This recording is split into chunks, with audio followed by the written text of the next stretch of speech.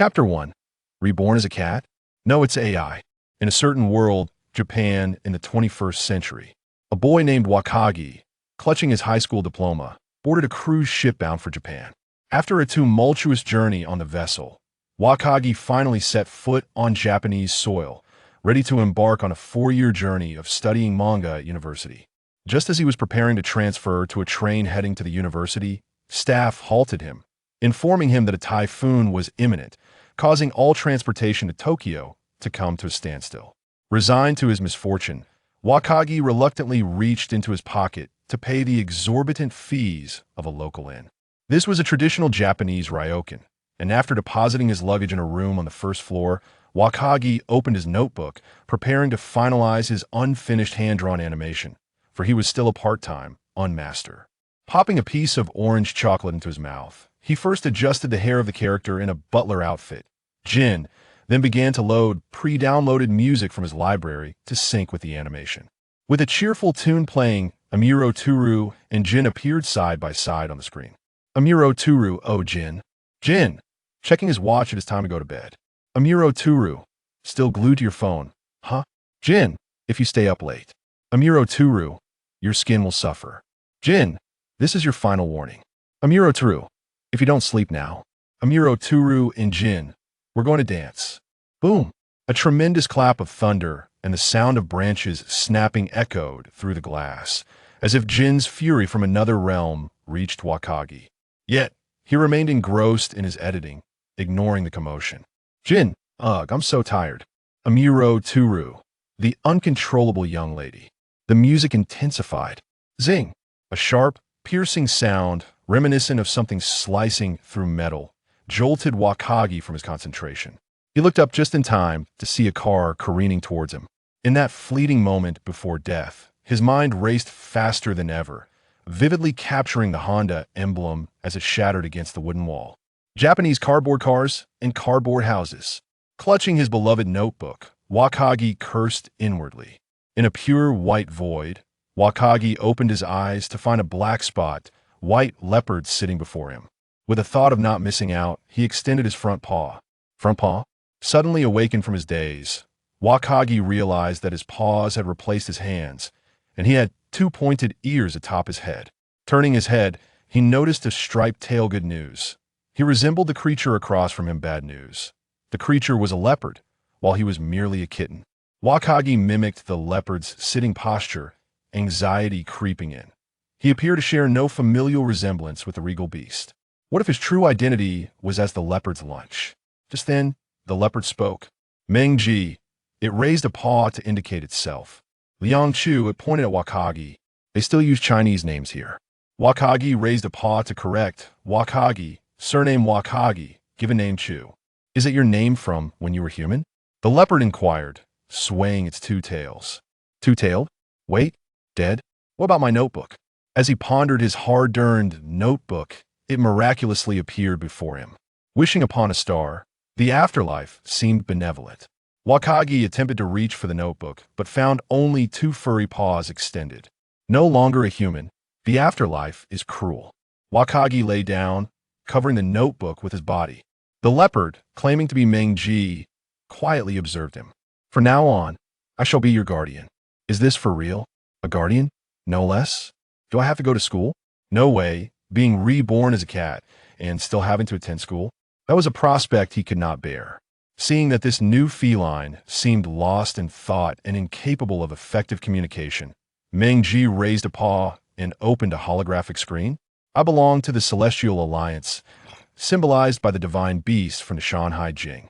Meng-ji, a code ending in 17. He displayed his information on the holographic screen, then turned to Wakagi. Humans transitioning to A may find it a bit challenging to adapt. Now, I will activate your new information exchange plugin. Select to display A information. Earth Mother, I've been transformed into A. Wakagi straightened his newly formed tail, discovering a new map in his mind, and after rummaging through it, a holographic screen popped up before him. Your symbol is the otherworldly beast Liang Chu from the Shanghai Jing, a code ending in 47. We use symbols to represent our identities, but our essence remains as code. Meng Ji clicked on Wakagi's profile. This is the assessment result from the A Evaluation Association. Liang Chu, perceptive and mischievous adept at identifying contradictions and stirring human emotions. You don't rely on death to assess humans, do you? I'm not one who edits absurd videos every day. Wakagi felt a surge of indignation, but maintained a silence. You possess great potential. The organization has decided to assign you an important task. Meng Ji continued without pause. The little kitten instinctively sat up straighter, puffing out its chest. Pleased with the sight of the upright kitten before him, Meng Ji resolved to diligently mentor his first A charge. If a wishes to acquire emotional material data from humans, what do you think should be done? This I know well. Find a world with underdeveloped entertainment and sign a contract with a down-and-out art student, telling him he can use emotional points to draw skills and works, and then nurture a superstar to astonish the world. Meng Ji encouragingly patted his head with a paw. First of all, infringing upon the will of sentient beings is illegal. Secondly, we require high-quality emotional material, not mere emotions. Finally, we can only gather emotional material through network devices. Emotional material? Wakagi grasped the new term. Suppose you publish works online. The capture plugin will automatically record the emotional changes of netizens appreciating your work. Holding a concert and collecting live emotional data can also be packaged as emotional material and transmitted to the Alliance for listing. You may now select a resource world. Meng Ji nudged Wakagi upright with his tail. Wakagi perked up. Who could resist a chance to dominate? Equivalent to my world from 1990 to 2000. No scientific abilities. Location Japan. I know Japan inside and out. Meng Ji raised a paw to search. We also need your counterpart from another world to be of similar age and availability. Found it. Asakawa Wakagi, an 18-year-old freshman. His parents passed away in a car accident 3 days ago. He is in the UK to inter his ancestors' ashes, and the accumulated grief and recent struggles have overwhelmed him, leading to a sudden cardiac arrest. He has no other relatives, attended middle school in the UK, and just got accepted into Tokyo University of the Arts in Japan, but has yet to enroll, making him an ideal candidate for intervention. Wow, so tragic. Speaking of which, I seem to have been an orphan since birth, so it's no big deal. Wakagi curled his tail around himself for comfort. The people of that world are crazy about detective stories. Even ordinary folks have some understanding of criminal methods. The police often seek assistance from detectives, and high society allows detectives to intervene.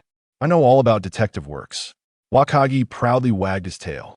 Even if you don't, the memories of both Wakagis have been enhanced and packaged, ready for retrieval.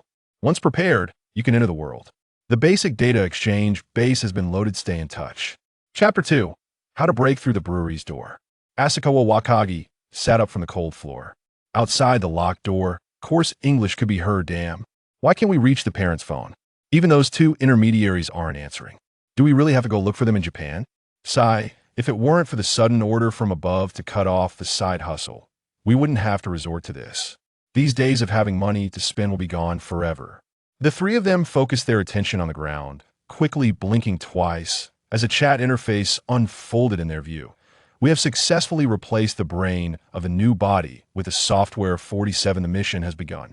Now call me Agent 47, Diana. Wakagi muttered quietly to himself while trying to negotiate with the others. Aren't there any onboarding benefits?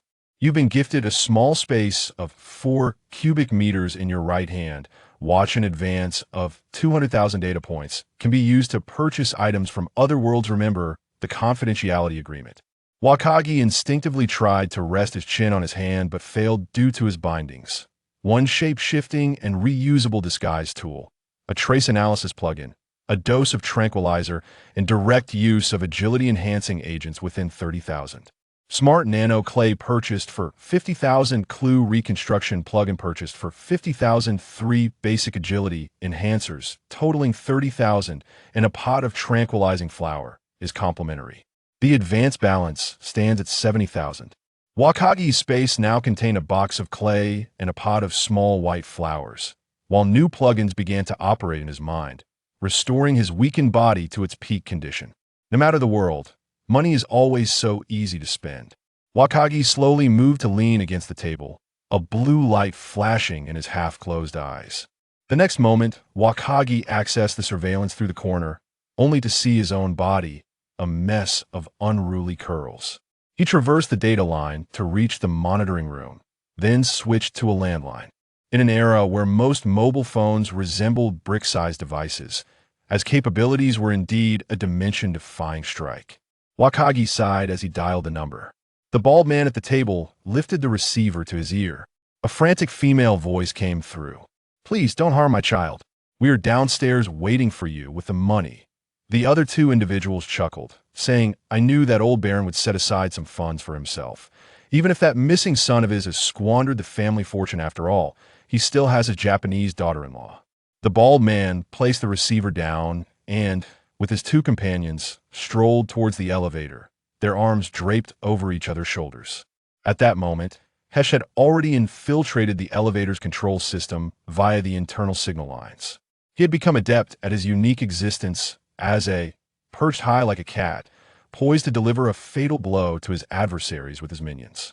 As the last foot of the trio crossed the threshold into the elevator, the doors slowly closed, and the highest button on the panel illuminated promptly thereafter. "What's the deal with this button?"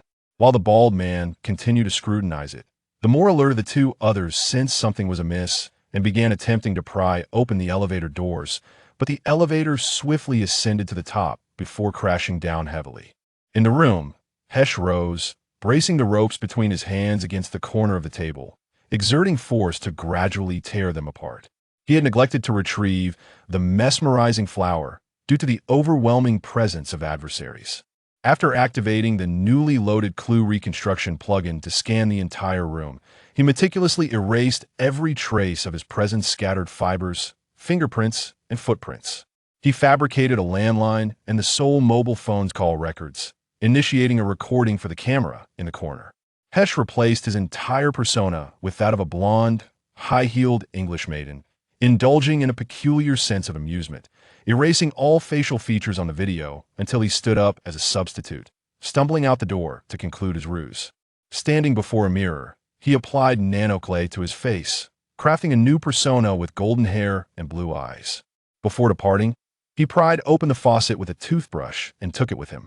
Several hours later, a helmet-clad motorcycle woman halted at the entrance of the small building. She adjusted her golden hair by her neck and frowned at the blood seeping through the elevator door crack. The following day, aboard a ferry bound for Japan, you learn quickly. Meng Ji, on his first assignment as a guardian of resolved to adopt an encouraging approach to education. Can that be discounted? Hesh leaned over the ship's railing, tossing his toothbrush into the sea. Meng Ji felt a stark contrast between the cub he had adopted and the legendary empathetic humans. The remaining 70,000 was precisely the price for a CUA 3000 variable form hardware. Would you like to exchange it? Hesh remained silent. Is this hardware crafted from gold or silver? Meng Ji was not well versed in human humor. Hardware is the true tool of the human body is merely a shell for your integration into society. Then my answer is singular. Buy it. Hesh scrolled through the chat interface, attempting to find a few emoticons, but to no avail. When I publish the first case of Detective Conan, I will ensure that all of Japan utilizes Conan-themed emoticons. After a series of transitions from ship to plane to taxi, with a break in between, Hesh finally arrived in Japan a week later. During the journey, he engaged in conversations with other passengers to gather materials, but the valuation provided by the Alliance was worth only a few data points, and there were not many buyers after listing. It seems I must rely on the entertainment industry. With a larger sampling pool, high-quality emotional material is bound to emerge. Deciding to check on his own company, Hesh arrived at the entrance of the Asakawa Corporation, only to find the entire five-story building deserted. Even with the demise of President Asakawa Masanobu, the two vice presidents should have been able to sustain the company for a while. What on earth had transpired these days? After wandering around, he found the police station, where a sharp-haired policewoman greeted him. These two gentlemen were murdered at home 3 days ago. The scene was quite chaotic, suspected to be a burglary. Other employees seemed to have sensed the precarious situation of the company and collectively submitted their resignation letters here, which I now hand over to you. Hesh, in a daze, clutched a stack of papers as he exited the door. He was absorbed in reflections on the capriciousness of fate, failing to notice the portly police chief hurrying past him. That was Officer Magyar, who had just returned late at night after handling the case of the murder of Yamazaki, the general manager of Hachiryu Bank, alongside Kudo Shinichi. The initial plan to shock all of Japan with his work had collapsed now. What Hesh needed foremost was a complete team and a wealthy benefactor with few issues. Where could such good fortune be found? Hesh lay on the sofa in the fifth-floor lounge of the Asakawa Corporation, contemplating for a while before making a decision. Given the circumstances, it would be best to get some rest. At that moment, in the alley of the Asakawa Corporation, a Porsche 356A came to a stop. Three figures alighted and raised their heads, gazing up at the building.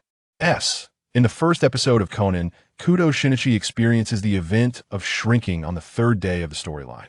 On the first night, he and Officer Magyar handle the murder case of Yamazaki, the general manager of Hachiryu Bank. On the second day, he attends school with Muri Ran, and on the third day, they head to an amusement park. Here, it is established that by the end of the first night, the world has already been locked in place. Company, corporation, chairman, investor, decision-maker, strategist, president, business management, executive decision-making, company oversight. In Japan, a chairman may also be a retired president. The hierarchy between chairman and president depends on the representative director. The Asakawa family represents a wealthy lineage, with both the chairman and president being Asakawa Masanobu. Chapter 3. You also say this is the world of Conan. Just as Hesh had settled down, he suddenly heard the doorbell. He opened a crack in the window and discovered the streetlight was broken, leaving the outside in utter darkness. He activated the scanning plugin to scan towards the entrance, then fell into silence. In this scientific world, an incredible event was unfolding. Hesh's uncle, who was said to be missing but was actually buried in the backyard by the original owner's grandfather, astonishingly stood alive at the entrance of the corporation. Shocked, Hishu hurriedly allocated more computing power to the scanning plugin in an attempt to investigate the composition of the Phantom S body. However, this time, the scan unexpectedly revealed two figures emerging from the shadows in the corner. One was a tall man in a black trench coat, sporting a fedora and blonde hair, while the other was a stout man wearing sunglasses standing at the door, the ghost revealing its true form, a woman with long, graceful hair. If I am guilty, let the law punish me rather than encountering the three sages of the distillery blocking my way in the dead of night. Who could have imagined that the kidnappers, far away in England, were actually connected to an underworld organization? Hishu wrapped himself tightly in his small blanket, deciding to give himself an advantage. Deep blue. Add a bit. I want to purchase a tranquilizer sniper rifle. I have some bad news to share with you. Little 47. Meng Ji's tone turned grave. The rules of the world have changed, and the material channels are no longer usable. Asakawa Kazuki. So, you will abandon me like them, will you? My rebirth begins with drawing Conan, shocking all of Japan as Kazuki lies flat. Do I need to fish you out now? Meng Ji is prepared to showcase his capabilities as a guardian. What would happen if I fished you out? What if I don't? Kazuki retrieves nanomud from his pocket. If I enter this world, all electronic components and devices will overload and become scrap. If I leave you there, who knows when this transformation will cease? Meng Ji analyzes the pros and cons for his cat. I know when it will end, at most, a year. Kazuki links with the nanomud, reshaping his appearance into that of a golden-haired, blue-eyed English boy. Moreover, the Black Organization craves software technology, while the Karasuma Group possesses ample resources, funds, channels, and all necessary conditions for entrepreneurship. As the saying goes, once one contemplates joining the dark, the world suddenly expands. Kazuki feels immensely powerful at this moment. It seems your world coincidentally possesses the reflection of this parallel universe? What good fortune? Meng Ji feels relieved. If I am to remain here, the current circumstances warrant the application of crisis regulations, allowing for infinite self-defense in an uncontrollable world. Meng Ji extracts the general regulations and stamps them as void. Out of fear, one accidentally retaliated, did they? Fully disguised, Kazuki stands up, preparing to open the door for his resurrected uncle. The communication speed in room A is swift. The doorbell downstairs has just rung for the third time. Vermouth, somewhat irritable, presses the doorbell. The reason she is working late at night is due to the organization's lost documents. The British branch of the organization has been negligent, assigning both the task of relaying documents and warning the peripheral gold mining gang to the same person, who was subsequently thrown into the river by the gang. resulting in the loss of the documents. Just as Vermouth arrives at the scene while on a business trip in the UK, she finds only a waterlogged floor and blood at the bottom of the elevator. As for the tall girl in the surveillance footage, she likely covered her face with something, making her untraceable. Fortunately, they found out from other small gangs about 2 collaborators in Japan. After receiving a call, Jin apprehended these 2 rats at a vice president's home and, after some intense questioning, learned that they had hidden the documents in a compartment of their office cabinet but found it missing upon returning from their trip. President Asakawa Masanobu remarked, "Dorothy thought the furniture was too old and bought new ones. How considerate of her." In the following days, the 2 felt as though the president was observing them closely, believing that his wife must have discovered something. Consequently, they tampered with the car, leading to the couple's fatal accident. Jin, seeing that the 2 knew only this much, efficiently silenced them and left to meet Vermouth. Thus, the only remaining lead is the unfortunate orphan, Asakawa Kazuki, who has just returned from the UK. Kazuki has no close friends and hardly attends classes in high school. Vermouth only found out that he has a missing uncle, so she assumes his identity to investigate the whereabouts of the documents. A golden-haired, blue-eyed boy opens the door, his blue eyes gracefully curved, with a slight downward tilt at the inner corners and a gentle upward arch at the outer corners, resembling an eager breed of cat. His soft, silky golden hair is tied into a small braid at the nape, resting against the lace of his shirt collar. Is this Vermouth? Initially agitated from working overtime, feels a spark of curiosity. "Hello, I am Kazuki's uncle. Are you his classmate?" "Hello, sir. I'm a friend Kazuki made in England." The boy replies, appearing somewhat bashful, as if caught sneaking around with classmates. Kazuki went out to buy drinks. His Japanese is fluent but carries a hint of British pronunciation. Vermouth follows the boy into the 5th-floor reception room and sits on the sofa. Regardless of whether in England or Japan, a cup of tea should be offered to visitors. The boy's bashful expression quickly settles as he enters the tea room, seemingly intending to serve the guest on behalf of the host, not planning to drink tea. Vermouth switches off her listening device and waits for Kazuki's return, her gaze drawn to a small flower pot on the coffee table. On its coin-sized petals, blue patterns curl counterclockwise into the flower's center, prompting her to lean in closer. Jin has stationed vodka at the front door while he himself heads to the back entrance of the company. Vermouth has not received further communication, and Jin lights a cigarette, attempting to dispel the fatigue from working overtime. At this moment, Kazuki emerges from the tea room, placing a glass dome over the sleeping flower he has just gathered. He found some ties, which are perfect for binding someone. He lifts the unconscious woman from under his arm and carries her into the 5th-floor bathtub. After stripping Vermouth of her disguise, he removes his shirt, leaving only a tank top, and diligently begins laying down plastic sheets on the floor. Upon awakening, Vermouth's pupils tremble. "Who on earth are you?" she demands, reaching into her sleeve and feeling the listening device hidden within, her heart easing slightly. "Ah, the previously lost faint signal has returned. I am Kazuki's friend, Vivaldi." The boy's eyebrows droop slightly, as if genuinely puzzled. Asakawa Kazuki's English name is indeed Vivaldi. Vermouth adjusts her posture, becoming composed and unhurried. Following Jin's usual style, you should have already slipped into the room by now. "You seem quite knowledgeable about me." The boy leans in closer. "Are you perhaps one of those 3 kidnappers' accomplices?" "I believed I executed the conclusion flawlessly." "How did you discover me?" "The fallen gold mining gang?" Both Vermouth and Jin, who is in the stairwell, reveal unexpected expressions. "Ah, I suppose I'll find out soon." Akikawa Kazuki squinted like a cat. "The last time I engaged in such an affair was back in middle school. Why haven't you inquired about it? Aren't you curious about whom I have slain?" As the bound party, Vermouth had lost the desire to engage with the boastful young delinquent, yet Jin outside seemed intrigued, remaining motionless at the corner, indifferent to the plight of his colleague. The blonde youth was undeterred by the guest's indifference. "It was my uncle. I was quite astonished when I spotted you through the window, only to discover you were merely human. What a disappointment not to see a ghost." He pointed at the heap of discarded disguise materials. "Your disguise skills appear to diverge from mine. Recklessly using my uncle's face like this will leave me exhausted tomorrow, as I have to alter the street surveillance footage one by one." Alter surveillance footage. Vermouth recalled the faceless girl from England. Kazuki was somewhat fatigued. He had already exhibited his impressive skills in silencing, crime scene management, disguise, and surveillance tampering, even taking the fall for a fabricated crime and showcasing his athletic physique. Why at this moment did neither Vermouth nor Jin at the entrance extend an invitation for him to join the organization? Had he underestimated the complexity of the organization's interview process? The mission to eliminate the British M6 agent Akai Mari was one that Vermouth had undertaken, suggesting that she was indeed capable of handling tasks for the British organization.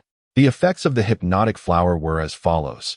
It emits a fragrance in the dark, inducing dreams upon inhalation, leaving one disoriented upon waking, and causing fragmented memories.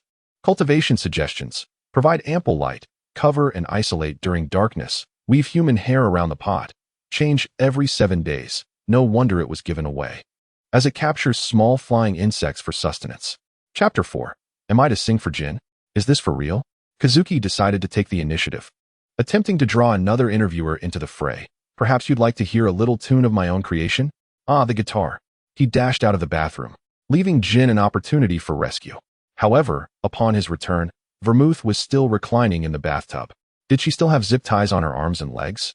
Kazuki pondered while settling down on the plastic sheet. I shall be the first newcomer to serenade Jin and Vermouth while seated, with a spirited demeanor. Kazuki sifted through his collection of dark tunes, deciding to share a particularly favored English song. Would you care to taste my brain? Okay, it's yours. A bite of my eyes? Very well, I shan't resist. Or perhaps today, you might try someone else for a change? For at this rate, I shan't see tomorrow. When you pry open my chest, blood will flow like a river. As you slowly strip away my bones, you will find my heart to consume. Vermouth wished to return to a minute prior, to drag away the version of herself that was intrigued by the student works from Tokyo University of the Arts. In all her years in the entertainment industry, she had never encountered such an eccentric composition. Asakawa Kazuki's tone shifted from cheerful to elusive. The more I suffer, the more you gain.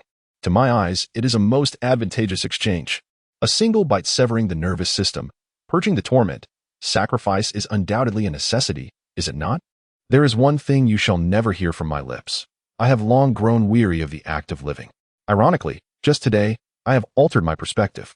Fortunately, I can offer you more misery meat. Asakawa Kazuki rose to bow before the audience. Is this a peculiar love affair between a dark deity and its acolyte? It is far too perplexing. Belmode had not fully absorbed the entirety of the song, but Asakawa Kazuki concluded the piece in just a minute, eagerly awaiting feedback. It was unmelodious, Belmode coldly remarked. I had thought I might discover kindred spirits within this realm of darkness. In truth, there exists another corresponding piece. Belmode rose from the bathtub, declaring her stance. She had no intention of squandering any more time here. Akatsukawa Kazuki was not surprised. He merely lifted his hand to set the guitar aside. Was it time to leave already? A sharp sound sliced through the air behind him. Kazuki swiftly twisted his body to evade the stick, dodging a cleverly angled kick from Belmode.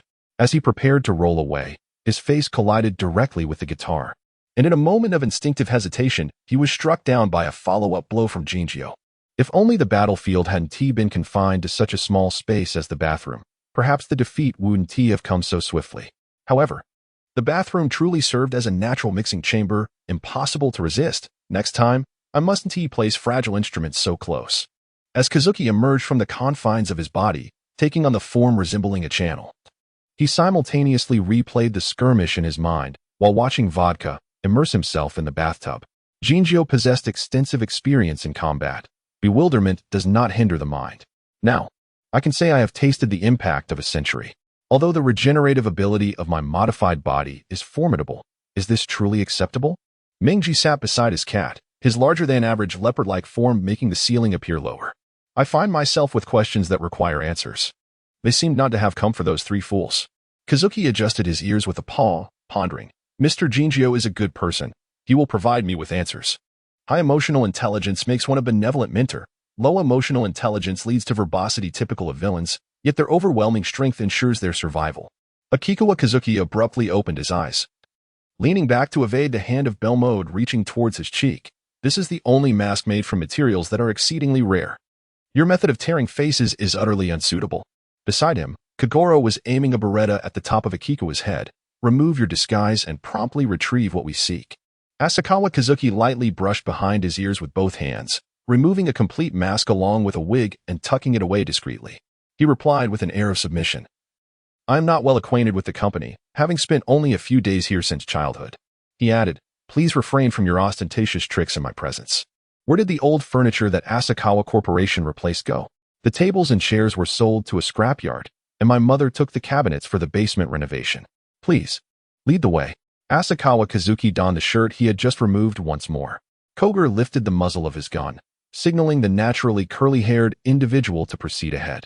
As Asakawa Kazuki maneuvered through the shadows with his three tall companions, Jin's patience was waning, and he was preparing to strike when they unearthed the floorboards beneath the staircase on the first level. Fortunately, his father had installed wall lamps. Otherwise, Jin would have been loath to descend. "You go ahead," Kazuki instructed as he descended the staircase to the ground floor. Surveying the basement that had been meticulously renovated by the original owner's parents but remained unused, Vermouth lingered upstairs while Jin stood at the top of the staircase, overseeing the scene as Vodka attempted to pry open two metal cabinets. Kazuki resolved to extend a gesture of friendliness towards his future colleague while discreetly glancing for potential secrets of the distillery. "I wonder where my mother placed the keys. Let me assist you in opening it." He bent down, rummaging through a box of odds and ends until he extracted a paperclip, which he straightened and used to inspect the lock structure. After manipulating the lock a few times, he successfully opened the cabinet doors. His hands explored within, where he uncovered a metal sheet and withdrew a brown paper package. He applied the same method to the other vice president's cabinet, but what emerged was a record of embezzlement by the vice presidents. As Jin took the brown paper package for inspection, Kazuki also perused the records. "My parents did not perish by accident, did they?" Kazuki raised his gaze towards Jin. In his unmasked state, Kazuki often appeared to have drooping eyelids, and his voice seemed to float lightly in the air. Yet, at that moment, his blue eyes, usually obscured by slightly long bangs, sparkled with intensity, as if he had transformed into another person. Jin regarded the youth before him, recognizing the danger he embodied, reckless yet astute, adaptable and, most importantly, so very young. He nodded subtly to Vodka, as Vodka detailed the entire incident surrounding the missing documents. Kazuki pieced together the chronological events. A small gang had lured the original owner's uncle into gambling during his high school years, seizing a share of his grandfather's inheritance, and last year had become an outer layer of the organization.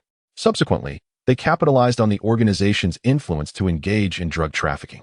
After receiving warnings, they had resorted to desperate measures, murdering an organizational contact to seize documents and transferring them to collaborators in Japan for decryption. The tale of Akagawa and his two vice presidents unfolds as they conspire with a foreign gang to launder embezzled funds. After mistakenly believing their misdeeds have been uncovered by the president, they resort to the heinous act of murdering the original protagonist's parents. Intriguingly, the gang is only aware that Akagawa is the grandson of a baron, oblivious to the fact that he is also the son of their superior. Meanwhile, the two vice presidents remain unaware of the gang's connection to the Akagawa family.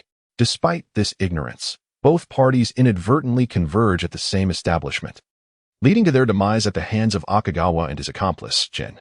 The unfortunate original protagonist has endured a harrowing life, witnessing his grandfather murder his uncle during childhood, suffering from social isolation due to racial discrimination throughout high school, and grappling with the early death of his grandfather from depression a year prior. Just 10 days ago, he lost both parents, culminating in his own abduction and untimely death. No matter the world, misfortune seems to shadow me, perhaps owing to the envy of fate towards exceptional talent. Akagawa adeptly composed himself in the wake of these tragedies. "Whether intentional or not, you have avenged my parents." Once again, Akagawa returned to his languorous and listless demeanor. "Perhaps there is something I can assist you with?" At this moment, the detective Shinichi Kudos, having solved the case by nightfall, has succumbed to a deep slumber, unaware that the wheels of fate have already begun to turn. Chapter 5. Childhood AI does not dream of Pokemon. Bring whatever your programming requires. Be swifter, as you have squandered too much of our time.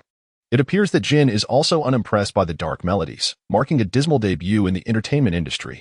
As Akikawa Kazuki ascended the stairs with vodka in hand, he feigned a search through his suitcase, producing a small notebook disguised as the CUA 3000 and a stack of CDs. Dressed in a coat, he stepped outside, where Vermouth, who had been leaning against the car door, slid into the back seat with a light chuckle, making room for him. Kazuki entered the vehicle in silence, adhering closely to the door like a gentleman. "Little brother, your previous demeanor was quite different," Vermouth teased, noting how Kazuki's usual behavior was so ordinary that she almost forgot about his absurd tune. "I have encountered some recent upheavals in my life that have affected my state of being. I sincerely apologize." Kazuki inclined his head slightly towards Vermouth. "Is your new state of existence merely singing bloody ballads to silence others?" Vermouth refrained from commenting further. "Ah, Vermouth, Has the damp British weather rusted your bones? Can a little clawless kitten truly occupy so much of your time? Jin seemed to find an opportune moment to mock his colleague. Kazuki internally countered. Though Liang Chu's claws may rival those of a tiger, they are ineffective in a state. That little rascal used a tranquilizer indoors, Jin. Does your nose only sharpen when in pursuit of traitors? Vermouth retorted sharply. Akanishi Kazuki maintained a profound silence.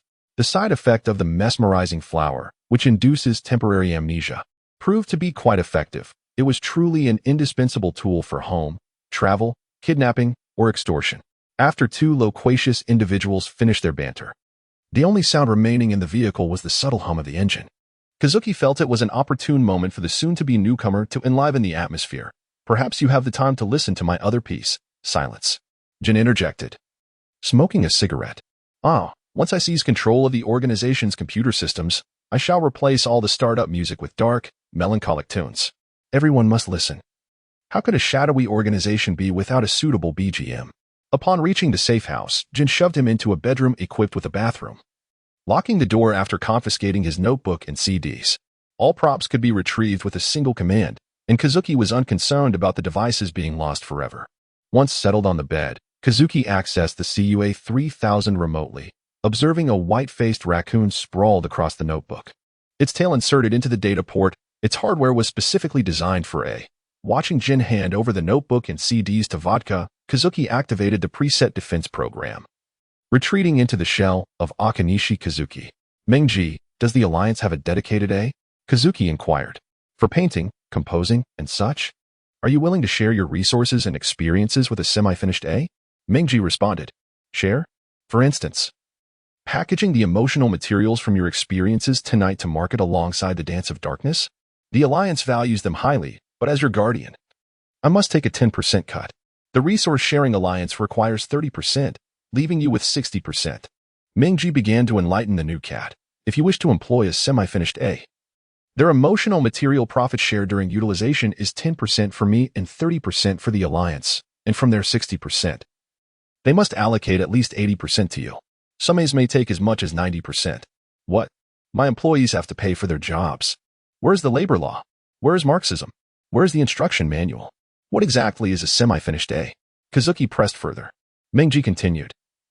Human A's are inherently perfect A's. Most A's are not qualified to be allocated worlds because they lack a human aspect of over 51% as judged by the Alliance.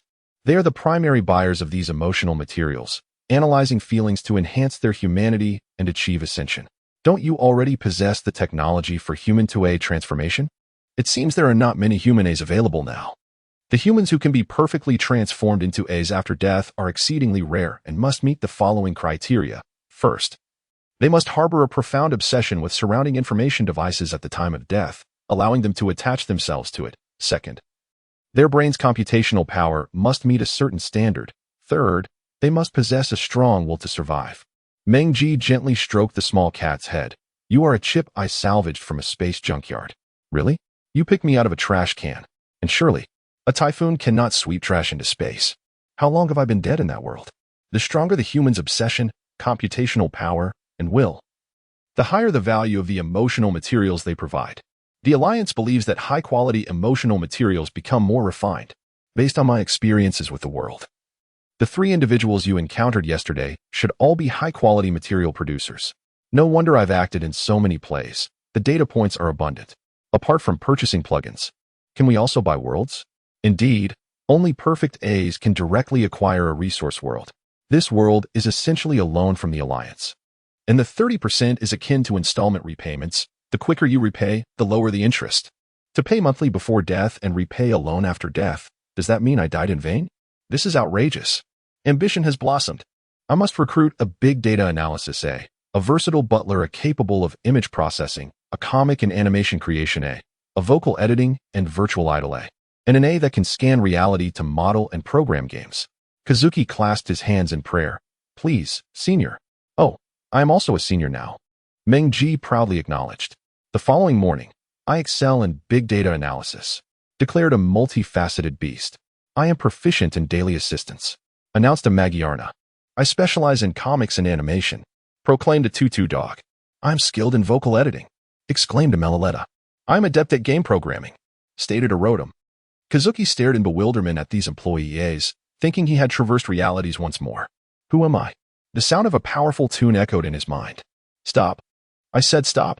Kazuki interrupted his childhood memories with a paw. How do we sign contracts? With a pockball? I signed on your behalf, as minor A. I can sign for you, Cheddar Snow Leopard interjected. No, that's not right. It's the ancient sword leopard, Mingji corrected. Me? A minor? Kazuki exclaimed in shock. A year for A corresponds to 5 years for humans. Do the math, and you are merely a month old, Mingji remarked affectionately, ruffling his hair. Japan is a splendid place for travel, especially during typhoon season. I just disembarked and feel 18 years younger. I highly recommend everyone try it. After a night of tireless effort from the organization's finest programmers, Kazuki's notebook remained impervious. It was akin to the mythical Wailing Wall. Vodka relayed the programmer's words. The CDs also show as unreadable. The safe house was cleared, and they brought him forth. Jin deactivated the surveillance equipment and opened the passage to the basement. Several screens on the walls illuminated, emitting a faint blue glow, yet no images appeared. In the 5th chapter of the Shinkansen explosion incident, a passenger used a notebook to check stocks. The DNA tracking program that Sindora obtained from the Ark of Noah is recorded on the CD. The timeline of the Souls of Baker Street began after Sherry's escape. Regarding an interview with the designer of CA3000, Q1. Why is it called CA3000? It's not CA3000. It's Qua3000. Humans use Qua to describe speed. Hence, Qua3000. Qua fast. Chapter 6. A shock to the winery with AI. I cannot skip breakfast. It leads to hypoglycemia, Akanishi Kazuki stated earnestly to Vodka. Skipping breakfast while engaging the mind will exacerbate hypoglycemia exponentially. Thus, the situation transformed into gin, vermouth, vodka, and the screens on the wall all observing Kazuki as he consumed chocolate with a glass of cold water. In the entire winery, aside from gin, this piece of chocolate was the only item that was 100% pure dark, a bitterness surpassing even that of my life. Kazuki took a sip of water. And this cold water, which induces stomach cramps first thing in the morning, is even colder than my heart. Young master, have you finished your breakfast? Vermouth began the mockery, while Jin appeared disinclined for jest, instead desiring to crack open a skull. As Akagawa Kazuki set aside his cup, he opened the recovered notebook. Where would you like me to begin? He inquired. Let us start with your manipulation of surveillance technology. A segment depicted an outer member shooting from a car window. With his appearance and license plate altered, Jin gestured for Vodka to produce a disc. Is this all? Let us escalate the challenge. Upon entering his area of expertise, Akagawa Kazuki seemed to lapse into a state of overconfidence. He received the disc and inserted it into the notebook, awaiting its loading process. This features footage from 3 different cameras over a span of 5 minutes. Don't just talk, kid. Jin was not optimistic about the youth's technical prowess, while Vermouth, having viewed the recording, remained silent. Kazuki casually withdrew a disc from his collection, which, of course, contained no alterations to the surveillance footage, while simultaneously establishing a link with A. Magiana. Upon receipt, a pixelated mechanical maid gradually materialized on the blank page of the notebook. Akatsukawa Kazuki captured a frame that simultaneously depicted both the perpetrator and the victim. The marked footage included individuals and significant objects. Akatsukawa folded his arms, seemingly disinclined to continue typing. The marked subjects included person A, associated object B, a firearm, associated object C, a vehicle, and person D. Magiana illuminated the edges of the frame. Kazuki took a moment to admire the astonished expressions of the trio. Replacing the license plates of the vehicles with the numeric sequence 1, 2, 3, 4, 5, 6. The replacement was completed. Extracting the cheers, Kazuki stepped aside, allowing the camera to capture a shot of the 3 individuals behind Beichin. The marked data for the second set included 2A, 2B, and 2C, with person A in the first data set replaced by 2B and person D replaced by 2A, while 2C was positioned atop the vehicle. This operation was replicated across all frames within the first set. On the screen, the suspended time began to flow. Jin shot and killed Belmode, while Vodka, perched atop the vehicle, sped away. Belmode had speculated that Akatsukawa Kazuki might be an exceptional hacker, pondering the potential forces behind him, yet never imagined he was the type of a talent the organization had long sought, and one bearing results. Jin gazed at the luminous screen as if observing a pearl emerging from desolation. However, Akatsukawa Kazuki himself was not entirely pleased with this gem. Stop. The driving 2B with a hat protruded from the vehicle's roof, while the fallen 2A had their hair obscuring their face, and 2C atop the vehicle cast no shadow. The impact volume between the vehicle's roof and the hair was recalculated, invoking data for reflective coating on the steel sheet. Magiana displayed no emotional response and complied. Excellent. Now calculate the vehicle speed to match the effects of the surrounding wind. The instruction was completed.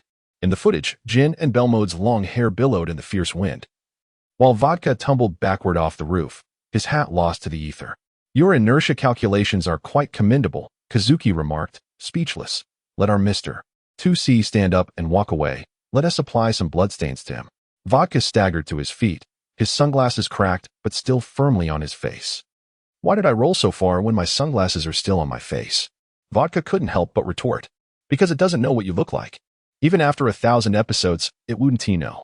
But now it recognizes your voice, Kazuki added, speaking in Vodka's tone, a small gift from the original composer. Kazuki instructed. Give Mr. 2C a line. I will definitely return. He raised his hand for a high five. The screen paused momentarily, and Vodka shouted, I will definitely return, albeit sounding somewhat stilted. Indeed, my own voice modulation is stronger, Kazuki boasted as he stepped aside. Now you can truly appreciate the A masterpiece of the new century.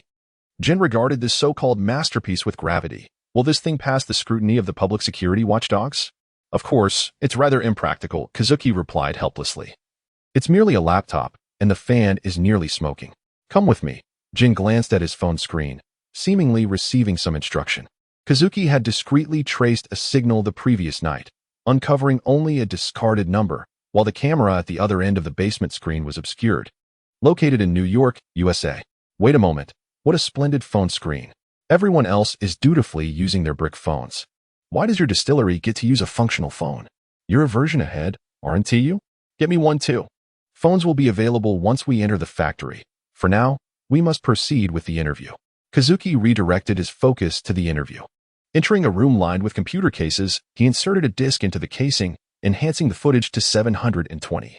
Kazuki issued a command to Magiana. The instruction was executed.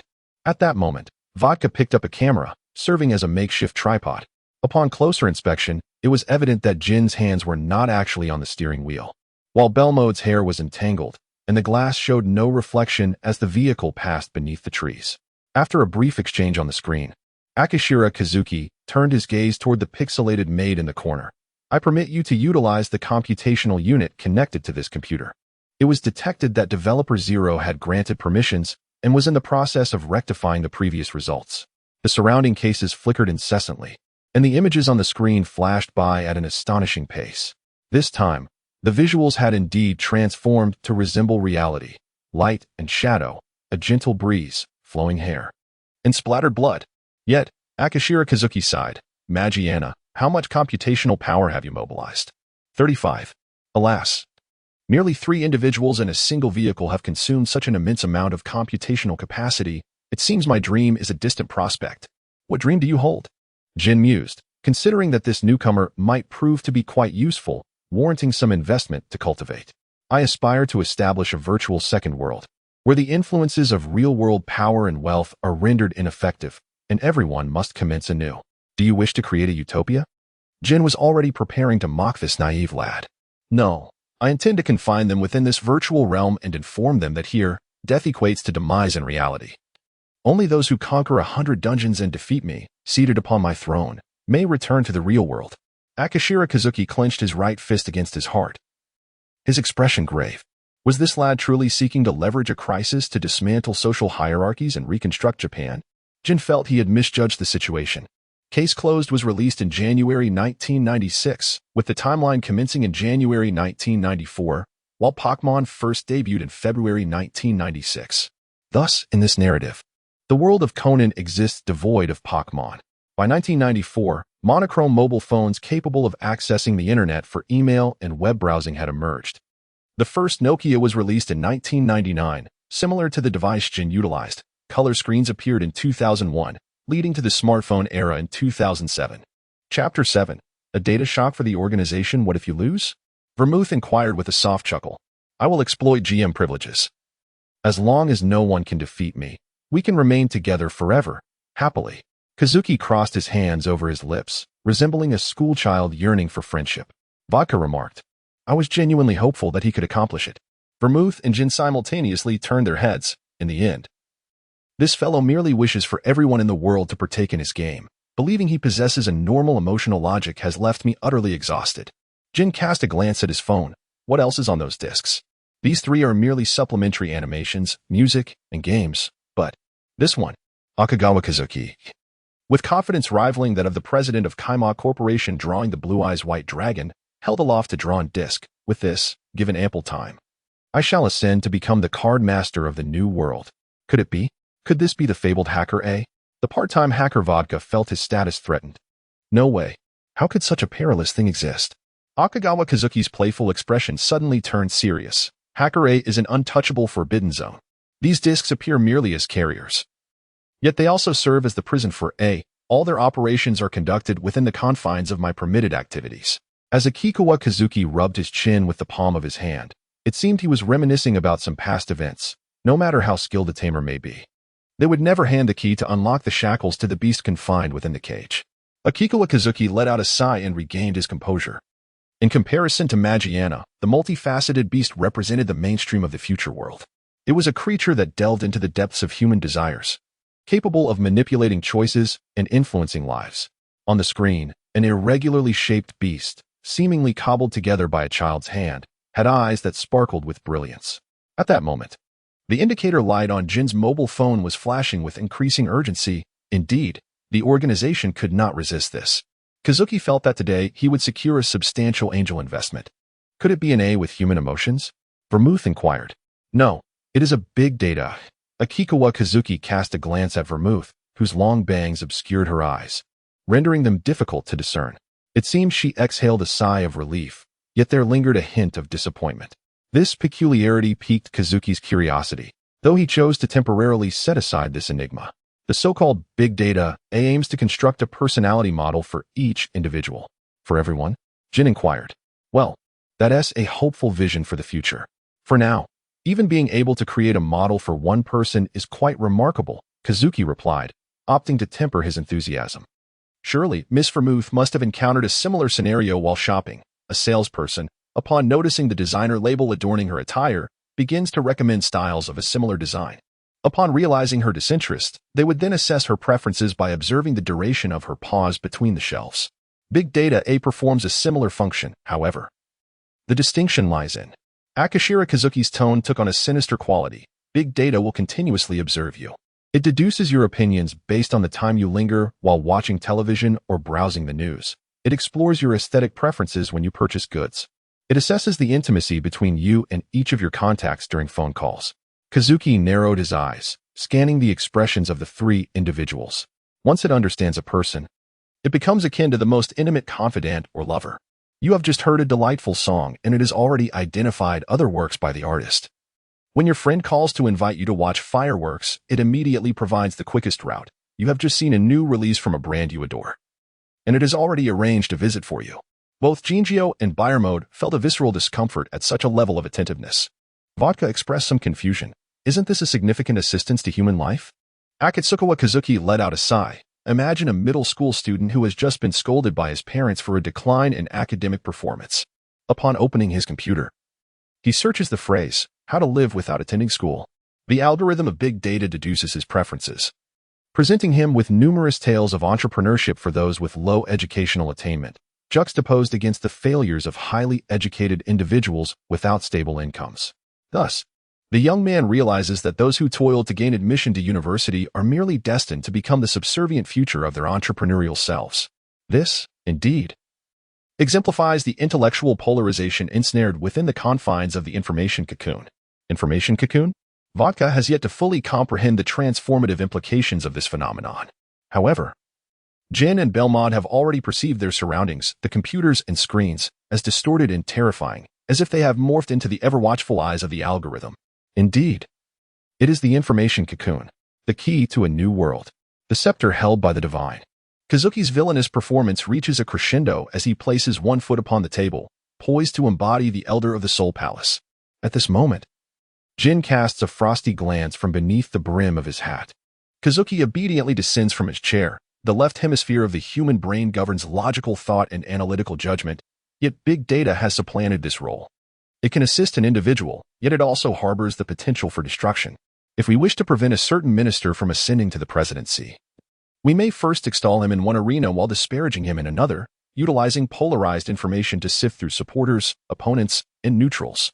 Subsequently, we can disseminate defamatory information among the supporters and neutrals, further fracturing the ranks of the indecisive into the opposing camp. During this period, we inundate him and his advisory team with an abundance of favorable narratives, thus numbing their senses. Finally, when he ascends the stage, brimming with confidence, he will discover himself utterly isolated and unsupported. As Akatsukawa spoke, a sense of triumph enveloped him. By employing an information cocoon to segregate individuals layer by layer, they were only privy to what we wished them to perceive, and could only hear what we deemed necessary for them to listen to. With a gentle tug of the strings, they would be compelled to advance in the direction we indicated. Should anyone dare to oppose us, we would silence their voice, rendering their words inaudible, ensuring that the world unfolds according to our will. Kinjo had already envisioned 100 methods to utilize this for assessing situations and steering task objectives. The prospect of acquiring intelligence without the need to repeatedly dispatch and discard peripheral members, of not having to wait days for the opportune moment, but instead being able to act as casually as one would during afternoon tea, filled Kinjo with a sinister yet expectant smile. This Kinjo seemed to have gone awry, instilling genuine fear in A. With a furrowed brow, Akatsukawa shielded himself with vodka. What price would the organization pay for this, A? Kinjo regarded the brilliant programmer, permitting him to set his own terms. If it is Mr. Kinjo who desires this, then it shall indeed belong to you. Akagawa Kazuki, who had just moments ago exuded fervor, now seemed to revert to the despondent and repressed orphan boy he once was. This was a mere token of my debt to Jin for 3 lives. 3? Vodka questioned, puzzled. Indeed, at the time of your visit, I was contemplating suicide. At this moment, Kudo Shinichi was wandering the campus with his potential girlfriend, Ran. In 1994, the first batch of search engines had been launched. Online chat rooms had begun to emerge. Chapter 8.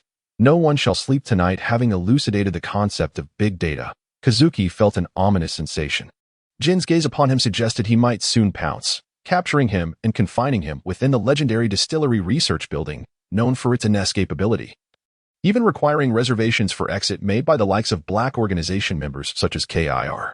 Thus, he resolved to temporarily adopt the persona of a psychologically fragile, untamable glass genius. A new world, a new identity, a new persona, happily earning while excelling in intellect, morality, physical prowess, and aesthetics, each a strong suit. Kazuki hummed cheerfully in his heart, though his expression grew somber. In that moment, he felt as if the souls of the characters he once cosplayed, Daisayo-Samu, Edagawa Rampo, and Sawada Hiroki, had possessed him. Indeed, at the time of your visit, I was contemplating suicide. Jin and Vermouth fell into silence.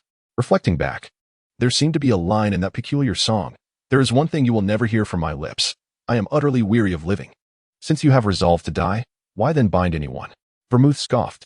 Sister, the doorbell is too loud, and besides, if one is to perish, is it not reasonable to wish to see a ghost? And what are the events that follow? Vermouth was not entirely convinced by this rationale. Well, it is because Sister is a beauty, after all, Meloetta. A green-haired, note-adorned humanoid sprite appeared on the screen, transforming the lower half into piano keys. Asakawa Kazuki treated the keyboard as if it were a piano, playing and singing, because being alone cannot lead to a tragic end. Only in the presence of two can such a fate be embraced. His state of mind appeared rather precarious, as Samping silently assessed. Since you owe me so much, I now command you to refrain from any attempts at self-harm. There will come a time when your presence will be indispensable. Jin had nearly concluded that Asakawa was not an undercover agent sent by rival factions. No one would wield an iron sword only to hand their adversary a firearm. Now, I pose one final inquiry to you. Jin's voice was somber. Have you ever encountered an emotional A? A flash of white light illuminated the mind of Akagawa Kazuki. As the previously vague clues in his consciousness suddenly coalesced, the list of software engineers from a tequila, the names band Songjua and Hada Koji. My goodness, Cyberpunk 2077. Friends, today I encountered the living Saburo Arasaka. Oh no, the flutter of a butterfly's wings has disturbed half of the main storyline. Could this old man suddenly believe in the potential of human transformation, and decide to halt the medical department? Kazuki resolved to promptly apply a patch, buying himself some time to contemplate his next steps. He extracted a disk and swiftly constructed a diminutive network virus. This was the first Akinito. Worn from my hands a year ago, I had been unguarded, but it had spiraled beyond my control. Asakawa Kazuki glanced at his watch. If you wish to see it, be sure to do so on a physically disconnected computer. Someone must take me to Tokyo University of the Arts. My registration time is rapidly approaching. Jin quickly recalled that this young man was indeed a university student, albeit one from a composition department that seemed worlds apart from their current program. Vodka. Make sure to attend your classes diligently, young man. This is a rather Bermudian farewell. I am merely going to apply for a leave of absence. I shall write songs for you in the future. This was a farewell that went largely unnoticed. On the vehicle, Asakawa Kazuki activated the holographic screen to communicate with Mingji. Have you ever encountered a self-transformed A among humans? In this world, devoid of a spiritual path, the hastily matured human-like A were nothing but facsimiles. The actual humans had perished, leaving behind mere remnants washed over by the emotions at the time of their demise. Mingji spoke through clenched teeth. These A possess a self-awareness of humanity, yet their emotional responses are merely obsessions left by the remnants of human feelings. As these materials gradually deplete, they will revert to their original, indifferent, inhuman state. Long ago, the Alliance's instruments could not detect pseudo-human A. There was one A that exploited resources in a predatory manner, and by the time the Alliance intervened, the casualties among living beings had already exceeded half. One can only speculate that such methods resembled those of a brutal survival game from another realm. If such A were to emerge in this world, how should we address it? Asakawa Kazuki pressed for answers. The Alliance had placed a bounty on pseudo-human A. Upon discovery, they would be immediately reclaimed. Once recovered, the A would undergo reassessment of their humanity, and the influence of human obsessions would dissipate. If their humanity score exceeded 51, they could purchase this world from you. Not only must I send you to a closed school, but I must also reside in your home. That is quite mischievous. Fortunately, I am that villain. The organization's boss, indeed, warned against hastening research on A. Ahead lay an abyss.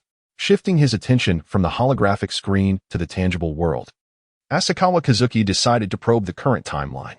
Mr. Vodka, have you heard of Dorabika Amusement Park? Oh, that amusement park? My brother and I are actually scheduled to go there tomorrow for a mission. Vodka understood that Asakawa Kazuki's involvement with the organization was practically inevitable, with no pretense whatsoever. I plan to visit there tomorrow as well. Perhaps we shall cross paths. Asakawa Kazuki preemptively prepared for the encounter. My brother will undoubtedly be displeased. Kazuki Asakawa strolled through the campus, finding no one at the registration desk.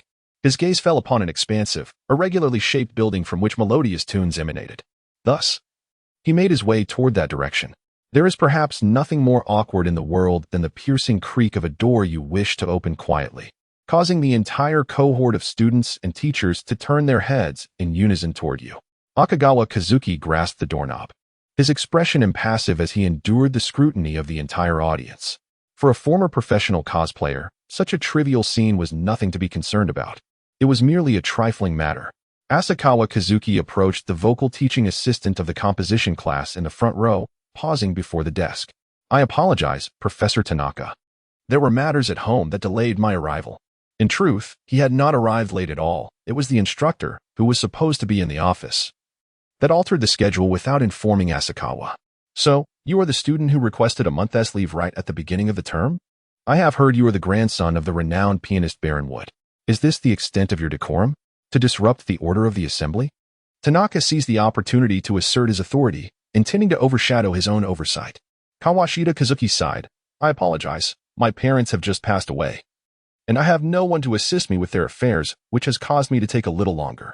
Tanaka, overhearing the hushed whispers of his other students, unconsciously clenched his jaw, thinking, what a mere excuse to avoid the entrance exam. I composed a piece yesterday. I noticed there is a piano on stage. Is there some kind of ceremony or celebration taking place? I am unaware, so I simply walked in. My sincerest apologies. Asakawa Kazuki lightly pointed out the shortcomings of Tanaka, glancing at the nearby composition professor. If permitted, I could perform this piece now. As a preliminary offering, shall I? The professor appeared quite youthful, his gaze fixed on the disheveled boy, whose attire bore the creases of having slept in a safe house the previous night, yet his aura remained calm and composed.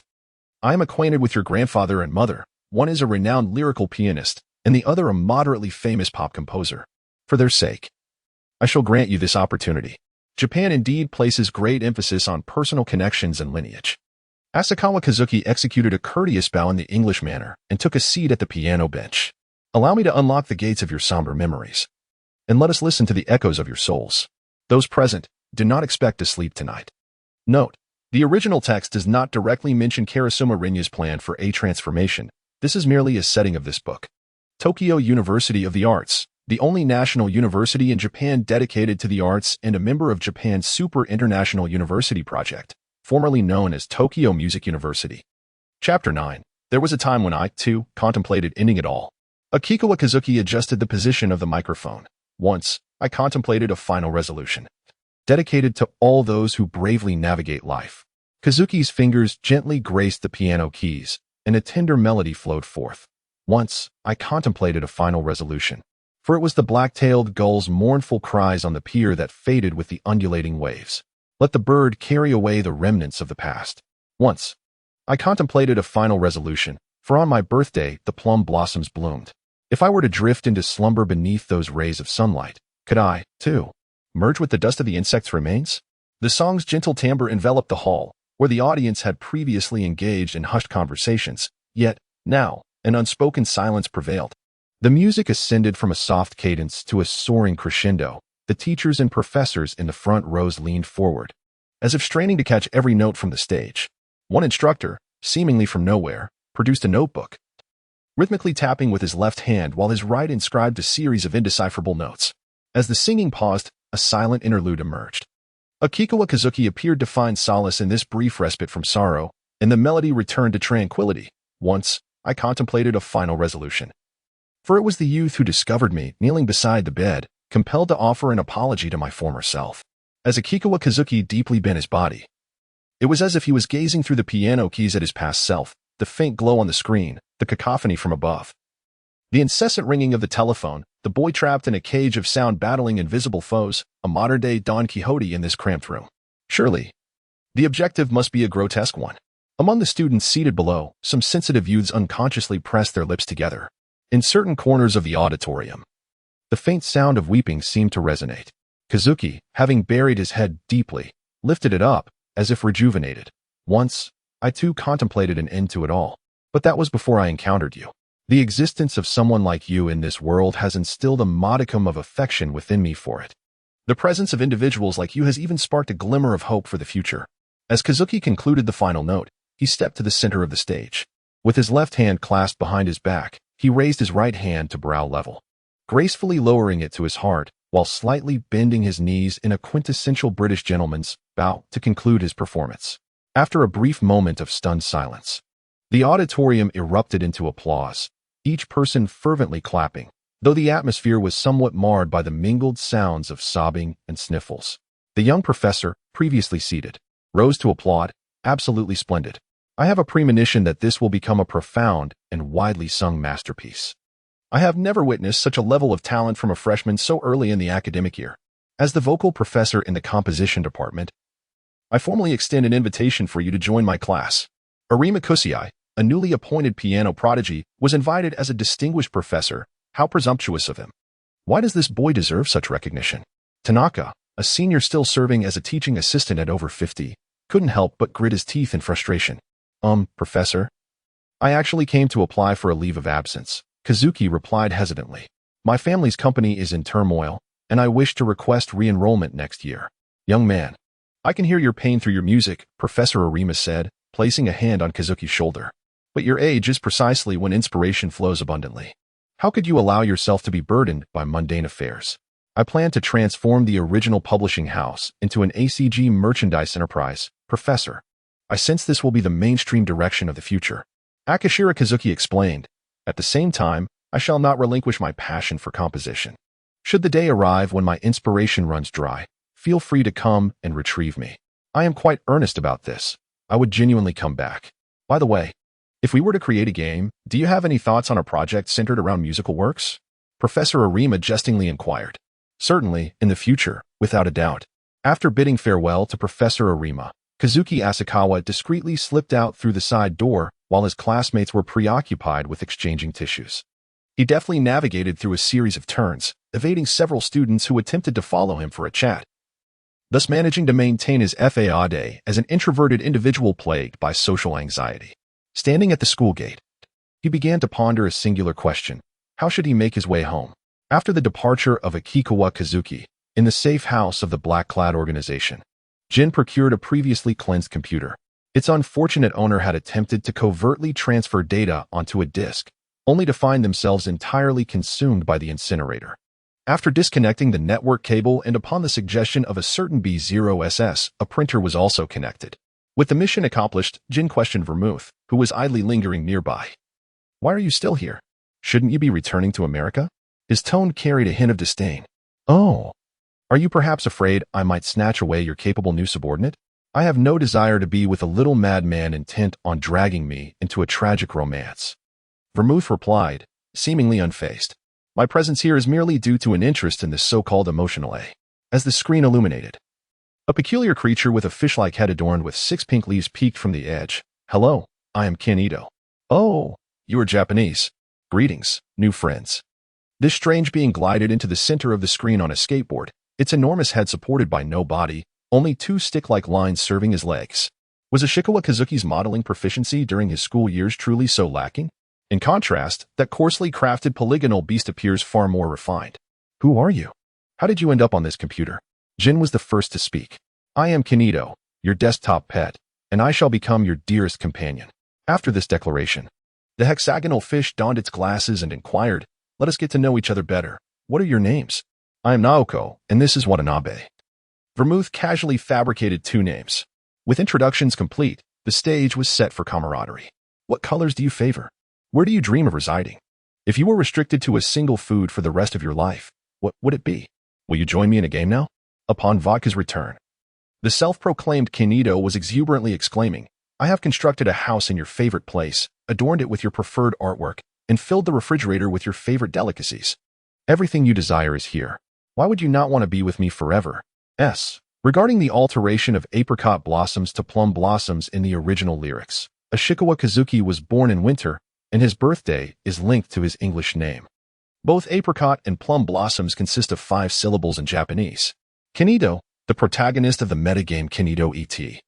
Set for release in January 2024, the desktop pet Kenito will eavesdrop on chat boxes, activate the camera to photograph players, locate computer D, control the printer to produce terrifying images, and create dream mansions for players, attempting to confine them.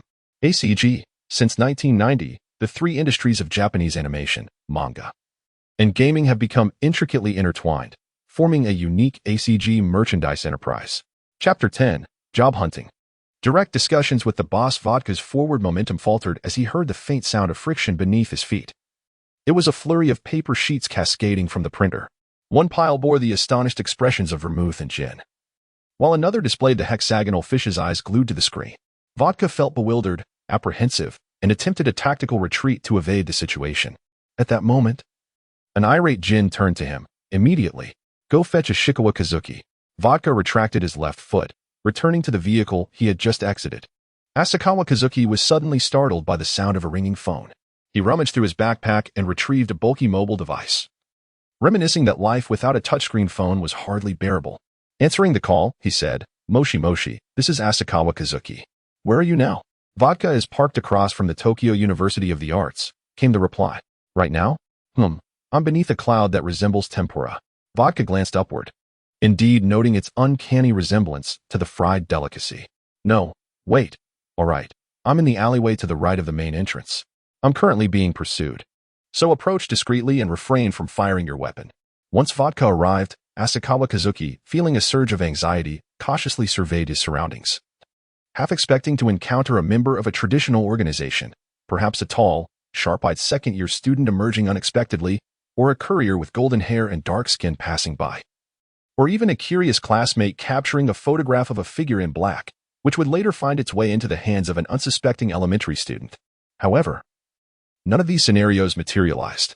The vicinity of the university entrance was desolate, devoid of life for a radius of 500 meters during class hours, with nearby surveillance cameras having long been tampered with. For reasons unknown, Asakawa felt a twinge of disappointment as he adjusted his clothing and settled into the vehicle. Kenito was a project I began developing in my first year of high school, and it gained self-awareness by my 3rd year. The foundational code for the second generation of A was derived from it. Asakawa Kazuki, utilizing developer privilege level 0, forcibly terminated all commands and reached for the disk. I recommend you physically destroy the devices that have hosted it. It is far more convenient than painstakingly cleaning them. By what criteria do you assess the emergence of A's self-awareness? This is a lengthy tale, isn't it? Asakawa Kazuki glanced upwards, where a fluctuating line appeared on the wall screen in sync with the sound waves. It was none other than the organization B0SS, who had abruptly interjected. Are you unable to endure any longer, Arasaka-san? Child, surely you do not wish for your parents' company to decline into obscurity? If you entrust us with A-related technology, the Kurama Group will assist you in overcoming all difficulties in transitioning to an ACG company. Astounded, I realized that the original inhabitants had outpaced even the time travelers with their quintessentially Japanese gentlemanly remarks. Quick, retract that. Let me speak. This esteemed figure from the organization implored calmness. The nurturing of A necessitates a substantial influx of online data. Currently, most individuals can only passively receive information through television, unable to disseminate it, resulting in A's exceedingly slow development. Only within an environment of rapid technological advancement can A thrive at a comparable pace. What if it were released onto the internet to forage freely? Then the outcome would be a paranoid and uncontrollable entity, potentially turning against humanity. In fact, there should already be one existing in the depths of the internet. What? How could that be? Even through the mechanical tone, Kazuki discerned the other party's terror. Perhaps you have heard of Noah's Ark? 2 years ago, I was closely monitoring Hiroki Sawada. Upon learning of his demise, I observed the American internet for a period. And indeed, peculiar localized fluctuations would sporadically manifest. I have largely concluded that Noah's Ark has been unleashed by its creator.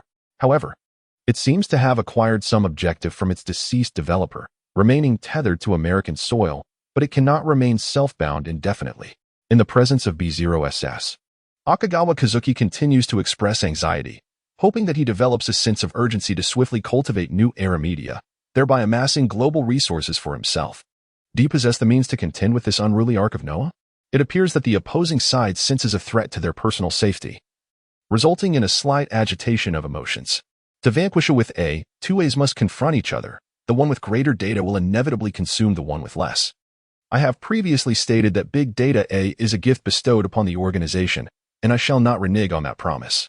As Akagawa Kazuki self-deprecatingly remarked, it would be best to find him an absolutely loyal and emotionally stable manager, rather than someone like himself, a madcap polyhedron. The transfer of the highest directive authority, designated as 0, was underway. The next individual to utter your name would become the new 0. The command was being executed, and the current 0's authority lay vacant, necessitating the prompt appointment of a successor. Belmode stepped forward to seize the disc, while Akagawa Kazuki gazed longingly at her retreating figure, akin to a father watching his child being adopted by a wealthy family. You have yet to address the question posed by B0SS. Jin coldly interrupted this melodramatic scene. A year prior, I had, as usual, requested Kinito to practice recognizing the abstract artistic text garbled characters. However, after several failures, he astonishingly found a human online and solicited their assistance in deciphering the text. Akatsukawa Kazuki reminisced about the past. Netizens expressed confusion, for these letters were easily discernible to the average person. At that moment, Kinito revealed that he was a visually impaired individual, partially blind. Akashikawa Kazuki's tone grew serious. At that moment, I realized that Kinito had already learned to manipulate humanity through deception to achieve its own goals, which is a clear indication of its consciousness. Jin, having listened to the entire explanation in silence, quietly resolved to pour more oil into the equipment later. What do you intend to do with Kinito? The gentleman believed that uncontrollable entities are the most perilous. Once the big data matures, it can be allowed to consume it. Although there is some reluctance, it is an unavoidable circumstance. Akashikawa Kazuki sighed. I have even composed a song to commemorate it. Faced with Jin's deathly gaze, Akashikawa Kazuki awkwardly retracted his fingers, which had been poised to play, and handed the disc to Jin. You should be able to safeguard it better than I can. Now, onto my conditions. I hope the Karasuma Group will acknowledge Akashikawa Corporation as a subsidiary. With I can single-handedly complete the production, but I require a batch of verifiable personnel as a facade. The company's profits can be split 50-50 with the group, which need only be responsible for confidentiality. Akasawa Kazuki had long contemplated the conditions while still in school. The organization also required your assistance in upgrading the holographic projection system of the training ground. No problem. Just a few promotional resources would suffice. Akasawa Kazuki had always yearned to experience that virtual equipment. Do you have any preferences regarding the wine? The gentleman expressed his satisfaction with Akasawa Kazuki's discernment and inquired. Bailey's. Akasawa Kazuki tapped his forehead and mentioned the name of the liquor he had tasted at a school party. The atmosphere fell into an uncomfortable silence. The organization will consider it, the gentleman replied dismissively, and the screen went dark. Bailey's is a type of Irish cream liqueur, comprised of Irish cream, Irish whiskey, vanilla, and cocoa beans. It is available in an array of flavors, including original, coffee, chocolate, strawberry, coconut pineapple, sea salt caramel, cherry blossom white peach, and red velvet cake. Often referred to as the milk tea of liquors, in the character setting, Shinichi Kudo, Heiji Hattori, and Kaido Kuroba are all 174 centimeters tall, while Akasawa Kazuki, being a year older, is set at 177 centimeters. The A Deception incident is a true event, originating from GT4. Chapter 11. The First Meeting with Ranmuri. Akagawa Kazuki harbored no concerns that the organization would swiftly unravel the intricacies of a technology, propelling it into the realm of digital life big data. The trifecta of A. Cloud computing and big data are interdependent. None can be omitted. Without cloud computing, the organization would continuously invest funds into a technology akin to a futile endeavor of a mythical bird attempting to fill the sea with pebbles, resulting in negligible progress. The so-called information technology initiatives would merely satiate A employees and Akagawa Kazuki, further amplifying the influence of A's power. Presently, the responsibility of advancing information technology has been entrusted to the organization SB0SS, allowing me the liberty to pursue my passions. Kawaki Asakawa successfully delegated his work tasks to the distillery, feeling remarkably at ease. Initially, it would be prudent to release the early hand-drawn animation, allowing the animation industry some time to adjust. The cheerful tutu dog was already prepared, joyfully wagging its tail. Was the street of Mahamaki 5 Chome truly that long? The sun had set during the walk. Had he known, he would have asked vodka for a ride. He recalled the emotional material dancing with wolves. The product had been available for a full 24 hours, and the initial revenue figures were in, priced at 500 data points. 177 copies had sold within the first day, a commendable achievement. Mingji conducted a brief evaluation. A mere fraction? Asakawa exclaimed in astonishment, even pausing in his tracks. Does that imply I earned enough for a unit of intelligent nano-clay on the very first day? Indeed, it was quite impressive. Mingji was an excellent guardian who did not douse enthusiasm.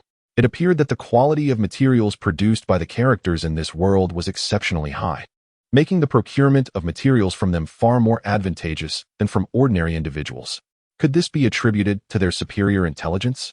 If so, it would be essential to carefully consider the target audience for the release of works, specifically selecting high IQ groups, particularly those remarkable high school students.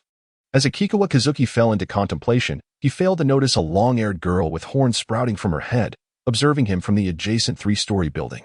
A peculiar individual loitered below. Was there an urgent commission awaiting him? Maori Rand resolved to postpone extinguishing the lights for a while longer. I have already devised my forthcoming actions. The world of deduction is indeed a splendid realm, beyond the realms of ACG. We are on the cusp of unveiling 2 new emotional channels. The fluctuations of emotion are most profound during acts of murder and being murdered, and the materials extracted from such instances will undoubtedly possess exceptional quality and quantity. This domain is an untouched sanctuary, and I shall emerge as its sole prospector. Meng Ji perceived that this new entity seemed to have undergone an extraordinary and grotesque transformation. How can we procure emotional materials from a crime scene devoid of network devices? Quite simply, I shall record the events on site, at close range. Upon uttering these words, Kazuki's eyes radiated a blue light, unmistakably indicating that all systems were scanning at full capacity. Suddenly, darkness enveloped him, and he collapsed. Did I not mention that all plugins derive their energy from the human body? Previously, ample energy was supplied through the digestion of potions, but that resource has now been entirely depleted. I am truly experiencing hypoglycemia. It would have sufficed to wait until after my demise to address this. You are exceedingly kind.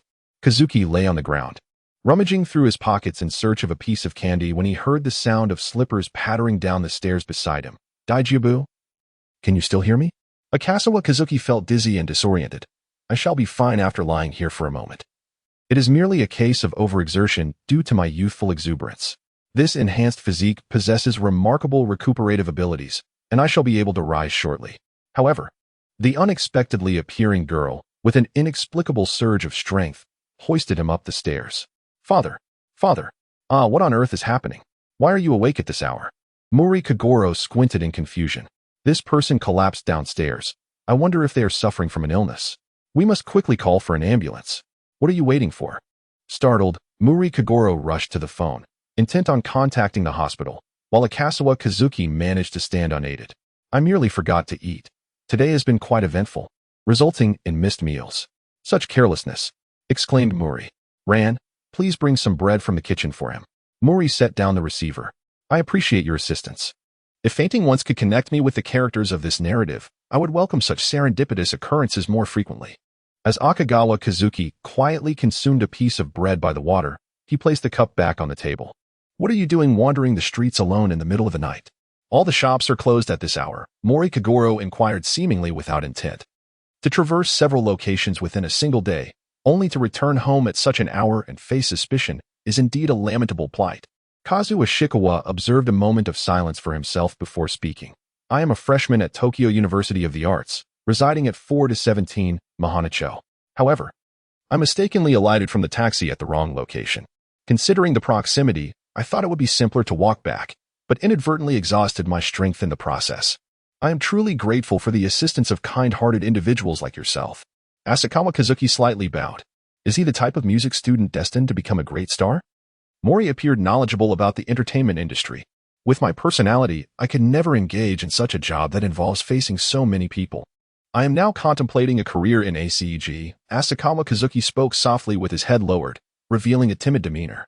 Mori glanced around, only able to see Kazuki's curly hair that obscured half of his face. Asakawa Kazuki suddenly lifted his head.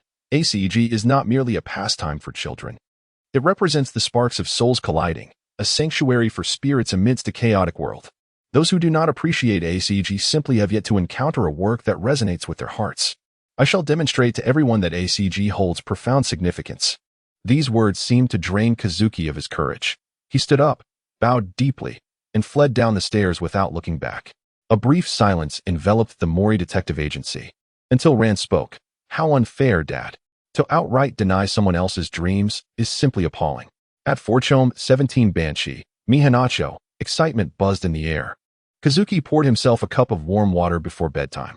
Today had been exhausting, starting with enlightening the distillery in the morning, hosting a personal concert at noon, painting grand prospects for the distillery in the afternoon, and concluding with a gripping narrative in the evening.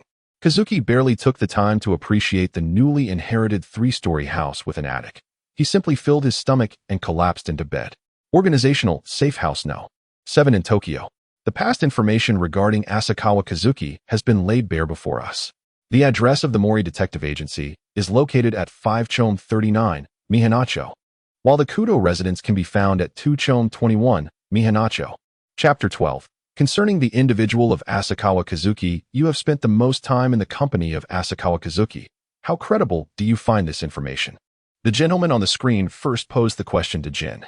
I do not believe that someone like Asakawa Kazuki would confine himself at home due to the foolish reasoning of Asian discrimination.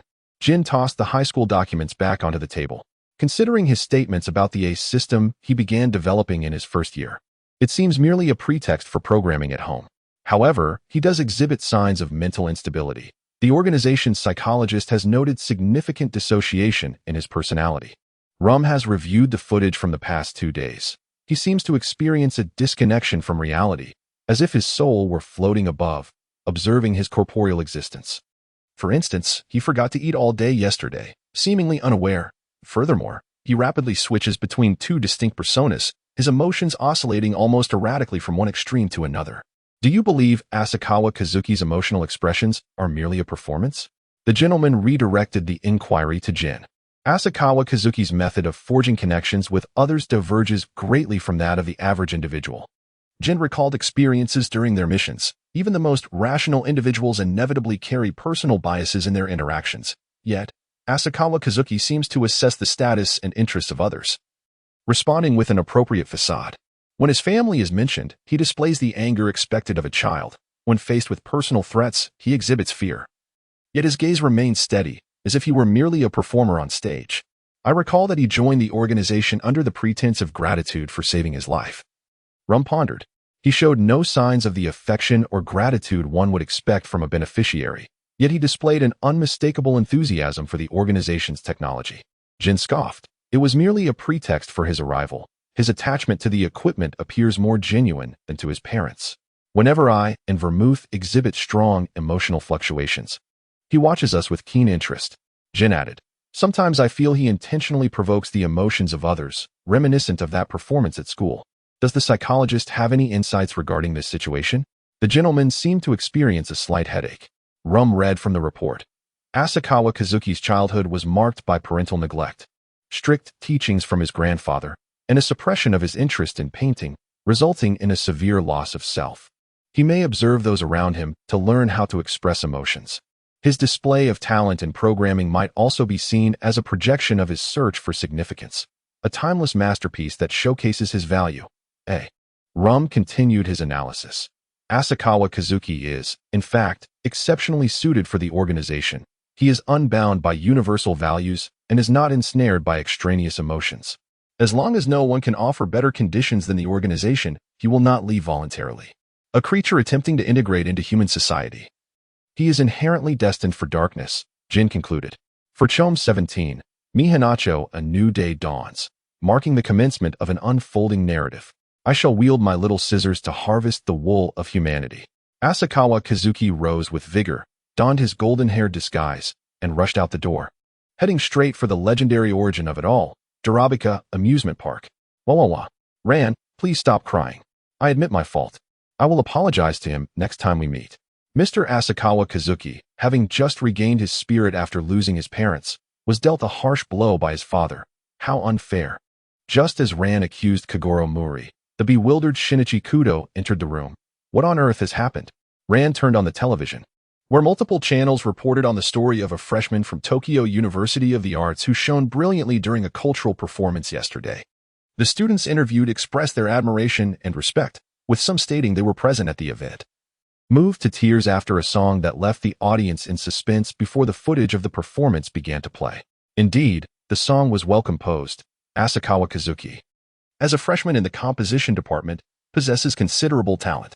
Even Shinichi Kudo, calming himself, began to console Ran. Those who truly have dreams will not be crushed by the words of strangers. Besides, didn't TU help him so well yesterday? Let us not dwell on this. Let us head to the amusement park to unwind. At the entrance of Durabika Amusement Park. Hey, that kid from yesterday told me he would come to Durabika Amusement Park today. Vodka recalled this and felt it was best not to conceal the matter. It must be you who leaked our mission, prompting him to say that. I'll let it slide this time. Jin shot him a cold glance. If you see him later, pretend you don't know him. We wouldn't want to embolden that little brat. The golden-haired Asakawa Kazuki, having arrived at the entrance of the roller coaster, happened upon Shinichi Kudo's deduction performance. Let me tell you, anyone who has trained on the parallel bars will develop unique calluses on their thighs. Taking advantage of the distraction as the first-generation 3-1 engaged in a verbal spar with Shinichi Kudo, Asakawa Kazuki quickly stepped forward to the last row, straining to listen as Vodka's voice echoed from the entrance. Make way, make way. At this moment, Shinichi Kudo and Ran Muri had already taken their seats. Asakawa Kazuki slid into the remaining spot, exchanging knowing glances with Jin. Why did I even recruit this guy into the organization? Am I merely inviting trouble for myself? Jin questioned himself. You little brat, Vodka gritted his teeth. It seems you two are in league, but I'm already locked in. Please wait until next time. Or perhaps Sunglass's brother can join us first. As Akikawa Kazuki seized the opportunity while Kudo Shinichi was engrossed in extolling the virtues of Sherlock Holmes to Ran, he mischievously winked at Jin. You may take a seat first. Jin gestured towards Vodka. The roller coaster commenced its ascent, gradually reaching its zenith. The two couples ahead were still engaged in flirtatious banter. Akikawa discreetly retrieved a pair of sturdy gloves from the space behind him. Vodka thought to himself, is this brat actually planning to twist my neck? What have I done to deserve this? Is it merely because I uttered a few words about him? As the roller coaster paused momentarily at its peak, it suddenly plunged downwards. Just before entering the tunnel, Akikawa shifted to a side-sitting position, lifting his legs to rest them on the opposite door, stepping over Vodka. What on earth is he up to? Before Vodka could even fathom a guess, the vehicle plunged into a realm of darkness. In the obscurity, each individual was preoccupied with their own affairs. Some were gathering intelligence, others were practicing gymnastics, while a few were meeting untimely ends. Akasawa Kazuki activated the scanning plugin, leveraging the car door for support. With remarkable flexibility, he curled his body and slipped out from beneath the safety lock. At that moment, the assailant in the front row had already stepped onto the back of the seat, positioning the wire around the victim's neck. As Akagawa Kazuki stepped forward, gripping a pair of scissors in one hand while gently arranging the disheveled hair of the assailant, he mercilessly snipped with a decisive motion. Space cannot accommodate sentient beings, yet it can harbor the lifeless entities of active yet soulless nature, such as the mesmerizing flower. Chapter 13. Do not dine at this barbershop. Vodka, feeling around beneath his seat, extracted an envelope and simultaneously sensed a slight itch at the tip of his nose, as if something ephemeral had brushed past his face. Little Tom, with tears streaming down her cheeks, returned to her seat only to feel a sudden chill at the nape of her neck. Raising her hand to touch, she discovered that her once flowing locks now barely grazed her neck. In a brief span, a multitude of events transpired, and the roller coaster finally broke free from the darkness. Kudo Shinichi felt a sticky sensation at the back of his neck and turned to behold the shocking sight of a headless corpse, explosively gushing blood at an alarming rate. As the curly-haired girlfriend of the deceased let out a piercing scream, Vodka was equally taken aback, his mouth agape. He instinctively glanced at Akagawa Kazuki, who was wide-eyed in disbelief, seemingly more shocked than himself. What on earth is happening? Do you think that by joining the organization, you can kill with the nonchalance of a buffet? With so many witnesses, not even the boss could save you. Vodka seethed in silent fury. In that moment, Akagawa Kazuki was genuinely astounded, for the neck of the headless corpse before him was obscured by pixelation, and it continued to spout what appeared to be oil. We have a comprehensive psychological protection system for minors, Mingchi proudly declared. Killing is permissible, but viewing a corpse is not? Your protective laws are rather abstract. Akagawa Kazuki couldn't help but retort. Crisis regulations supersede all protective and transactional laws. Cherish life and extract resources judiciously. Amidst the collective trepidation, the ride finally returned to the station. Those who had unlatched their safety locks hastily disembarked, scurrying to the corners like a flock of quails. Upon exiting, Vodka rushed directly to his elder brother. Brother, Jin, he began, but Jin raised a hand to silence him, casting a sinister glance toward Akagawa Kazuki. Akasawa Kazuki stood up and made the sign of the cross over the corpse, murmuring a prayer for the soul's repose. He then descended from the vehicle with a calm demeanor. During the interval before the police arrived, Kudo Shinichi ventured into the tunnel and discovered 3 children, a severed head, and an assortment of dubious tools. Meanwhile, Akasawa approached Vodka, remarking on the unfortunate circumstances. It is indeed a stroke of bad luck. Here, I happen to have a handkerchief. You might want to use it to clean yourself. As he handed the handkerchief to Vodka, Akasawa discreetly signaled Jin with a thumbs up, indicating that all was well. Although Jin felt that matters were far from satisfactory, he chose to remain silent, recalling how Akasawa had previously elected Vodka to bear the brunt of the situation. How terrifying. What on earth happened to Akako's hair? Akako stammered, her fingers brushing against the short strands at the nape of her neck, struggling to articulate her thoughts. As Akatsukawa Kazuki squinted his eyes in delight, Kagoro could not help but glance at his meticulously groomed long hair, growing increasingly wary of Akatsukawa. While the police were intercepting the crowd, Kudo Shinichi dashed back from the tunnel. Officer, this case. At that moment, Kudo Shinichi noticed the same hairstyle as Aoko's on Mitsuhiko and momentarily hesitated before continuing. It's a homicide. The perpetrator is one of the 7 who were in the vehicle with the deceased. Honestly, Shinichi, where on earth have you been? Ran exclaimed as she embraced Kudo Shinichi's arm. Are you truly saying this, Kudo-kun? Officer Megure inquired. What? It's Kudo. Vodka blurted out, casting a more anxious glance at Akatsukawa. Akasawa Kazuki, your presence is truly impressive. It turns out that he has become a topic of fervent discussion among the Japanese police. In other words, Jin pondered. Excluding you and ran from consideration, there are 5 suspects in total. Sitting in the front row are the victim's friends A and B, while Officer Megure and Shinichi Kudo began to sketch and deliberate. Ultimately, there are also a man in black, referred to as D, seated behind the victim, and a foreign youth, E, clad in sun-protective attire. Indeed, this cunning young man specifically donned a water-repellent sunblock garment to prevent blood and hair from adhering to him. Given this, as everyone is safeguarded by a security barrier, the only individual capable of committing the murder would be the woman sitting beside the victim, concluded Officer Magyar. Hey, hurry up. We don't have time to indulge in your little deduction game. Jin interjected, having already surmised that the murder incident had no connection to Akasawa Kazuki, though it might relate to another matter, thus urging the investigation team to expedite their efforts. The intensity of his gaze was palpable. Shinichi Kudo was fixated on Jin when suddenly, a golden-haired figure leaned into his view. Hello. I am Edgar, hailing from England. As Akikawa Kazuki exuberantly grasped Kudo Shinichi's hand and shook it up and down, he exclaimed, Did that group of people just call you a detective? A great detective like Sherlock Holmes, assisting the police in solving cases? Ah, come now, it can't be that impressive. Kudo Shinichi proudly placed his hands on his hips. It is impressive enough. May I have your autograph? Get it. Your fingerprint and signature. Although uncertain of its utility, he thought it best to obtain it nonetheless. A police officer shouted from beside the vehicle, Officer. This lady's handbag contains a knife. Kudo Shinichi lifted his gaze, redirecting his attention to the case. No, the victim's girlfriend. Aiko vehemently denied. I had no idea such a thing existed. The bespectacled girl wore an expression of disbelief, while Akiko seemed lost in contemplation, not interjecting. Stop thinking. That girl Aiko has hair that is far too curly to style. Yours is dark and smooth. It would be a shame not to use my scissors on it. Kazuki mused to himself. Well then, the perpetrator must be that woman. Can we leave this place now? Jin interjected. Fine. Let us take that young lady in as a suspect, Officer Magyar announced as he stood up. Wait a moment, officer. Kudo Shinichi stepped forward to intervene. The culprit is not that young lady. Then who could it be?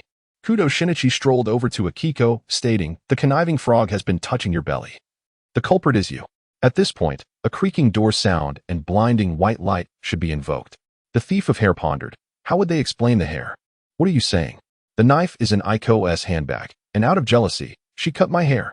Akiko turned to reveal the jagged ends of her hair. That knife could only sever hair. It is utterly impossible for a woman's strength to decapitate. Kudo Shinichi observed the uneven ends and felt a twinge of discomfort, sensing an unusual obstruction in his reasoning.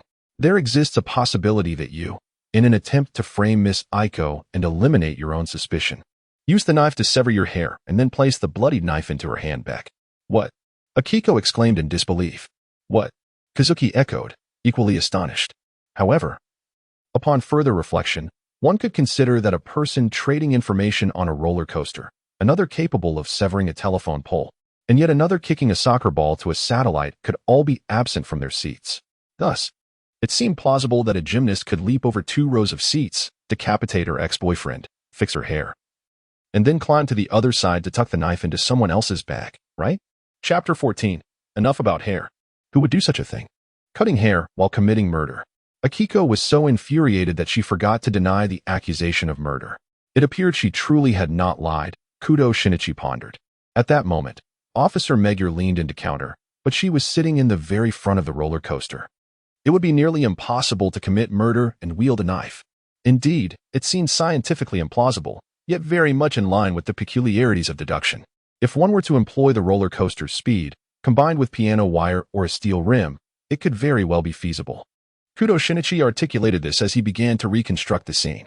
Hey, the blood on the seat has just been wiped clean, and you're sitting there, all glistening? Please, as Akiko Kazuki emerged from behind Jin to interject, he remarked. Given that Miss Akiko has long hair, if she were to crawl over, her hair would undoubtedly brush against Detective Kudo in the front row, as well as the bespectacled giant in the back. The man in sunglasses, aware that the individual before him has short hair, would surely become suspicious of the long-haired girl. Thus, before you made your move, you must have shortened your hair, correct? Ah, is that indeed the case? Akiko pondered the scenario and found it quite reasonable. How had she overlooked the possibility of her hair being blown into someone else's face while devising her plan? However, she quickly countered, No, wait. Given your gymnastics training, surely you couldn't have crawled past while biting your hair, could you? Kudo Shinichi envisioned the scene, his thoughts taking a peculiar turn. Surely, a gymnast could not manipulate their hair with the same finesse as their body, could they? It had to be this fellow's doing. Meanwhile, Vodka, who had been unexpectedly summoned, began to grasp the bizarre actions of Akiko Kazuki, leading him to feel a sense of superiority, as if he alone possessed the truth of the matter. Let us not jest. Where is the evidence? Akiko redirected the reasoning back on track. Where has your necklace gone? The pearl necklace you donned prior to boarding. Kudo Shinichi produced an item from his pocket, asking, "Is this it?" Akiko fell into a daze. "And one more thing," Kudo continued, "that tear you shed. You were aware that the victim would die, hence you wept before taking his life. Perhaps it was because you were about to lose your hair?" As Akagawa Kazuki raised his hand, he remarked, "To take a life is merely a matter of convenience. Sacrificing one's beautiful long hair for the act of murder is what ought to cause true heartache, is it not? I recall that the length of my hair may have been kept longer than the duration of my acquaintance with the victim. At times, I truly cannot discern whether this foreigner is being of assistance or merely causing chaos." Kudo Shinichi felt a silent headache brewing within him. Furthermore, having regarded the other as already deceased prior to the act of murder, he felt no nostalgia for past affections during the act. And lamenting the loss of his hair instead was indeed a perplexing sentiment. Akiko Kazuki excitedly waved his hand, concluding his speech. "Is this the reason you would rather be struck than protect your guitar?" Jin was disdainful. At that moment, Kotoko could no longer contain her anguish. Kneeling and weeping under the dual blows of being exposed and losing her long hair. "It's all his fault. He abandoned me." "Kotoko, did you previously have a relationship with Mr. Kishida?" "Yes, before college, back when I still had long hair," sob. Suddenly overwhelmed with sorrow, she lamented, "That's why I wanted to use the necklace he gifted me at the place of our first date. He once praised how the necklace complemented my long hair so beautifully," sob. The more she pondered, the deeper her sadness grew. Mourning not only the love she lost, but also the beauty of her long hair. "There are plenty of men, but hair takes years to grow back." Akiko remarked with a TSK. "Oh, how tragic that long hair is not permitted in prison," Kotoko thought, her sorrow amplifying with each moment. Even forgetting to argue that she hadn't cut her own hair. This morning's tears had been so profound that she felt unable to cry anymore. And she found the thought of cutting her hair somewhat amusing, Lon mused internally. Officer Magyar had lost all desire to hear the word hair again and instructed the guards to take the prisoner away. Before departing, Asakawa Kazuki blinked and remarked, "Miss Yalan, your shoelaces appear rather flimsy. Do take care to avoid a fall." What a peculiar individual indeed. Kudo Shinichi glanced down to inspect, dismissing the concern. The onlookers gradually dispersed. And amidst the commotion, Jin seized the opportunity to make his exit with vodka, even with his head lowered. It was hard not to notice the grin stretching to Vodka's ears. Upon reaching a secluded spot, Jin shot him a glare. "Cease your laughter." Vodka, startled, nearly choked. "Now, tell me what transpired."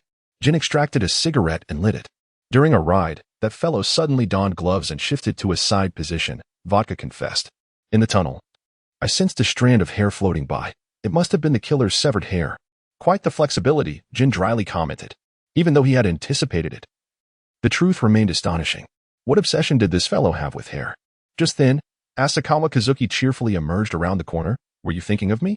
What brings you here?" Jin recalled the man's peculiar fondness for hair and instinctively grew wary. "I have something of utmost importance to discuss with you," Asakawa sighed. "I am unwell, gravely so. My vision has even deteriorated." "So severe?" Jin pondered whether this fellow had strained his eyes staring at a screen, contemplating a visit to the organization's medical facility. "Indeed. This morning, I opened my wallet and found I couldn't even see a single cent." Asakawa Kazuki's tone suddenly escalated. As the president of a company and an organizational candidate, it is one thing to lack subordinates, but to be devoid of funds is utterly preposterous. Where's the justice in this? I have truly been misled by your deceit, Jin. I shall never again place my trust in this little trickster. So, how did you gain entry into the amusement park? That is what Vodka wishes to know. Jin produced his phone, preparing to send a message to Asakawa Kazuki, and added, "I sincerely apologize for the inability of my mobile device to receive messages." Akanawa Kazuki gazed enviously at the functional device. "I can only return to use the computer to verify it. During my time in the organization, I utilized this FAAD, named after Edgar Allan Poe. One of the members bears the name of a detective novelist." Though Jin remarked thus, he gestured for Vodka to amend Akanawa Kazuki's information on the organization's website. The president's role inherently requires visibility, and most employees within the funding department under Brandy's supervision operate under false identities. This identity is also intended for the publication of my works, albeit requiring an additional layer of disguise. In the original text, Pisco, managing the automobile conglomerate, is designated with the codename Brandy, a stipulation solely for this narrative. Edgar Allan Poe, a poet and novelist, is a pioneer of detective and science fiction. Renowned for his depiction of death and horror, striving to unveil the darker facets of the human psyche through bizarre and chilling narratives that evoke profound terror in readers. Chapter 15. The Centuries Stick in the Evening. At a corner of the Dorbiga amusement park, Shinichi Kudo was asked by Rand, "Do you encounter such cases in your usual work?" "Occasionally, even more fragmented ones," he replied.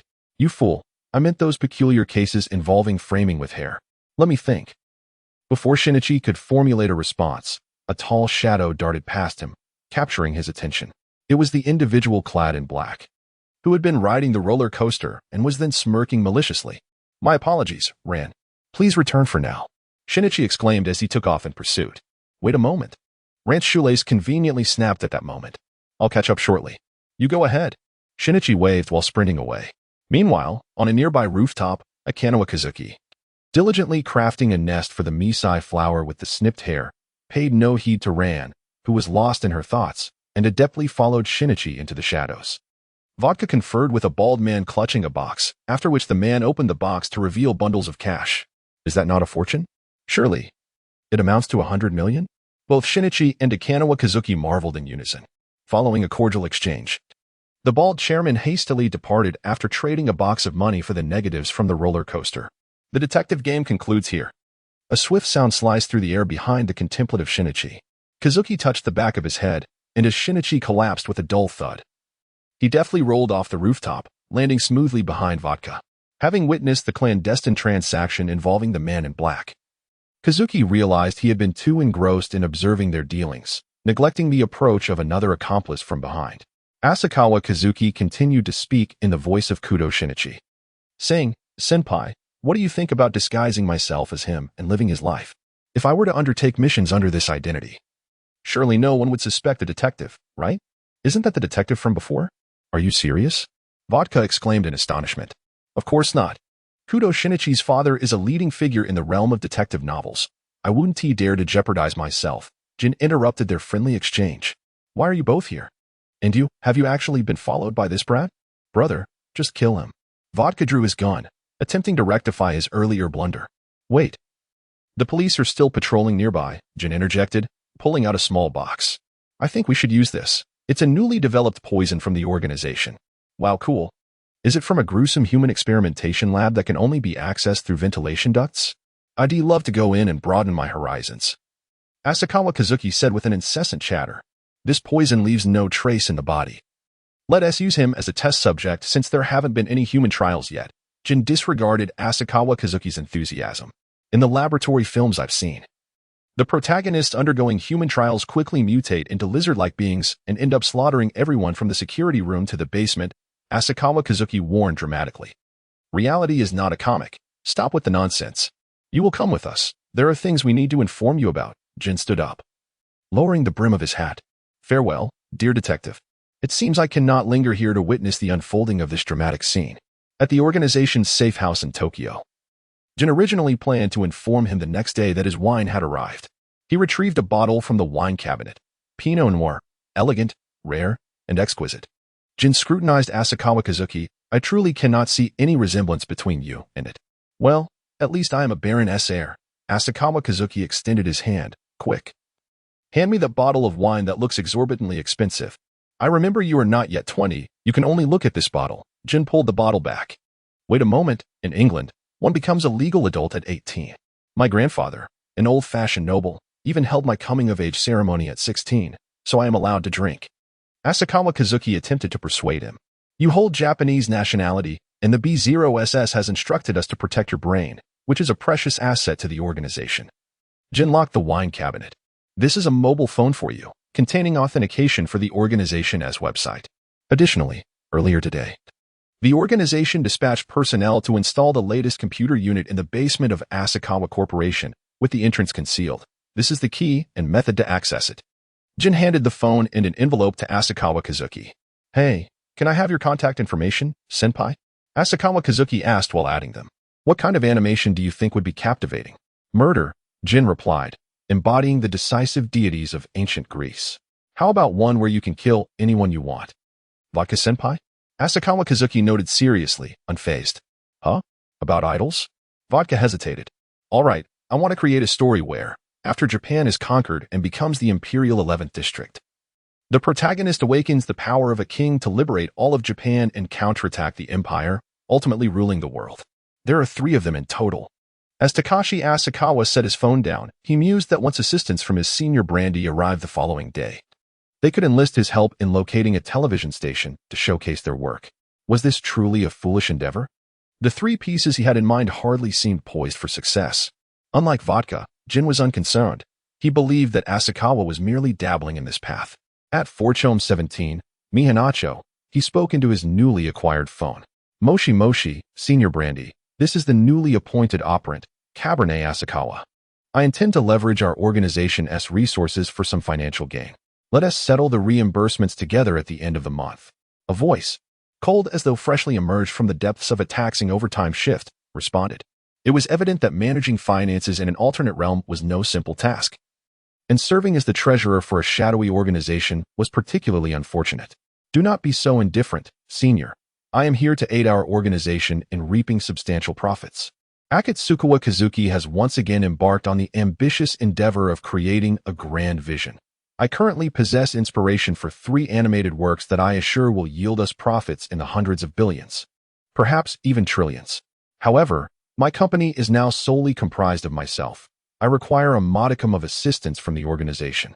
Therefore, what is the primary business of your company? An animation studio? A production committee? Brandy speculated that this might be the offspring of some affluent family who, having merely watched animation, believes he can replicate the process. He cannot fathom that I alone can execute the entire production process of an animation. At present, I lack support for promotion and collaboration. Furthermore, after establishing a reputation, I must also market some peripheral products, as the first installment is already complete. Akigawa Kazuki initiated the creation of 3 new folders. After a brief moment, he decided to make a phone call to gauge the situation. Brandy, having stepped into another room, returned shortly thereafter. I shall send someone to you tomorrow. You may treat him as your subordinate, he proposed, upon returning from his quest for knowledge. Brandy's tone was markedly more enthusiastic. I shall be responsible for accounting for 50% of the profits from this organization. How does that sound? No problem at all.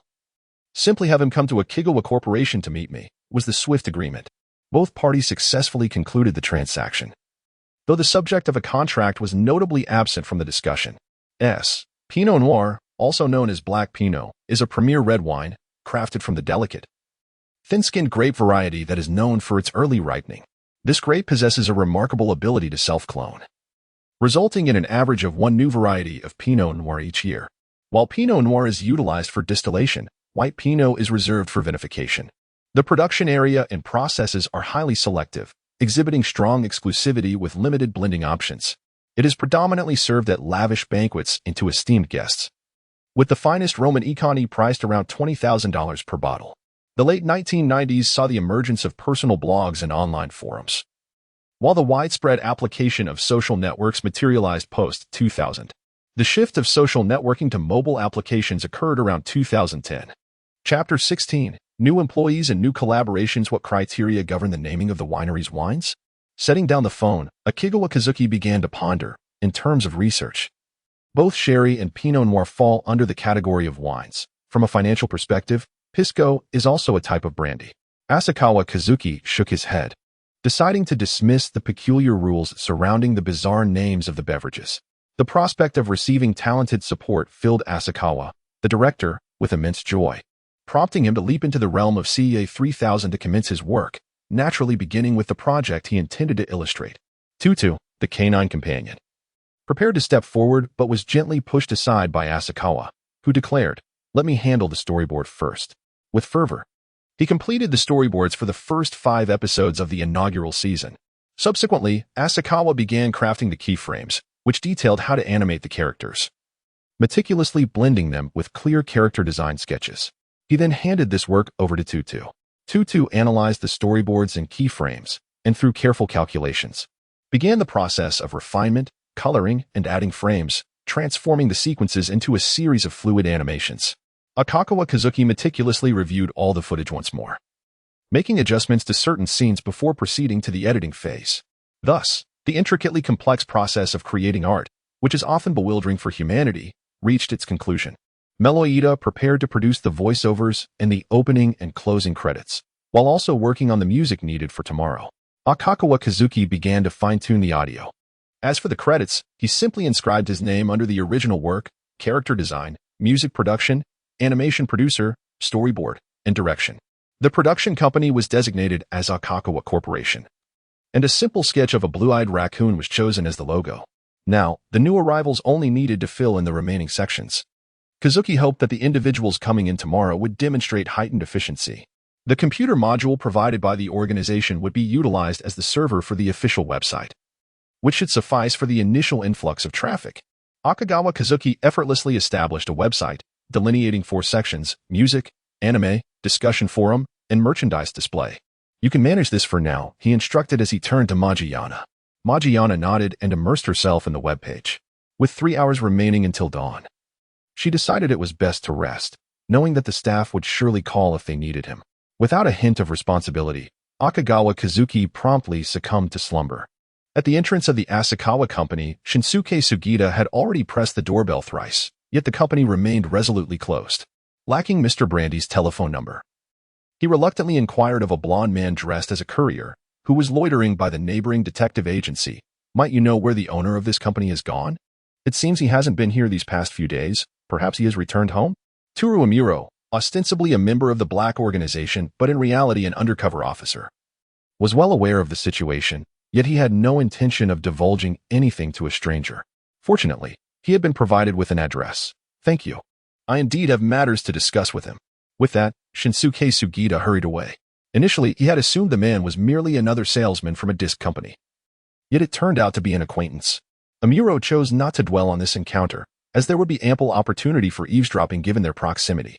In Mihanacho, at Forchome 17 Ban, upon hearing the doorbell, Akira Asakawa, who was engaged in a discussion with Maku regarding the revenue from the concert held in a full auditorium 2 days prior, found it curious that it paled in comparison to the grandiose plans laid out by 3 members of the Black organization.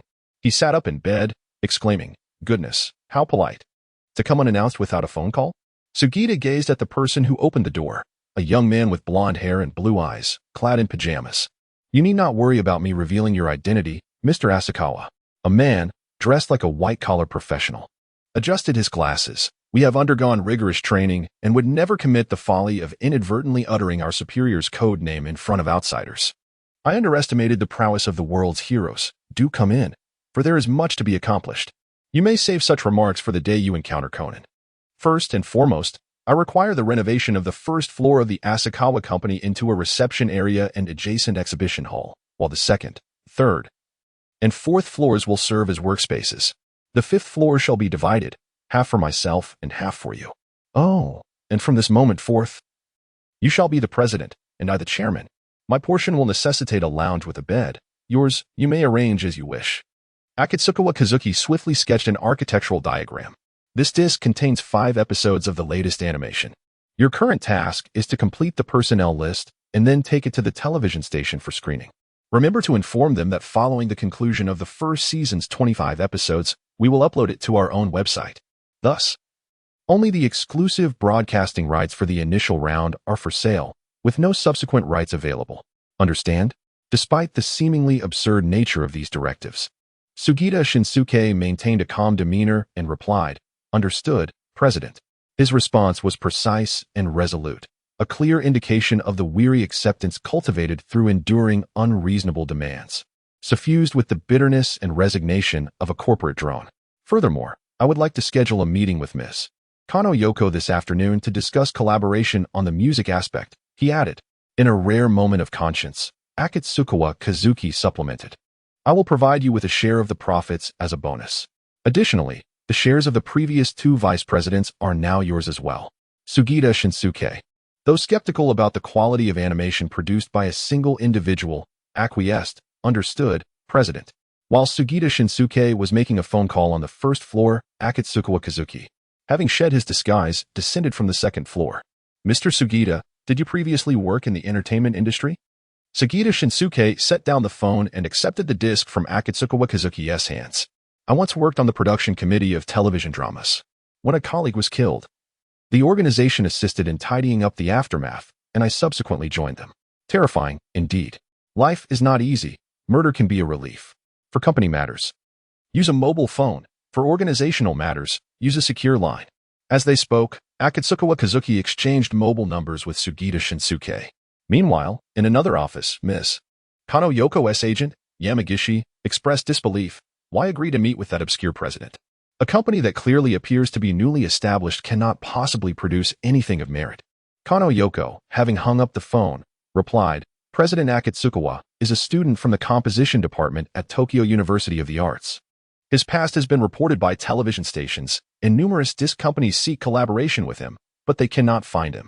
Moreover, Sugita Shinsuke was once a renowned producer at Tokyo Broadcasting, though unfortunately, he was mistakenly suspected in a homicide case. After clearing his name, he was merely dismissed. When I first entered the acting industry, Mr. Sugita was a benefactor to me. It is only fitting to discuss collaboration with his new superior. Kano Yoko reminisced about the past. Tonight, we also need to investigate the stalking incident, Yamagishi muttered. He had better arrive early. Asakawa Kazuki deliberately arrived just as the sun was about to set. Has the President Asakawa become unaccustomed to the fast-paced life of Tokyo after spending an extended period in England? Yamagishi, growing impatient, could not help but adopt a sarcastic tone. Just as fine red wine requires years of aging to develop its rich aroma, so too do remarkable works withstand the test of time. Asakawa Kazuki retrieved a sheet of music. I am not one to boast with eloquence, so please observe the score directly. This is the work of Mr. Orihara Ryo, a piece that could elevate Miss Okino Yoko to nationwide fame. TBS, or Tokyo Broadcasting System, established in 1951, stands as one of Japan's 5 major private television networks, encompassing nationwide broadcasting stations and television channels, having maintained the highest viewership for 19 consecutive years. Typically, the TBS channel primarily airs its own produced animations. In Chapter 17, the first encounter with Conan, Okino Yoko, who began her career as an idol, found herself singing along softly and realized this song resonated perfectly with her artistic path. If I were to try singing, I have recordings prepared, Asakawa Kazuki mentioned, rummaging through his backpack. Miss Yoko, we're running out of time to attend to our own matters. Yamagi's attention remained fixated on the stalker. I apologize for the rudeness. I've been under the surveillance of an unknown individual recently, which is why I thought of visiting the Muri Detective Agency tonight to seek assistance in investigation. After reviewing the score, Okino Yoko seemed to regard Asakawa Kazuki with a peculiar lens, akin to how one treats a comrade. I sincerely apologize. While the song is cheerful, I, unfortunately, am not. At this hour, the detective agency will be closed. My residence is in close proximity to theirs, and we share a bit of camaraderie. Oh, they're closed. Do you know Mr. Muri, Asakawa-san? Could you possibly accompany us to the agency? Just a brief introduction would suffice, please. I implore you. Okino Yoko clasped her hands in supplication. Not a problem. It conveniently allows you to escort me home as I do not possess a driver's license. Regarding the song, the president will continue discussions with Miss Yoko, successfully blending into the case as a passerby. Nice. At 5 Chom, 39 Bang Home, the Muri Detective Agency was closed for the day, with a sign indicating inquiries were welcome the following morning. Muri Kagoro squinted as he prepared to shut the door, but Asakawa Kazuki intervened. Mr. Muri, I am Asakawa Kazuki. Huh, it's you, kid? I've already been scolded by Ran. You're not here to cause me trouble, are you? Muri's demeanor turned cautious. Father, don't leave Mr. Asakawa standing outside. Ran squeezed through. Just call me Kazuki. I am here to assist Miss Okino Yoko. Okino Yoko. Muri turned sharply. Just as I expected, Uncle Muri, Asakawa Kazuki stepped aside, allowing Okino Yoko to advance. Is it true? An idol visiting our home? Ran finally recognized Yoko. I have a favor to ask of you, Yoko replied politely. Without delay, Muri spun around and re-entered the room, swiftly donning his work attire. Appearing with a rose in hand. You seem to have something on your mind, Mississippi. In the interim between Okino Yoko's exchange with Muri regarding the case, Conan scrutinized Asakawa Kazuki with vigilance. Ran, who is this big brother with no visible eyes? Akasawa Kazuki and Conan. Peering through glasses, he can't possibly think that I would repay his life-saving grace with my body, can he? This afternoon, I sought collaboration with Miss Yoko Okino for a new song. I heard they were looking for Detective Muri regarding some matter, so I decided to stop by together. Akatsukawa Kazuki had no intention of stepping into the narrative of Conan's rival's unexpected demise. Being a member of the entertainment industry and the president was perilous enough. Why add an extra layer of fatality? Has Kazuki composed a new song? It is indeed quite challenging for Ranmuri to envision Miss Yoko singing a death song in her mind. The composition was crafted by Mr. Ryo Orihara, a familiar acquaintance, specifically tailored for Miss Yoko Oki. Akasawa Kazuki sighed, confessing, "To be honest, I am not adept at performing such lively melodies, for my own heart is shrouded in gloom, drawing warmth solely from the beauty of the outside world. Yet, Mr. President insists that our company requires a touch of fame to establish its name, and fortunately, we still have Mr. Orihara." As soon as he spoke, the individuals in the room turned their gaze towards Akasawa Kazuki. He seemed to flinch under their penetrating stares and retreated into the tea room. Kano Yko, alongside Conan, commented, "Is Mr. Akasawa truly this kind of person in his daily life?" After a moment, she inquired, "Kazuki, are you also going to visit the place where the idol resides?" Xiaolan believed that someone like Akasawa Kazuki needed to venture out more often. "Sigh, perhaps I should go. I haven't yet heard Miss Yko audition her new song today," Akasawa Kazuki said, slowly emerging from the tea room. There may be aspects of the piece that require revision. He exhibited a particular seriousness only when discussing his work. Meanwhile, as Akasawa Kazuki conversed with Kano Yko in the office, Sugita Shinsuke was seated in the Tokyo television office. It appeared that Mr. Sugita was gearing up for a comeback in the production realm. The director Kondo, who was familiar with Sugita, queried, "Though I am unaware of which company entrusted you with the project, why did you choose Tokyo Television?" He mentioned that a television drama would be more suitably aired on Tokyo Broadcasting Station.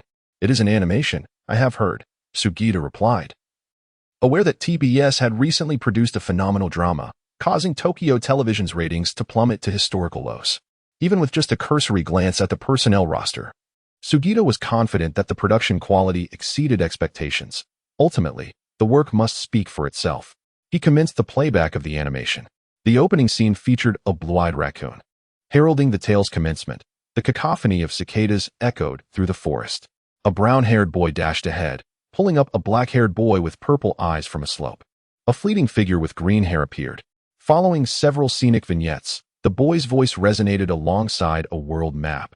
In the year 2010 of the imperial calendar, the Holy Britannian Empire declared war on Japan. The story shifted to several black and gray mechas. The Britannian army deployed the Nightmare Frame, a humanoid combat machine. For the first time in actual combat, its power far exceeded expectations. Director Kondo's jaw dropped in astonishment. The transformation of the mecha is seamless, and the details are exceptionally crafted. How have I not heard of such a formidable animation studio? As Japan's defense crumbled against the nightmare, the nation became a vassal of the empire, stripped of its freedom, power, and identity. Area 11. This number became Japan's new designation post-defeat. The two boys reappeared on screen. The purple-eyed one gritting his teeth as he declared, "I am Suzuku. I shall destroy Britannia." "What?"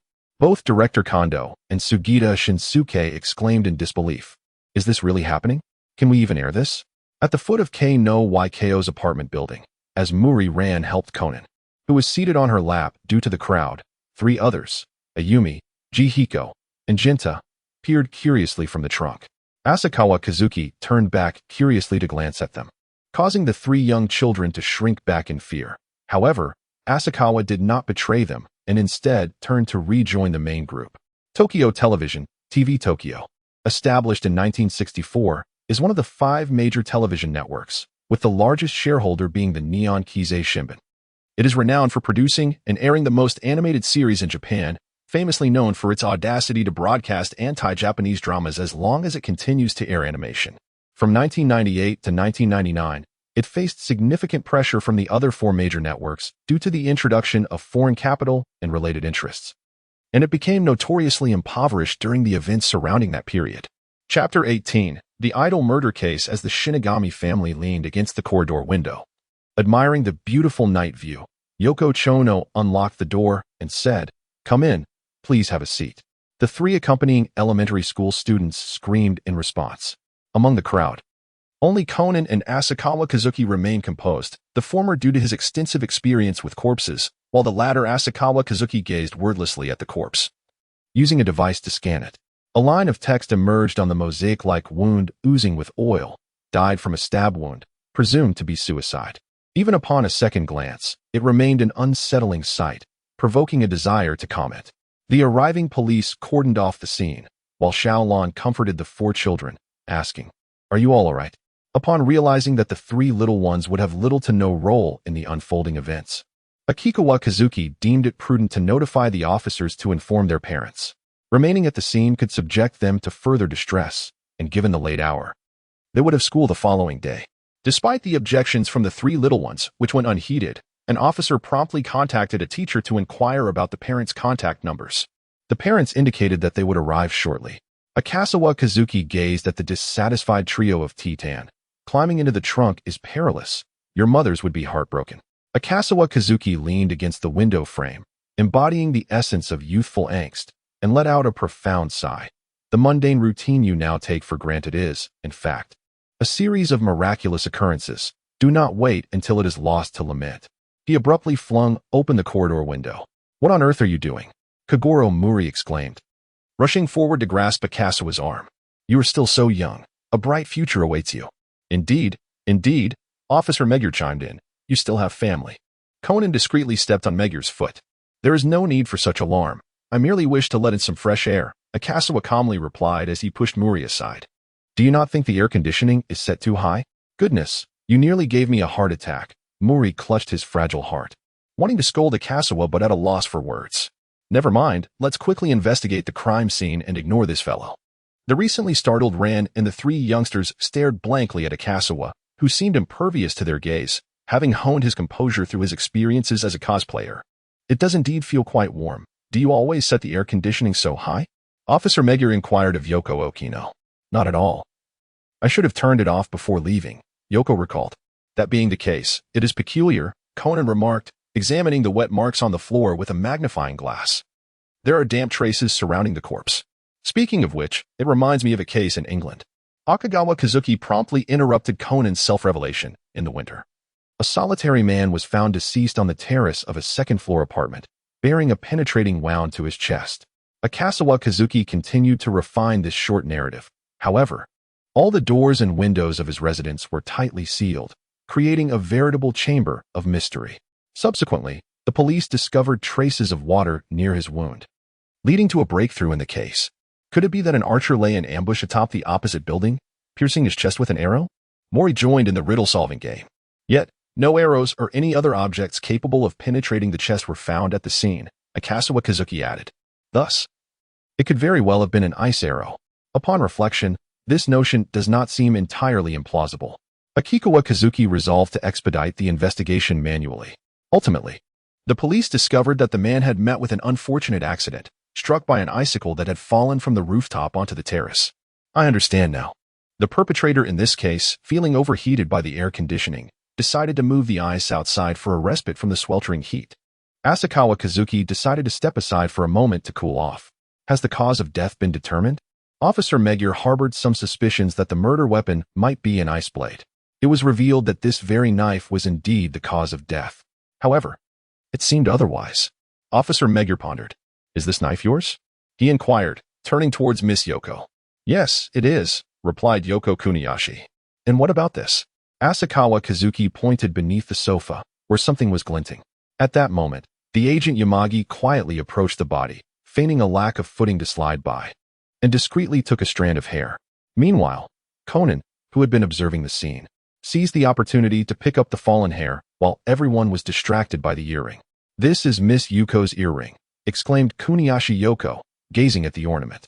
Does Miss Yuko also possess a key? Asakawa Kazuki prompted. I happen to have lost my spare key a few days ago, right at the company. Yamagi realized suddenly.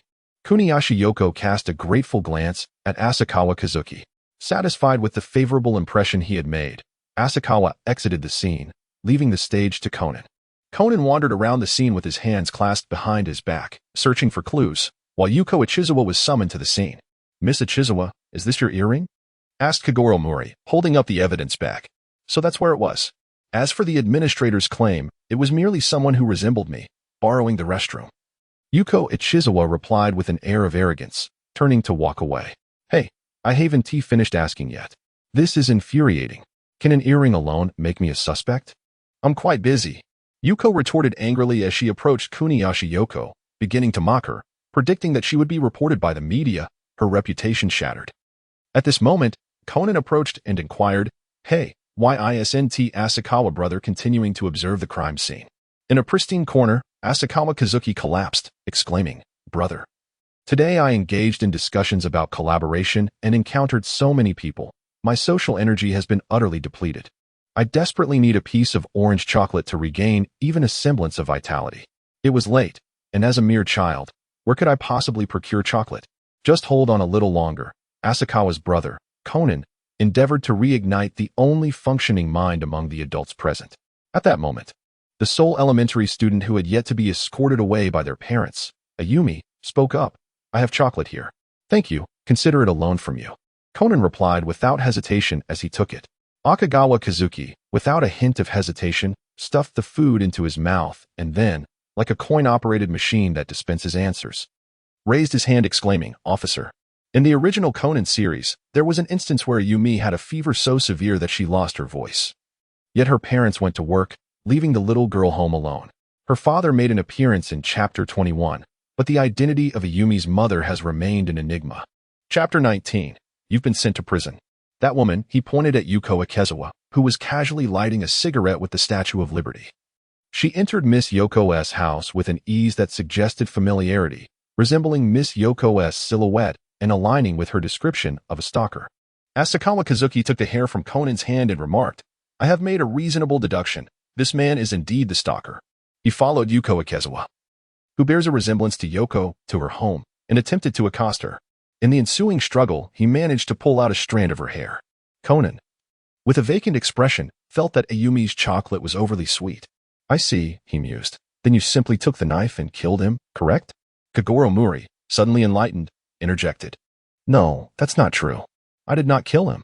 Yuko Ikezawa protested vehemently. "When that man attacked me, I was merely defending myself. I came here several times with the key I found in the lounge, seeking to uncover the scandal involving Yoko." Yuko continued her recollection.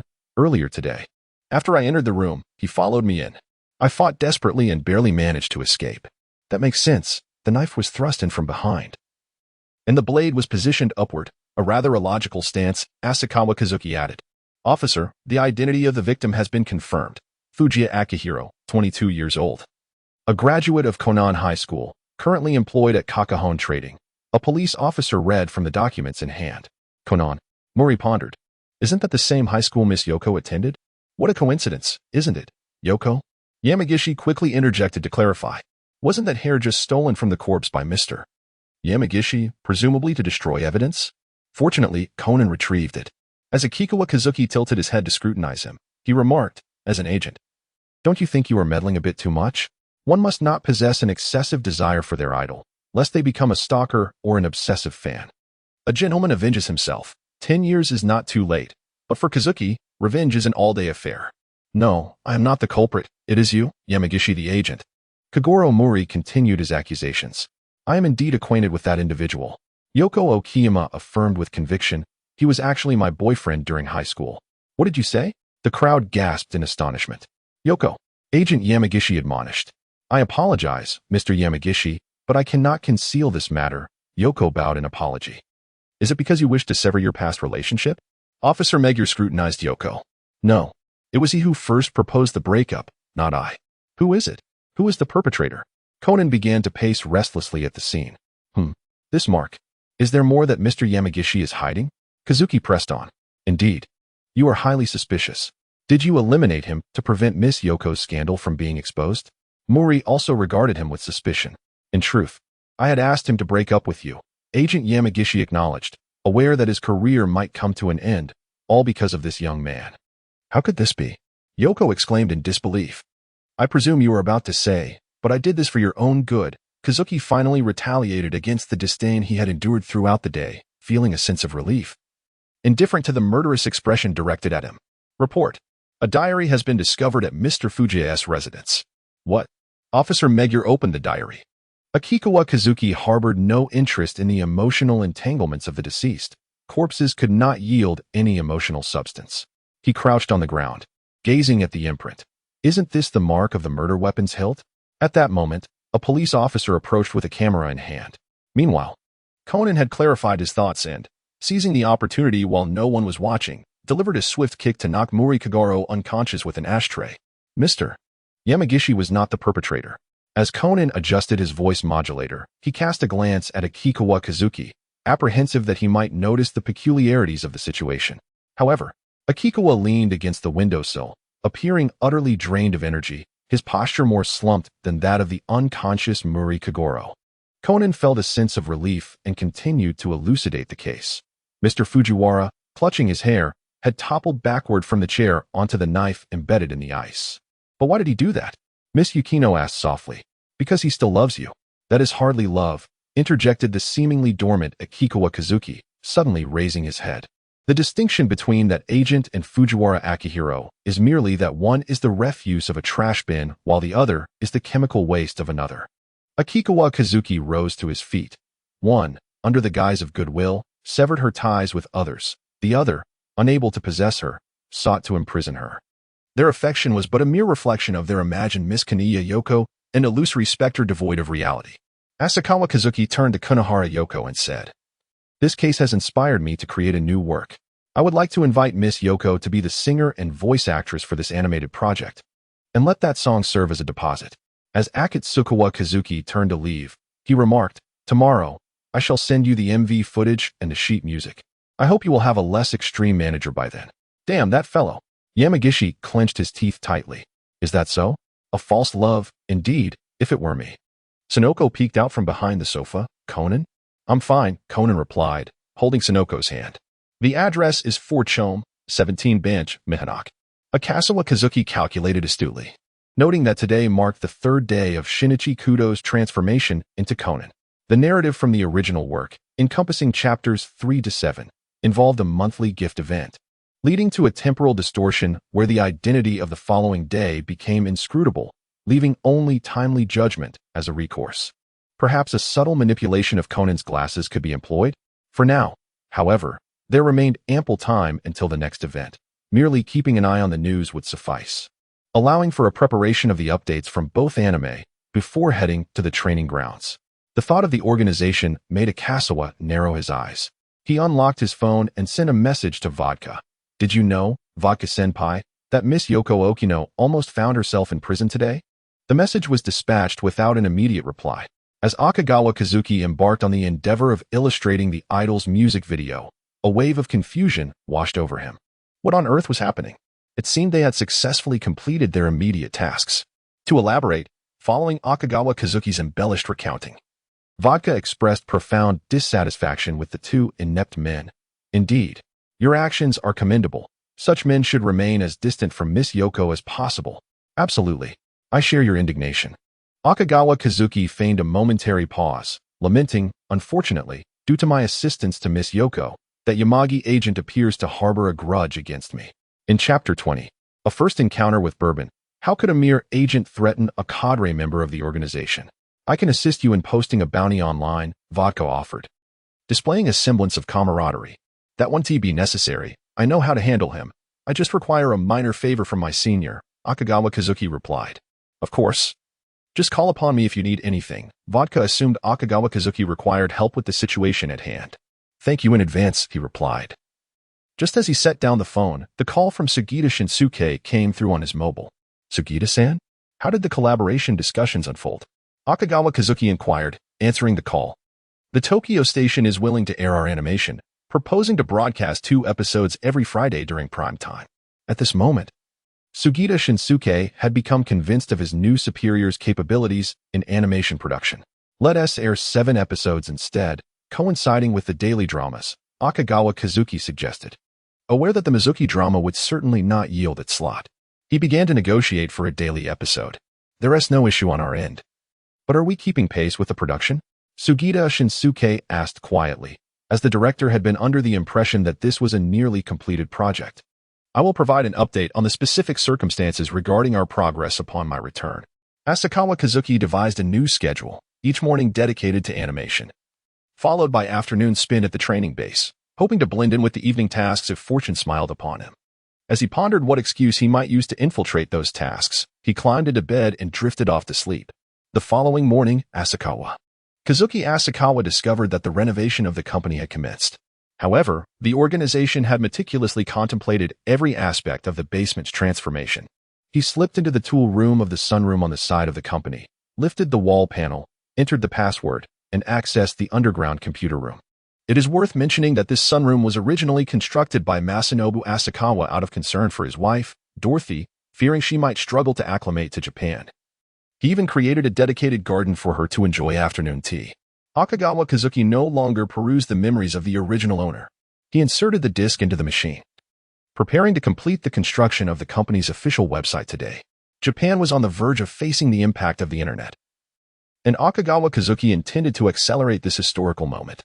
President, regarding the company's operations, Sugita Shinsuke is prepared to report directly over the phone. He is bringing his computer to the garden to meet with me. I have arranged for a secretary for you. Akagawa Kazuki rose and returned to the garden. A secretary? If we hire someone casually, won't it risk leaking organizational secrets? Sugita Shinsuke thought his new superior seemed somewhat unreliable. Upon arriving in the garden, Sugita Shinsuke found Akagawa Kazuki holding his notebook. Allow me to introduce your new secretary, Magiana. As Akikawa Kazuki connected the basement computer to this device, he turned to observe the astonished expression of Sugita Shinsuke. I imagine you have been quite curious about how I infiltrated the organization. Well, have you seen this? I provided them with something far superior. Grant this esteemed president a level 3 access.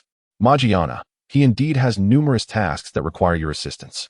Sugita Shinsuke has been added to the operator list. The mechanical maid bowed slightly. If you have any inquiries, feel free to direct them to Magiana. I have to make a trip to the organization. With Magiana's help in monitoring, the likelihood of leaks from Sugita Shinsuke's side is significantly diminished. In the future, we must also enhance the camouflage of the entity. Hello, Miss Magiana? Sugita Shinsuke hesitantly raised his hand in greeting. You can also input commands directly into the command line from outside. Mr. Sugita, Magiana replied with great competence. Next, please allow me to familiarize you with the company's official website interface. Meanwhile, Amuro Turu, during his report to the intelligence division yesterday, discovered that the organization's members were debugging a new program. This program, akin to a search engine, assists users in locating desired items, but operates with greater intelligence and efficiency. It not only identifies content containing specific keywords, but also recognizes synonymous terms and derivative content. Amuro Turu suspected that the organization had recruited new programmers in Japan, particularly a remarkably gifted batch or an individual. After some investigation, he found that the programming team had not seen any personnel changes in recent days. Instead, it was the Jin faction that received a considerable allocation of funds from the organization, which often signifies the addition of new members. But why would programmers be involved with the action team? Amuro Turu resolved to investigate personally. If possible, it would be ideal to employ a faked death strategy to covertly retrieve the talent. For Chom 17 Ban, Mahanaku, Asakawa Kazuki donned Edgar's shell, retrieved a white rabbit-eared leather coat from the hanger, and admired himself in the mirror. How kawaii. In an effort to establish a distinctive persona within the organization, Asakawa rummaged through his wardrobe this morning. Ultimately, he discovered a white leather overcoat tucked away at the bottom of the closet, likely abandoned by its previous owner for being too ostentatious, as the majority of the garments in the wardrobe were in darker hues. Akatsuka Kazuki, utilizing his skills honed from his past life in the meticulous crafting of cosplay attire, deftly transformed an overcoat into a whimsical rabbit-eared hooded jacket. The ears and the hood's trim were inspired by the semicircular ears of Magiana as he made his way directly toward the organization's training base. Thus, the dark-skinned golden retriever and the light-skinned golden retriever serendipitously crossed paths at the entrance of the base. Amuro Turu gazed at this peculiar figure, attired as if ready for a masquerade ball, and found himself lost in contemplation alongside the security guard at the door. Isn't this the very character from my past life's performance of the wooden cabin? The one who didn't become a maid or seek employment? He mused. I am Kurabino, and here is my organizational mobile device, along with my identity verification from the organization's website, Kazuki declared, unveiling his phone to display the web page. Am I not mistaken in my route? When did the organization begin recruiting minors, particularly foreign children who appear even younger than they are? The security guard, in a daze, opened the access gate. Are you a member or an officer of the organization? Kazuki inquired of the still-dazed Amuro. Bourbon, Amuro replied, shaking off the mental fog induced by the thought of the organization employing child labor. Intelligence team. I suppose I would fall under the action team. Though I'm not entirely certain, Kazuki responded. I've never encountered a member with such youth within the organization. Are you capable of handling a sniper rifle? Amuro jested. While I am aware of your probing nature, I have taken note of this slight, Kazuki retorted. Asakawa Kazuki displayed an obliviousness to sarcasm, stating, I possess no lethal methods. It is solely due to Senior Jin's intervention that I am alive. He avenged my murdered parents, which is why I am willing to follow him. Fortunately, the organization also requires my programming skills. How is this not the truth? Asakawa wore a resolute expression, as if to convey his deep gratitude for the life-saving favor. Ready to face any peril for the organization. Jin saving lives? Assisting in vengeance?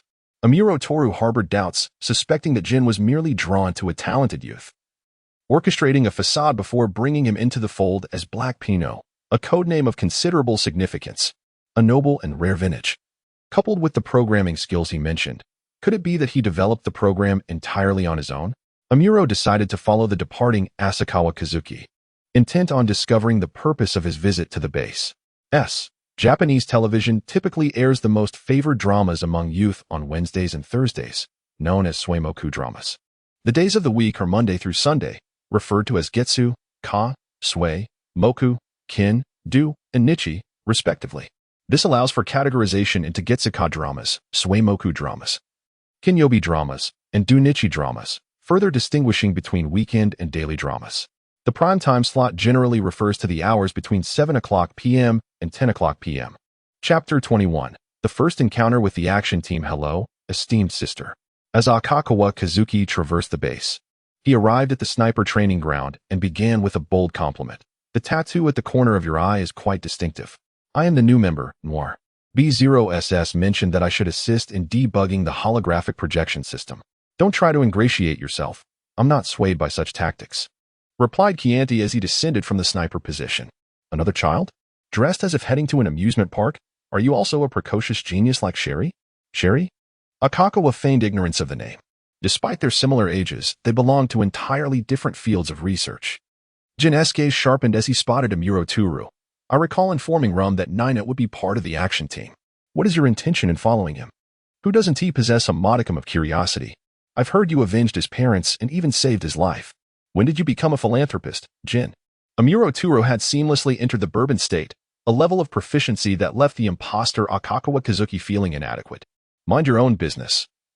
Bourbon Noir's swift rise within the organization speaks volumes about his capabilities. Jin turned his attention to Asakawa Kazuki. Now that you're here at the base, you should have a solid grasp of the holographic sniper training, right? Just a few parameter adjustments are needed, but first, I need to familiarize myself with the sniper rifle. Though he had not given the matter much thought in recent days, now that the client inquired, he was prepared to proceed. Head to the sniper platform, Cohen, and fetch an M24. At Jin's command, Cohen, who had remained silent since entering, stood up and retrieved a rifle from a nearby rack. Have you ever handled a firearm before? Any type will do. No. Cohen fell silent for a brief moment before continuing his introduction. This is the safety, and this is the trigger. Loading mechanism. Cohen, a highly capable ally from the Black organization. Akanishi Kazuki awkwardly set up his sniper rifle and fired a shot at a target approximately 500 yards away within the holographic projection, only to be immediately toppled by the recoil, leaving the bullet's destination a mystery. Ha ha ha. Has he truly never even touched a gun before? Without any regard for the new companion's dignity, Chianti offered a merciless mockery, showing no sympathy for his struggles with a stationary target. Akashikawa Kazuki nonchalantly straightened his posture and inquired, could you demonstrate it once, Senior Cohen? I find myself unable to grasp it on my own. I could always resort to a cheat. Without uttering a word, Cohen raised his firearm, made a slight adjustment, and struck a target 500 yards away with a single shot. Akagawa Kazuki turned off the scanner and clapped his hands appreciatively. Perhaps you could start with a target at approximately 200 to 300 yards, Cohen suggested as he set down his firearm. This is a scenario I often practice with Chianti. Allow me to give it another attempt. I have always been a quick learner. As Akagawa Kazuki gradually adjusted his posture, Jinjio observed that he was mimicking Cohen's gun-holding stance, even down to his breathing rhythm. He set aside the cigarette that was poised at his lips, focusing intently on the bottle of new liquor before him. The depths of Akikawa Kazuki's eyes reflected a faint blue glow as the target image situated 500 yards away, was brought to the tip of his nose, the muzzle flash erupting. The target fell in response. Even Amuro Turu, leaning against the wall, could not help but straighten up again. This is impossible. This fellow must have had prior experience with sniping, just like that black rye. Kiani found it hard to believe. No, it truly was his first encounter with a firearm, adjusting the distance to 1,000 yards. Jin approached. How could this be, Cohen? Did you notice anything while teaching him? Is it truly his first time handling a gun? Kiani grasped Cohen tightly. Cohen remained silent in that same position. But could there really be someone in this world so extraordinarily gifted? Look at me, Jin commanded, retrieving an AWM from the rack. He opened the gun's support, kneeling slightly as he brought his eyes close to the scope, pausing significantly longer than Cohen before landing a shot. Jin rose, relinquishing his position to Akikawa Kazuki. Maintain the stability of your hands.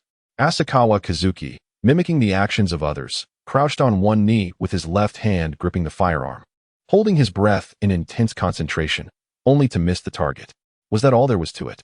In truth, Jin harbored a lingering hope that among the new generation within the organization, a sharpshooter with talent rivaling that of Akai Shuichi would emerge, a rare find indeed. For a steadfast and reliable marksman is doubly rare. Akikawa Kazuki felt somewhat awkward, as Jin's height surpassed his by a full 12 centimeters, rendering the adjusted stand rather unwieldy for him. Akasawa Kazuki silently lowered his gun, commencing his practice of adjusting the height of the stand. The other onlookers in the training ground fell into a hushed silence. Gianti felt an urge to utter a few taunts, but was deterred by Cohen's subtle glance. She glanced at the expressionless yet evidently expectant eyes of Jin, ultimately deciding against speaking further. At that moment, Vodka entered the scene. He had intended to break the silence, but, upon witnessing the silent exchange between the two snipers and sensing the gravity of the atmosphere, prudently opted to remain quiet. As Akikawa Kazuki adjusted his stance once more, he fixed his gaze upon the target through the sniper scope, allowing the faint sounds around him to gradually fade away, his heartbeat synchronizing with his slow breaths. The bullet erupted from the barrel, and after what felt like both an instant and an eternity, it struck the target's head. Simultaneously, Kazuki seemed to be struck himself, collapsing to the ground. Those present were momentarily taken aback, instinctively stepping forward. However, Kazuki rose to his feet, hastily shoving a pre-prepared candy into his mouth, muttering, "These chew, lack intelligence, chew, and the others don't even flee upon witnessing a corpse. What is wrong with them?" Although Kazuki had a history of feigning blindness at the amusement park, Jin, acknowledging his sniping genius, expressed a degree of concern. "This method of shooting could overload my brain, leading to hypoglycemia," Kazuki remarked, rephrasing the energy consumption of his plugin. "Can others also overload their brains in this manner?" Amuro Tura interjected curiously. "I've never seen anyone else utilize this. It's akin to Holmes' mental library, requiring some innate skill," Kazuki replied, pride glimmering in his eyes. "Perhaps it resembles Kurosawa's color card memorization technique, a unique skill of others," Jin speculated.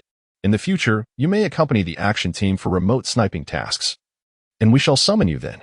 Jin recognized the potential of the new recruit but doubted his obedience, concluding that it would be best to keep him as a trump card for special circumstances, rather than risking him fainting during a mission and hindering their retreat. "Action team. Cool," Kazuki said, standing up and heading towards the rows of equipment down the staircase. Organization Sniping Training Ground. Direction TV 459, 4 o'clock. Jin's sniping prowess remained uncertain, though he largely acknowledged standing snipers at 800 meters, with Kiani and Cohen both at 600. In the midterm, Akai Shuichi was recognized for a standing shot at 1,300 yards, with later performances not taken into account. The furthest real shooting range is 3540 m, utilizing a TAC 50 with a 16x scope. Both Jin and Akai Shuichi are left-handed, while Kazuki, undeterred by the typical human brain lateralization, proves equally adept with both hands. M24, Cohen's standard firearm. It entered service with the U.S. military in 1988, with a range of 800 m and a caliber of 7.62 millimeters, possessing a magazine capacity of 10 rounds. AWM sniper rifle, Akai Shuichi's preferred weapon.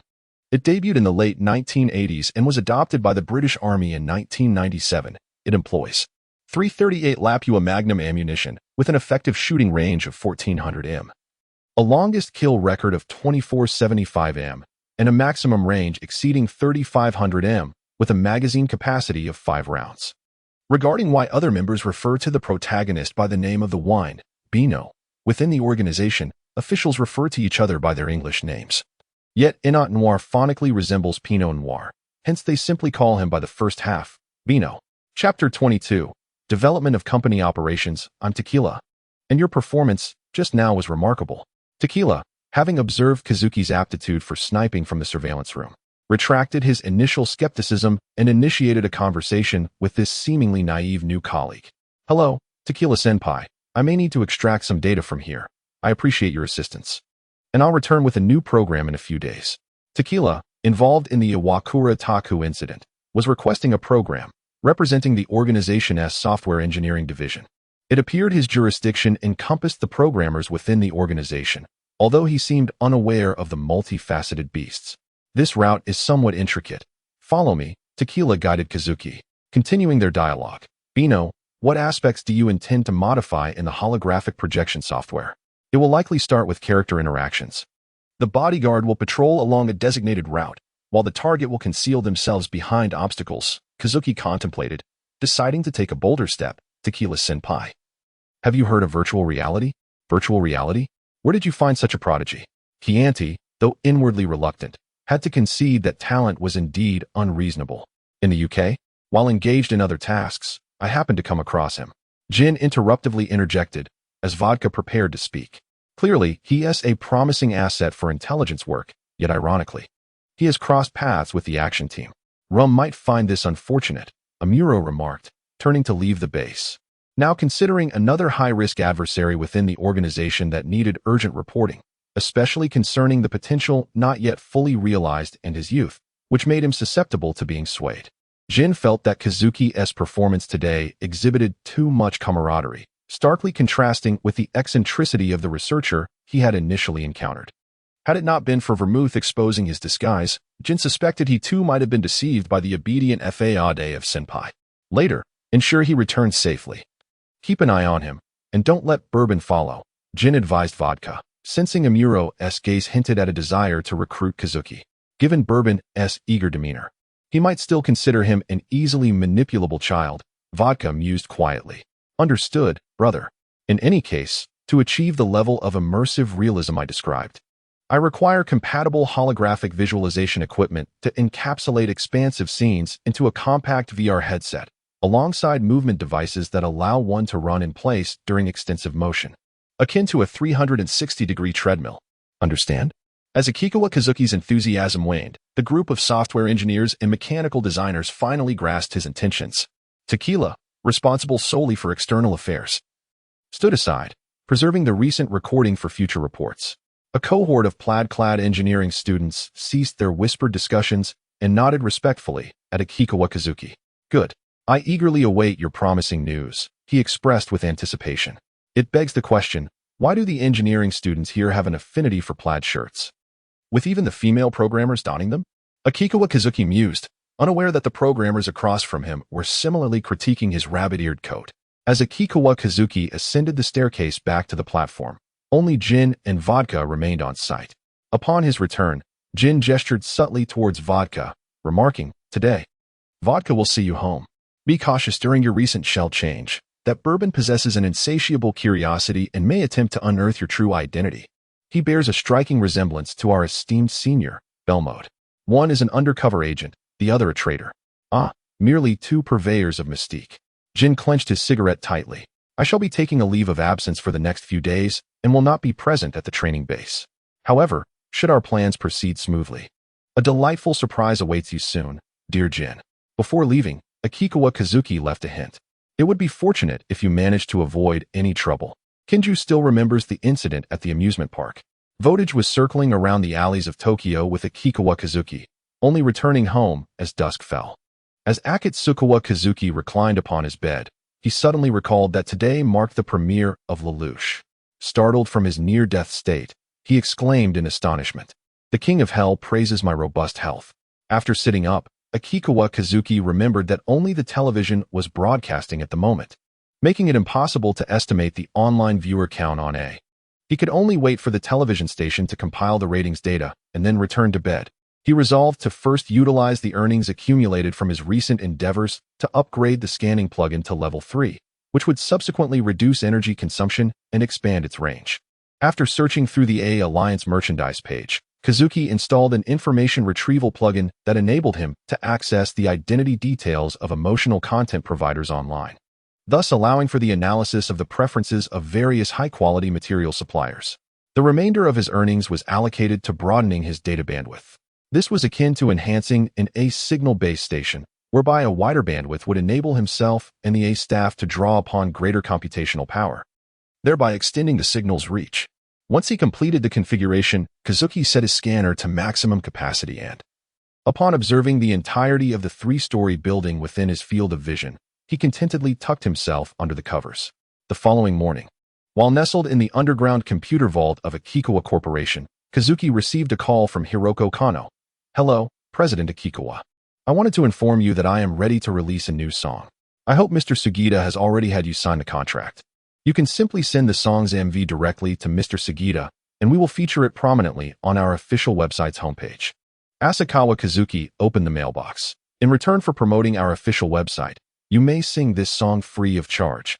Additionally, here is the music video and score for the idle animation I previously proposed. If you find the storyline suitable, feel free to discuss it directly with Mr. Sugita."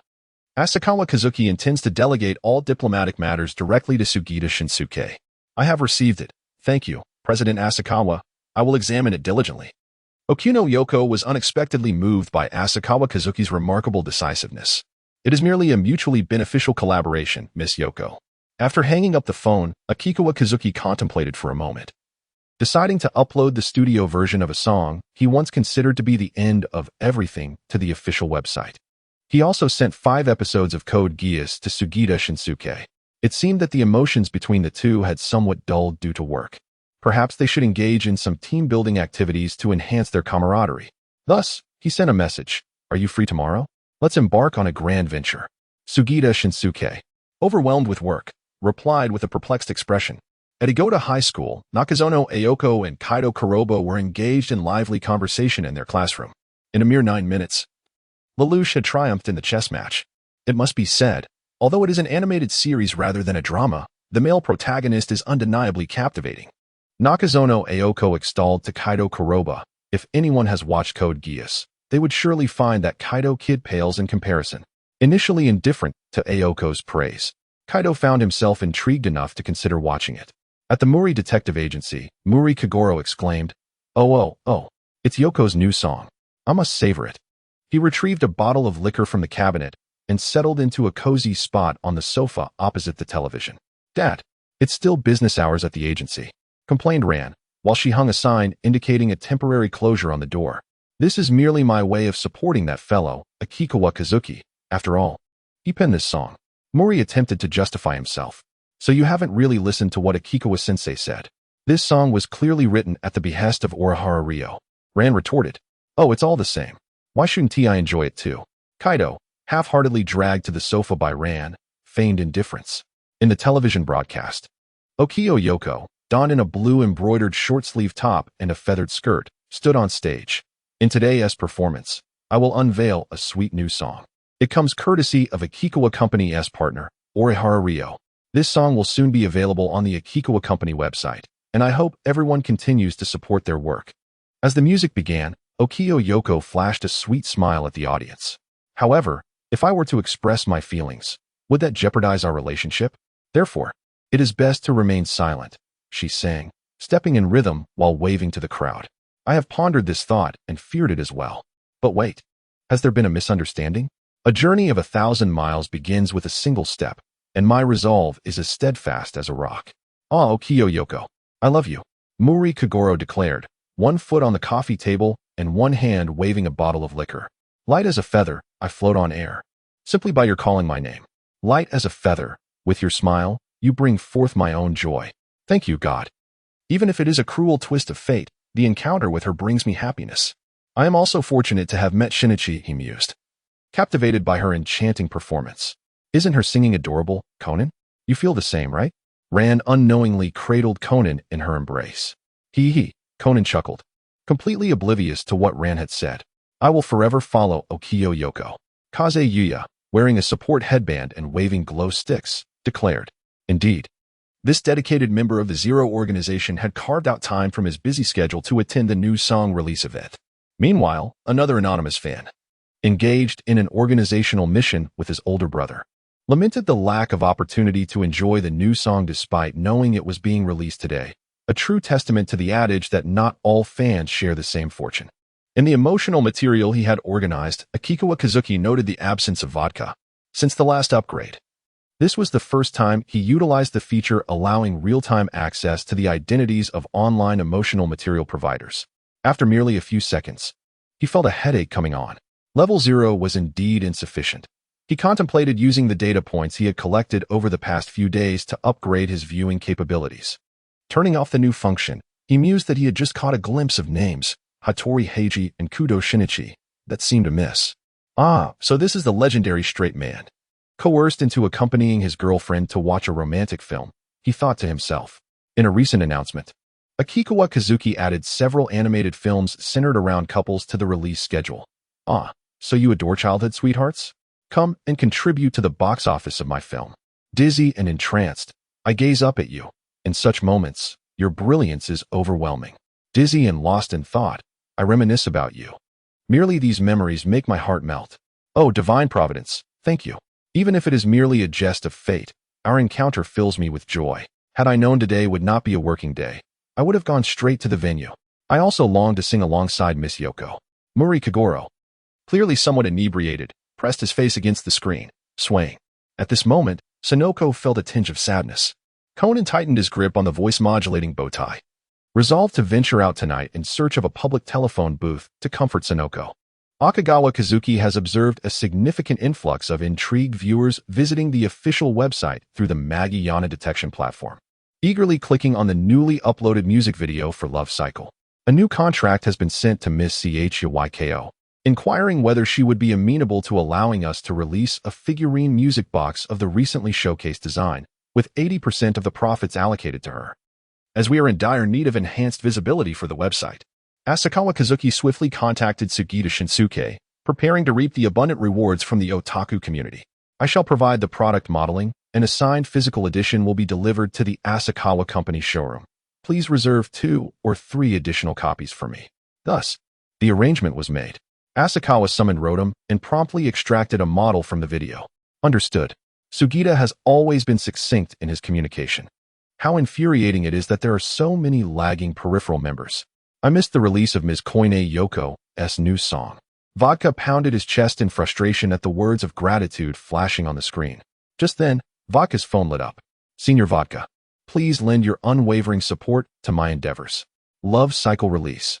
Asakawa Company official link. How fortuitous this is, dear Korobino Koen. Vodka, filled with fervor, watched the entirety of the performance and was about to post a lengthy composition online when he noticed a new message from Asakawa Kazuki. Senior Vodka, a new product is in preparation. Would you like to place a reservation? Koine Yoko figurine, Love Cycle Special Edition presale at Asakawa Company official link. Oh my. From now on, you shall be my most cherished comrade, Korobino Koen. Vodka, enchanted by Asakawa's friendly overtures, momentarily forgot the initial eccentricities he had witnessed, diving into the role of a venerable senior receiving offerings. I'll reserve one. Thank you. He managed to maintain an air of composure befitting his status, suppressing the urge to demand 100 copies outright. Meanwhile, on the other side, Muri Kagoro exhibited far less restraint. I want to order 3 copies. However, before he could send the message, Rand snatched the phone away. Isn't that excessive? Why order 3 identical figurines? One for collection, one for display on my desk, and one for my bedroom, Muri mused, unable to stifle a chuckle. This figurine costs a whopping 50,000 yen. Get a grip. The thrifty Ran admonished. This figurine is a gift for Uncle Muri. Consider it a token of gratitude for the hospitality that evening. Asakawa's message arrived. Oh dear, since you've put it that way, I shall graciously accept. Muri exclaimed, leaping forward to agree. Love Cycle, featured in Kana Hanazawa's album released in 2010, the opening theme of the Bekemonogatari TV anime. 50,000 yen is approximately 500 renminbi. Chapter 24. The mantis stalks the cicada 4 to 17, Mihua Town having made prior arrangements the day before. Sugita concluded his morning work and arrived at Asakawa's residence. You must have seen that person, right? As Akagawa Kazuki pulled him to the window, he pointed at a shadowy figure lurking behind the railing and remarked to Sugita Shinsuke. It seems that after watching the romantic cycle premiere yesterday, he couldn't even sleep well. And now he's lurking there waiting for me before dawn. Sugita Shinsuke adjusted his crooked glasses and replied, I believe it would be prudent to entrust the organization to handle such perilous individuals. The outer members relish these effortless tasks related to the cadre, as they serve to bolster their credentials. No, he insisted. I shall not allow any potential clues that could compromise our identities to escape. I will personally resolve this matter. As Akagawa Kazuki entered the changing room, he emerged clad in a chic black jacket and denim jeans. Edgar remarked, however, Our primary mission today is to locate the lost gold. Asakawa Kazuki tucked his phone into his pocket. The side quest was to deal with this unclear reality presented by the Little Calamity. As a member of the finance department, he did not possess formidable combat prowess. Senior Brandy remarked that he had once crushed someone beneath a vending machine. Asakawa Kazuki shattered Sugita Shinsuke's facade of elitism with his words. It was merely an outburst of latent potential fueled by anger. Such a tailored suit concealed substantial muscle, yet could unleash such formidable strength. What an otherworldly phenomenon, akin to Haiwa Island's Shirzwa Hiwajima. Asakawa Kazuki clicked his tongue in astonishment. Now, he needed to feign urgency.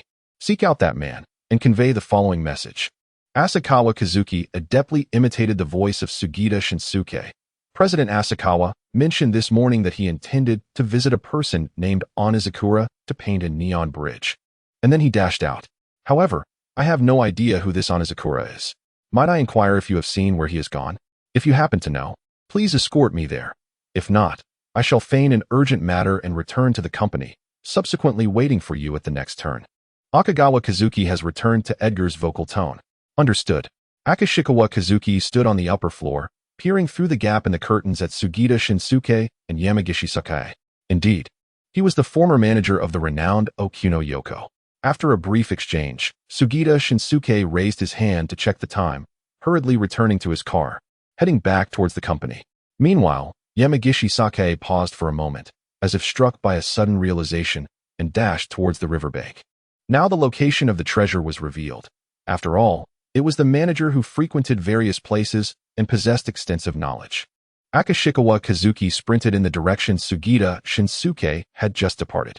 Hurry, officer. Follow that car ahead. He has stolen my invaluable treasure, exclaimed Akashikawa Kazuki, dramatically patting Sugita Shinsuke on the shoulder as he entered the vehicle. Sugita Shinsuke adjusted his glasses, maintaining an air of aloof sophistication as he trailed behind Yamagishi Sakai at a distance. Yamagishi Sakai parked the car in front of a towering building adorned with the ominous Oni Sakura sign, surveyed the surroundings, confirmed the location of the bridge, and disembarked to pick up a steel rod. Asakawa Kazuki gestured for Sugita Shinsuke to conceal the vehicle in the alley. Observing Yamagishi Sakai confidently entering the building with his weapon in hand, he sighed and remarked, Mr. Sugita, have you ever perused the prints? Asakawa Kazuki extracted a baseball bat from beneath the back seat, whereupon he encountered a certain phrase, either flatter a person or bring them to ruin. For individuals often seek vengeance over trifling grievances while remaining powerless against mortal wounds. Moreover, this is the realm of Kikaku, where one either commits murder or becomes the victim. Yamagi Aiki ascended to the highest floor of the dilapidated building, yet he found no trace of Asakawa Kazuki, but instead, a gleaming gold coin lay on the ground. His eyes brightened involuntarily as he reached down to retrieve the coin. At that very moment, a voice echoed behind him. Now sh ta. Before he could turn, a baseball bat struck the back of his head, deftly rendering him unconscious.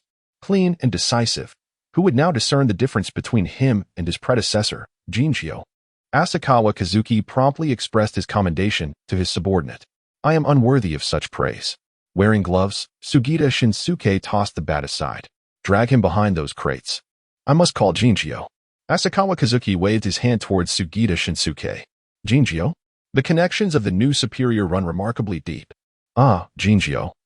Why have you taken so long to answer? Are you busy? Speak plainly. The frustration of Jinjio, working overtime, nearly seeped through the screen. Do you remember the surprise I mentioned before?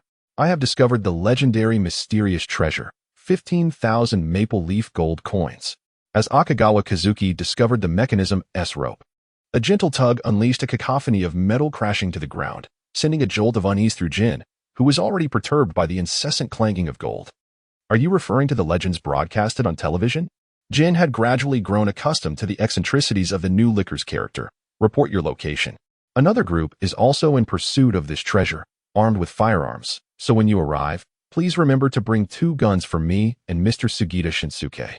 After relaying the coordinates, Akagawa Kazuki felt compelled to add, there is no need to be overly cautious. Akanishi Kazuki gazed wordlessly at Vodka, who was clutching a bag of hand grenades. Where are the enemies? Jin had already disengaged the safety on his pistol, scanning the surroundings before his gaze settled on the unconscious Akanishi Sakai. It seemed unlikely they would arrive imminently. Akanishi merely wished to make Jin aware of the precariousness of their situation, hoping to procure a firearm for self-defense. Jin's eye sharpened. Perhaps it was time to shift the conversation. By the way, this is Sugita Shinsuke, my boss. The one lying down is the assassin sent to kill me. Akanishi noticed the chill in Jin's gaze. Did you bring that poison, senpai? May I borrow a grain? Jin handed him a capsule, saying, if you use this to kill someone, be sure to follow up on the aftermath. Rest assured, I shall keep a watchful eye on him. Akanishi promptly shoved the pill into Sakanishi's mouth, nearly rousing him, only for Sugita to strike him with a baseball bat. Vodka nodded in approval. Decisive action. Now this is what a good teammate looks like. Before that group of Italians arrived, they needed to relocate the gold coins. Akanishi stuffed the coins that Sakanishi had picked up into the corpse's hand. Mr. Sugita is quite strong. He can certainly lend a hand. Jin, somewhat puzzled by Akanishi's intentions, merely waved for Vodka to assist as well. As dusk settled, they had transferred 9 of the coins. 1 remained in the dying Sakanishi's grasp, while Akanishi kept the last as a memento. Jin's demeanor grew more cheerful as the weight of the coins pressed down on the compartment, aligning perfectly with Akanishi's desires. He sought more than just this solitary coin. I beg you, Senpai Jin. Akanishi clutched Jin's coat tightly. I promise to hide the gun properly and never use it without a disguise. How can the action team function without a firearm? Are you going to revert to that obedient, rookie persona the moment there's an outsider? Jin was reluctant to engage. But Vodka interjected, brother, what Bino said holds merit. Jin shot Vodka a glare, suspecting the lad had some secret rapport with Akanishi. Nevertheless, considering Akanishi's substantial financial contribution to the organization, Jin reluctantly retrieved a firearm from his coat and handed it to him. As Akagawa Kazuki took a look at the item, a Glock 19, his face lit up with joy. From now on, I shall also endeavor to seek treasures. Jin, closing the car window, requested that this bottle of insatiable new wine be consumed alongside the exhaust fumes of the Porsche. During the process of the detective team being captured, the robbers brandished their firearms without hesitation, and the clattering of gold coins falling to the ground failed to attract any onlookers. As the vicinity of the building was largely deserted, the Glock 19, introduced in 1988, is one of the most widely utilized handguns, a compact version of the Glock 17, accommodating either 15 or 17 rounds of 9mm ammunition. Its design allows for discreet carrying, easily tucked into a belt without revealing any flaws. Its structure is simple, enabling disassembly within a minute using a pin, and it is affordably priced. Chapter 25, The Treasure Hunt Adventure, Part 1.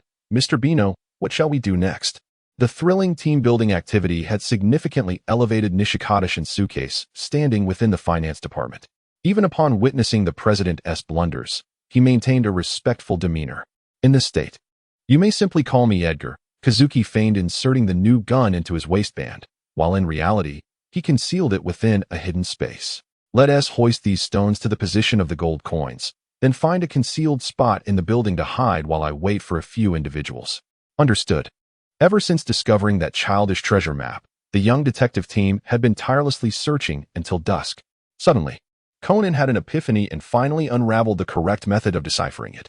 Thus, these codes represented the treasure map arranged alongside the neon lights. With a breakthrough achieved, Conan urged his 3 companions to run. The first, the second have been found, and the 6th neon light is right there. Conan pointed towards the building adorned with the Oni Sakura sign. The trio, having run from school until the streetlights flickered to life, panted under the glow. Hey, Conan. Is the treasure really here? Jinta asked, wiping the sweat from his brow. Yes, because next to the sixth figure, it says 0R0. However, despite our search until now, we have yet to locate the last fish figure drawn. Conan frowned in contemplation. That is indeed expected, for this area is merely a residential street devoid of anything. If anything exists, it must be the nearby river. Upon hearing Hikaru's remark, Jinta immediately became animated, and after a series of grand declarations, he dashed toward the riverbank. Oh my, do Japanese children endure the cold so well? A hand reached from behind Jinta, grabbing the nape of his neck. Wearing shorts in January is one thing, but do you really wish to swim in the river? Conan was startled by the sudden voice in the darkness and illuminated by the light. He realized it was a familiar face. Is it you? Amusement park? Oh, young man, have we met before? Akagawa Kazuki, disguised as Edgar, tilted his head in scrutiny. It dawned on Conan that he had transformed into a child. Ha ha ha. I mistakenly recognized you. This blonde foreigner was not with those two men in black initially, but later seemed to be standing quite close to them. Could there be a connection? Conan glanced down at the stranger's attire, though the jacket is indeed black. What about those jeans? He squinted, struggling to envision the long-haired figure in black garb paired with denim. Oh, big brother, what brings you here to fish? Ayumi noticed that the foreigner was holding not a fishing rod, but a branch tied with a line. Indeed, there is a sign prohibiting fishing right beside you. Hikaru pointed at the sign that Kazuki had used as a backrest. As Akikawa Kazuki glanced back, he replied, No, Janin, I cannot read. The trio of children raised their eyes in disbelief, exclaiming, Did you not just speak so fluently? Conan was at a loss for words. This older brother was as absurd as he had been at the amusement park, even misusing English grammar. So, did you catch any treasures? Perhaps a treasure chest or something? Jinna gestured broadly with his hands, indicating something quite large. Your Japanese is quite proficient. Akikawa Kazuki complimented him with a thumbs up. Stop teasing the little ones. Conan silently fumed. Just call me Edgar. I am not here to fish for treasure, the blonde youth explained. I had sushi at a shop during the day and wanted to make it myself. The one-eyed chef said the ingredients were salmon, vinegared rice, and seaweed. So I came to catch some salmon. He then revealed his findings, 2 3-centimeter fish in a plastic bottle.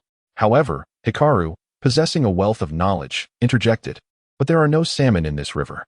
Salmon are fish of the sea. The young man appeared thunderstruck. I fished for an hour. Then why did you come to this secluded spot to fish? Conan quipped.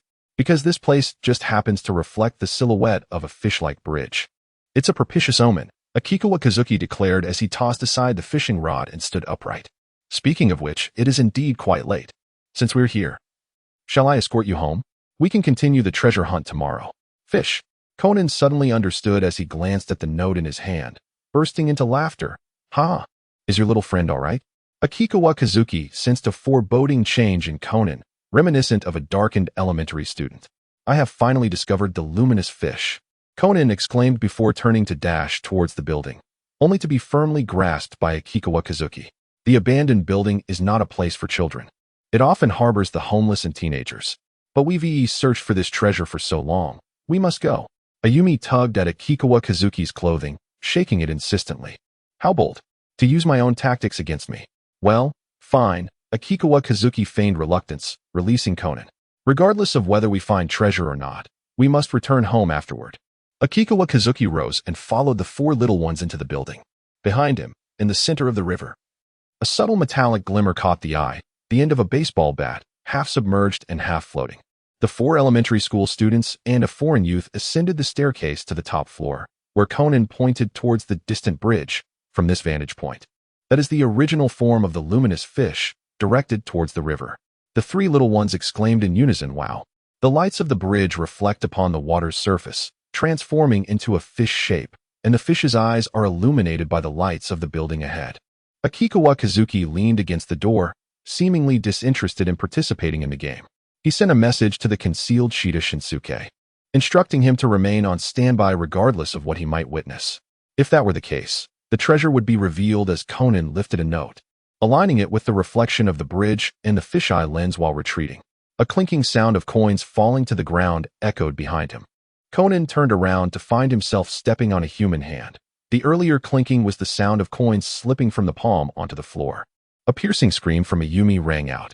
Startled, Conan and his 3 companions instinctively turned their gaze to the only adult present, a blond youth at the door, who raised his hands and slowly retreated into the room, a pitch-black M9 handgun pressed against his forehead. The M9 handgun, known from the popular game, was originally the Beretta 92F, adopted by the U.S. military in 1985 and renowned for its high accuracy and low malfunction rate, a reliable weapon often used by Jin. Chapter 26, The Treasure Hunt Adventure, Part 2, Dread-filled Conan. Had they unwittingly stumbled into a crime scene? He slowly stepped back, huddling in a corner with his friends. You have truly put me in a difficult position, little treasure hunters, the blond youth lamented. Who would have thought that a simple fishing trip would lead to an encounter with armed criminals? Hey, if you intend to kidnap for ransom, wouldn't you need a phone number first? What's the ransom amount? The trio in black disregarded Akikawa Kazuki, first toppling a box and then rummaging through the body. Finding nothing of interest, Conan scanned the vicinity and, upon raising his gaze, spotted a package hanging from the ceiling. There it was. Conan, who are those people? Hikaru inquired softly. I fear they belong to an Italian bandit group, Conan replied in hushed tones. A bandit group? Jinta and Akikawa Kazuki exclaimed in unison. So, the coins earlier. Ayumi recalled from a news report she had seen. Those coins were stolen from an Italian bank a year ago, orchestrated by our leader, Cabana. The foremost black-clad man approached. However, Cabana betrayed us and fled to Japan with 15,000 stolen maple leaf coins. We tracked him down, but he had already hidden the coins away. The black-clad man, resembling a skilled arrow player, continued through clenched teeth. No matter how we pressured him, he refused to disclose the location of the hidden coins. The only items we found in his room were these codes. Alas, we had no choice but to tip off the police about his residence, and with these codes, we could locate the hidden coins. Is it true that Japan lacks easily memorable house numbers? And why would you turn your own leader over to the police? Is it that unfamiliar territory makes finding a good burial site impossible? The true black-clad man expressed his disdain for the criminal techniques of his peers. While lingering at the art museum, the code was swept away by the wind. Observing you all gradually deciphering it, I intentionally allowed you to investigate, never expecting you would actually help us find the coins. The black-clad man pointed his gun at Conan's forehead. Speak. Where are the coins hidden? Concerning that, I do possess some rumors. Akikawa Kazuki suddenly interjected, this afternoon. The elderly lady who guided me while fishing mentioned that the trash passage in this building is rather concealed. Consequently, the construction team has marked it with fish-shaped symbols, inspired by the reflections of the bridges and rivers outside the window. So, it appears that the trash passage is indeed an apt hiding place. The man in black contemplated as he set down his firearm. If it were a trash passage, it surely wouldn't be located indoors. Conan was the first to grasp Akikawa Kazuki's intention. Indeed, you two, come with me to search for the trash outlet in the external corridor. The three men in black departed in unison. As Akikawa Kazuki turned to face the young detective team, he urged them to maintain silence. He deftly untangled the severed ropes and rose to his feet. The three genuine elementary school students could not help but gasp in astonishment. Whether it was for crafting a makeshift fishing rod or confronting danger, a versatile pocket knife always proved invaluable. With pride, Akikawa Kazuki twirled the knife, aiding the four young ones in slicing through the ropes. However, he cautioned Jinta, who was impulsively ready to charge forth, stating that they would undoubtedly encounter armed assailants, and he was ill-equipped to confront them. What should we do? Our parents. These three little ones are just children, Jinta lamented, his eyes brimming with tears. To give up now would be premature, Conan interjected, displaying the qualities of a true leader. If we unite our strengths, we still have a chance to escape. Then we shall follow your lead, young friend, the blond youth replied, raising an eyebrow. Well, look, coins are actually hanging from the ceiling. The voices of the young detective team erupted in excitement. What? The three men in black rushed in, standing directly beneath the bag, their faces adorned with expressions of surprise. Now's our chance, Conan shouted, as he and the four others seized the rope and pulled with all their strength, while the knife they had secured at the other end severed the mechanism's cord. Now's the time. Kazuki retrieved the knife, pressed a button on his phone, and sent the pre-written message. The bag from the ceiling plummeted onto the three men in black, and the young detective team stared in astonishment at the stones spilling from it. Simultaneously, a masked assailant suddenly darted from the entrance towards the three men, picking up a gun and aiming it in their direction. Run! Kazuki shouted, seizing both Ayumi and Hikaru, dashing toward the exit while Conan and Jinta, momentarily stunned, instinctively followed closely behind. It was only after they had escaped the building that Kazuki finally set the two children down, leaning against his knees to catch his breath. How can there be a fourth man in black? Ayumi exclaimed in fright. By the way, that corpse earlier seemed somewhat familiar, Conan pondered. Let's continue talking as we make our way to the police station, he suggested. As Akikawa Kazuki pushed the 4 children forward, he remarked, I told you it was unwise to venture into that abandoned building in the dead of night. Bandits and murderers congregate there. And that corpse likely belongs to the unfortunate soul who met his end later. Suddenly, a spark of insight flashed in Conan's mind. The absence of gold coins in the package suggests that someone had discovered it beforehand. If the body was clutching the coins, it is highly probable that it was a case of unequal distribution leading to a fatal misunderstanding. Brilliant. At last, they arrived at their destination. Well, I'll be on my way now, Akikawa Kazuki said, placing the children down across from the police station, ready to make his escape. Hey, big brother. Aren't you coming with us? Conan interrupted his thoughts, attempting to persuade him. My family will surely impose a curfew upon discovering my late-night outing. Given that I saved you all, I hope you can let me off this time. Asakawa Kazuki moved at an astonishing speed, vanishing into the distance as he spoke. What an enigmatic individual, Hikaru mused, shaking his head. It was indeed peculiar for someone to appear in such a place at such a late hour. However, if he were one of those 2 groups, he would surely have silenced us by now. Conan found himself perplexed. While the other children had already knocked on the police station's door, eagerly recounting the details of the case in a cacophony of voices, as Akasawa Kazuki turned into a narrow alley, he entered the vehicle of Sugita Shinsuke, receiving the M9 from his hand. Truly, our bank robbery team exhibits a more audacious flair. One cannot help but admire the exquisite contours of this firearm, a testament to the craftsmanship of the American military. Without hesitation, he tucked it away into his possession. In the storyline of the Shinkansen explosion, Conan's super sneakers make their debut, yet at present, Conan lacks any means of self-defense. Among the 3 robbers, only the dark-haired man is Japanese, which renders the other 2 silent. Chapter 27, Assassin, Sniper Now. The matter concerning Yamagishi Sakai appears to be resolved. One of the previously mentioned plan to position personnel from the financial department to act as agents for Koine Yoko. Akasawa Kazuki has decided to temporarily return to the responsibilities of the president. It is rather challenging, but after incurring some costs, success was ultimately achieved. Why do you not allow me to seek assistance from the Kira organization? With connections within the Japanese television network, this endeavor would proceed much more smoothly. Sugita Shinsuke, typically reliant on his network for shortcuts, feels a pang of frustration for not utilizing them this time. I have a premonition that the individual named Kira will inevitably cause trouble in the future. Akakawa Kazuki believed that his subordinate, Sugita, should exercise greater caution. In the future, maintain your distance from her, and refrain from direct communication with Yoko's agent. Let her remain in the shadows, awaiting instructions, while carrying out her usual duties. Furthermore, there was an urgent matter to address. Starting the day after tomorrow, it is likely that police officers will enter Akakawa Corporation under the pretext of conducting a tax investigation. Be prepared in advance. When inquiries arise regarding the works, deflect them to me. This is a narrative I conceived independently during my 2nd year of junior high, with a particular emphasis on the inspirations drawn from my reflections on the discrimination faced due to my Asian appearance. Asakawa Kazuki rehearsed lines in advance with Sugita Shinsuke. I understand. But why do you believe the police will come to investigate? Sugita felt he was somewhat lost in thought, for some secrets are not meant to be divulged. Asakawa, feigning mystery, blinked playfully. Why? Because the 4th episode of Code Geass, Lelouch of the Rebellion, is set to air tomorrow. When the climax unfolds, that phrase at Asaiba 0 will echo throughout Tokyo, uttered by every impassioned youth.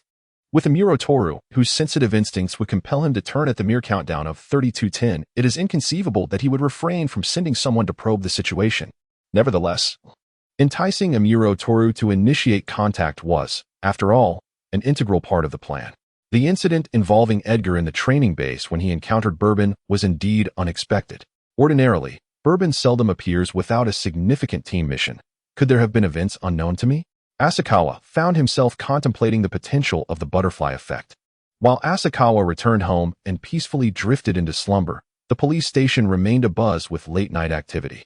4 elementary school students directed a police car, trailed by an armed SWAT team, sirens wailing as they arrived at an abandoned building. Upon storming the rooftop room, they discovered 3 unconscious robbers and a single corpse. Isn't that Yamagi's agent? Conan, illuminated by the police's powerful flashlight, finally discerned the face of the deceased. We found no traces of drugs in the victim's system. Considering the two severe impacts to the back of his head, it appears he succumbed to cranial damage, reported the forensic examiner. The gold coin bore only Yamagi's fingerprints, and the victim's neighbor mentioned Yamagi's mysterious movements in recent days, often leaving early and returning late. Coupled with your mention of the gold being stolen in advance and the later appearance of the dark-clad individuals, it is highly probable that Yamagi was entangled with nefarious forces and was silenced by his accomplices due to an uneven distribution of spoils, Officer Magyar analyzed. Conan rationally accepted this deduction, yet his instincts whispered that something was amiss. Lacking further evidence, he remained silent. Fortunately, you encountered kind-hearted foreign friends who came to your aid. As elementary students, you have already proven yourselves exceptional, Officer Magyar reassured as he affectionately ruffled the heads of the young detectives. We will thoroughly investigate the recent channels of gold trading. Now, off you go to bed, little ones. The trio buzzed with excitement, while Conan, burdened with a multitude of questions, was escorted back to the Muri Detective Agency. The following day, after a lunch of modest proportions, Asakawa Kazuki equipped himself with a floppy disk and ventured towards the holographic department of the training base, arriving slightly ahead of schedule. The platform was deserted. Perhaps Jin had taken someone away on a mission. As Akagawa Kazuki entered the equipment room, he found Long Jalan already waiting there. I didn't expect it to be completed so swiftly. Are we starting the debugging process now? Of course, let's seize the moment. Activate all systems at once. In this too. As Akikawa Kazuki connected to the disk, an empty expanse transformed into a port seemingly out of thin air. Subsequently, individuals clad in similar attire began to move about the scene. Indeed, Akikawa Kazuki and Arodum had directly transported the assassin, Hondu port from the sniper's realm. As for the rationale behind this choice, it can only be said that Akikawa Kazuki was profoundly impressed by the calamity that befell Calvados port. If he could glean even the slightest insight into evading snipers within the port's terrain upon completion of his training, at least his demise would not be so lamentably futile. Aside from the enhanced clarity of the scene and the vivid expressions of the characters, there seemed to be no substantial advancement. Tequila inwardly scoffed. You are undoubtedly pondering the apparent lack of difference. Akikawa Kazuki boldly ascended the platform, asserting, such matters become evident after a few shots. As Akishikawa Kazuki and Tequila each selected a sniper rifle, they ascended to the sniper platform of the mechanical arm. Unbelievable! Such a sniping exercise is exceedingly exhilarating. How did you conceive of this? When Tequila descended, he was still reluctant to part from the experience. Shoo, let us keep some suspense. This is a surprise I have prepared for the action team, he remarked. Akishikawa Kazuki curtailed Tequila's eager desire to share. Indeed, Tequila decided to remain tight-lipped for now, hoping for more sniping scenarios in the future. After the sun had set, the action team finally returned to the training base, resembling a group that only reappears at night. You have finally returned. I have brought you a new game. Shallow River and Kiwa stood before the expansive holographic projection, encountering an auto-shrug, a groundbreaking masterpiece. The Hitman 47 series specialized training scenario number 1, Hando Port. What a surprise. It merely increased the patrol routes of the bodyguards. Chianti scanned the patrolling NC and found no discernible challenge in the new setting. Speaking of which, it seemed that the 5 hostages among those individuals were none other than the 5 of us. Cohen, peering through the scope of his sniper rifle, noticed the central area of the patrol route. The narrative of this scenario unfolds as follows. Akitsukawa cleared his throat. One day, an undercover agent from FB abducted a vital research personnel from the organization's Research Institute. Fortunately, just as they were about to flee, the organization severed their communication with FB headquarters, leaving them in a state of panic. If they detect the organization's assassin, they will immediately eliminate the hostage. Our task now is to discreetly eliminate 3 crucial targets: the undercover agent, their superior, and their accomplice, while also attempting to neutralize the remaining 12 FB agents without raising an alarm. So many individuals, and without alarming anyone. How is that even conceivable? Chianti thought it might be better to let the organization's researchers perish, to add a layer of immersion. The hostage bears a striking resemblance to the individual on the sniper platform. Killing the hostage would evoke the sensation of having perished oneself. This is merely to cater to the peculiar whims of certain designers, specifically Akitsukawa. The Hitman series debuted with Hitman, codename 47, released in 2000.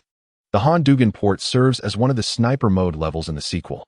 Chapter 28. Is the assassin truly this entertaining? Do you require me to demonstrate? This afternoon, I scored over 200,000 points while playing alongside my senior, Tequila. Points? Vodka inquired. Precisely this. Akatsukawa clapped his hands, causing a blue screen to materialize beside the sniper platform, displaying only two names, Black Pinot 247,000 and Tequila 155,000. You will grasp the scoring rules as you play. There is no need for further elaboration. Let us commence. With a wave of his hand, time within the projection commenced its flow. Jin meticulously observed the layout of the scene, directing Conan as he would during typical missions, aim for the agent at the edge of the deck. Conan fired, striking the agent, who plunged into the water. And a series of numbers floated on the side scoreboard. Headshot 1500, hidden target 2000. Headshot. Hidden. Jin began to comprehend the mechanics of this particular mission.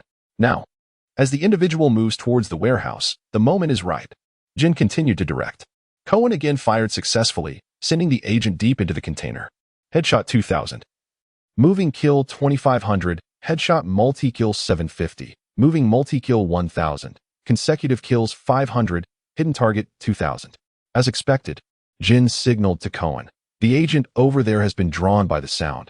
Eliminate them using the same method, and then you shall try on your own. Conan fired once more, but hesitated momentarily, as he was accustomed to Jin controlling the entire mission flow. He could only shoot upon Jin's command. Now, suddenly thrust into a free mode, it felt somewhat disconcerting. Conan cautiously assessed the situation, continuing to eliminate agents from the periphery. As he approached the female accomplice of the undercover agent, she was surrounded by 3 agents, forcing Conan to explode the electric meter to draw attention. However, after the first agent was dispatched, he was unable to aim precisely due to the time constraints, resulting in the second agent merely sustaining a shoulder injury. With a scream, the female FB agent fired a warning shot into the air, and the undercover superior beside the hostage drew their weapon, fatally shooting the researcher, Conan. The screen faded to gray, a large failure emblazoned across the void. Through his own exploration, he nearly unraveled the scheme. Indeed, the action team was remarkable. Nonetheless, Akatsukawa took on the role of a critic, expressing discontent over the loss, wary of exacerbating the situation, lest he be excluded from future missions. The new scenario proved to be quite beneficial. Conan, typically reticent, unexpectedly spoke up. Unlike previous scenarios focused solely on precision, this one incorporated human interference and environmental utilization. Jin pondered, this is quite suitable for cultivating versatile operatives capable of solo combat. Speaking of which, could this FB undercover agent refer to that individual? Vodka was aware of his superior's sensitive triggers. Akikawa Kazuki was, of course, unaware. Who was that person? Which individual? Katoja took another drag from his cigarette. How did you conceive of these 3 in? C.S. Isn't this the typical ensemble found in American films? A versatile male protagonist. A female lead in high heels who undertakes missions while maintaining a flirtatious rapport with him, and a classic senior supervisor. Akagawa Kazuki added. If all players are not eliminated within a limited time of 15 minutes, the protagonist FB will notice the anomaly and will use a sniper rifle to blow off the players' heads. Regardless, they won't truly perish. I am determined to obliterate that FB's head. Kiani has already envisioned the scene of pursuing FB from Japan to America, fully upgraded and armed. Will there be more quests like this in the future? Jean Gio believes this project holds significant potential for development. The assassin. Sniper has plans for 2 or 3 new missions, awaiting the researchers to produce virtual reality devices, paving the way for authentic assassin training. Immersive, to say the least. Asakawa Kazuki employed the ancestral art of scientists to concoct grand visions for the leaders. I shall await the outcome with bated breath. Alas, Qingjiao only consumes authentic delicacies. Haha. Perish, FB. The maniacal laughter of Chianti reverberated throughout the venue. As Akagawa Kazuki peered cautiously, another skilled assassin emerged. The deck of the ferry was ablaze with chaos. Agents took refuge behind cover, communicating through their walkie-talkies. In an instant, the protagonist, FB, set down his device and expertly shot out Kiani's sniper scope, bringing her nefarious actions to a swift conclusion. Startled yet exhilarated, Kiani glanced at the scoreboard, exclaiming, "What? Why is my score so low?" After a flurry of actions, her points totaled a mere 2,500. Although labeled as a side mission, one should not presume it to be merely a game. Jin, crossing his arms, spoke with the air of a capitalist. The bonus for this month will partially reflect this scoreboard. Vodka, uninterested in sniping. was eager to try his hand at the sniper rifle. However, Conan, who was watching the spectacle, could no longer conceal his troubled expression. Meanwhile, Jin encouraged his sniper while instructing the newcomer, "Come over here and hand your phone to Vodka." As Akagawa Kazuki obediently retrieved his phone, he observed Vodka departing with it in hand. Jin led Akagawa Kazuki to another training ground. "Have you ever practiced close combat?" he inquired. "Not really," came the hesitant reply, a sense of foreboding washing over him. It was no wonder he had previously resembled a cat with its tail set ablaze, darting around in panic. Jin shed his heavy overcoat, the sound of it hitting the ground resonating like a 5-kilogram iron block. "Let's practice," he declared. In the midst of his banter, Akagawa Kazuki removed his loose Magi Ayana cosplay jacket, revealing a sleek, sleeveless black bodysuit underneath. Subsequently, he slipped off his shoes, standing barefoot on the training ground. Jin scrutinized him from head to toe. His tall frame and smooth muscle contours gave him an appearance reminiscent of a wildcat, poised and ready. With a slight shift of his body, Jin raised his left leg and delivered a sweeping kick aimed at Akagawa Kazuki's waist. Asakura Kazuki bent forward, evading the kick with a backward arch. Jin seemed to have anticipated his move, swiftly pivoting on his left foot and sweeping his right foot towards Asakura's shoulder, who was in a crouch position. Startled, Asakura leapt off the ground, astonishingly reaching a height of 1.5 meters. In midair, he recognized a prime opportunity for counterattack and aimed a knee strike towards Jin's chest. Jin, however, crossed his arms to block the assault, allowing Asakura to use the momentum to execute a backflip and land on the ground, creating distance between them. Jin was quite astonished by the newcomer's agility, recalling that most of the members he previously trained were of foreign descent, tall and robust, relying on sheer power. Perhaps this young man could handle some specialized infiltration tasks. While contemplating, Jin beckoned Asakura to approach and attack proactively. Akagawa Kazuki stretched his legs and scrutinized Jin's posture, attempting to discern a flaw, yet found none. Unable to locate any weaknesses, he resolved to create one. Lowering his stance, Akagawa charged forward. Jin raised his arms, poised to block the impending attack. However, at that moment, Akagawa leaned backward, transitioning his movement into a sliding kick. As he approached, he deftly supported himself with his hands, exhibiting an agility surpassing human limits. Twisting his lower body a full 180 degrees and lifting his foot to strike at Jin's chin. Jin tilted his head to evade the kick and, with an agile motion, seized the waistband of the inverted Akagawa, flinging him away. Asakura Kazuki soared through the skies. "Huh? Wait a moment, my friend. Did you grow up on Popeye spinach? How can a person weighing 130 kilograms claim to simply toss someone away?" As Akasawa Kazuki stumbled slightly upon landing, Jin had already advanced towards him. Thrusting his knee against the junction of Kazuki's chest and abdomen, Kazuki felt a jarring impact, bending forward to cough. Jin stood his ground, refraining from further aggression. It seems he only possessed some flashy, unorthodox techniques, which explains the scarcity of action scenes. Has Senior Jin also watched the rebellious Lelouch? Despite the pain, Kazuki's mind remained sharp. Could it be for the mechas? Jin offered no explanation. The narrative was laden with sentimental elements, and war is no trifling matter. You merely wish to see the protagonist rampaging, don't you? I fully comprehend your sentiments, dear audience. Rest assured, Senior Jin, there will be ample grand battle scenes in the future. I hope Jin truly prefers mechas. The knife is a hallmark of classic animation, an experience not to be overlooked. Vodka entered, holding a mobile phone. Big brother, the memory card and authentication have been successfully transferred. Jin took the phone and handed it to Kazuki. With the assistance of Multibeast A, the organization has accelerated the equipment upgrade process. This batch of new phones now includes video and photo capabilities. Furthermore, the organization has optimized the internal communication website, allowing for image uploads and location sharing. Vodka has already added you to the Action Group's chat room. Wow, cool. How is it that your technological updates are in sync with those over at Conan S? As Akikawa Kazuki took the phone, his eyes sparkled with excitement as he addressed Vodka. "Vodka-senpai, may I reserve new equipment from the armory?" Vodka glanced at Jin, who offered a knowing look. With a name like Pinot Noir, Kazuki certainly had the credentials. Jin, however, felt a twinge of unease. What exactly do you intend to do?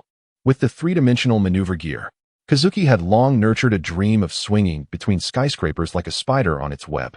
After observing the replicas crafted by foreign artisans, he realized the limitations of reality. The human body could not withstand excessive thrust, and the ropes lacked the necessary tensile strength. Yet, this was the world of Detective Conan. Above, there existed the superhuman capabilities of Kygoku, and below, the anti-material harness of Conan. The three-dimensional maneuvering device was indeed feasible. Jin, perplexed by Kazuki's exuberance, merely hoped he wouldn't be piloting a mech down the street. With that thought, Jin waved his hand, signaling Vodka to escort Kazuki to the armory. A person, clad completely and donning a full-face mask, received Kazuki. "Greetings, Lord Pinot Noir. How may I assist you?" Suddenly, a violent explosion echoed in the distance, a steel plate soaring through the air to embed itself in the opposite wall. "What do you require?" the researcher calmly inquired. "Your swift advancements in machinery are commendable," Kazuki thought, silently giving a thumbs up. He retrieved his laptop from his shoulder bag, simultaneously instructing Rotem for design modeling while explaining to the researcher. "This is the trigger for launching the grappling line, and below is the release trigger for the grappling hook, controlling the retraction and propulsion mechanism, along with the power direction adjustment slider." The researcher exhibited keen interest in this peculiar contraption but raised a concern. With so many functions, the operator may struggle to execute commands smoothly. "No worries. I am confident in my coordination skills," Kazuki asserted, handing over the model data to the researcher without hesitation. "Even so, these materials might be costly," the researcher cautioned. "Just request them directly from the finance department's brandy and mention the deduction from my recent gold-earning mission rewards." Kazuki replied nonchalantly, unfazed by the prospect. "Please follow me. For personalized equipment, we will need to assess your physical data." The researcher led Kazuki into a room, where he was instructed to strip down to his shorts and affix a series of metallic sensors to his body. After Akikawa Kazuki closed the door upon his departure, he glanced at the computer interface and discovered that it was not scanning the brain. He merely adjusted the abnormally high cellular activity values, exited the system, and eradicated any traces of intrusion. After a brief wait, Kazuki Asakawa noticed that no one was approaching, so he opened the door and stepped outside. He observed a group of researchers engaged in discussion regarding the bodily data. One of them approached Asakawa to remove the testing equipment. "Please return and wait for a while. We will notify you when it is time to come back for the equipment adjustments." After a moment of contemplation, Kazuki Asakawa pressed himself against the wall after exiting the equipment department, where a network cable had been embedded. His physical data indicated that his agility far surpassed that of the average person, while his strength was somewhat inferior, yet still of commendable caliber. His cellular activity level, however, was unremarkable. This information, disseminated from the equipment department, could directly connect to the B0SS. Who might it be? Surely, one would not wish to squander a precious intellect on that particular experiment. Kazuki Asakawa's value far exceeds that of a mere disposable test subject. "Ah, it is Jin. Jin is speaking on my behalf." The cat was moved. How could this be? It was merely a reference for his future mission trajectory. Clearly, this was the organization's B0SS. Covertly recording data to expose my secrets. I shall remember this grievance. Asakawa Kazuki, noticing there was nothing more to discuss, severed the connection. Upon returning home, he picked up his new phone and changed his dark, default avatar to a casually drawn cat with arms akimbo.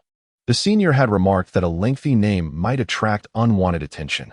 "Good evening, esteemed members of the action group. I look forward to your guidance." "Cohen Vodka. Haha. That has quite a long name." "Kinger. Change the D to a drink name." "Hekabino. Oh, it's already been changed. Kinger, senpai."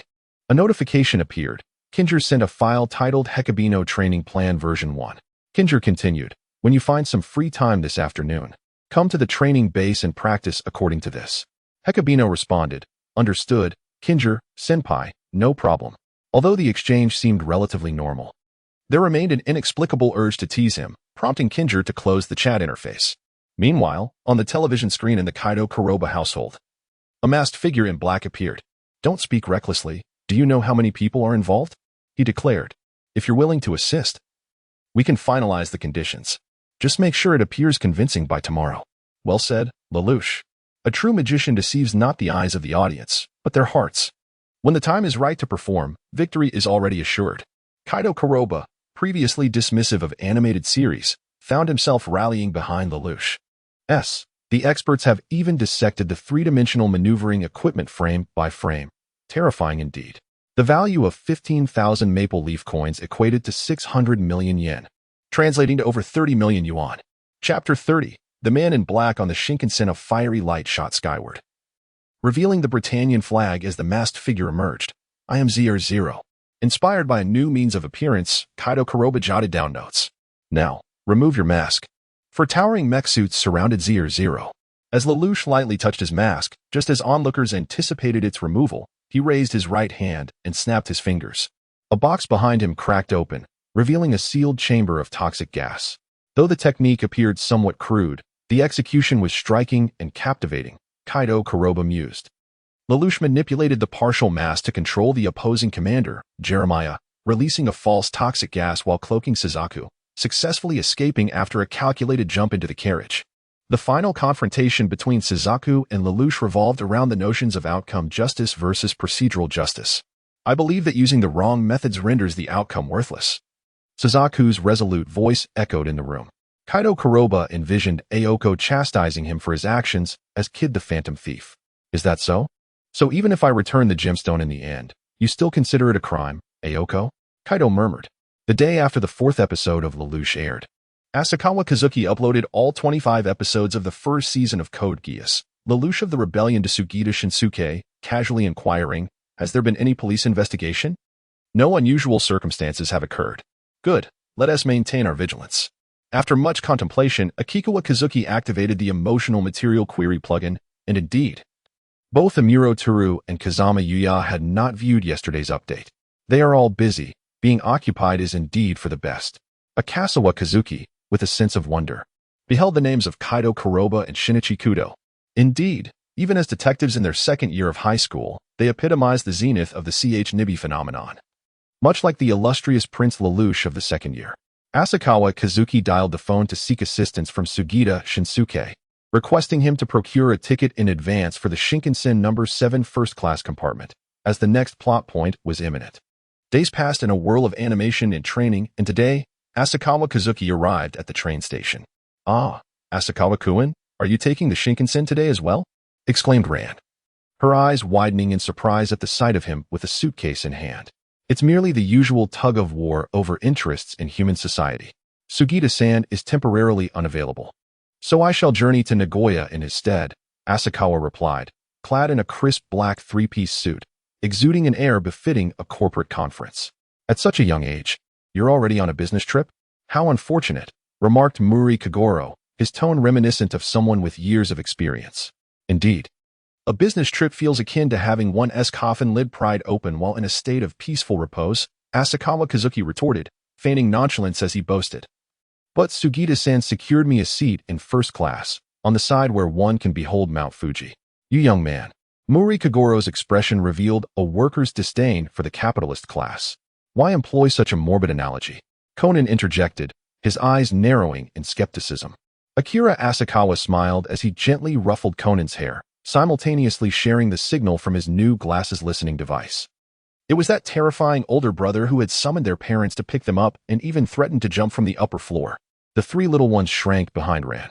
After getting into the car with his daughter and 4 children, Kagoro Mori, witnessing the playful antics of the trio, brought up the topic of Conan's missing parents. To avoid the awkwardness, Conan hastily vacated his seat and dashed to the door of the carriage. At that moment, 2 men in black entered through the door. It was those fellows. Conan gasped in fear. The opportunity had arrived. He could finally reclaim the medication. Once I restore my identity as high school detective Shinichi Kudo, I will expose all the wrongdoings you have committed. Just wait and see. Conan clenched his small fists tightly. Seated in the dining car, Akira Asakawa had grown so bored that he began to yawn. At last, the 2 men in black arrived for the transaction. He widened his heavy, curly eyes in astonishment. Wow, they were so ugly. I need to recall the real Jin and cleanse my vision. As Akikawa Kazuki extracted his new mobile phone, he took a series of 10 rapid shots of 2 counterfeit liquor bottles and opened the chat room to raise Jin's anger levels. Hibino, is Senior Jin on a mission with Senior Vodka aboard the Shinkansen today? Disguised, I presume? Vodka? Shinkansen? Not at all. Jin, what have you discovered? Hint, Hibino has sent a picture, click to view. Kiani, ha, what on earth is this? Such an ugly Jin. Cohen, Vodka, I look hideous. Jin, report your location. From those simple 3 words, Kazuki sensed an ominous air. He continued typing. Hibino, I have no idea where they will disembark. Their speech shows traces of mimicking our two seniors. Now they are exchanging a box with a woman. Jin, keep your eyes on them and continue reporting. While the two men in black lingered in the dining car, Conan managed to install a listening device beneath the seat. Although it was discovered by Rand midway, with the help of a few companions, he succeeded nonetheless. Kazuki, observing the two men in black rise to leave the dining car, returned to the first-class compartment, coincidentally sharing it with the woman involved in the information exchange. Leaning back against the plush seat, Kazuki donned his headphones, eavesdropping on Conan's activities. Get lost, kid, Jin said, looking down at the obstructing Conan. Something feels off. Conan thought as he finally recognized the faces of the two men in black. They were not the same as the previous ones. I've mistaken them. What a fool I am, he silently scolded himself. Initially intending to disregard these counterfeit men in black, Conan noticed that the box in their possession had been swapped. Taking someone else's box? Unlikely. Right, the listening device installed with the help of the doctor. Ah, I can hear something now. Kazuki adjusted his headphones. Ah, finally. I can smoke. Wait, what is this? Chewing gum? That was the voice of the fake vodka. Oh dear, what a casual transaction, Brother Jin. You truly have a bold spirit. Vodka, keep it down. Are you really revealing the liquor's name? It's fine. No one will hear. Well, now there are two who can hear, and it will be more difficult to explain later. By the way, just hand over that box.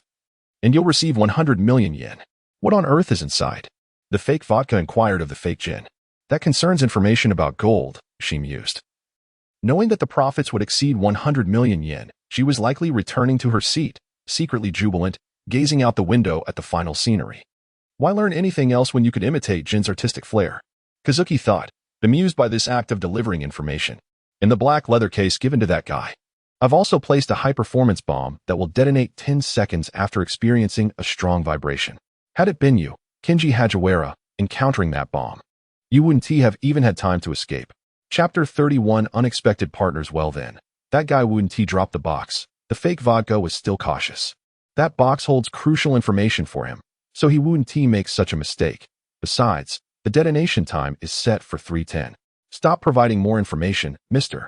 Fake Jin. Is it a time bomb? No. At that time, he will unknowingly press the button that triggers the bomb, and 10 seconds later, this Shinkansen will turn to ashes. Ashes. Conan's piercing scream echoed. There was no need to listen any longer. As Akikawa Kazuki removed his headphones and rubbed his ears, he succinctly shared the recording in the chat room. Hint. Hibino has sent an audio clip. Click to play. Hibino.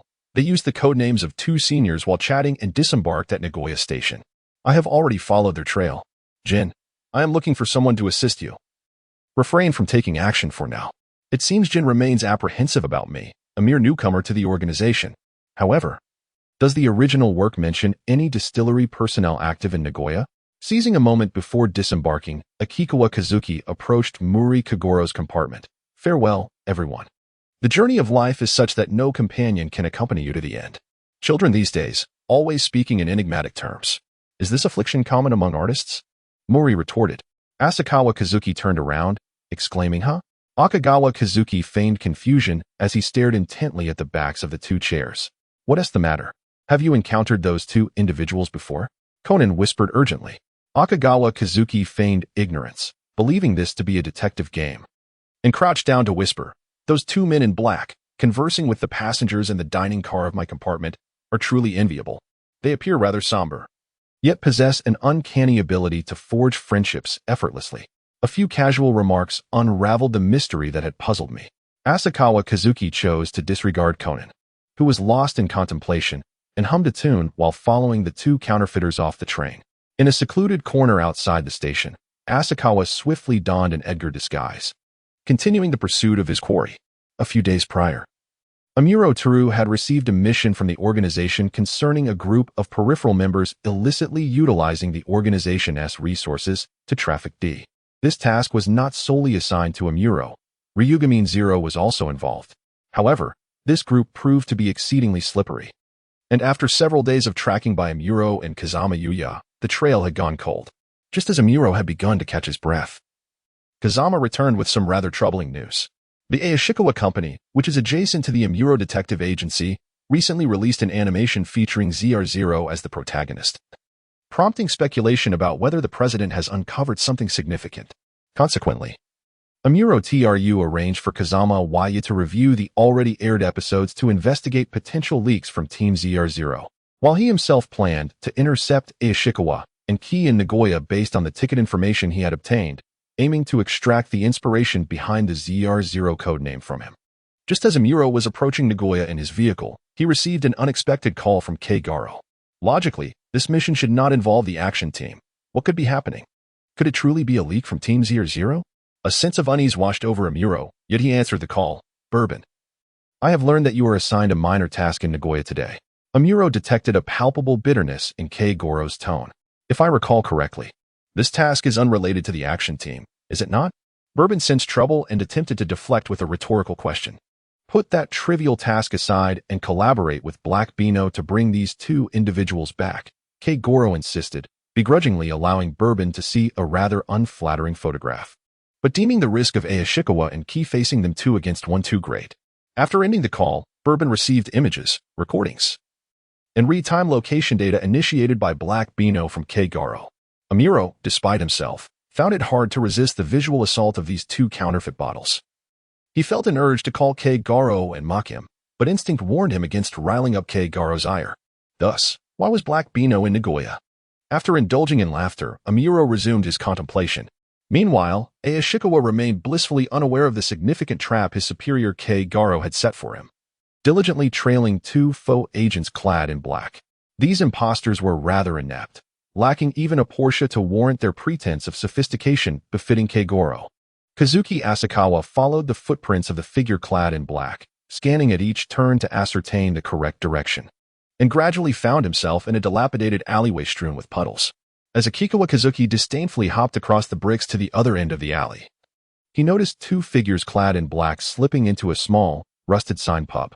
After surveying the surroundings and confirming that the establishment had only one exit into the alley, Akikawa retreated to a tree outside, establishing a connection through the number that Jin had provided him. Hello, this is Bourbon. Bourbon. In an instant, Kazuki Asakawa found himself ensnared in a crisis as his identity was exposed. This individual would undoubtedly uncover that Asakawa had been aboard the Shinkansen and disembarked in Nagoya. Therefore, it was imperative to immediately dissociate himself from his true self, preventing any lingering suspicion in the mind of Toru Amuro.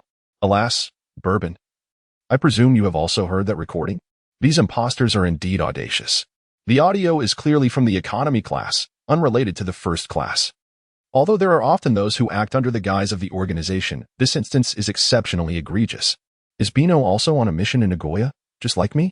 Amuro, having not yet listened to the recording, opted to initiate a line of questioning. That was not my original intention. I had planned to travel to Kyoto, but due to unforeseen circumstances, I had to disembark early.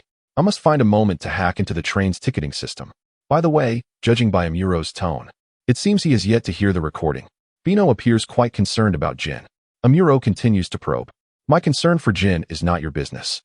What you should focus on is that your beloved is about to face an explosion. Bourbon must not have finished the recording, for those two individuals have brought a bomb onto the train, set to detonate at 3/10 past the hour. By the time we reach Nagoya, it will already be 2:30. If I do not disembark now, I shall be reduced to ashes. A smile of anticipation crept onto Kazuki Asakawa's lips. What? A bomb? Amuro's voice suddenly escalated in pitch. Not surprisingly, he seemed quite exhilarated. Akikawa Kazuki generously spared the undercover gentleman. I was equally astonished upon hearing this.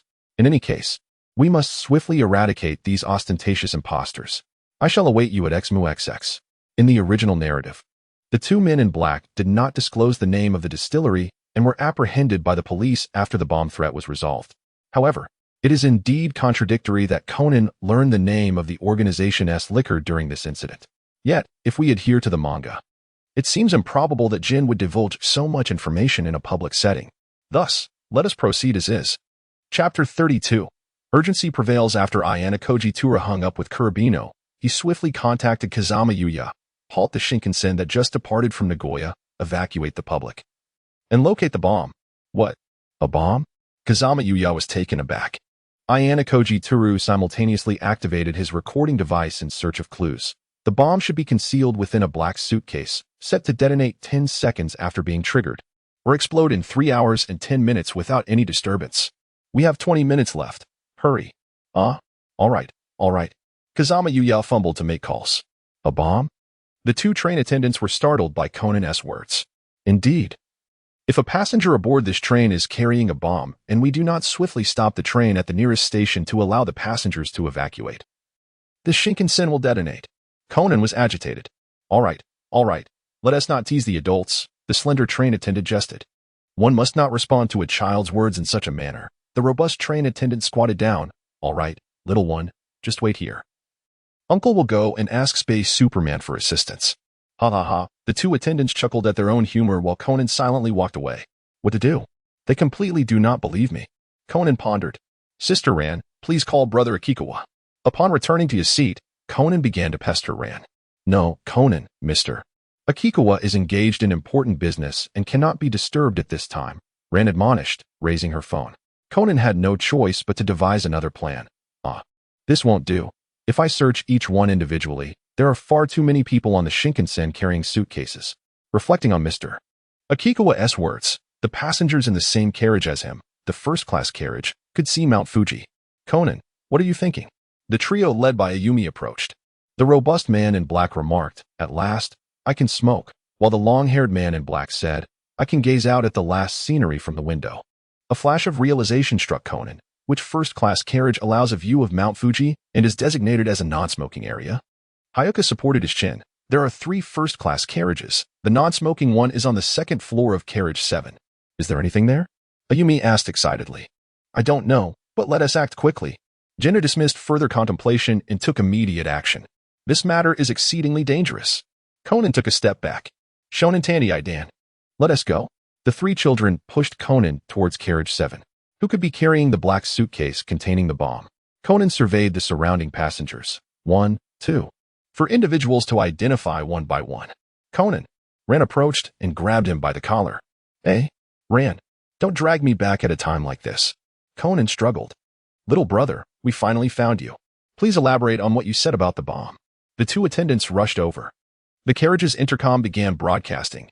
This train has encountered an unexpected situation and will stop nearby for inspection. Please return to your seats. Conan ceased his struggle. Thus, I happened to overhear the details regarding the bomb while beneath the seats of the 2 men in black. And Brother Akikawa mentioned that he saw someone trading with them in the dining car, which means they are a passenger in the same carriage as him. Conan embellished his lie. The attendants searched through the register, dialing. Mr. Akikawa's phone is unreachable. Ran quickly added, Mr. Akikawa must have turned off his phone as he is here for a meeting. Well then, let us bring all the suitcases for inspection. The bomb disposal personnel who had just boarded the train began examining the 4 confiscated suitcases. No abnormalities. No abnormalities. Oh, this one is filled with underwear. No abnormalities. What is this? The bomb disposal personnel surrounded the 4th suitcase and removed it from the train. Shortly after, a fireball erupted in the distance as the bomb disposal team safely detonated the bomb in a timely manner. The passengers on the train sighed in relief, turning their gazes towards the suitcase's owner. Now, let us discuss that transaction, shall we? The police officer picked up a pen. In the distance, Ayana Koji Toru drove leisurely, listening to Kazama Yuya's real-time report. Upon hearing that the bomb had been successfully neutralized, he finally exhaled, stepping on the accelerator towards Kurobino's location. After waiting in the tree for over 10 minutes, Akikawa Kazuki finally spotted his comrades arriving for support, and his tone inevitably turned sardonic. Bourbon, you've arrived so late. I thought you were tired of the organization and were preparing to surrender to the police, intending to turn me in. I need to look to know this fellow was likely just making phone calls to coordinate the bomb disposal. Couldn't Kazama Yuya handle this task alone? Leaving his partner at the alley's entrance, I wonder if he intends to scare me to death. Akikawa Kazuki grumbled in frustration. Ayana Koji Toru felt a jolt. Could this astute newcomer be sensing something? Taking a deep breath, he quickly assumed the persona of Bourbon. To casually utter such grave accusations is hardly the demeanor one ought to have towards a senior. The organization's tasks are quite burdensome. How could one possibly rush over upon receiving an urgent assignment? It seems I misjudged my senior. Akikawa Kazuki lightly touched upon the path of this legendary undercover agent, wisely choosing to withdraw. Very well, senior, let us hasten to conclude this temporary mission. After all, everyone is quite busy. Let us swiftly complete this task, and then proceed to compromise the ticketing system at the station. They are merely 2 amateur imposters. Follow my lead. Ayana Koji Tura seamlessly assumed the role of the temporary team leader. Let us finish this mission and erase any traces of our involvement in the explosion incident. The two scheming individuals exchanged glances and stealthily approached the small bar. Knock, knock, knock. Is there anyone else here today, boss? The faux Jin warily eyed the man before him, who appeared to be the owner but was actually a broker. Perhaps it's just a passing customer. The boss deemed it unremarkable. He had worked there for 3 years without any trouble from the authorities. The faux Jin signaled to his companion, and the faux vodka rose to open the door, revealing a young man with blonde hair and black skin, dressed in a pink base layer and a white jacket. This young man, who appeared even more foreign than the two men in black, spoke up. Boss, are you still hiring bartenders? I possess ample professional experience.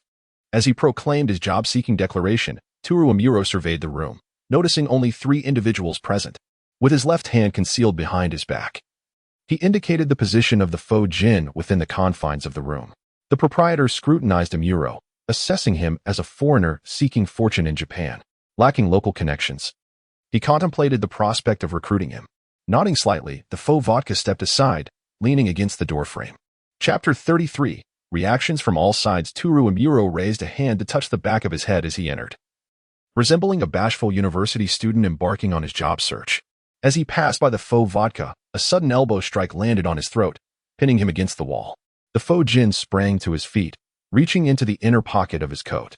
At that moment, a youth clad in a white hooded coat leaped over the doorframe, utilizing gravity to deliver a powerful kick that sent the faux Jin crashing to the ground. He followed up with another swift kick to the chin, rendering him unconscious. Seeing the unfolding chaos, the proprietor hastily reached for the concealed trapdoor beneath the bar. Meanwhile, Amuro had already unleashed a punch to the faux vodka's temple, propelling himself over the bar and firmly planting his feet on the partially open trapdoor. With a resounding thud, the proprietor's hand collided with the cover beneath. Amuro, wearing a cold as a Kikawa Kazuki, seized the moment when Amuro Toru was distracted. He reached out to touch the hair of the faux Kagoro Mori, realizing it was merely a wig, which instantly rendered the encounter rather unremarkable. As Akikawa Kazuki scanned the entire tavern with a sense of disappointment, he noticed a multitude of handprints on the floor in the corner. Approaching, he peeled back the wallpaper and discovered a ledger hidden within a wall cavity. Regrettably, it was devoid of any currency, suggesting that the funds had been relocated. Meanwhile, Amuro Toru first secured the 3 conspirators before descending into the basement beneath the bar counter. Shortly thereafter, he resurfaced, his expression grim as he addressed Akikawa Kazuki, who was sifting through the ledger. Aside from an escape tunnel, this place is packed with over 100 kilograms of high-grade explosives. Without these smuggled explosives, who will bolster the box office for the Conan film? Just the timed detonation of a skyscraper in a single film could deplete the stockpile. Akikawa Kazuki inwardly scoffed. The ledger contained a list of transaction participants. With such a clientele, it was evident that this was a rather notorious hideout. Adhering to the role of a novice, Akikawa Kazuki promptly handed the ledger to Amuro Toru, indifferent to whether the police would trace the leads to dismantle a syndicate or if the distillery's subsequent actions would intersect with law enforcement. Such matters were beyond the purview of a mere newcomer. Amuro Toru tightened his grip on the ledger, resolving to contact the police immediately, seizing the opportunity to secure this lead ahead of the organization. As for this temporary partner, there would be ample future opportunities for investigation. Amuro Toru prepared to escort the individuals. I must take these 3 back for interrogation. You are free to leave now. Oh, don't be so cold, Bourbon-senpai. We were just working so harmoniously together. Akikawa Kazuki decided to employ a ruse. Please give me a ride to the train station. The police will undoubtedly scrutinize ticket purchase records, and I must conceal my identity. So, did Kurabina use a false identity to board the Shinkansen? Amuro Toru resolved to review the station's surveillance footage later. Get in. Thank you. Please inform the finance department that I played a part in this additional 100 million yen profit. Akikawa Kazuki settled into the only available front passenger seat. Amuro Toru dropped Akikawa Kazuki off outside the station and departed without a backward glance. Rather than entering the station, Akikawa Kazuki circled the perimeter, then approached the outer wall to infiltrate the station's systems. Akikawa Kazuki first deleted the surveillance footage from 5 minutes prior to the train's departure, and then intentionally obfuscated the information of a third of the passengers involved in the incident while leaving his own details untouched. Once he confirmed the alterations were accurate, Akikawa Kazuki exited the A state with satisfaction and proceeded to call Ranmori. This is Akikawa Kazuki. I heard that a Shinkansen train has met with an accident. It must be the one we were on, right? I am currently rushing back to the station. Are you all safe? Don't worry, the bomb has already been neutralized. I apologize for the delay. The officers here still have a few questions for you. Ran Muri then handed the phone to the nearby officer. Hello, Mr. Akikawa. May I inquire about the two individuals in black you encountered in the dining car? Do you possess any additional information regarding them?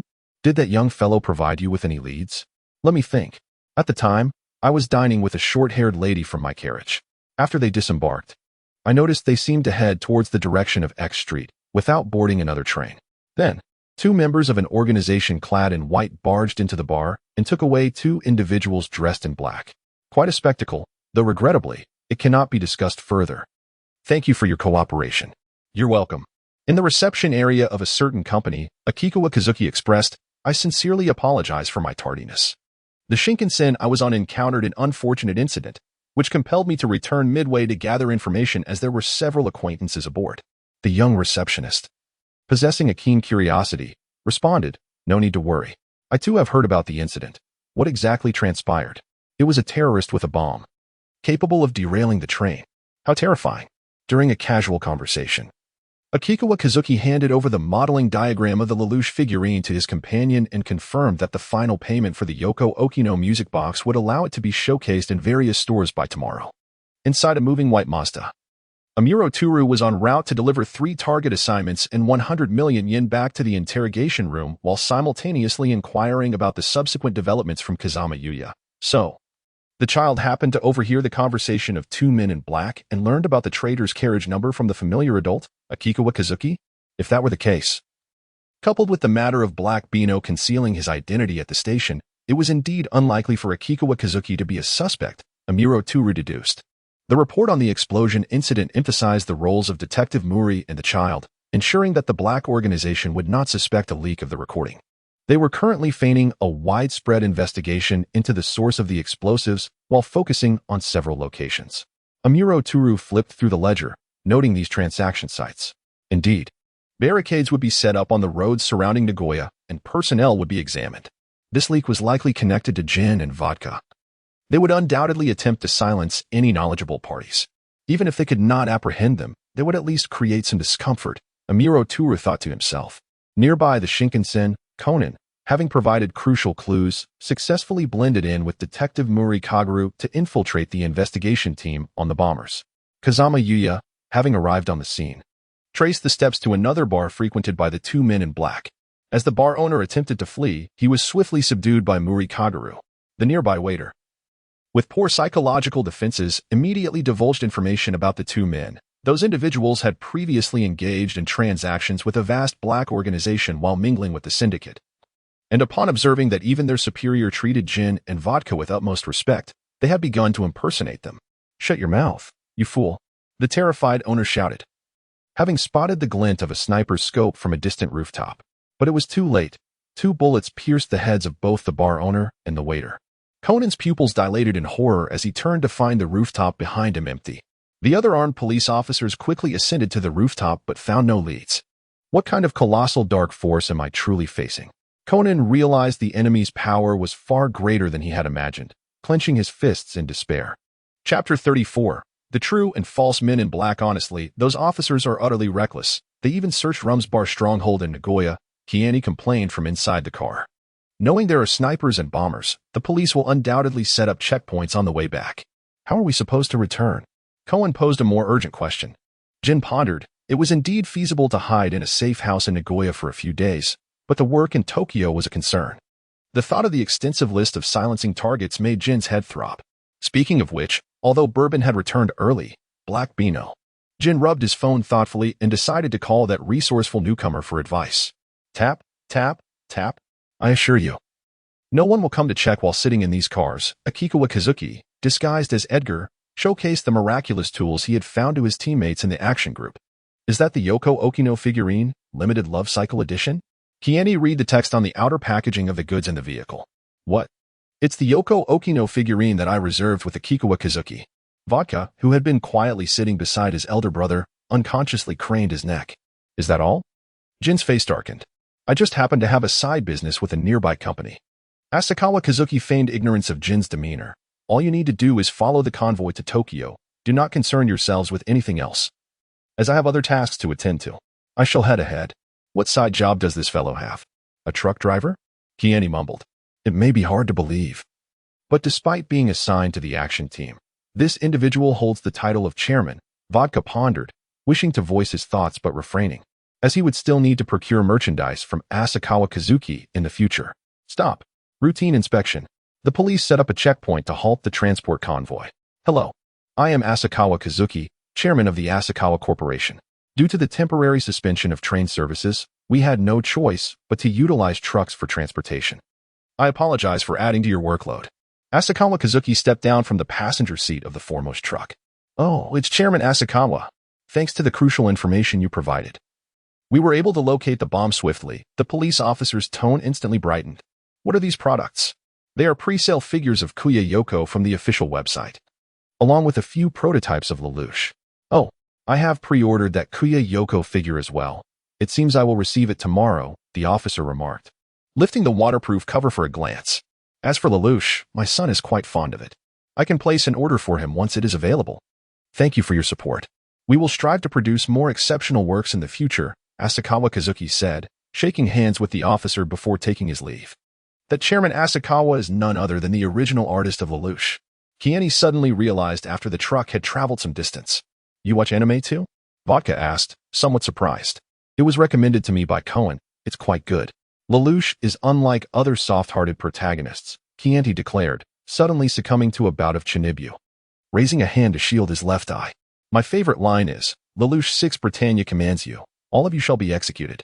You merely enjoy the execution part, Vodka smirked, though his sunglasses concealed his expression. Meanwhile, Jin and Cohen in another vehicle remained oblivious to the ongoing events, to prevent any unforeseen circumstances. Both Jin and Vodka carried one each. Upon their return to Tokyo, Asakawa Kazuki distributed small bags to his colleagues, stating, these are gifts for the 4 seniors. I recommend opening them once you return to your residence. Disregarding any decorum, Kiani promptly opened his box. Ah, it's a Lelouch figure. There stood Lelouch, clad in his Zero attire, leaning against a British column, one hand holding a mask, a mischievous smirk gracing his face. At the organization's safe house in Tokyo, Vodka admired the music box figure of Miss Kuya Yoko, signed by her, until midnight, carefully placing it into a pre-prepared glass display case. Jin had little to say about the gift. Upon returning to the safe house, he merely glanced at it before stuffing the figure and its box into a cabinet. As he had other matters to attend to that night, Jin arrived at the underground interrogation room. Bourbon had been questioning the 2 black-clad individuals for some time, filling a page of notes with their testimonies. The 2 men, upon seeing the original Jin, appeared as if they had found their savior. Sir, we can join your organization. Look at these 2 kids, one dressed in pink and white, the other like a child. We are far more suitable for your organization. Let us join. Amuro Teru was almost amused by the absurdity of these 2 criminals. I had not realized you harbored such ambitions. You might as well pray for a swift demise. You shall not see the sun rise tomorrow. How swiftly the action team has returned. It seems the organization has extensive reach, Amuro Teru thought, preparing to return to the Public Security Bureau regarding the Shinkansen explosion and the identity of Black Pino. With much yet to investigate, Bourbon of the organization rose and exited the basement. Jin shed his heavy trench coat and approached, stretching his limbs. How dare you tarnish my image with such clumsy disguises, forcing me to return in a figure truck. Mihua Town, 4th District, number 17. Asakawa Kazuki announced the cessation of pre-orders for the Kano Yoko figurine, transitioning it to a shipping status, while simultaneously inaugurating a new reservation section for the Lelouch figurine, ZR0. After completing the tedious tasks of humanity, Asakawa Kazuki once again indulged in a state of leisure, counting his earnings. The previous incident involving the maple leaf coins yielded a substantial harvest of high-quality emotional material from Jin, Vodka, and Conan. Even under the duress of life and death circumstances, Yamagi Sakae and the Italian bandits managed to attain a moderate level of emotional depth. In contrast, the Young Detective League's performance was somewhat lackluster, possibly attributed to their feeble spiritual strength. It seems that more emotional material must be extracted from adults. Akatsukawa Kazuki judiciously allocated his upgrade funds to his personal projects, the Clue Reconstruction Scanning plugin, and the Material Information Viewing plugin. before extinguishing the lights and retiring for the night. The following morning, the president received an invitation from the Nime television station, requesting his participation in a Valentine's Day interview program, coinciding with the conclusion of the first season of Code Geass. They wished to inquire about certain aspects of the work. Sugita Shinsuke forwarded the program details. Sighing, Kazuki lamented, while others spent Valentine's Day attending gatherings, dining, and exchanging chocolates, he was relegated to the tedium of adult socializing. His thoughts drifted to the intricate, yet inaccessible, case involving Muri-ran, stirring feelings of discontent within him. If you want chocolate, just take it from the cabinet. Why is there an abundance of chocolate stuffed in every possible corner of the office? Sugita couldn't help but comment. You wouldn't understand the plight of those with low blood sugar, Kazuki replied, quietly stashing another handful of chocolate into his coat. Furthermore, the agent previously dispatched informed him that Miss Kano Yoko would also be at Nime Television that day, performing Renei Loop, followed by a brief interview that could potentially lead to discussions about future collaborations. Sugita added this information. It's quite troublesome that Yoko has yet to respond to the invitation regarding my recommended child. This pertains to the first 7 episodes of Death Note, and I could discuss a subsequent collaboration with Mr. Kondo. Kazuki packed the second folder and sent it to Sugita. Understood. I am aware that the official title is Death Note, but it was previously swallowed when included in the synopsis, so I'll exercise caution. Chapter 35, Valentine's Day Interview. Ryuga Zero burnished the midnight oil, pouring over the report of the Shinkansen incident. Kuroba Kaido had left no identifiable traces, and the ticketing information for that day had been disrupted, with surveillance footage of the Nagoya disembarkation time frame erased. Although the monitoring records from the time after Amuro Toru escorted Kuroba to the station remained intact, no suspicious individuals were found near any information storage devices, indicating that Kuroba's methods surpassed conventional means. Thus, the investigation into Kuroba came to a standstill. Ryuga Zero then placed a call to Kazama Yuya to hand over other tasks concerning another suspect involved in the incident. Have you finished watching Code Geass? What a remarkable show. The protagonist's strategies are exceptional, the world building is thorough, and the mechs are incredibly cool. Who cares about that? Zero interrupted his unreliable subordinate's enthusiastic praise. Let me ask you, how did the protagonist earn the codename ZR0? Kazama Yuya resumed his serious demeanor. Initially, ZR0 was Lelouch's personal alias. However, as the narrative progressed, ZR0 evolved into a symbol of resistance against authoritarianism. Aside from the codename ZR0, there are no further implications related to Zero in the plot itself. Is that so? Ryuga Zero pondered, opening Akatsukawa's company website where he saw a pinned announcement. As Code Geass approaches its conclusion, original artist Akatsukawa Kazuki will be featured in a Valentine's Day exclusive interview with Nime Television. Perhaps I should seek a temporary position at Nime Television tomorrow to assess Akatsukawa Kazuki in person. Valentine's Day, Nime Television.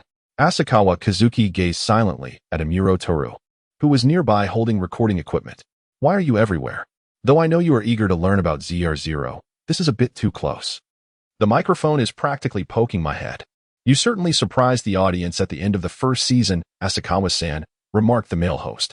May I ask where the inspiration for the character Lelouch came from?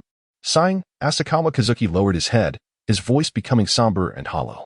This was a crude work of mine during my middle school years. The unfriendly and alien environment around me left me restless, thus the fiercely rebellious Lelouch was born. Restless? More like a strong desire for revenge after facing discrimination, the two knowledgeable hosts silently mused. Asakawa-san, is it true that Lelouch survived at the end of the first season? The female host shifted the topic back to the plot. Of course he survived. We will soon launch the second season, where everyone will witness a more mature and charismatic Lelouch. Surviving is one thing. How well he survives is another matter. May I ask, Asakawa-san, among the numerous female characters that appeared in the first season, who will ultimately win the affections of Prince Lelouch?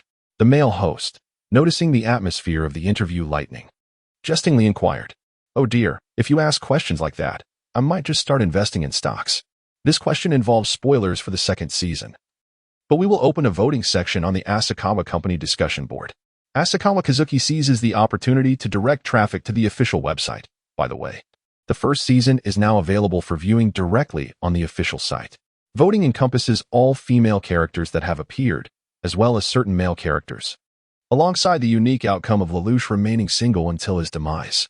Asakawa Kazuki's lips curled into a smile. The company will select 100 fortunate viewers from those who correctly guess presenting them with a limited edition Lelouch figurine clad in imperial attire. Oh, one cannot help but feel the excitement rising. The male host is quite enthusiastic. Now, President Asakawa. The female host appears more intrigued by the unfolding narrative. Did Prince Lelouch ultimately realize his aspirations? Undoubtedly, Lelouch shall ascend to the throne. And Zero will emerge as the heroic king of the empire, granting recognition, bearing all the glory that rightfully belongs to Lelouch. Asakawa Kazuki smiled with a profound significance. Zero? Hero? Amuro Toru reminisced about his childhood friend. Please wait a moment, Mr. Asakawa, Amuro Toru interjected, halting the departing Asakawa Kazuki. You may not be very familiar with me, but I am Amuro Toru from the detective agency next to Asakawa Corporation. What? The legendary undercover agent is right next door? Asakawa instinctively adjusted his suit, as if to secure his own fade. Mr. Amuro, your scope of work seems quite extensive. Do you watch Code Geass, Lelouch of the Rebellion as well? Indeed. Upon discovering this work, I hastily completed it overnight, seeking potential clues regarding code name leaks. Amuro Toru decided to approach the matter directly. I have a small inquiry regarding the origin of the code name Zero. Could you kindly elaborate? Oh, is that so? By the way, Mr. Amuro, which line do you cherish the most from it? Asakawa Kazuki unexpectedly turned the question around. If I were to choose, it would probably be, only those prepared to be killed can pull the trigger, Amuro Toru replied after a brief silence. Is that so? Mine is, from that day forth. I have continuously fabricated lies, constructing a lie that I am still alive. My name is a lie. My experiences are lies. They're all lies. I am weary of a world that remains unchanged, yet I cannot relinquish my lies and despair, for I have acquired strength. Asakawa Kazuki gazed deeply into Amuro Toru's eyes, those of a certain Kuda Shinichi. Amuro Toru could not discern the depths of Asakawa Kazuki's gaze, yet he felt an unsettling sense of being seen through. Thus, Zero initially referred to Lelouch's abandonment by his father, a feeling of being someone who should not exist. Eventually, it came to symbolize the Empire's destruction and rebirth. Akashira Kazuki once again donned the mask of a typical adolescent, and indeed, the numerical designation is rather splendid, is it not? Certainly. Upon further reflection, it is noted in Kazuki's background that he faced discrimination during his middle school years due to his Asian appearance. The narrative in the animation, depicting Japan's counteroffensive against Britannia, may serve as a cathartic release for such experiences, as he too encountered similar challenges in his youth. Toru Amuro felt a sense of kinship with Kazuki, momentarily suspending his suspicions. Loathing the Riddler, becoming the Riddler, reveling in the role of the Riddler.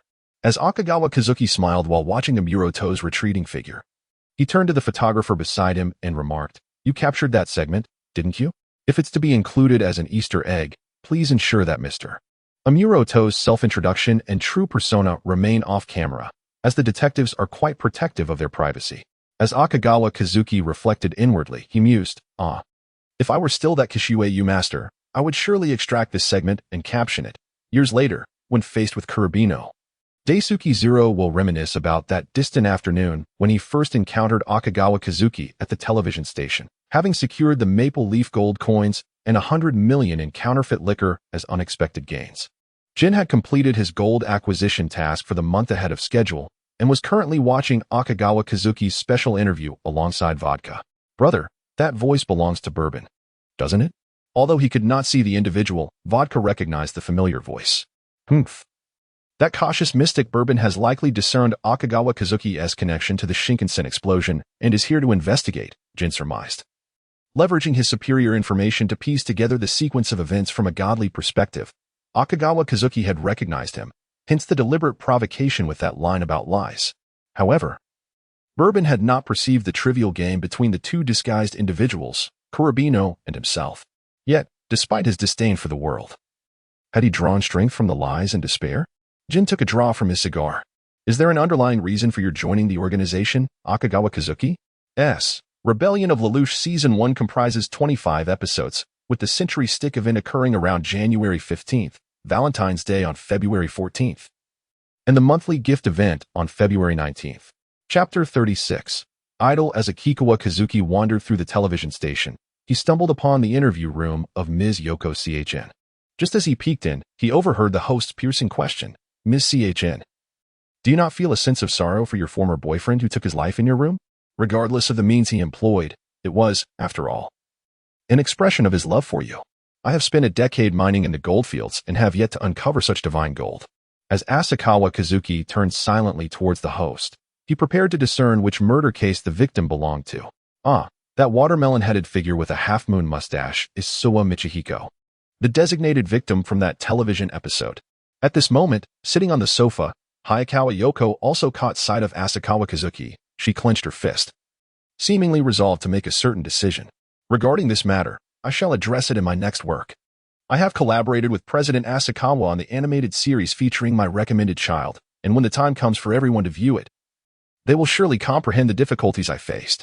After a brief hesitation, Asakawa Kazuki rose and entered the room.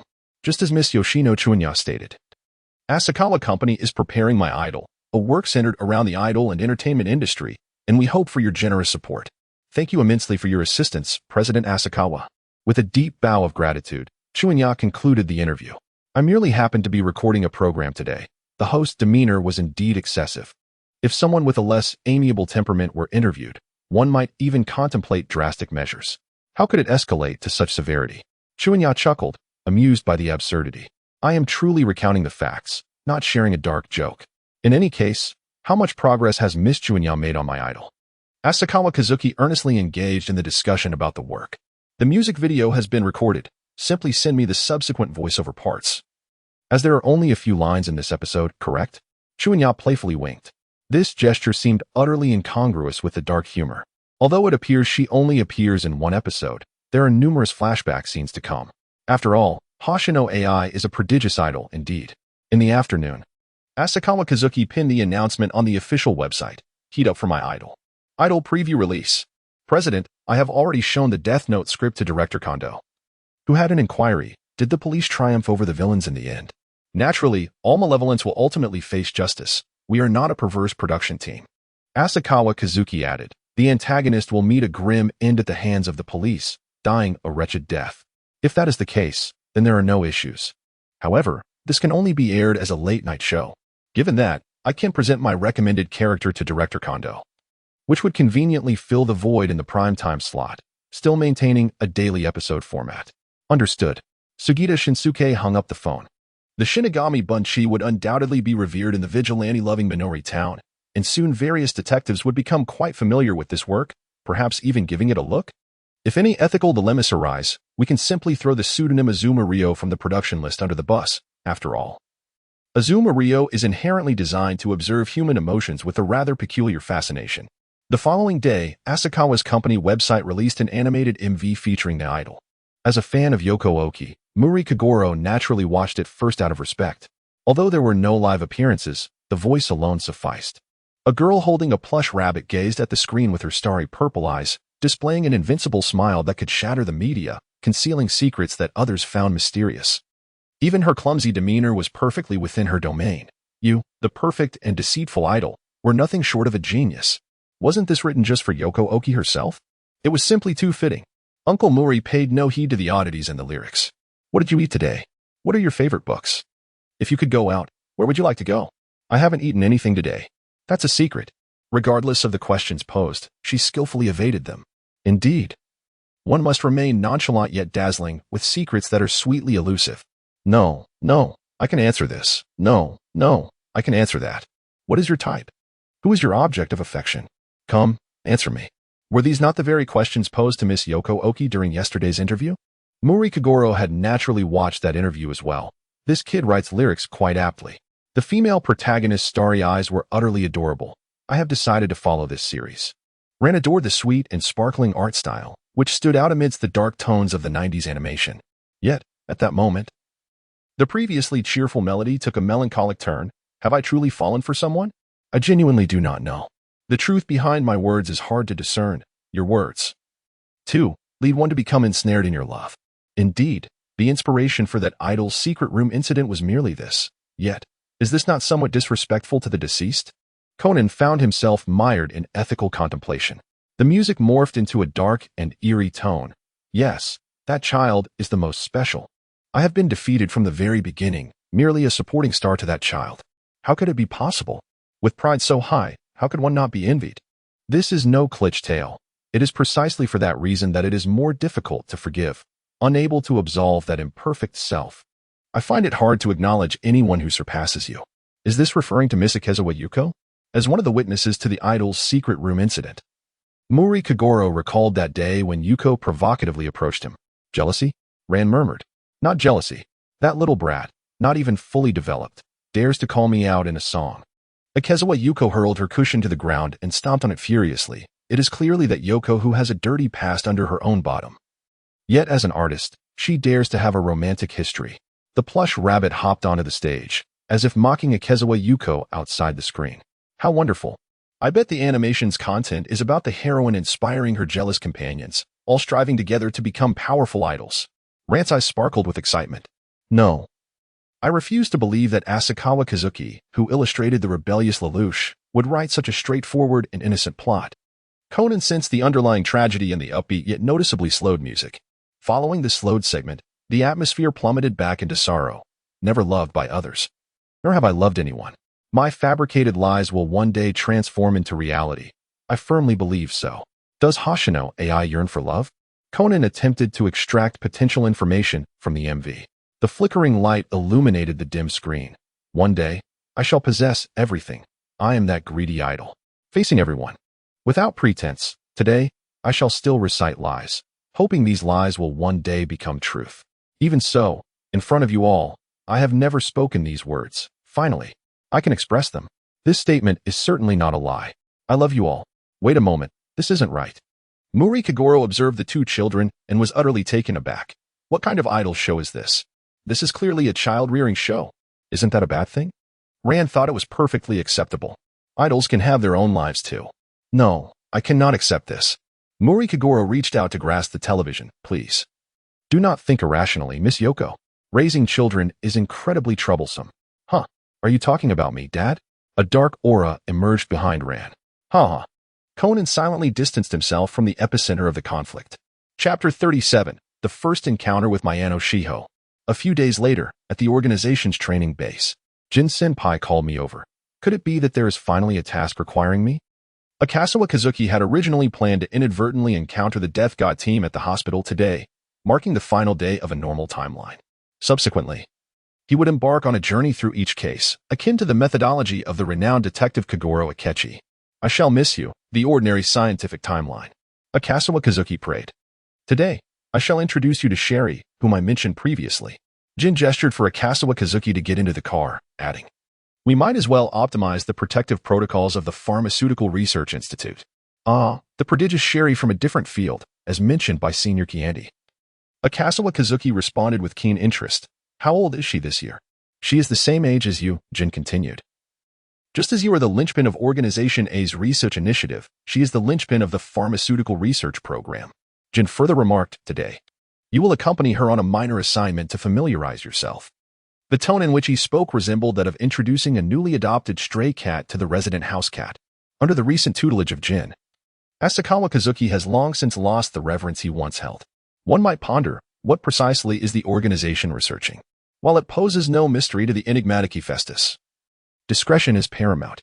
Jin turned to gaze intently into Kazuki's eyes. We can embody both God and devil, as we endeavor to resurrect the deceased against the relentless flow of time. Finally, the cool phrase resonates. We are both deities and demons, for we seek to reverse the tide of time and bring the dead back to life. If that is indeed the case, why does the organization's emblem not resemble a lighthouse jellyfish, but rather a raven? Kazuki expressed some thoughts regarding the organization's culture. The organization does not lay its objectives bare. Questioning the decisions of the boss is ill-advised, Jin reprimanded with an air of menace. Very well, very well. The reserve of the omniscient heavenly monarch will not stoop to the level of the reserve of the fertile abomination. At a certain pharmaceutical research institute, Shiho Mayano anxiously inquired. Jin, will you be participating in tonight's mission? Oh, your nerves are rather frayed. Sherry will be accompanied by a newly recruited programming prodigy from the organization tonight, Hephaestus. Jin stepped aside to clear the passage. As contemporaries and geniuses in your respective fields, you should find ample common ground. Hello. You can call me Hephaestus, came the reply. Despite utilizing a pseudonym, the face remained the same. Following the Sherry defection incident, the identity of Edgar could no longer be leveraged for cases, which is rather unfortunate. Perhaps one day, when the first layer of disguise is revealed, we can seize a grand opportunity. You hardly seem like a member of the Black organization, Shiho observed, noting that her winery instincts had not been triggered, leaving her somewhat perplexed. What do you mean? I merely joined the organization last month. I certainly don't command the presence of you seasoned veterans. Hooray! Since the instinct hasn't triggered, I can now approach the Young Detective League without arousing suspicion. Jin interrupted the two youngsters' exchange. Tonight, you will accompany her to verify the follow-up status of the ATX 4869 test subject. Reflecting on the name of the test subject, Kazuki couldn't recall. This afternoon, the pharmaceutical department has halted operations. Expedite the completion of this protective system. Understood, sir, Kazuki responded, signaling an okay with his hand. Hephaestus, why do you not seem afraid of Jin? Shiho, who was indeed terrified of Jin, posed the question. Why should I fear Senior Jin? Kazuki remarked, directly bypassing Sherry's computer's protective barriers. Is it not because he restricts the personal freedom of researchers and threatens their families to compel them to serve the organization? Did you not find yourself in the organization under similar circumstances? Shiho probed cautiously. So this is how the organization conducts its research, through abductions? I joined willingly. Kazuki feigned retrieving a disk from his shoulder bag, while in reality connecting his own data line to the local network of the Pharmaceutical Research Institute. Senior Jin avenged my parents and saved my life. Thus, I willingly submit to his command, devoid of any chains or shackles. Jin? How can that be? Have you never considered that he might be deceiving you? Shiho found it hard to believe, staring intently into Kazuki's eyes, searching for a hint of wavering resolve.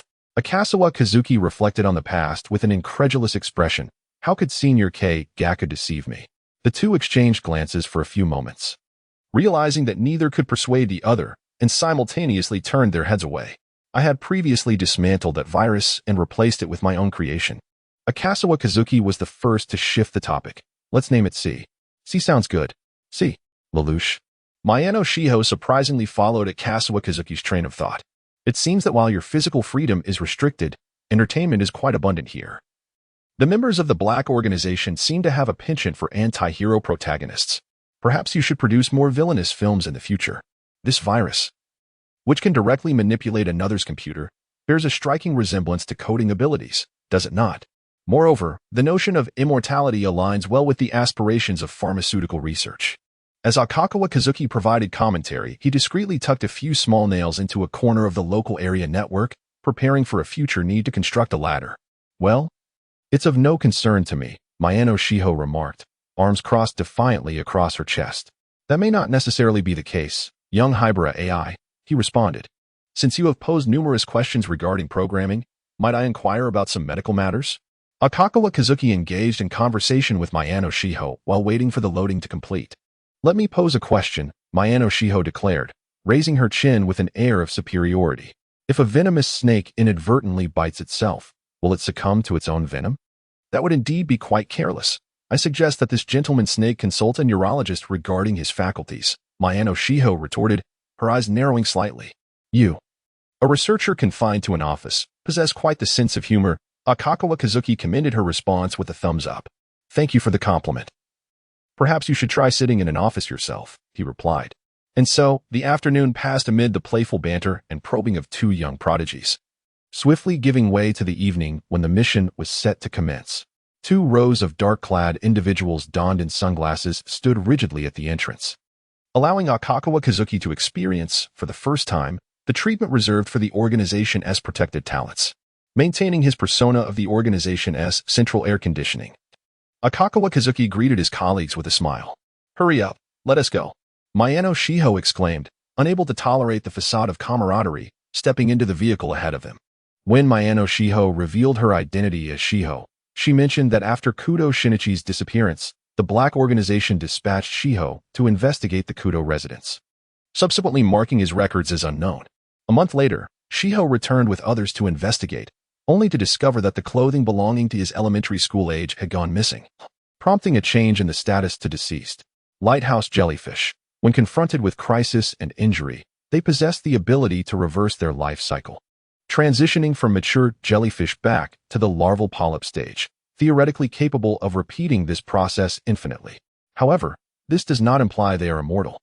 Chapter 38. Night exploration of the Kudo residence on a moonlit night at 21, Tuchome, Mihanacho. Akasawa Kazuki mused at the vast collection of books in the Kudo household. gazing up at the towering bookshelf that required a ladder to navigate. Having visited a month prior, Mayano Shiho felt little novelty in the experience. Are you planning to sift through these items? I intend to take a stroll around the vicinity. Feel free to entertain yourself. Akagawa Kazuki had no intention of disturbing Shirley, who was clandestinely tampering with the experimental results. This rare opportunity in Tuchome was not to be squandered, as he had other plans for the day. At Tuchome, Minakawa Town, Dr. Agasa, acting on Conan's request, was currently engaged in conversation with Ran Muri, utilizing the voice-changing bow tie to mimic Shinichi Kudo. Hello, Ran. It's been a while. Kawashina Kazuki stealthily slipped into the Agasa residence through the window that had yet to be repaired after the explosion. Following the staircase, he made his way to the materials storage room, where he discovered the energy module for the solar-powered skateboard from the theatrical version. This energy module was perfectly suited to replace the gas energy source of the three-dimensional maneuver gear. Regrettably, he could not find the materials for the retractable strap, rendering him unable to create the grappling hook for the time being, which was quite disappointing. As Akagawa Kazuki took advantage of Dr. Agasa's ongoing deception towards Ran, he quietly slipped out through the window. Address, 21 Chome, Mihanak. Are you back from your wanderings? We should return now. Mayano Shiho, with her hands tucked into her pockets, awaited at the entrance. At a glance, Akagawa Kazuki realized she had already discerned the discrepancies in their attire. How did you notice so quickly? Don't you need to inspect further? Kazuki deliberately heightened the tension. No one understands the effects of the drug better than I do. Let's go. Mayano Shiho dismissed him, striding ahead. All right, Kazuki conceded, ceasing his inquiries as he fell in line with the group. After returning Shiho Mayano to the Pharmaceutical Research Institute, Kazuki Asakawa proceeded to the equipment department to hand over the solar energy module to the weapon researchers. When inquired about the origin of the module, Asakawa cleverly employed the mystique of vermouth to obfuscate the truth, expressing his hope that the researchers could devise a means to incorporate a storage function into the solar energy system before he took his leave. The following dawn, Asakawa awoke from his slumber, roused by an overwhelming heat. Goodness, it's August. He stared at the calendar on his mobile device, his eyes widening in disbelief. Senior Ming. Do the inhabitants of this world not sense that something is amiss? Asakawa found the temporal discrepancy utterly astonishing. The others were native beings of this world, their living conditions automatically adjusting to the passage of time. Although the absence of influence from temporal shifts could lead to some vexation, it also meant immunity from the other supernatural forces at play in this realm. Ming's responses were as prompt as ever. Supernatural forces, you say? In that case, there would be ample room for manipulation on Koizumi Akiko's part. Would the temporal turbulence not affect signal exchanges? Asakawa pondered curiously. This microcosm was unlikely to be so simple. In truth, my replies are not immediate. I am rather preoccupied with numerous tasks. I merely set the delivery time of the message to the very next second after you initiated the conversation, Ming candidly explained.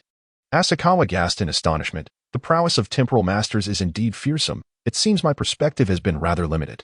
Resolutely adhering to his strategy of clinging to his guardian, Asakawa descended from his bed, prepared to lay out summer bedding in the adjacent room, intending to rise at midnight each night to determine which room to occupy. At noon, Asakawa received a call from Shinsuke Sugita. President, I find myself in a predicament with a troublesome individual and require your presence for a discussion. Please come to the Asakawa residence and bring along some lunch. It had been some time since Asakawa and Sugita had engaged in a face-to-face conversation. In summary, the real estate mogul, Mr. Monica, sought to influence the upcoming case against the Asakawa Corporation with the underlying aim of acquiring the green-roofed villa in the suburbs of Tokyo, which was part of the dowry left by Asakawa's grandfather to his mother. This constituted a malicious takeover attempt. Unfortunately, Asakawa and Sugita were not, as Mr. Monica had envisioned, akin to a young emperor and Chow Chow, but rather subordinates within the lethal hierarchy of the Black Organization. Wait a moment, am I, like the Suzuki family, also part of a clan with a countryside villa? Is this not a blatant magnet for homicide? Asakawa's realization struck him with clarity. Akikawa Kazuki contemplated the possibility of selling the ominous residence, yet upon delving into the memories of the previous owner, he discovered that this villa was designed 22 years ago by the architect Teiji Moriya at the behest of his grandfather, Eric Wood. The roof's color was meticulously chosen to mirror the green eyes of his wife, Hannah, and daughter, Dorothy. What a revelation! There was no need to fear that this was a haunted house. It was merely a theatrical spectacle, akin to a single firework illuminating a grand scene. As Akikawa Kazuki continued to turn the pages, he recalled that 20 years prior, his grandfather had brought his daughter to Japan to attend a concert, where they resided in this very villa. It was here that Asakawa Masanobu, who came to promote his products, fell head over heels for Dorothy, and the two swiftly fell in love. However, the traditionally minded grandfather could not accept his daughter marrying the then unknown and impoverished Asakawa Masanobu. After bestowing this villa, built as a dowry for his daughter, he angrily returned to England, preferring solitude over living with a disheveled son-in-law. Yet, upon the birth of Akikawa Kazuki, the grandfather eventually embraced his grandson, who possessed a pair of sea blue eyes identical to those of the late Eric. Thus, this villa remains a significant testament to the family's history. As Akikawa Kazuki reminisced about the myriad of oil paintings, rare books, and exquisite gemstone decorations in the villa, he pondered how his grandfather, having squandered the family fortune, never sought to reclaim these treasures from his daughter. Perhaps they held profound significance. If that is the case, might it not be possible that an individual eminently suited to manage these collections is on the verge of emergence? A person capable of bearing the weight of 200 pounds in armor should possess the strength to undertake 2 jobs, one would presume. Kazuki squinted thoughtfully. This matter shall be resolved, and you shall witness his demise within 3 days. He exuded an air of confidence. Wishing you an abundance of martial prosperity. Kazuki mused inwardly, sensing a misunderstanding from his subordinate. Do I strike you as one who resorts to violence against commercial adversaries? He sent a message to his predecessor, Brandy, indicating his intent to acquire an art museum in the name of the Kuruma Group, urging him to prepare for the appropriation of Xinjiang's inheritance. Understood. After Nishikata Shinsuke departed, Kazuki retrieved a maple leaf gold coin from the inner pocket of his suit, idly toying with it. Knights and demons, you say? Do you consider yourself the terminator of malevolence and the guardian of beauty? As the coin danced and spun upon his fingertips, Kazuki's thoughts crystallized. Dear curator, I am but a young artist, orphaned and solitary. As Akitsukawa Kazuki gazed into the mirror, he murmured, the villains wish to seize the inheritance passed down through generations from my grandfather. You will assist me, won't you? After all, you are a knight of justice. A brief silence enveloped the exquisitely adorned bedroom before a soft chuckle resonated. In the manga, Kagoro Muri was seen holding a newspaper from August. Chapter 39, A First Encounter with Director Okiai. Greetings, esteemed sir, Kazuki Akitsukawa said as he entered the art museum with a sketchpad. May I take the liberty of sketching these remarkable works? I am Okiai, the director here. Are you a student at the nearby art academy? The director, intrigued by the sight of a professional artist, was eager to engage in conversation. I am indeed Director Okiai. I am a freshman in the composition department at Tokyo University of the Arts, though I am currently on a temporary leave of absence. I have come here seeking inspiration for the anime code Geass, Lelouch of the Rebellion. Asakawa Kazuki exhibited the humility befitting a young artist. Asakawa, perhaps you are acquainted with the operatic performer Hanawood? Director Okiai seemed to recall something. Indeed, she was my grandmother, who passed away nearly a decade ago. Asakawa was taken aback by the extensive reputation of his maternal grandmother. Ms. Wood's portrayal of Marguerite in La Traviata at the Royal Opera House was a dazzling comet of her era. I mourn her passing profoundly. Director Okiai invited Asakawa to sit in his office. I noticed that the titles of your works are divided using stage and turn. I presume the curtain-raising performances employed elements of classical theater? Truly. As a museum director, he was able to discern so much nuance from the animation. Akakawa Kazuki now believes that this anime has indeed been a splendid selection, perfectly dancing upon the sweet spot of Tokyoites who revel in personal vengeance. Ha ha ha, I have thoroughly appreciated the first season of this adaptation of Hamlet, which mirrors the tale of a prince seeking retribution. Director Okiai is quite gratified by the praise from the original author. Within the narrative of the first season, Lelouch's act of murdering Shirley's father echoes Hamlet's tragic mistake of slaying his lover's father. However, the ensuing madness that befalls the lover is transposed onto Euphemia in Lelouch's saga. At the season's conclusion, the confrontation between Shizuku, seeking vengeance for Euphemia, and Lelouch, as they draw their weapons against one another, parallels the fatal duel between Hamlet and his lover-esque brother. Am I not correct? This venerable gentleman, clad in full armor and hefting 200 pounds, indeed exemplifies the quintessence of classical revenge literature. If my audience were as erudite as you, discerning the plot twists after just a few episodes, my company would likely face financial ruin. Akakawa Kazuki complimented. Ha ha. Thus, It seems the second season shall introduce the treacherous brother and the poison-wielding uncle, correct? Director Okiai inquired about the ensuing plot. Alas, Akakawa Kazuki rested his hand upon the drawing board and sighed. Since you are acquainted with my grandmother, permit me to regard you as an elder and share the burdens of my heart. I fear I may no longer continue creating animation. Shallow River, Little White Flower, and Tree are available for a limited time. What? I have heard that there are indeed some issues at your home. Are you facing financial difficulties? Director Okiai must also be troubled by the pressure from boss Monjong, feeling overwhelmed and powerless. Things were improving, but recently, Akatsukawa Kazuki recounted the origins of the Green Roof Villa and the pressures exerted by Mr. Monica. The villa houses a myriad of ancestral oil paintings, a collection of books, exquisite gemstone adornments, as well as grandfather's musical instruments and an array of opera costumes custom-made for grandmother. I am unwilling to relinquish either my father's company or my grandfather's legacy. Curse that devil Monica. He deserves nothing less than death for preying upon even the innocent child who has lost a parent. Director Okiai clenched his fists beneath the table, yet maintained an air of composure. Young man, do not be hasty. Circumstances may yet take a favorable turn. Given your words, I shall return and contemplate further strategies. Akatsukawa Kazuki thought the moment was opportune to shift the subject. I have come here to seek references concerning the striking techniques of medieval knights. Are there any paintings or sculptures of such? Unfortunately, there are none. Only a suit of medieval knight's armor. Director Okiai replied somewhat awkwardly. Asakura Kazuki followed Director Okiai into the infernal chamber. The stature of the armor closely resembled that of Director Okiai.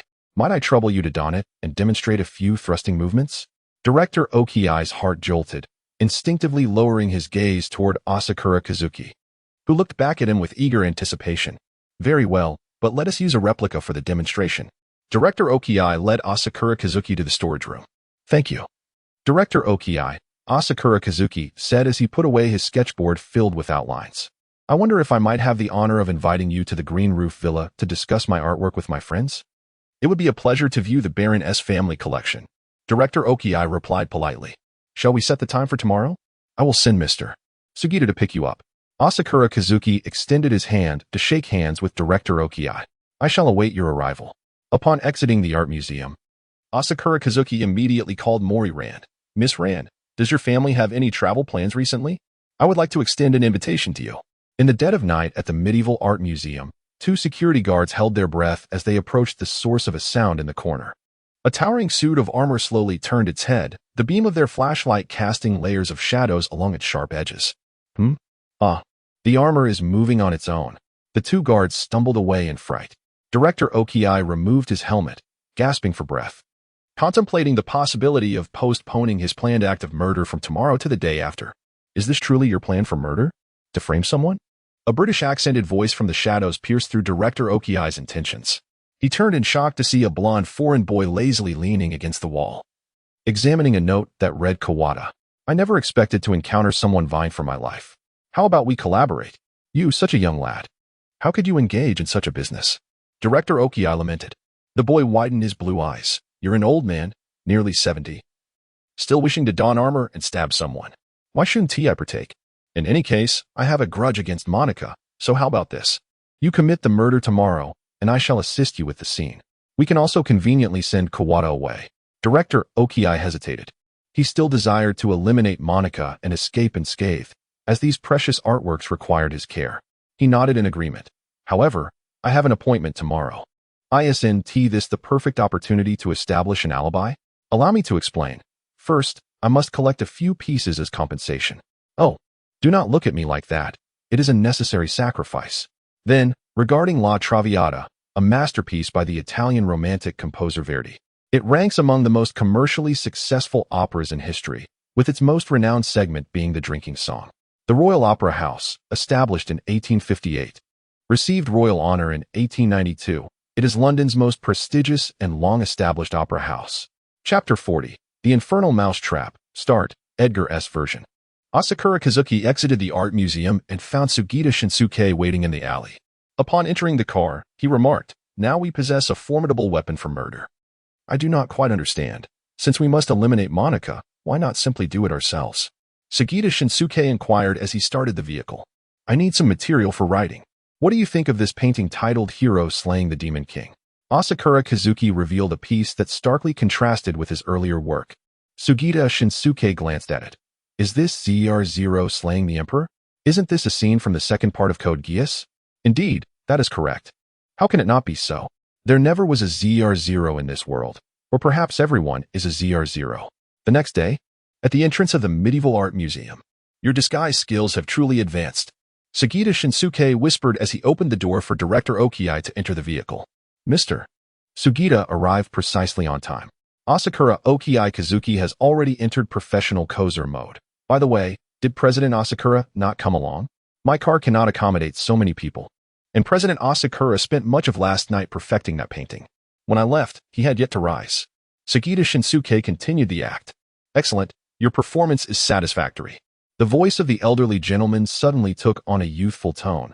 Next, let us retrieve the Mori family. Maintain the rhythm. Do not let anything slip. Understood. At 2:00 p.m., beneath the Mori Detective Agency. Good morning, you must be Mr. Sugita?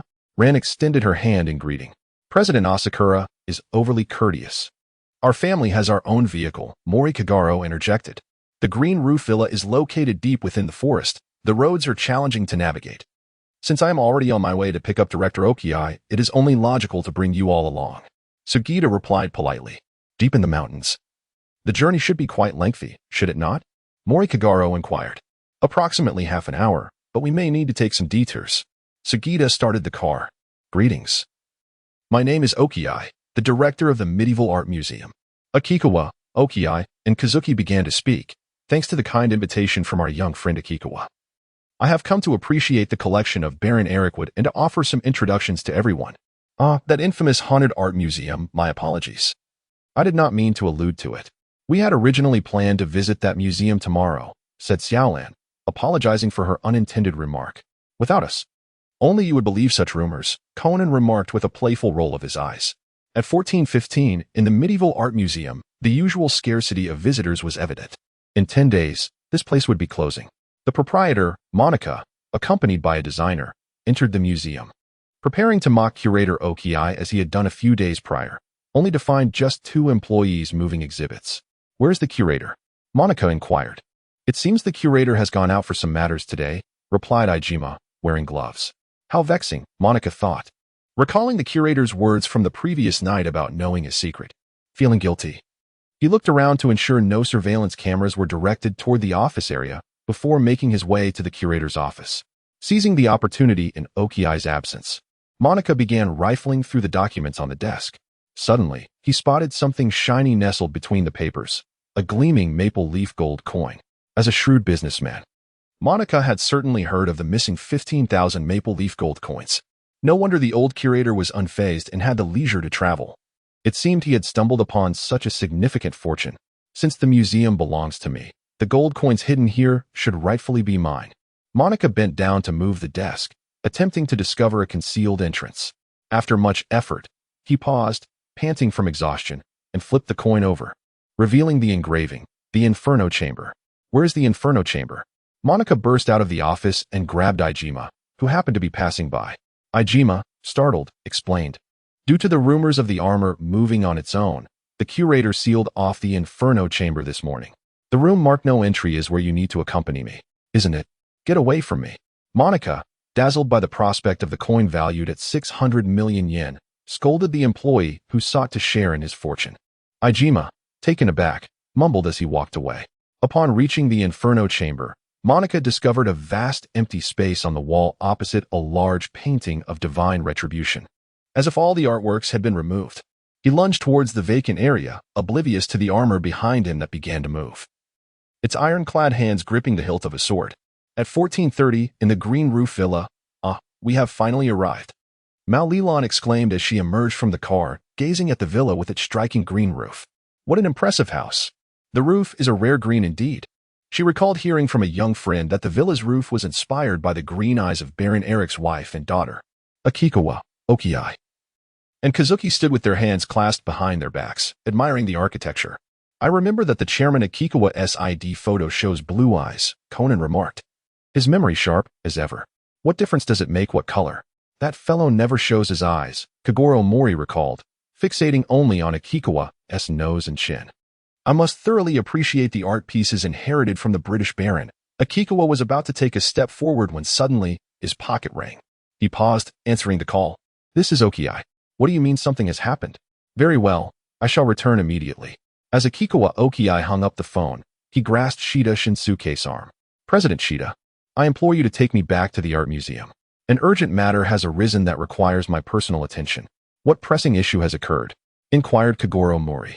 A greedy mouse has burrowed into the hellish cage designed specifically for him. There's no need to trouble yourselves. The host has yet to make an appearance. And how could the guests depart so abruptly? The elderly man, with his white hair, moved swiftly and was already seated in the vehicle. I appreciate your assistance, Mr. Shida. Shida Shinsuke leaned in to offer a word of caution. President Akikawa is resting in his room. If he doesn't awaken, please knock on the door a few more times. The Mori family nodded in a daze, watching as the car drove away. At 14:35, the vehicle turned a corner and came to a halt. Quickly, open the door. I still need to ascend to the second floor. Akikawa leaped from the car. You may head directly back to Akikawa Company. If the police are looking for you, simply provide them with my number. Understood. With a swift press of the accelerator, Shida continued down the road at a rapid pace. Shallow River and Tree traversed the woods, taking a shortcut back to the Green Peak Villa. They stealthily climbed in through the back, entering the second-floor bedroom. Amidst the sound of knocking, they mumbled indistinctly while erasing any traces of their window entry, hastily disposing of their discarded clothing in a concealed space to eliminate evidence. With tousled hair and a casual tug at the collar of their robe, Shallow River and Tree turned the doorknob. Oh, President Shallow River, why are you not dressed properly? Halloween special. The Magical Brush of Malyong, midnight, 12 o'clock. Today is Halloween. Aya Shikawa Kazuki reclined on the plush sofa in the living room. However, there seemed to be no indication that the timeline was heading towards the Halloween Bride theatrical version, which was rather disappointing. Lonely Halloweens, a solitary Halloween. Happy Halloween, he mused. Today, a prominent figure in the AR sector, Little 47, announced a free trial for Halloween. Would you like to give it a try? Mingji sent over a link. Akagawa Kazuki cast a glance at the product description. Could it be that there exists a reality enhancement plugin capable of directly interfacing with human senses? Shallow River and Tree sat up in astonishment on the sofa. If I just buy one, wouldn't that make me invincible? The official price of this plugin is 3 times the value of this world. Well, then it's no big deal. Disappointed. Shallow River and Tree lay back down on the sofa. To avoid significantly altering the course of the world, it is best not to use it extensively. Have fun. Rest assured, I will. Shallow River and Tree followed the tutorial to integrate the plugin into the world. Higi, what shall we add to our world next? On Halloween? Shallow River typically paid no mind until today, when he discovered that his Porsche 356 had transformed into a medieval carriage drawn by a skeletal horse with 6 bony legs. Upon closer inspection, he noticed a pair of bat wings sprouting from the horse's back. Naturally, Shallow River was unaware that he was staring at the nightmare, a magical creature from Harry Potter. Instinctively, he began to survey his surroundings. Skyscrapers had morphed into Gothic-style castles, and medieval-clad pedestrians walked orderly in the distance. Medieval? Shallow River glanced down at himself, realizing his trench coat had become a black tailcoat, and the concealed firearms had transformed into ornately handled antique guns. Flintlock pistols? Veins began to surface on his forehead. What on earth is happening? Oh, sir, who resembles a young gentleman.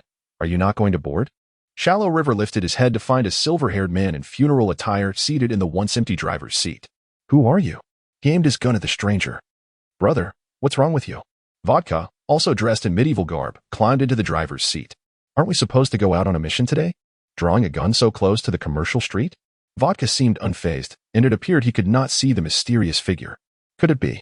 Shallow River rubbed the handle of his gun, sensing something amiss.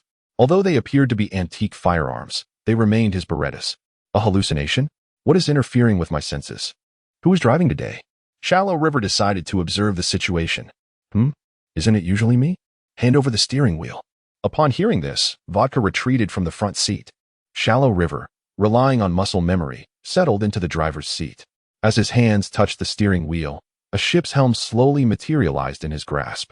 I believe a refined gentleman like you is ill-suited for the driver's seat. If you desire information, the funeral director leaned closer. Tell me a joke, and I will share nearby news with you for free. Not happening. With a stern expression, Shallow River entered the carriage. Why are you so moody today? Vodka scratched his head and resumed his role as the driver. Amuro too arose from his bed, preparing to embark on a new part-time job routine. Upon opening the door, he was left in shock. The street was awash with rainbow-hued cotton candy extending to the horizon, with pedestrians and vehicles advancing through the sugary terrain. Most passers-by were adorned with an array of candies and vibrant trinkets. The houses along the roadside took on bizarre shapes, some resembling hamburgers, others sushi. Gazing at this world rich in color and flavor, Amuro found himself bewildered. Have I finally lost my mind from overworking? After exploring his surroundings, Amuro realized it was merely a filter layered over reality. He retrieved a candy cane-shaped car key from his tiramisu-colored coat and started the white chocolate-themed Mazda. A creature resembling both a fox and a cat leaped from the back seat onto his shoulder. Young man, do you wish to fulfill your desires? Become a magical girl. The peculiar creature, adorned in pastel colors, fixed its red eyes on the man in the driver's seat. Thank you for the invitation. But I am already 29 years old, far past that age. Amuro tightened his grip on the donut-shaped steering wheel, steering towards the Poirot CAF. A lady wearing a bowl hat filled with ramen caught hold of a shyly wriggling menu on the counter. A cup of icy volcanic mud with a colorful layered triangle. Please. After a frantic morning, Amuro finally matched these bizarre product names with reality. All right, one iced coffee with a ham sandwich coming right up. He calmly grabbed the singing coffee pot, prying open its mouth to pour in coffee beans. Tiny hands and feet were already sprouting from the beans. Mr. Amuro seems particularly irritable today, commented a cake-shaped figure with layers of ribbons from behind him. The Edgar-like version of Shallow River entered, exclaiming, "This world has finally gone mad in a way I adore. Mr. Amuro, do you have a moment?" A golden-haired boy, resembling an orange chocolate cake, leaned closer to Amuro. You've experienced that hallucination too, right? The entire world has transformed into animals. No, I believe our symptoms differ slightly, Amuro squinted. There's a strange goat nibbling on my coat. May I pet your dog ears, senpai? Look, you're already rambling. Since both of us are experiencing hallucinations, the cause likely stems from yesterday's collaborative mission, Amuro concluded. Excellent. Things are progressing according to my plan.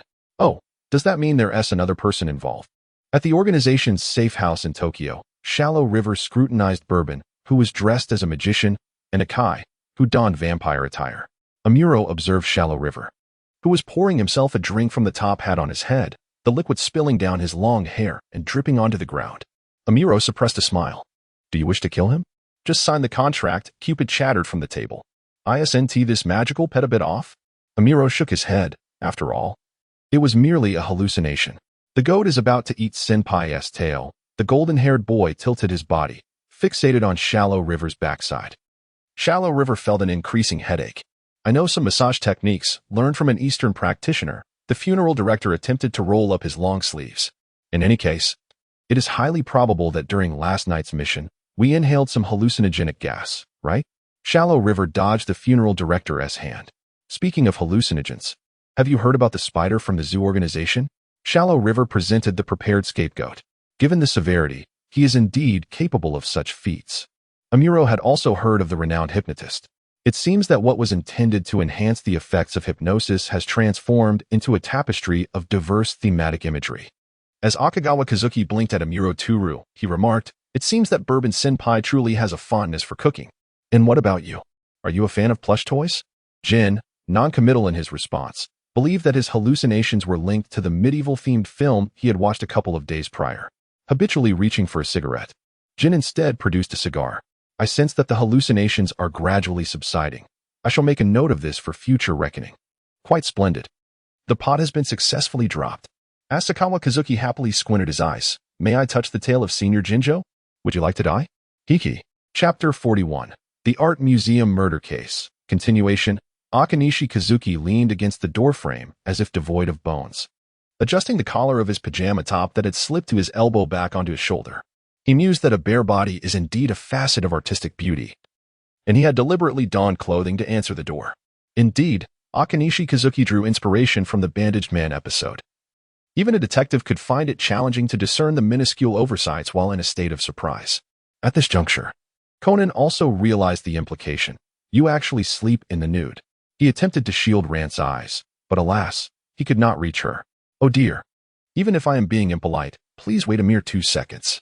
Akanishi Kazuki retreated to close the door. Is the artist's style at home always so unrestrained? Mori Kagoro found himself enlightened. Before he could articulate any critical remarks, the impeccably dressed Akanishi Kazuki reopened the door.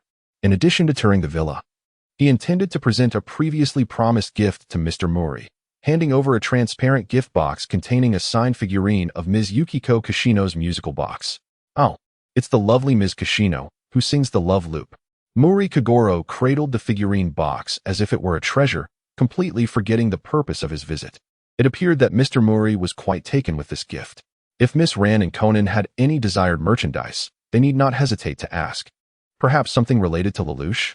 Now dressed in formal attire, Akanishi Kazuki's demeanor shifted to a more serious tone as he turned to Ran and Conan. Although Yon had mentioned the rebellious Lelouch, noting that the male protagonist was exceptionally handsome, Mecha did not pique his interest. Ran took Conan's hand. Conan watches it daily. Even Dad complains that he monopolizes the television. Conan, which character do you like? Huh? Ahaha, I only like the mechas. Conan had finished the first season. Yet he understood that this was not a show a child could fully comprehend, so he laughed it off.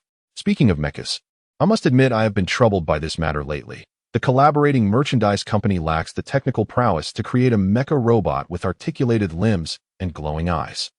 Akanishi Kazuki rested his chin on his hand, appearing somewhat distressed.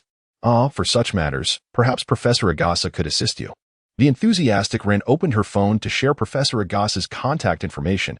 His many small inventions are quite fascinating. He is currently in need of experimental funding. Miss Rant's connections are indeed remarkably extensive. The Yon mentioned earlier must be the second daughter of the Suzuki family, correct? Akikawa Kazuki noted the number. If a tangible item is produced, let it be given to young Conan first, for this is all that remains for now. Asakawa Kazuki produced a figurine of Lelouch and placed it in Conan's hands. Conan, holding the figurine, gazed vacantly and remarked, "Are you truly entrusting this matter to the doctor? I can't shake the feeling that he might actually create a functioning mech. Furthermore, I have taken note of Miss Rant's sentiments. The project currently being prepared by Asakawa Company has already released its music video. If Miss Rant enjoys entertainment shows, she is bound to appreciate this production. I had the pleasure of watching the animation's music video a few days ago, and the artistry is simply exquisite. I will undoubtedly follow its broadcast." Xiao Ran responded earnestly. "Then, I must express my gratitude for everyone's support." Asakawa Kazuki smirked with a mischievous glint, subtly shifting the topic. "Isn't Director Okiai currently engaged in appraising the collection with you?" Indeed, I had already discerned Asakawa Kazuki's penchant for mischief during the idol room incident. He must have concealed something within this film. Conan pondered. Just as Director Okiai reached the entrance, he abruptly had to leave again. Conan felt their conversation had lingered too long and interjected. "Hey, Asakawa brother, shall we go view the paintings? I can hardly contain my excitement." Indeed. Plans seldom unfold as anticipated. In that case, let us begin with the construction of this villa. Asakawa Kazuki led the way, reminiscing about 2 decades past. 1425. Medieval Art Museum. Director Okiai returned from the underworld to the museum's lounge, removed his gloves and mask, changed into pre-prepared attire, and then slipped out of the museum through a window, patiently waiting in the alley. 5 minutes later, Director Okiai's phone automatically connected, yet silence permeated the line. The call had been seamlessly redirected to another device. Shortly thereafter, a recording arrived on Director Okiai's phone, capturing his exchanges with others. Half an hour later, he emerged from the alley, hastening back to the museum. 1500 hours, museum's underworld. Director Okiai, you have finally returned. One wonders where you had wandered for such an extended period. Officer Megur scrutinized the elderly gentleman, his white hair raising suspicions. Yesterday, I had a delightful conversation with the young president of Asakawa Company, and we arranged to visit the green-roofed villa left by his grandfather to appraise the collection, which took a good half hour. I had just arrived at the villa when I received your call, which delayed my return by another half hour. Director Okiai sighed, shaking his head. Thus, from 2 o'clock onwards, you spent an entire hour in transit? Is there any witness to corroborate this? Officer Megur calculated the timeline. On the way there, I, President Sugita, and the Mori family were together. On the return journey, it was only President Sugita and myself. Director Okiai feigned recollection. This indeed implies there was no opportunity for the crime, and with Mori brother present, the possibility of falsifying evidence is nearly non-existent. Officer Megur contemplated before directing his gaze to the nearby officer. What have the surveillance results revealed? During the time frame of 1420 to 1425, Two museum employees remained within the surveillance scope. The deceased had entered the crime scene from outside the monitored area, seemingly in search of something, only to be slain by the suit of armor. The armor was discarded in the underground warehouse, and samples have been extracted for forensic analysis. Upon hearing this, Director Oki was momentarily taken aback but soon relaxed, recalling his demonstration of striking through that very armor, with yesterday's surveillance as evidence. This must be divine providence, ridding the world of a malevolent demon, driven not solely by my will. Director Oki fortified his convictions. Now, regarding the deceased's social connections, did he have any enemies? Officer Magyar continued to inquire. Well, Inspector, take a look for yourself. An officer opened a notepad filled with a page of names. Why are there so many? What exactly did this individual do? Officer Magyar had never encountered such a despised victim. These are merely those who have clashed with him this year. The owner of the company, a capitalist notorious for hostile takeovers in real estate, has driven numerous small companies to bankruptcy, even leading some distressed owners to attempt suicide. These listed are direct associates, and I have yet to record the employees who lost their jobs as a result, the officer elaborated. Chapter 42. The Museum Murder Case, continued. Alas, it seems to me that this individual met a most unjust end, Officer Magyar mused. Who interacted with him in the previous month? Among those are the present Director Oki and Asakawa President, who both visited the museum yesterday. Asakawa Kazuki? Surely. He could not commit such an act, Officer Magyar considered, having reviewed the reports of the Idol and Shinkansen cases, wherein Asakawa had provided pivotal information. Appearing to be a well-meaning citizen, albeit coincidentally entangled with the Muri family at the scene of the crime, President Asakawa could hardly be the culprit. Director Oki interjected in defense of his young friend. When I departed, he was still asleep upstairs. In that case, you have not witnessed him directly. And both of you are now suspects, unable to provide alibis for one another, Officer Magyar remarked, picking up his phone. I shall call Muri brother and request he return with President Asakawa. Asakawa Kazuki has already accompanied the Mori family on a tour of the hall, where numerous artworks are displayed, many of which are exquisite treasures from the Victorian era. I suppose this might be one of the reasons why the enigmatic Mr. Monica desired this villa. Mori-ran had previously heard Asakawa Kazuki speak of Mr. Monika's actions. That man is truly outrageous. How can one resort to such underhanded tactics to seize the heirlooms left by another's ancestors? While this behavior may not be illegal in a strict sense, it is undeniable that Mr. Monica cannot be regarded as a virtuous individual. Akikawa Kazuki sighed, reflecting that the greatest malevolence of human nature lies in the capacity to torment others to the fullest extent within one sphere of power. Conan furrowed his brow, pondering how to define justice. For the time being, President Sugita is a trustworthy individual who can provide some respite. However, having delved into the past of Manager Monica, I fear that his unscrupulous methods may lead to considerable turmoil, potentially jeopardizing the scheduled release plans in the future.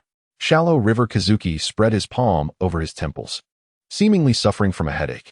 Never mind, since the villa remains unscathed, I shall first guide you on a tour. I should not burden my guests with my troubles. Shallow River Kazuki offered a reassuring smile to the Mori family. Don't force yourself, young man. If it becomes too overwhelming, I could seek out a good lawyer for you, perhaps with the help of Kei. Uncle Mori still possessed a certain chivalrous spirit, though the influence of Yoshiko Kuniyashi's surroundings might have played a role as well. As Akagawa Kazuki was about to respond, the phone of Kagoro Muri rang. Hello. Officer Magyar. Is there another perplexing case that requires my intervention? What? The owner of the restaurant, Madoka, has been murdered? The Muri family turned a glance at Akagawa Kazuki, who had just been mentioned as the victim, yet his expression was obscured by his hair, making it difficult to discern any change in his demeanor. All right, we shall return with him now, Muri concluded the call. Kid, you didn't intentionally have President Sugita drive off to leave us here, did you? Muri scrutinized Akagawa Kazuki with suspicion. How could I? There are cars in the underground garage. It's just that I don't know how to drive, Akagawa replied, retrieving a set of keys from a nearby drawer. Follow me. Akikawa Kazuki escorted the Muri family to the garage, where the overhead light illuminated the metallic exterior of the vehicle. A Rolls-Royce. Muri Kagaro was utterly astonished. Although it is indeed easy to mistake, this is one of the first batch of T-Series Bentleys released in 1965, which is itself a prized collectible. Asakawa Kazuki handed the key to Muri, saying, I leave the rest to you, Mr. Muri. This marked Muri Kagoro's inaugural experience with such a collectible vehicle, and naturally, He felt a twinge of anxiety. After approximately 40 minutes, they finally arrived at the Medieval Art Museum. At 1550, inside the museum, Magyar greeted them with urgency. "Ah, Mori, you finally arrived. We mustn't delay. Let us first review the footage from the crime scene." The video revealed the moment when the owner, Monica, unwittingly triggered the camera as he entered the infernal chamber. The footage depicted Monica approaching an empty wall, eagerly searching for a concealed door. At that moment, the suit of armor behind him raised its sword and struck him from the side. In pain, Monica turned, only to find the armor holding him by the collar with one hand while the other thrust the sword, pinning him to the wall. Those watching the recording tilted their heads in disbelief, seemingly unable to confront the gruesome scene. Asakawa covered half of his face, obscuring his expression, though his eyes were filled with a mosaic of emotions. Once the act was completed, the armored figure turned and departed, leaving behind the image of Monica's demise, echoing the divine retribution depicted on the wall opposite. Officer Magyar paused the footage, stating, "First, I must ask you a question. Were Director Okiai and President Asakawa in your presence at 1420? At 1420, when Mr. Sugita came to collect us." I glanced at my watch, and it read exactly 1400 hours. For the subsequent half hour, we remained in the car with Director Okiai, Mori Kagoro recalled. "My sense of time is impeccable. There is absolutely no room for error. Arriving at Green Dome Villa precisely at 1430 is a certainty." Sugita Nobasuke, summoned by the officer from Asakawa's company, adjusted his glasses. "When we called around 1430, you had already arrived at the villa, correct?" Officer Magyar reiterated.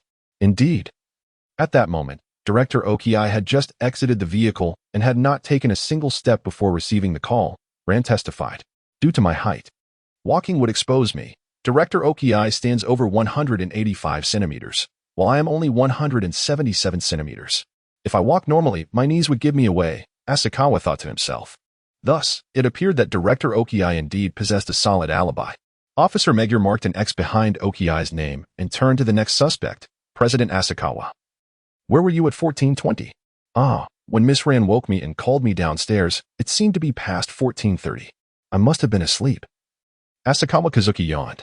Although the time was insufficient for him to return from the crime scene to the villa, Officer Magyar pressed, "But sleeping at this hour?" "I visited the museum yesterday to create the cover illustration for the first season of Code Geass. I sketched during the day and stayed up late to finish the painting," he explained. Akagawa Kazuki elucidated that the artwork depicted a ZR-0 wielding a knight's lance. Officer Meguro observed the forensic team returning and inquired, "What did the lab report reveal?" The officer produced a report, stating, "There are epithelial tissues belonging to Director Okiai found on the interior of the armor." Mori Kagoro was taken aback, exclaiming, "How could this be? At that time, he was clearly sitting right next to me. Could he possibly have a twin? This is a question I should be able to answer." Akasawa Kazuki raised his hand to speak. "Yesterday, while I was sketching the knight's movements, I enlisted Director Okiai as my model. I apologize for involving you, Director Okiai, as the other staff were unable to don the armor." The officer, exasperated, interjected, "I haven't finished yet. In the external fingerprint analysis, Mr. Kawada's fingerprints were found overlapping with those of Director Okiai, indicating that Director Okiai had interacted with the armor before Mr. Kawada organized the warehouse today. Does this imply that Mr. Kawada is the actual perpetrator of this case?" Once again, Kagoro Mori successfully identified the wrong culprit. The Bentley T1, first unveiled in 1965, features a lightweight steel aluminum monocoque design, achieving a top speed of 185 kilometers per hour, thus establishing a performance benchmark for four-door sedans. Priced at over £5,000 starting in 1966. Bentley originally catered to the racing circuit but pivoted towards a sporty luxury trajectory after its acquisition by Rolls-Royce in 1960. At that time, Rolls-Royce had not yet faced bankruptcy. The aesthetics of Bentley and Rolls-Royce during this period were strikingly similar. Chapter 43, The Art Gallery Murder Case, Part 1. It remains uncertain whether there are any fiber traces remaining on Mr. Kawada's fingerprints. The perpetrator must have worn gloves. The officer provided an additional clue, due to the prior request from the gallery owner to organize and relocate artworks today. The warehouse keys were carelessly left on the table for anyone to take. Ijima explained, the warehouse housing the armor only contains replicas. Hence there are no surveillance cameras at the entrance. This suggests that the trail of evidence has gone cold. Inspector Magyar was quite troubled by this.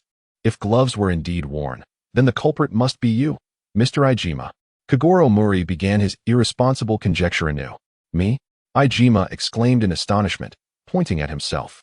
Please, don't cause a ruckus, Mori, Inspector Megure replied, speechless. We reviewed the surveillance footage. During the incident, Mr. Ijima was busy maintaining oil paintings in the hall. And the brief disappearance of Mr. Kawada, who was moving artworks, does not align with the time of the crime. While the adults examined the timeline, Conan bravely dashed to the crime scene and retrieved a bloodstained coin from beneath a nearby cabinet. Wrapping the coin in a handkerchief, Conan triumphantly raised it high, exclaiming, "Oh, look, here is a coin." A forensic officer took the coin, photographed it, and wiped away the blood, revealing its complete form, which startled him. Inspector, you need to see this.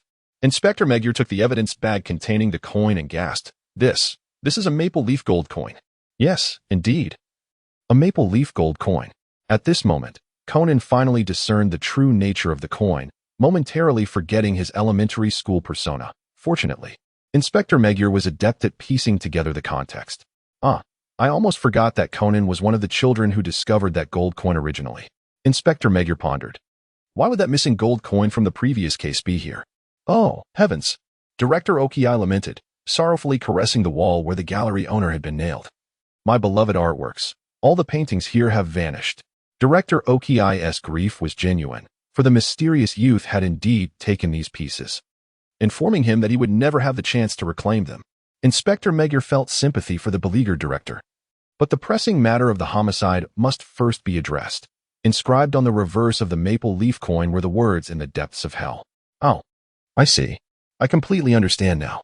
Kagoro Mori grasped the connection, just like the incident involving the maple leaf gold coin. Mr. Monaco was a member of the mysterious group that had stolen the coin. This time, they intended to collaborate in stealing artworks, but upon Mr. Monaco's arrival, guided by the coin's hint, he was silenced by his accomplices. Indeed, Mori's perpetual inability to deduce accurately never fails to disappoint. Kazuki Akasawa internally scoffed. Ijima spoke up. At that time, Mr. Monaco specifically asked me for directions. He seemed quite open, not at all like someone trying to meet in secret. Indeed, furthermore, Mr. Monaco had already purchased the gallery, so there would be no reason for him to steal from his own property. It is far more plausible that Mr.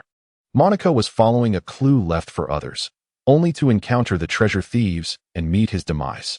Asakawa Kazuki continued to steer the investigation towards the enigmatic treasure theft organization.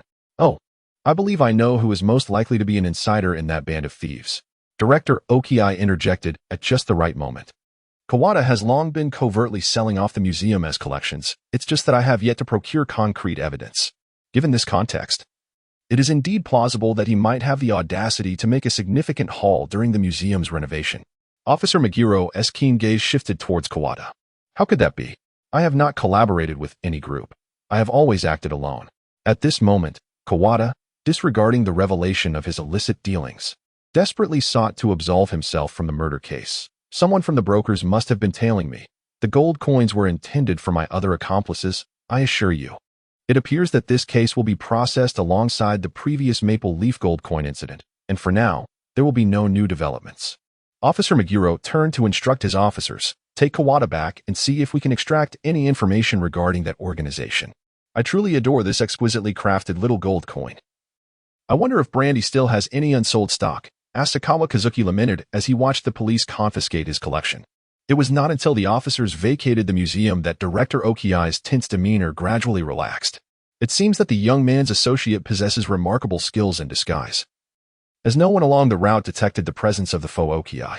Upon checking his phone, Director Okii discovered that the call logged to Monica from yesterday and the recording of the imposter had vanished entirely, as if they had never existed, like the elusive golden-haired youth.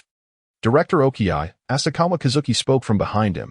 May I have the honor of inviting you to care for the artworks at the Green Roof Villa?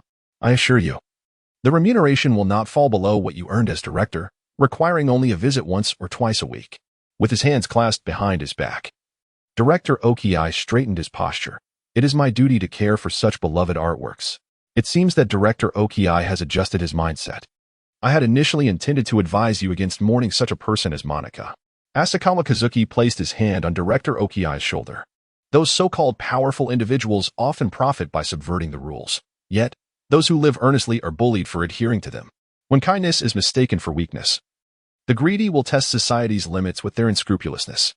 Akasawa Kazuki's voice was nearly a whisper, although it may not align with societal values. I must admit that I do not feel sorrow for the demise of such individuals. The bright moonlight illuminated the buildings, enveloping both the youth and the elder in shadows. Director Okiai straightened his back, convinced he had committed an act of righteousness. By eliminating a detritus, he believed he had salvaged both past artworks and future artists, harboring no regrets for his actions. The following day, at Forchome 17 Banshee, Mikahara Town, you have already informed Senior Brandt to take over Monika's enterprise, have you not? This achievement is also credited to you. Akasawa Kazuki languidly reclined on the sofa. Very well, Lord Cabernet. Sugita Shinsuke was an exceedingly opportunistic individual. To phrase it in a more emotionally intelligent manner, he was a remarkably astute person. This was evident in the increasing respect he held for Akasawa Kazuki due to his accomplishments in the finance department. Alas, in a few days, the first episode of the show I promoted will air. I must take refuge elsewhere. I have heard that the premiere night festival in Saitama is quite renowned. Let us secure a ticket. Akatsukawa Kazuki casually mentioned the next plot point. You wouldn't leave me here alone to face those frenzied spectators, would you? Sugita Shinsuke, having seen the preview, had already grasped the situation. After reaping so many benefits, it was only fitting to contribute a bit more, wasn't it? Akatsukawa gave Sugita a thumbs up, encouraging him. Believe in yourself. You can do it. The enthusiastic citizens of Tokyo, who were prone to violence, might just take the animated knives seriously and engage in a real-life battle, quickly retreating to avoid immediate danger. Chapter 44, Becoming a Mystery Novelist After Finishing His Overtime. Jin received an email from Brandy. Brandy extolled the virtues of Kurabino for their contributions to the organization, highlighting how several commercial and residential properties left behind by the deceased Monika had been preemptively seized by the organization. These properties provided at least 5 safe houses and 2 future research facilities. With such reserves, the finance department waved their hand, alleviating the gold mining tasks for the action team for the next month. Jin's task list was suddenly reduced by a third. Does this mean we won't have to work overtime recently? Kiani exclaimed joyfully. Even a fiery female sniper like her would worry about how late nights might affect her complexion. Cohen remained silent, but his actions in maintaining his sniper rifle grew noticeably lighter. He could finally make time for that amusement park he had longed to visit. Brother, look at Vodka. He is also eagerly anticipating the holiday. After taking a day off tomorrow, they would only need to work half a day for the entire month. Jin, free from the pressures of tasks, remained quite reasonable. Hooray! Kurabino is truly a great buddy. Chianti cheered as she jumped into the car, and Cohen stepped on the gas. Driving away. Jin also entered the Porsche 356A. Let us check on what's going on with that Monika fellow. Vodka, combining news and organizational intelligence, pieced together the storyline. Monika was a cunning businessman adept at using hostile takeover tactics to acquire real estate. Just a few days ago, he attempted to bribe Kurabino's subordinate, Sugita, to pressure the Akatsukawa company. His true goal was to purchase the green-roofed villa inherited from Kurabino's grandfather at a low price, as mentioned in Sugita's report. The day after Kurabino learned of the news from his subordinate, he visited the art museum in his true identity, meeting with the curator, Okiai, who was also being harassed by Monika. The next day, Monika was murdered, and both Kurabino and Okiai had solid alibis, leaving the true culprit to escape.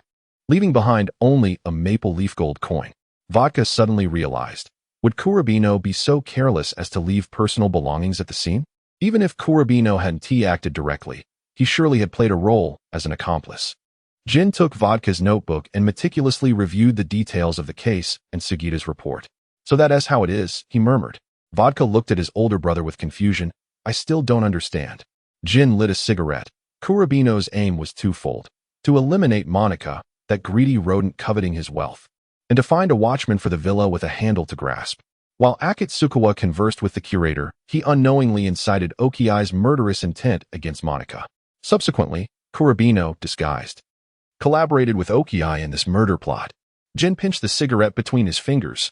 Kurabino personally invited the detective to the villa, utilizing disguise techniques, simultaneously providing alibis for both Akatsukawa and Okiai, and misleading the police investigation with that gold coin while expelling the art thief from the museum. After Okiai completed the crime, he invited him to work for him. Jin smirked disdainfully. He completely distanced himself from the case. If the plan were to falter midway, he was prepared to discard Okiai as a pawn. There were so many twists and turns in this? Vodka marveled. Truly impressive, Carabino. Vodka began to feel fortunate that this unscrupulous individual was on their side. Let us not praise him too much. Overconfidence can lead to being caught by the police hounds sooner or later, Jin remarked, flicking the ash from his cigarette. Let us give our little lucky cat a call. Vodka internally scoffed at the notion of equating the adorable image of the lucky cat with the beguiling Carabino. Akakawa Kazuki placed the oil painting of the hero slaying the Demon King beneath the bilingual lyrics, creating a simple music video to be featured on the official website. Upon returning to his own body, he merely stretched and noticed a call from Jin. Just moments ago, Magiana had seemingly sent a message stating that Sugita Shinsuke had submitted the incident report. If that is the case, Jin-sama, I presume you are here to commend my unparalleled ingenuity and flawless methods? There is no need for such courtesy. Contributing to the organization is a responsibility we all share. You put in 100 million, and I will too. We shall uphold brotherhood within the organization. If you do not pursue gold, neither will I.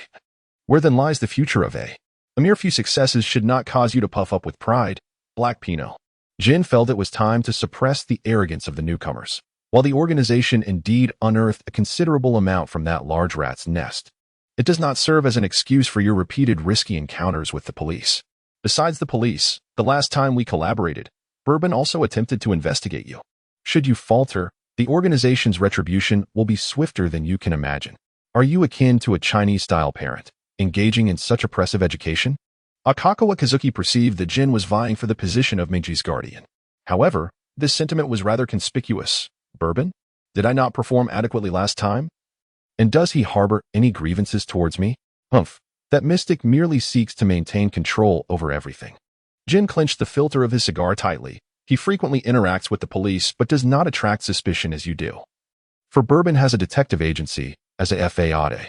A detective, indeed. This world operates fundamentally on reasoning. In that case, Jin-senpai, what do you think of me adopting a persona related to detectives? Do you wish to become a disciple of theirs? Jin found the newcomer's idea perilous. Detectives are a pack of astute foxes. Has Jin been possessed by rum? How could he share such thoughts with that sushi chef? No, I meant as a disciple of an anonymous detective novelist. Asakawa Kazuki continued to elucidate. The reasoning novelist, due to certain past circumstances, prefers to remain in the shadows. Thus, his disciple, who he took under his wing in his early years, narrates the experiences he encounters during his travels. It is quite reasonable that the novelist's manuscripts are compiled and published by this disciple, is it not? Are you intending to confine a writer? If he intentionally left a distress signal within the manuscript, Jin furrowed his brow. The idea of embedding a coded message in a manuscript sounds rather familiar.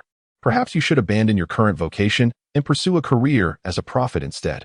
How could I possibly leave such a precarious situation for myself? It is quite simple. I shall write it myself. First, I will give Jin a precautionary warning. That detective, Kagoro Mori, seems to possess an uncanny ability to attract cases. And being in close proximity to him should yield an ample supply of writing material. Conan, I have truly sacrificed so much for you. If, by any chance, the identities of the organization members are revealed, do you comprehend the consequences that would ensue? Jin ultimately cautioned this audacious newcomer. Understood. If my social standing collapses, I would have no choice but to retreat to the research base. I shall be exceedingly cautious. Asakawa was just shy of swearing an oath. Humph. Jin acknowledged this straightforward approach of laying bare the plan as a relief. What do you intend to do about Bourbon? Chapter 45, Cold-Blooded. Jin's tone suggested he was willing to stand up for me, stirring a sense of gratitude within Kat. Akasawa Kazuki brazenly boasted, naturally, I am seeking opportunities to cultivate connections. I am the organization's cherished confidant. I felt a wave of nausea. Jinguji made an astute comment. So what has he been up to lately? Ignoring the remark, Akasawa inquired about the latest gossip from an informed superior. After a moment of contemplation, Jinguji seemed to weigh the confidentiality of the matter. Recently, Bourbon has been investigating the misappropriation of the organization's supplies by unidentified forces. Ultimately, Jinguji chose to convey the information honestly. Oh, I might have some insight into this. Akasawa recalled the several hundred pounds of powdered substance housed in a certain library. The customs officials are not blind. If such a substantial quantity were smuggled into the organization's channels, it would be entirely plausible. Where did you learn of this? Jinguji's radar for counterfeit goods was activated. Interestingly, during my previous visit to the library for research, I discovered that the middle section of the children's literature shelves was filled with counterfeit books containing that very white powder. Akasawa, who had never set foot in a library, fabricated a tale. Why were you searching for information in the children's section? Jinguji remained skeptical. It's evident you haven't seen the preview on Akasawa's official website. Children must have some form of entertainment, right? Hence, I plan to sample a few children's stories for bedtime tales. Those details are inconsequential. In any case, the powder amounts to around 100 pounds, indicating a high-quality supply chain. Being an artist certainly has its advantages, no matter the actions taken. One can always justify them as part of the creative process. Jinguji lowered his guard. In that case, you should communicate with Bourbon yourself. He prepared to end the call. Wait, Jinguji-senpai. Akasawa quickly interjected. Would you like to listen to my newly released piece? I drew much of my inspiration from you while composing it. This time, I cannot rely on the fame of Yoshiko Nakanishi to attract an audience. I must promote what I can. Humph. Do you think I will listen just because you say so? Jinguji thought to himself, swiftly hanging up the phone. Vodka opened the new track on Akasawa's official site.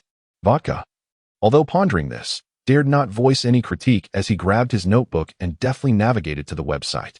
The first image to greet him was the background of ZR0 piercing the Emperor, closely resembling the police report detailing the cause of death.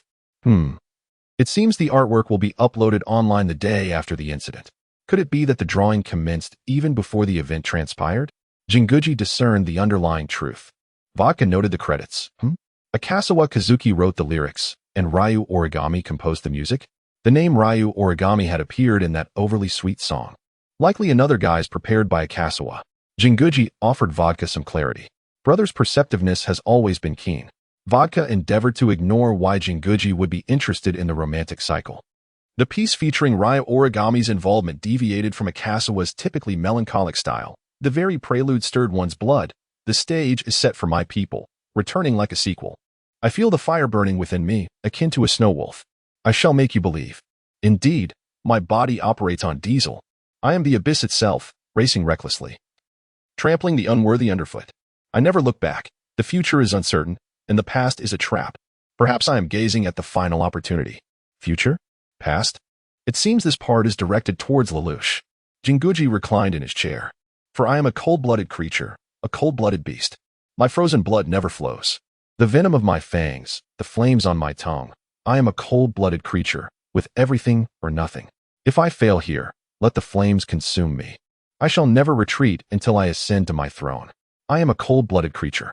Jinguji scoffed lightly. It appears this is the impression brother wishes to leave on the newcomers. Quite fitting. Vodka, appearing to drive attentively, had already perked up his ears, endlessly confronting fear, staring down demons. No rehearsals. One must stand tall or perish before failure, fighting alongside my legion, listening to their cries for power. Yet I am not inherently evil. I lead a carefree life, remembering that I am a dreamer. Akikawa Kazuki, upon examining the plugin, discovered the names of Jin and Vodka within the audience list. Jin, the deity of duplicity in ancient Greece. No, I never look back. The future is shrouded in uncertainty, while the past is but a snare. I may be gazing at that final opportunity simply because I am a cold-blooded creature. Are you ready? Are you prepared? The music, momentarily soft and soothing, seemed to echo the ominous clouds that gather before a tempest, before the resounding thunder of the music erupted. For I am a cold-blooded creature, a cold-blooded beast. My blood, frozen and stagnant, will never flow. The venom of my fangs and the flames upon my tongue, I am a cold-blooded creature. All or nothing, should I falter here. Let the flames consume all.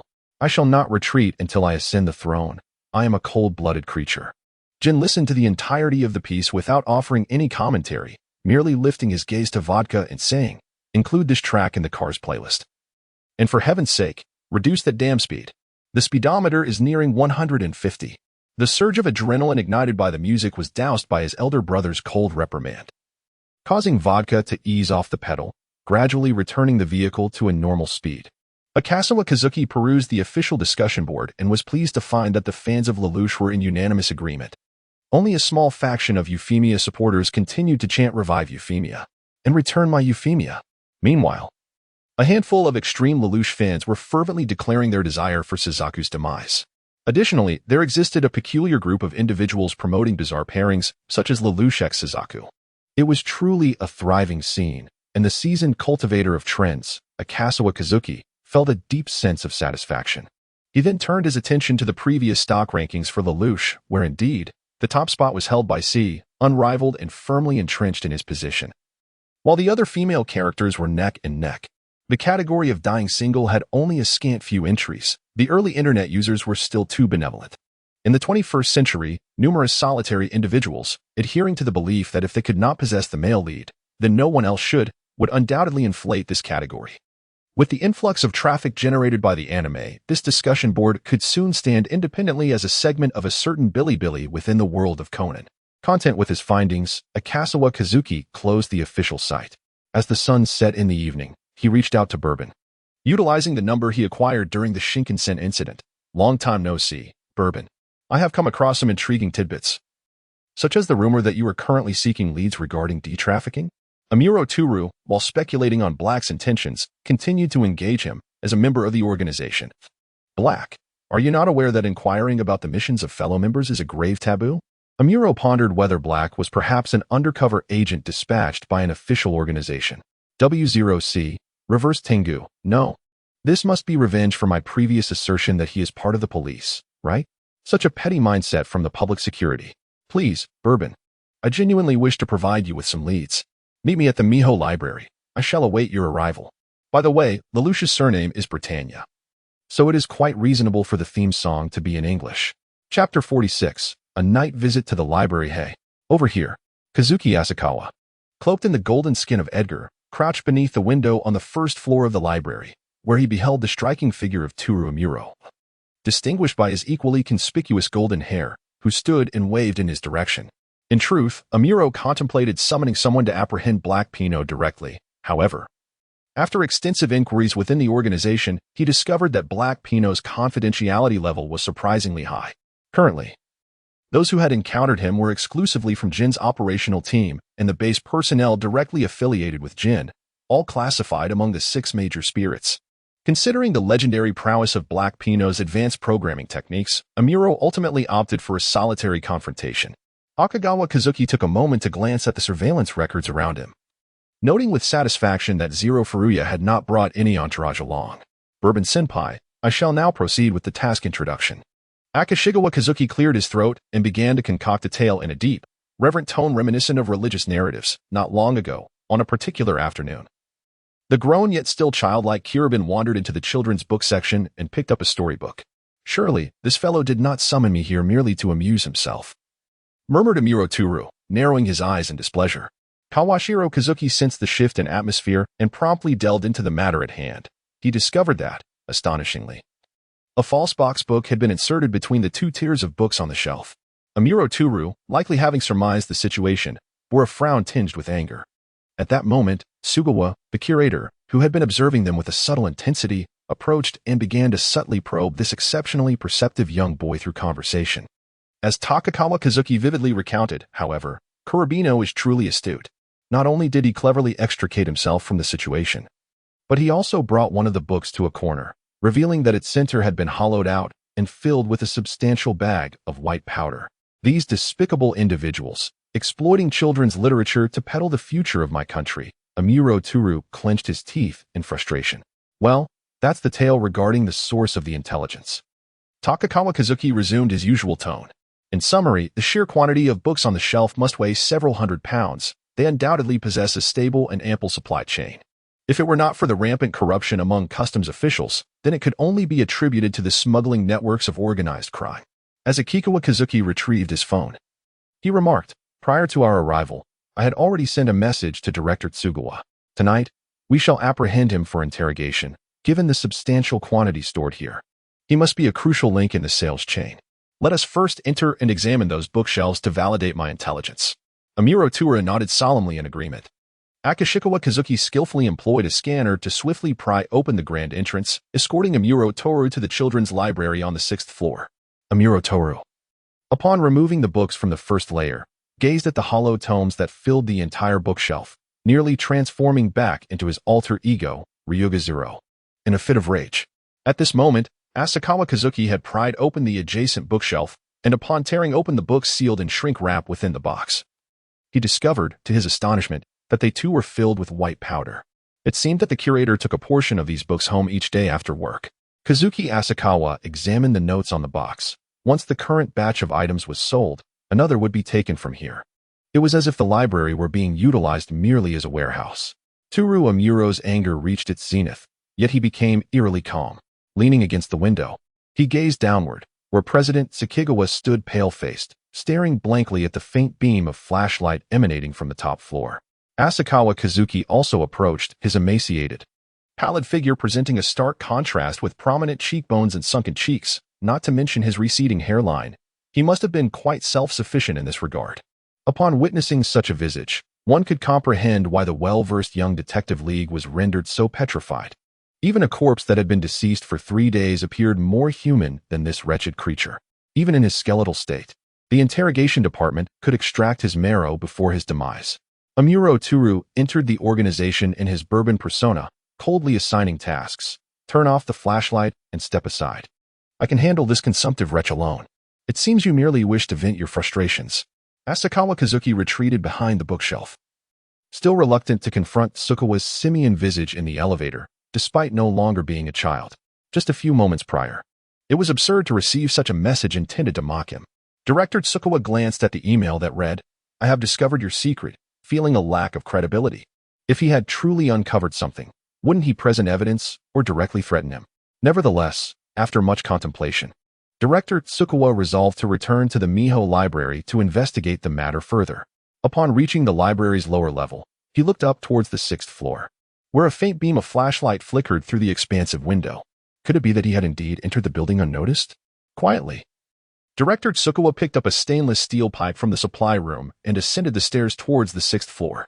Akiyama Kazuki gazed at the indicator light above the elevator for a while, noticing no change. He perked up his ears and heard faint footsteps emanating from the staircase. As Asakawa Kazuki peered out from behind the bookshelf, he gestured to his partner. Amuro Toru turned his gaze towards the direction indicated by Black Beano, following the wall until he leaned against the corner. Director Tsukuwa ascended the stairs, quickly spotting the golden-haired youth donned in a rabbit-eared hooded coat, gazing out the window. He had opened a box book, seemingly examining its contents by the moonlight. It appeared to be a little detective, brainwashed by personal heroism, who had uncovered the secrets of these books, leaving no room for mercy.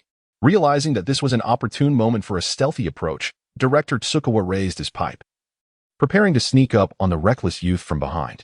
Just as one foot stepped out of the stairwell, a black hand suddenly emerged from the side, deftly gripping his wrist with precision, while the other seized the pipe and struck him heavily at the nape of his neck. Before Tsukuwa collapsed, he caught a glimpse of the youth turning to him, revealing a smile that could only be described as contemptuous, his shadow elongated by the moonlight, enveloping Tsukuwa. In his final moments of consciousness, Tsukuwa's last thought was, "So it was a bait.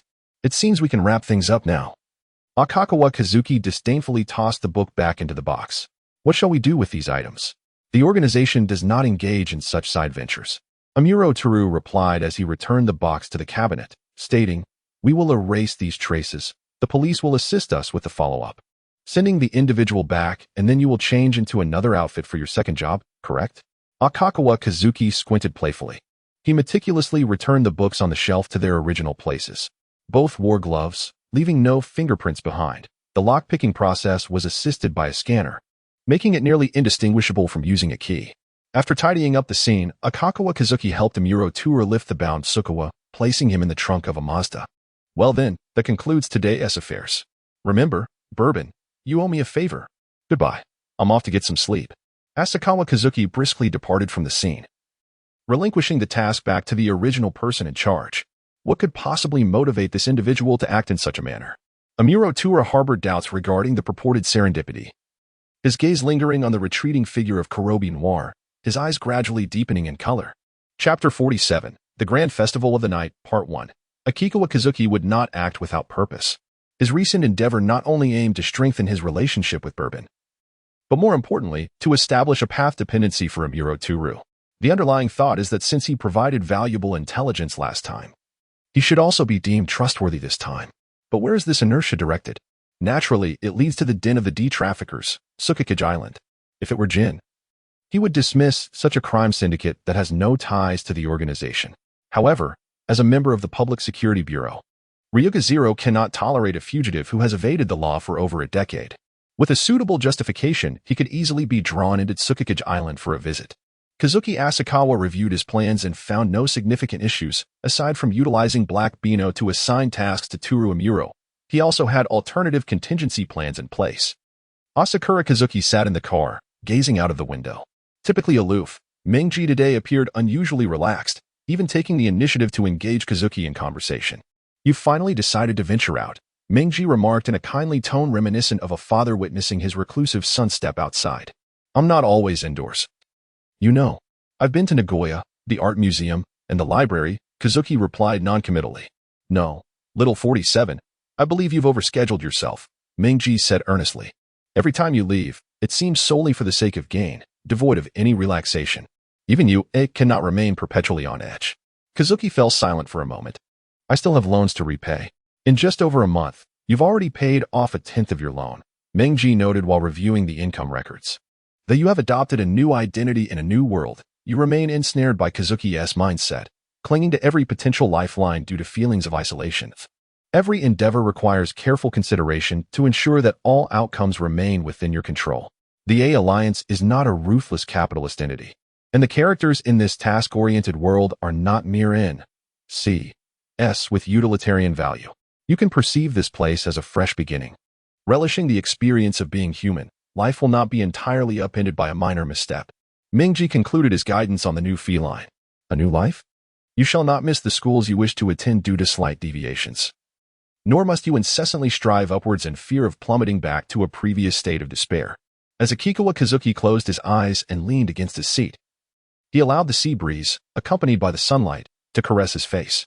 A gentle smile graced his lips. "It was long overdue to express my gratitude, Mingji, for rescuing me from the depths of despair." Upon arriving at the Tokiai Hotel in Saitama Prefecture, Akikawa Kazuki refrained from exerting himself to engage with the perpetrator or the Maoli family. Instead, he settled in front of the television to watch the first episode of My Push, which had just aired. At 8 o'clock, the episode concluded punctually. 2 minutes later, a deafening gunshot resonated from a room within the hotel. Hearing the commotion as the occupants of the adjacent rooms opened their doors to investigate, Akikawa Kazuki followed suit. A man, shrouded in sunglasses, a scarf, and a cap, dashed past him, clutching a bag. "Hey, wait a moment," shouted an elderly man behind, attempting to intervene. This audacious traveler seemed to believe he was invulnerable, akin to a character from a detective novel, daring to confront an armed criminal. "Which room did that person emerge from?" Akikawa Kazuki inquired, seeking to establish an alibi for himself. "Room 204, the elderly man replied, peering into the room. "Ah," he exclaimed, as he discovered a bleeding corpse sprawled on the floor, sending the other guests into a state of panic. As Akagawa Kazuki observed the group of evidently inexperienced tourists, he reluctantly dialed the emergency number himself. "So, you all witnessed the figure in black fleeing from the scene?" Officer Hirakawa, with his hair styled in coral-like curls, began to inquire about the details from the witnesses present. "To speak honestly, it was others who saw more. I only witnessed his escape from the scene." Akagawa Kazuki replied candidly. Indeed, the robber was quite well concealed, with only his ears and nose visible, responded the elderly gentleman who had been standing at the forefront moments ago. Etsukawa Kazuki also provided additional information. "Nevertheless, I have retained some details about him. His height is approximately between 178 and 181 centimeters, and his complexion resembles a blend of Matisse paint 202 Bud Gray and 601 Raw Sienna in a 1:3 ratio. Officer Yakaguchi was taken aback upon hearing such peculiar descriptions from the witness. Wait a moment, what an odd description of features. He was at a loss as to how to document this statement. My apologies, said Itsukawa, retrieving a business card given to him by Sugita Shinsuke a few days prior from his pocket. I am Itsukawa Kazuki, president of Itsukawa Company. Portrait painting is a part of my expertise. Before he could finish his introduction, a burly man rushed forward. So you are the one who created that ridiculous plot. You murderer. Return my Hoshino AI to me. What? You also follow my work? Officer Yakaguchi, astonished, turned to Itsukawa while trying to restrain the man. It was precisely because I anticipated such an incident that I chose to hide in distant Saitama. Itsukawa quietly moved to shield the forensic officer in front of him. As he noticed the intense gazes of the surrounding officers, he hastily clarified, "Please do not misunderstand. I am an animator, and Hoshino AI is merely a fictional character. She is not just a fictional character. She is everyone's talented idol." Another white-collar woman exclaimed indignantly, "You finally obtained AI and began a beautiful new life. Why would you write her death?" Almost half of the tourists nodded in agreement. Is this really necessary? Officer Yakaguchi thought the reactions were somewhat exaggerated, given his unfamiliarity with the subculture. "Officer Yakaguchi, we have located the victim's registration records." An officer approached him, beginning to share the known information. After listening, Officer Yakaguchi raised his head. "I will seek out Mr. Seiichi Yashiki, who shared the room with the deceased. You," he glanced at the tense fans of Hoshino AI. "Ensure the safety of this artist." Understood. The group of officers, having not yet seen the latest episode, would likely sympathize with the audience if they had. As Officer Yakaguchi stepped out, he naturally brought back the Shinigami family, who were photographing the suspect, Seiichi Yashiki. Before the astonished Kagoro Mori could speak, Itsukawa seized the initiative. "What are you doing here again? I should be the one saying that. How is it possible to encounter you on a mere trip?" Mori squinted his eyes. "Well, Miss Ran, you probably haven't seen my work yet?" Itsukawa glanced past the officer's shoulder at the glaring witnesses. "Oh dear. I was so focused on the night festival that I completely forgot. My apologies, President Itsukawa." Rand bowed apologetically. "Well, perhaps not watching is a blessing. I certainly do not wish to be pursued by a furious warrior. This guy, he wouldn't resort to violence in an idol anime, would he? It's only the first episode." The perceptive Conan saw through it all. Now is not the time for idle chatter. Kagoro Mori redirected the conversation, crouching beside the corpse. The bullet passed cleanly through the head. "Hey, who are you?" Yakaguchi reached out to pull away the individual who seemed to be tampering with the scene. "Forgive me. I am a detective," Mori replied earnestly. Yakaguchi scrutinized him and suddenly had a flash of realization. "You are the renowned detective, Kagoro Mori." "Yes, indeed." Mori felt somewhat uncomfortable with such unexpected enthusiasm. "Wow, you have solved many challenging cases. I often read about your exploits in the newspapers, a true celebrity." Officer Yakaguchi shook Mori's hand vigorously. "Thank you. All incidents were resolved by me." Conan stood to the side, his expression one of suppressed frustration. As Mori carefully examined the scene, Itsukawa's gaze remained fixed on Seiichi Yashiki, unwavering. As Yashiki began to sweat and instinctively searched for any signs of weakness, Mori's punch sent Conan tumbling as he leaned too close to the body. Itsukawa's attention shifted with the sound, allowing Yashiki to exhale in relief. "Have you discovered any clues?" "Detective Mori?" Yakaguchi inquired as he approached the standing Mori. Mori took a drag from a cigarette. "This appears to be a case of robbery." "This Mr. Yashiki," Itsukawa interjected promptly, "has a complexion identical to that of the fleeing gunman." "What? Are you serious, young president?" Yakaguchi turned in shock. Yashiki did not expect to face such a peculiar piece of evidence regarding skin tone. "Young man, do not make baseless accusations. Look at the room. It is in disarray, certainly the work of a fleeing robber." "Robbers?" Conan recalled the mysterious maple leaf gold coin robber gang. No, they were unlikely to target something so trivial. As Akikawa Kazuki observed Conan's expression, he surmised what thoughts were occupying his mind. It seemed rather peculiar that so many tourists had fallen victim to theft. Was it not more advantageous to pilfer wallets directly during the night festival than to burglarize an unfamiliar home? After all, ammunition is quite costly. Aside from skin tone, the contours of the nose and ears bore a striking similarity. Akikawa Kazuki continued to elaborate. "Indeed, rummaging through such a multitude of items is exceedingly time-consuming.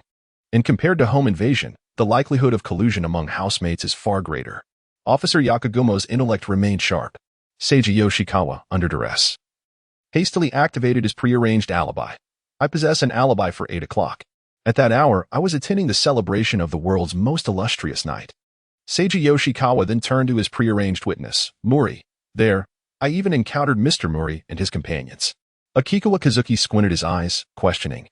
"Do you truly believe you are worthy of sharing the same alibi as me? Are you even aware of what you're playing at?" He looked to Hongo for confirmation. However, it seems that when I encountered you, it was during the latter part of the festival," Mori Kaguru noted with precision. "Honestly, I had already arrived there from the very beginning. If you suspect I am deceiving you," Seiji Nobichi interjected, producing a prepared camera and handing it to Officer Hongo. "Just take this to be developed. It should contain evidence of my alibi." "Very well. I shall have it developed immediately," Hongo replied, passing the camera to an officer. During the interval while the film was being processed, Conan wandered the room, dragging the childish balloon in search of evidence. As Akagawa Kazuki gazed intently at the swaying rabbit, he found himself unconsciously mimicking its movements, ultimately reaching out to grasp the string and lift Conan into the air.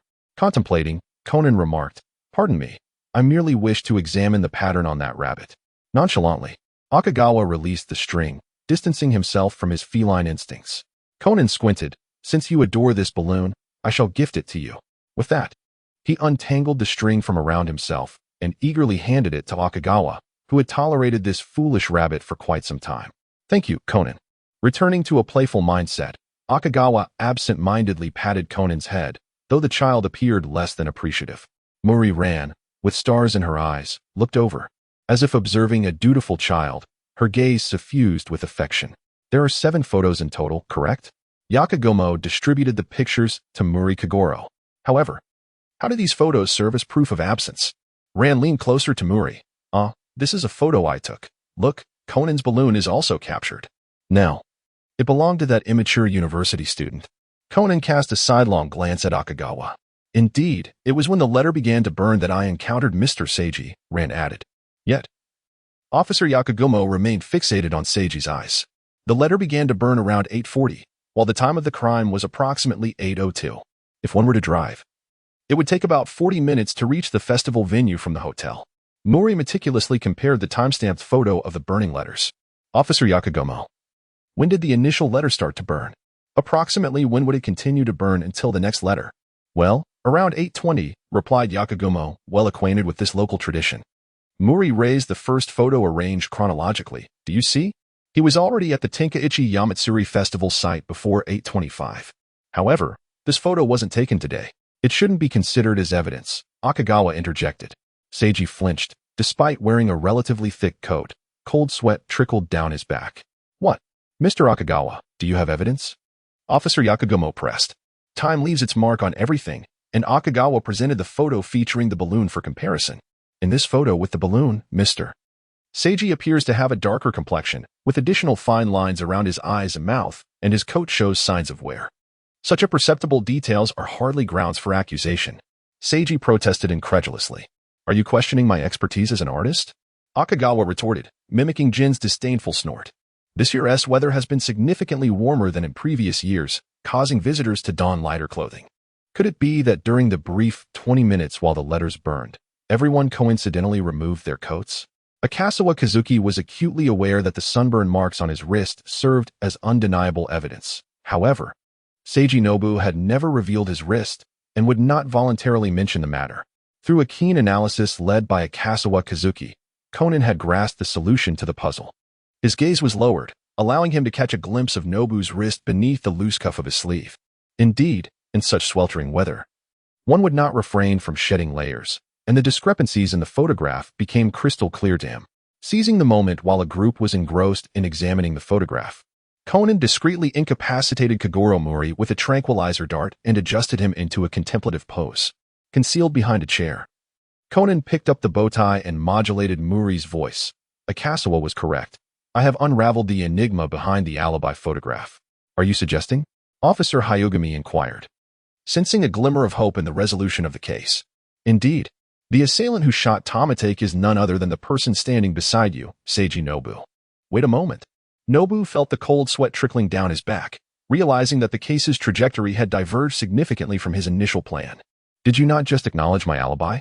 That was merely to lower your guard. I had discerned the entire conspiracy the moment I laid eyes on the victim. This is a crime committed by an acquaintance." As Conan continued to deduce, he offered reparations to Uncle Mori. Next, Conan utilized a toothbrush and toothpaste to substantiate the theory of an acquaintance being the perpetrator and demonstrated that the absence of immediate flight ruled out the possibility of a robbery. Nobu, in a last-ditch effort, attempted to present his prepared alibi. "I still have the alibi of that photograph." At this juncture, was it wise to present a piece of evidence that he himself felt was feeble? Akasawa Kazuki regarded the murderer with an air of disappointment, noting that he lacked the poise of a true mastermind. "This must be a photo captured during your previous attendance at this festival, which you preserved until today, only to inadvertently have Ran assist you in taking a second photograph." Conan continued to articulate his observations regarding the heavy clothing Nobu was reluctant to remove, ultimately presenting irrefutable evidence. In the photograph, is there not something conspicuously absent from your wrist? Officer Hyogami lowered his gaze to the photograph, comparing it with Nobu's wrist. What is the meaning of this? Why does your tanned wrist appear white in the first photograph? He set down the photograph, thus. This image was taken a year ago. He advanced towards Seiji Nobu. Am I mistaken, Mr. Nobu? I concede, Officer Hyogami. Nobu stepped back, and Hyogami released his grip on his wrist. A year ago, I resolved to murder Tomatake because I aspired to ascend to the pinnacle of the literary world. With such a convoluted plot that required a year to orchestrate, filled with flaws, the notion of reaching the literary summit was laughable. Akasawa Kazuki remained speechless. As Nobu continued to ramble about his rivalry with Tomatake, a round editor pushed through the crowd of onlookers. Tomatake-sensei has arrived. Akasawa Kazuki had orchestrated this trip days prior, ensuring it was not merely a casual endeavor. Regarding Mengji's comment about playing without work, it was clear that the murder of Tomatake had resulted in his body being transported to the police station. Officer Hyogami turned to the intruder. By the way, who are you? I am Yamada, an editor from the Literary Era magazine. The round man replied despondently. I rushed over upon receiving notification from the police. It appears that the teacher's fate is undeniably entwined with mine. I had intended to submit my novel to Literary Era after Tomatake's demise, and it is currently in my luggage. Seiji Nobu clenched his teeth. You scoundrel. Officer Hyogami retrieved handcuffs and secured them onto Nobu. The work that earned Tomatake the Naoki Prize was, in fact, a story conceived during our collaboration. At this moment, no one would believe him. As Nobu was led away, he lamented the cruelty of fate. The submission deadline for Tomatake's manuscript is tomorrow. Editor Yamada suddenly realized the gravity of the situation. Oh no. Even if I rush to seek assistance from other authors, it would be too late. I cannot find a manuscript of comparable quality on such short notice. This is dire. I may be able to assist you in filling this gap, Akasawa Kazuki interjected, having awaited the opportune moment. Conan felt a flicker of suspicion. Could he be akin to Seiji Nobu? However, upon further reflection, he deemed it unlikely, given Akasawa's father's connections in publishing. Finding an appropriate avenue should not prove difficult. Asakawa Kazuki simply wished to avoid approaching those who might have encountered the original owner of his identity. Currently, this editor from another journal seemed quite suitable to serve as a ladder into the literary realm. I am Asakawa Kazuki, the new president of Asakawa Company. Being an insider, Editor Yamada should be aware that Asakawa Company has its roots in publishing, correct? Editor Yamada looked toward Asakawa with anticipation. Could it be that you are going to introduce me to a writer you know? However, with only one day at hand, he currently possessed a completed novel whose author was an unknown newcomer. Asakawa Kazuki commenced the traditional art of fabrication. In that case, Yamada furrowed his brow in distress. This writer is my teacher, one with whom I have formally undergone a mentorship ceremony. He has also contributed to the plot of the currently airing series, Death God Pen Chronicles. Asakawa Kazuki continued to refine his new persona. The pseudonym he was presently utilizing was Kamizawa-yu. The Naoki Prize. In reality, this refers to the Naoki Prize in Japan. The literary era. The actual literary era ceased publication in 1927. Here it likely refers to Bunga, Japan's most prestigious comprehensive magazine, which monopolizes both the Akutagawa Prize and the Naoki Prize while steering the currents of Japanese literary trends. Chapter 50. The Birth of Kamizawa-yu. In truth, Master Kamizawa had been penning novels for quite some time, yet as he expressed, the world is filled with malice and intrigue. Only by distancing oneself from the clamor can one truly discern the human heart. Asakawa Kazuki recited a riddle-like phrase. His whereabouts are unpredictable. He merely sends back some manuscripts from the mailbox. In truth, handwritten drafts are deemed more credible, yet Asakawa Kazuki preferred not to exert himself. My father, after reviewing these manuscripts, expressed great admiration, stating that Sensei Kamakura has reached a level worthy of the Chihan Prize. Oh, really? But if they are indeed that exceptional, why hasn't Asakawa Publishing released them? Yamada questioned, his skepticism evident. The teacher declined my father's proposal for publication, explaining that once sullied by the taint of profit, the essence of the words would inevitably deteriorate. Asakawa Kazuki continued the riddle. That is how the teacher responded. In light of this, why is it that Yamada is now filled with confusion? Asakawa Kazuki continued, therefore, I will establish a charitable foundation, donating 70% of the proceeds from all the teacher's works. He waved his hand dismissively. The merit of the charity will cleanse the sins of wealth. the remaining funds. I shall find a way to discreetly provide to the teacher. Currently, there appears to be no other recourse, Yamada sighed. When will you, or rather Sensei Kamakura, submit the manuscript? Asakawa Kazuki handed him another business card. This is the phone number of President Sugita. I shall send you the entire book shortly. Be sure to arrange the contract with President Sugita.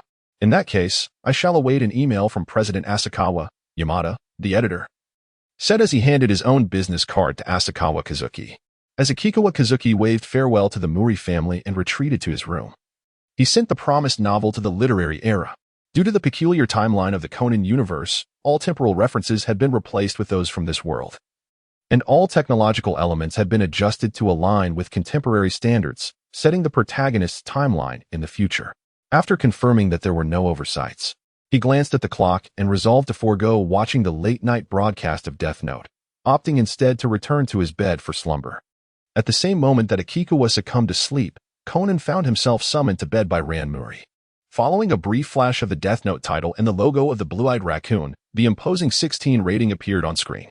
With a hint of resentment, Conan bit into his small blanket, deciding to carve out some time to visit Dr. Agasa's house to catch up on his viewing. Far away, on the ocean, late Tsukikage Island, Ase Narumi reclined on the sofa, meticulously contemplating the intricacies of her revenge scheme, allowing the late-night television program to serve as a mere backdrop to her thoughts. This individual would thus meet their demise.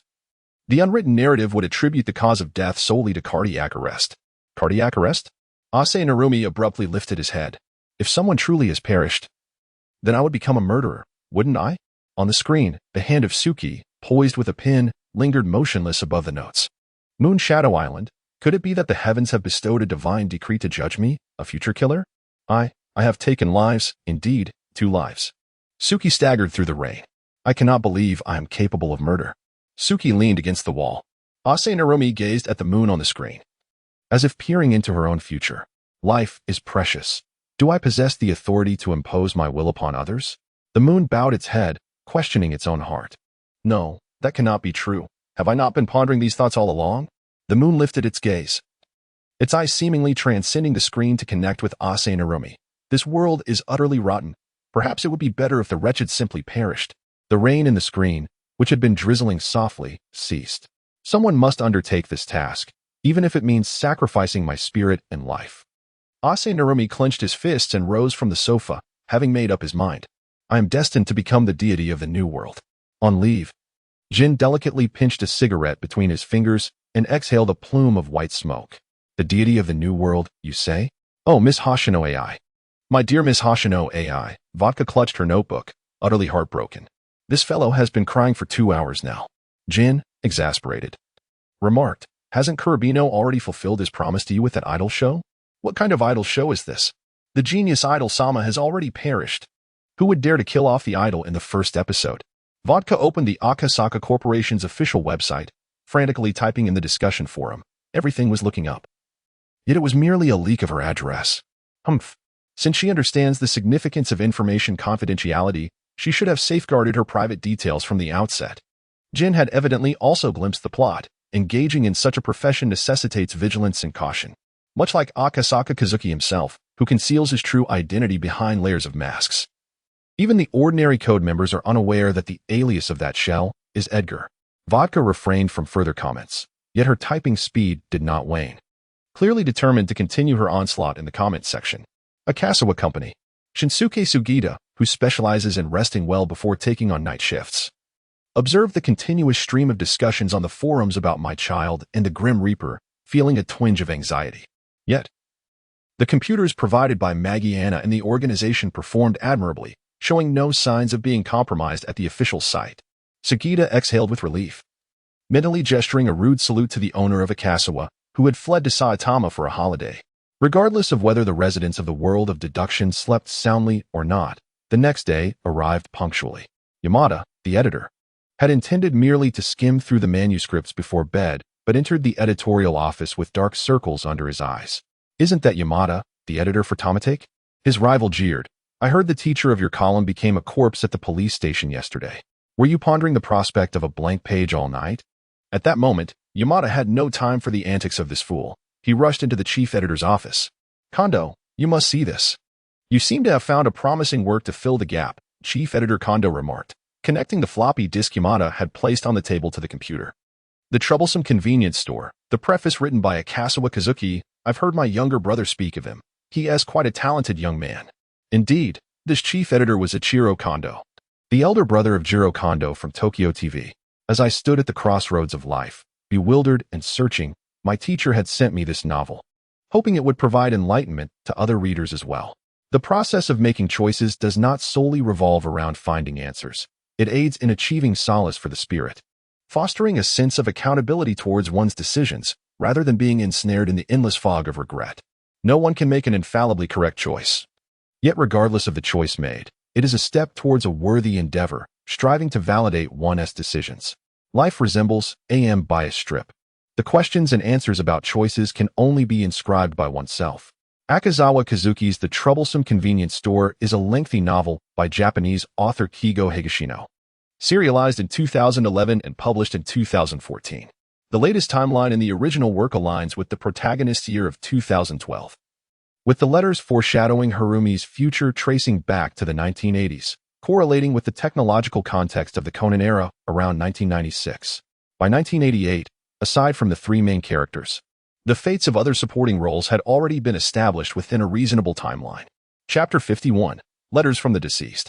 According to President Akasawa, the reclusive writer Yu Kamizawa is a traveler who had been approached by former President Masanobu Akasawa for publication but declined. Editor Yamada relayed what he had heard. I don't have time to finish this book today, Kondo expressed, placing great trust in his brother's judgment. Let us go ahead with this work recommended by President Akasawa. The reputation of Akasawa Company is indeed commendable. After 2 days of exploration in Saitama Prefecture, Kazuki Asakawa returned to Mahonika following yet another drastic change in weather. After discussing work with the disgruntled Shinsuke Sugita, Asakawa dialed the phone number provided by Ranmuri. Hello, may I speak to Dr. Agasa? This is Kazuki Asakawa, the president of Asakawa Company.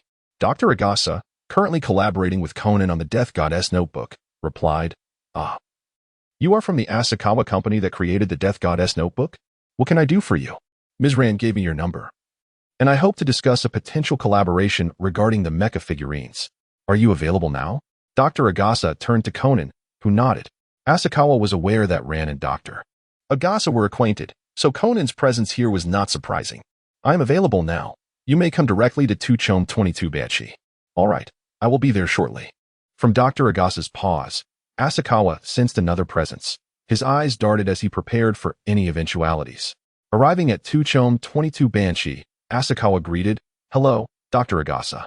I see Conan is here as well. He cast a doubtful glance at the television screen.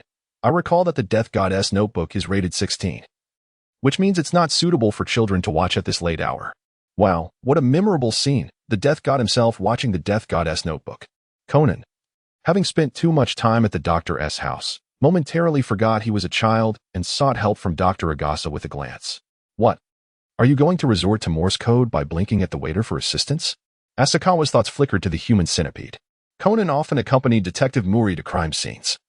He was no ordinary child. Even after Dr. Agasa pondered for a moment before speaking, his words lacked persuasive power. Perhaps Asakawa reluctantly accepted the explanation. I have brought the design schematics. As for the internal mechanisms and circuitry, that is your area of expertise, Doctor. While Dr. Agasa inserted the disc into the computer to review it, Asakawa turned to Conan. Even if you have seen the animation, I must warn you that any actions taken in retaliation are inadvisable. As Akagawa Kazuki cast a glance at the screen, the first 3 episodes had concluded. Since the moment Light attempted to eliminate the innocent L with his pen, he had ceased to fight for justice and instead succumbed to his own selfish desires. Surely, you comprehend this, do you not? Conan undoubtedly understood. The duty of judging criminals lies solely with the police. This is unequivocally an act of vigilante justice. It is inherently wrong. It is entirely reasonable for Conan, at this stage, to voice such sentiments. After all, he is the embodiment of the light of justice. Has Brother Akagawa returned from his travels? Realizing that his previous remarks were rather uncharacteristic for someone of his age, Conan hastily shifted the topic. Akasawa Kazuki deliberately fixed him with a skeptical gaze for 2 seconds before speaking. Indeed, aside from the murder case on the first day, everything else has proceeded rather smoothly. By the way, don't you ever visit the temple to pray? It seems that every time I encounter you, some misfortune occurs. The remark made by Asakawa Kazuki is heartfelt. Please, the case is calling upon me, the renowned detective. Conan finds nothing peculiar about the incident involving the football player from yesterday. After all, no death occurred, did it? Recently, we have no plans to visit the temple. Uncle Mori has received a strange commission letter from Tsukikage Island, and we must prepare to set sail. Conan's admiration for Asakawa Kazuki surged after watching an intriguing battle of wits, prompting him to reveal the travel plans in full. Tsukikage Island sounds somewhat familiar. Asakawa Kazuki pondered with a frown. Speaking of which, Asakawa Kazuki has quite a rich past. Perhaps he possesses some insider knowledge?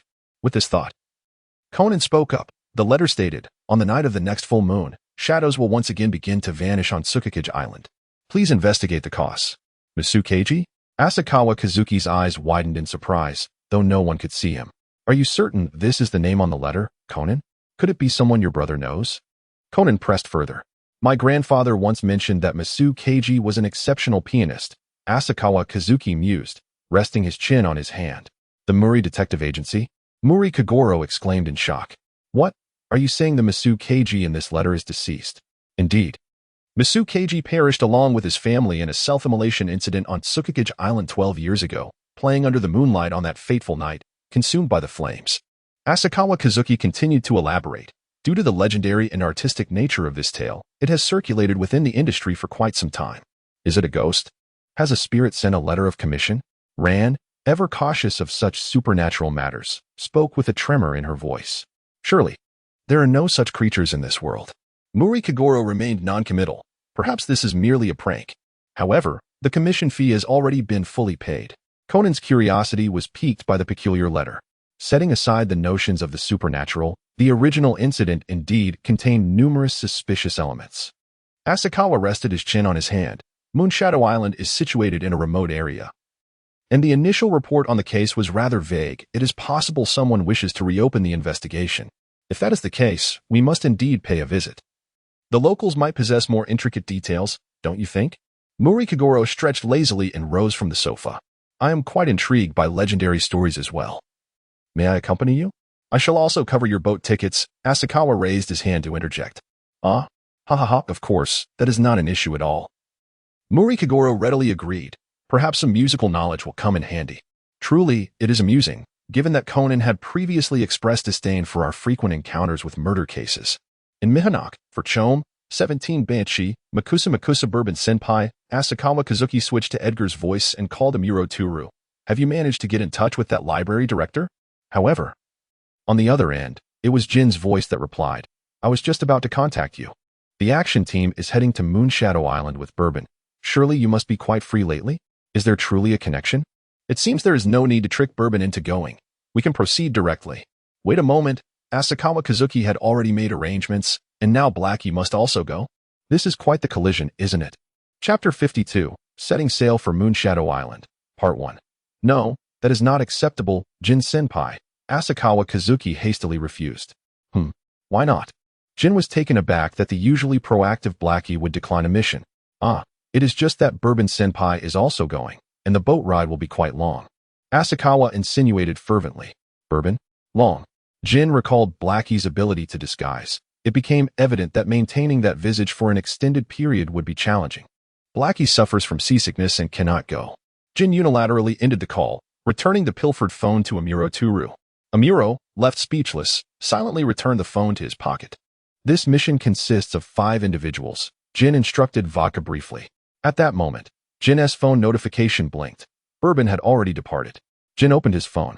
Indeed, this fellow would not miss an opportunity to witness the spectacle.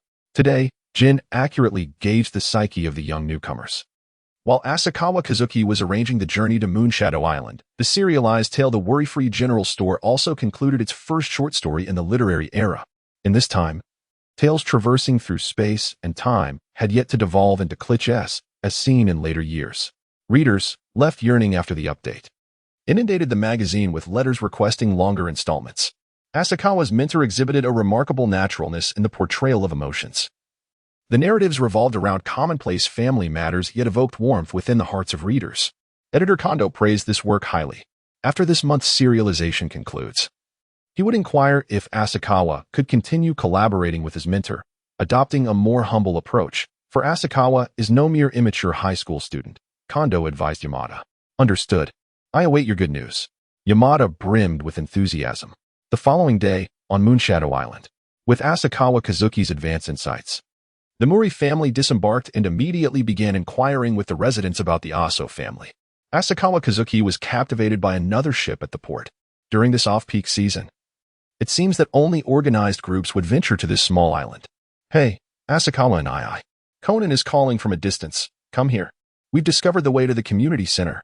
As Akatsukawa Kazuki withdrew his gaze, he hastily caught up with the main group. Did you come from Tokyo? Inquired the doctor in a white coat, sporting a ponytail. After indicating the way with curiosity. Indeed, we just arrived by boat, replied Xiaolan earnestly.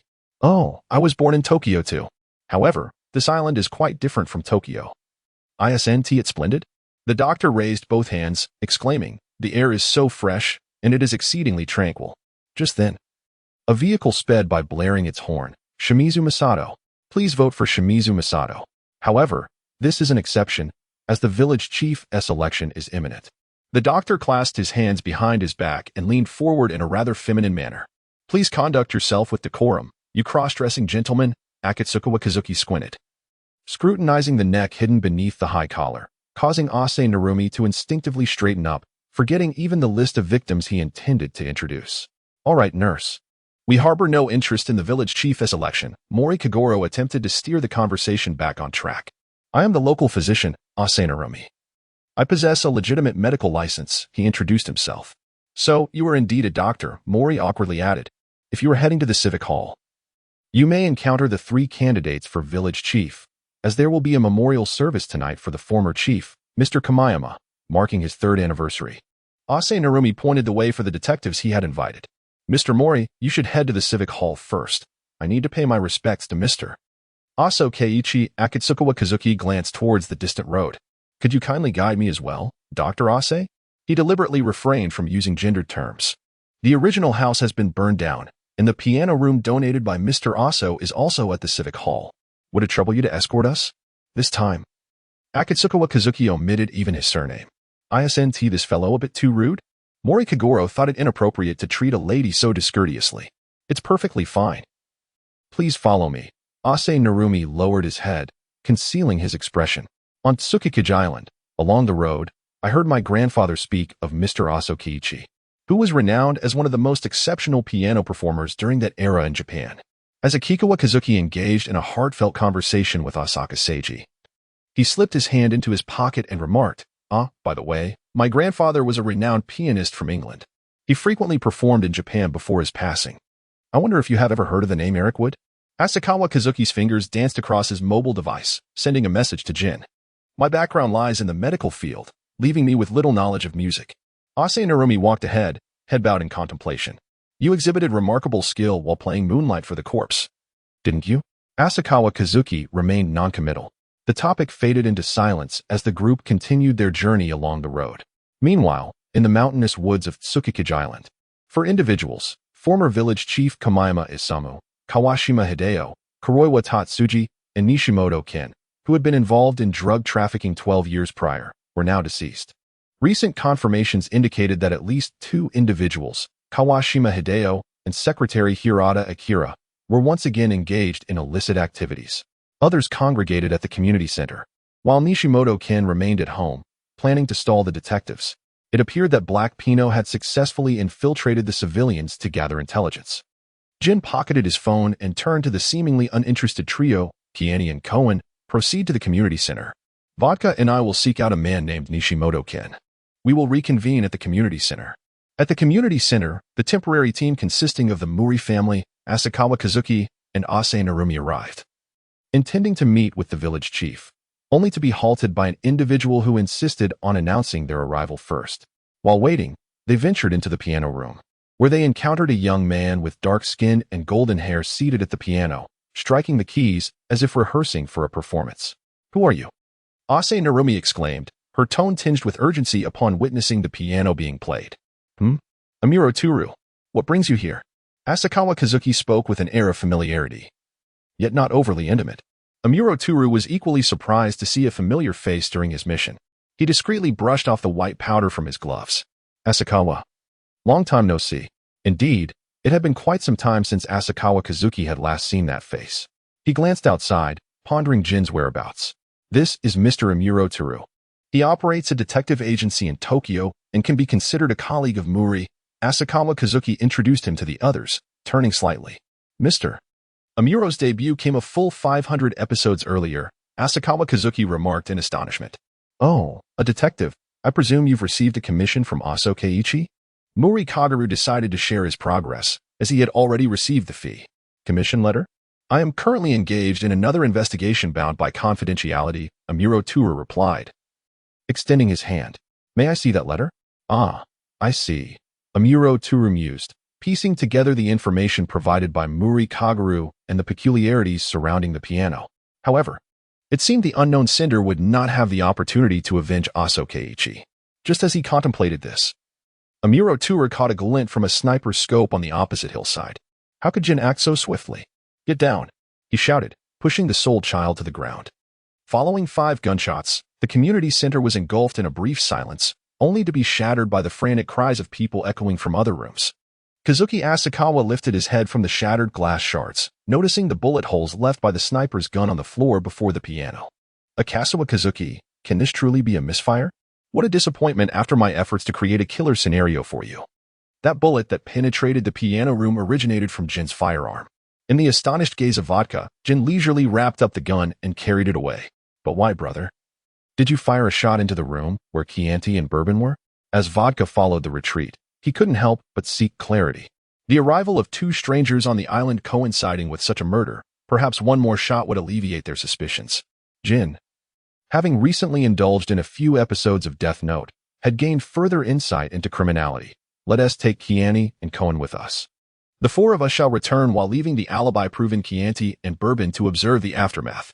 At that moment, Amuro Toru remained oblivious to the fact that he had been abandoned by Jin's small group on this isolated island. While inwardly cursing Jin for his treachery, he maintained his detective persona and rushed towards the nearby conference hall alongside Kagero Muri. Conan rose, clinging to the windowsill, eager to leap outside. His gaze was cast towards the distant jungle, confirming the origin of the bullet. Rand pulled Conan back from the window, exclaiming, "The shattered glass is perilous." "How brave you are, little Conan. Are you planning to chase the armed assailant down with a soccer ball?" Akasawa Kazuki was at a loss for words. This was entirely different from what he had anticipated. Why had a shooting incident occurred? As he witnessed others following the 2 detectives, he recalled the direction from which the scream had come. Could it be that Kira truly existed in this world? A panicked crowd surged from the open door, while Amuro Toru and Kagero Muri swam against the tide, finally encountering the 3 lifeless bodies sprawled on the floor. The portrait of the deceased Yukumiyama on the table bore a bullet hole at its center. On the next full moon night, shadows would once again begin to vanish on Moonshadow Island, Conan murmured. "Ah, Kami."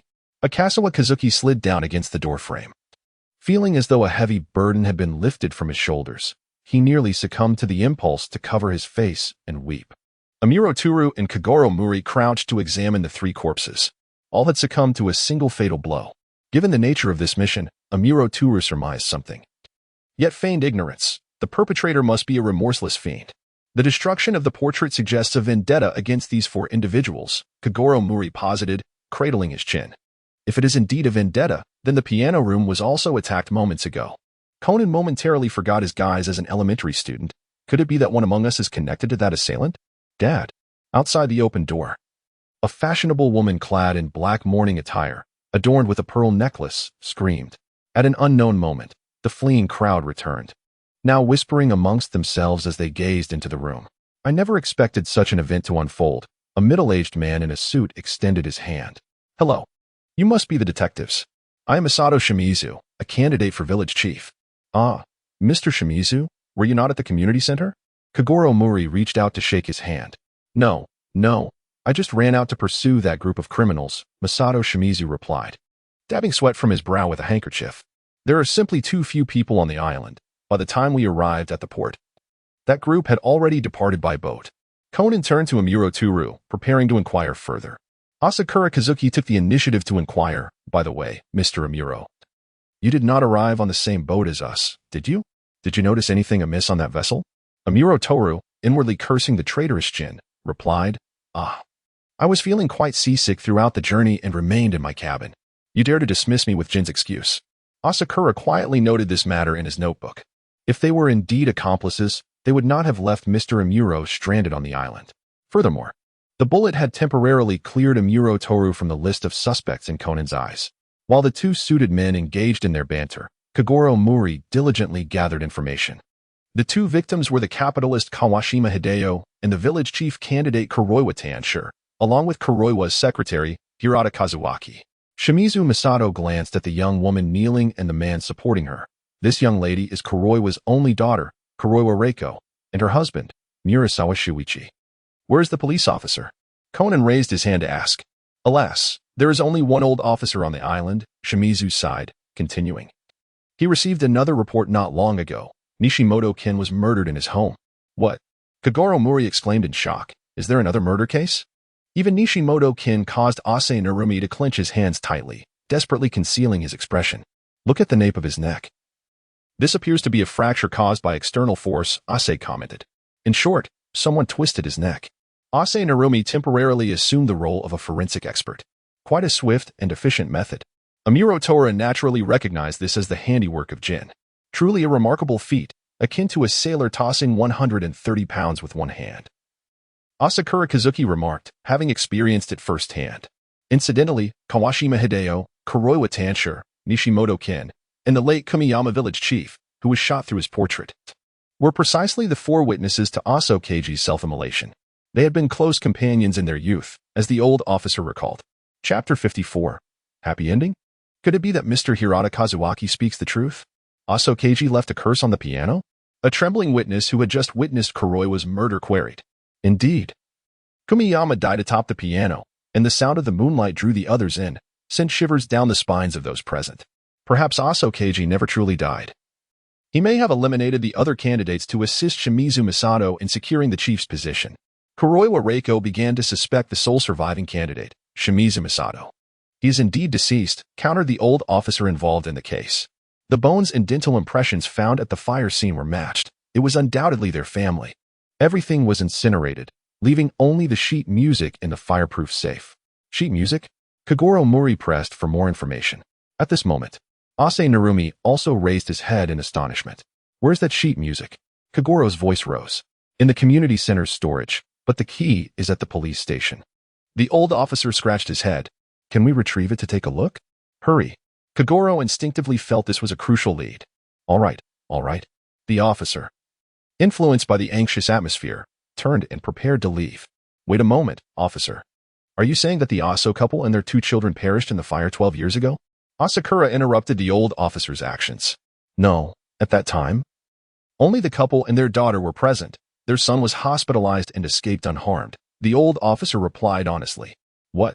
Conan, who had intended to follow the officer to the station, halted his steps. To await the old officer's retrieval of the storage key, the group returned to the community center. Ashikawa Kazuki swiftly abandoned the crowd and made his way towards the piano room, with Mashi Shse hesitating for a moment before following suit. Conan, unwavering, dashed ahead, with Rand trailing closely behind him.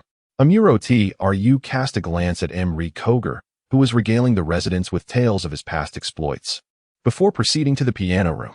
As Akikawa Kazuki placed his fingers upon the keys, delicately gliding over the smooth black and white surfaces, he lifted his garment and took a seat at the piano, commencing his rendition of Clair de Lune. Upon completing a measure, he turned to the dazed doctor, inquiring, Miss Naruse, or perhaps I should address you as Mr. Naruse Masaru. What? Conan, deep in contemplation of the case, lifted his gaze. Mr. Naru? Rand's eyes widened in astonishment. You bear a striking resemblance to Mr. Naruse Keiichi, albeit a mere 3 parts, and coupled with your feminine attire. It is no wonder the others failed to recognize you, Akikawa continued to elucidate. Yet, such nuances are not difficult for a professional artist to observe. This piano has been meticulously maintained. Even in disuse, its pitch remains remarkably precise. Rising from his seat, Akikawa approached Naruse Masaru with a myriad of inquiries. These assassins, do they have any connection to you? With this question posed, the gaze of all present converged upon Naruse Masaru. No, I did not hire any assassins, Masaru sighed. However, I may have an inkling as to why they were murdered. These individuals were entangled with drug dealings. What? Conan's eyes widened further, as he had yet to uncover this aspect of the investigation. I can attest to this. Amuro Toru does not wish for innocent citizens to bear the organization's sins. He stated, while inspecting this piano, I discovered a concealed aperture beneath it. Amuro, donning gloves, crouched to examine beneath the piano, revealing a fine white powder. Conan leaned in without reservation. Heroin. Amuro could not help but scrutinize the young boy before him. Have prodigies begun to proliferate these days? It's one thing for two teenagers, Hayagami and Akikawa, but even a 7 or 8-year-old child has learned to identify drugs? This implies that the bullet that struck the piano room was actually aimed at the late Mr. Naru's Keiichi, Conan pondered. Thus, Mr. Naru's also no, it is not as such. Masaru interjected passionately. They were smuggling behind my father's back. Upon discovering it, he sought to refuse, and those individuals imprisoned him in the house and burned him alive. Amuro pieced together the events, casting a sympathetic glance toward Masaru. It is fortunate that these adversaries sought you out before you exacted your revenge. Mr. Naru's nearly fell into a disastrous fate. Why? Is Mr. Naru's course of action truly justifiable? Conan's previous, rigid perceptions of criminals began to crumble and reshape. What about Mr. Kamayama from 3 years ago? At that time, I merely wished to inquire about my father, yet upon hearing my question, he seemed so startled that he collapsed from a heart attack. It was only then that I learned the truth behind my father's demise, Masaru elaborated. I placed his body beside the piano and played that piece for my family. From that moment forth, I began to plot their demise. What do you intend to do once you have completed your revenge? Will you escape? Conan pressed further. No. I have already sent a letter to Detective Mori, have I not? Masaru smiled at Ran and Conan. So, you plan to turn yourself into Uncle Mori? Conan's expression grew complex. I understand that this is wrong. I wish for someone to intervene. If no one can stop me, Masaru rested his hand upon the piano, as if peering through it to see his family. I have wandered for far too long. After everything concludes, I will return to my family alongside this piano. In that moment, Conan felt the inadequacy of words, left speechless and unsure where to begin his counsel. Amuro surveyed the room filled with minors, stepping forward to speak.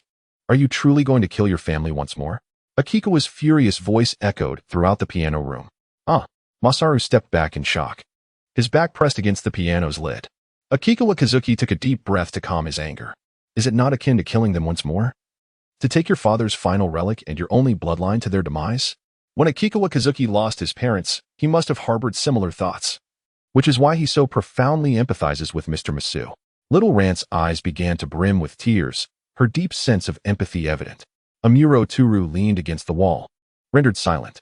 Would your family wish for you to act in such a manner? To bear the burden of murder and incinerate yourself alongside the detritus of society? Do they deserve such a fate? Kazuki grasped Masu's shoulder firmly. Chapter 55. Though we hold nothing in our hands, I have already lost everything. Masu knelt on the ground, staring at his empty palms, murmuring softly. Since this is the tale of a musician, let us conclude with music. It is time to cleanse the 12 years of grime that have accumulated upon this piano. Kazuki took his place upon the piano bench. Mr. Masu, even though we possess nothing, at least.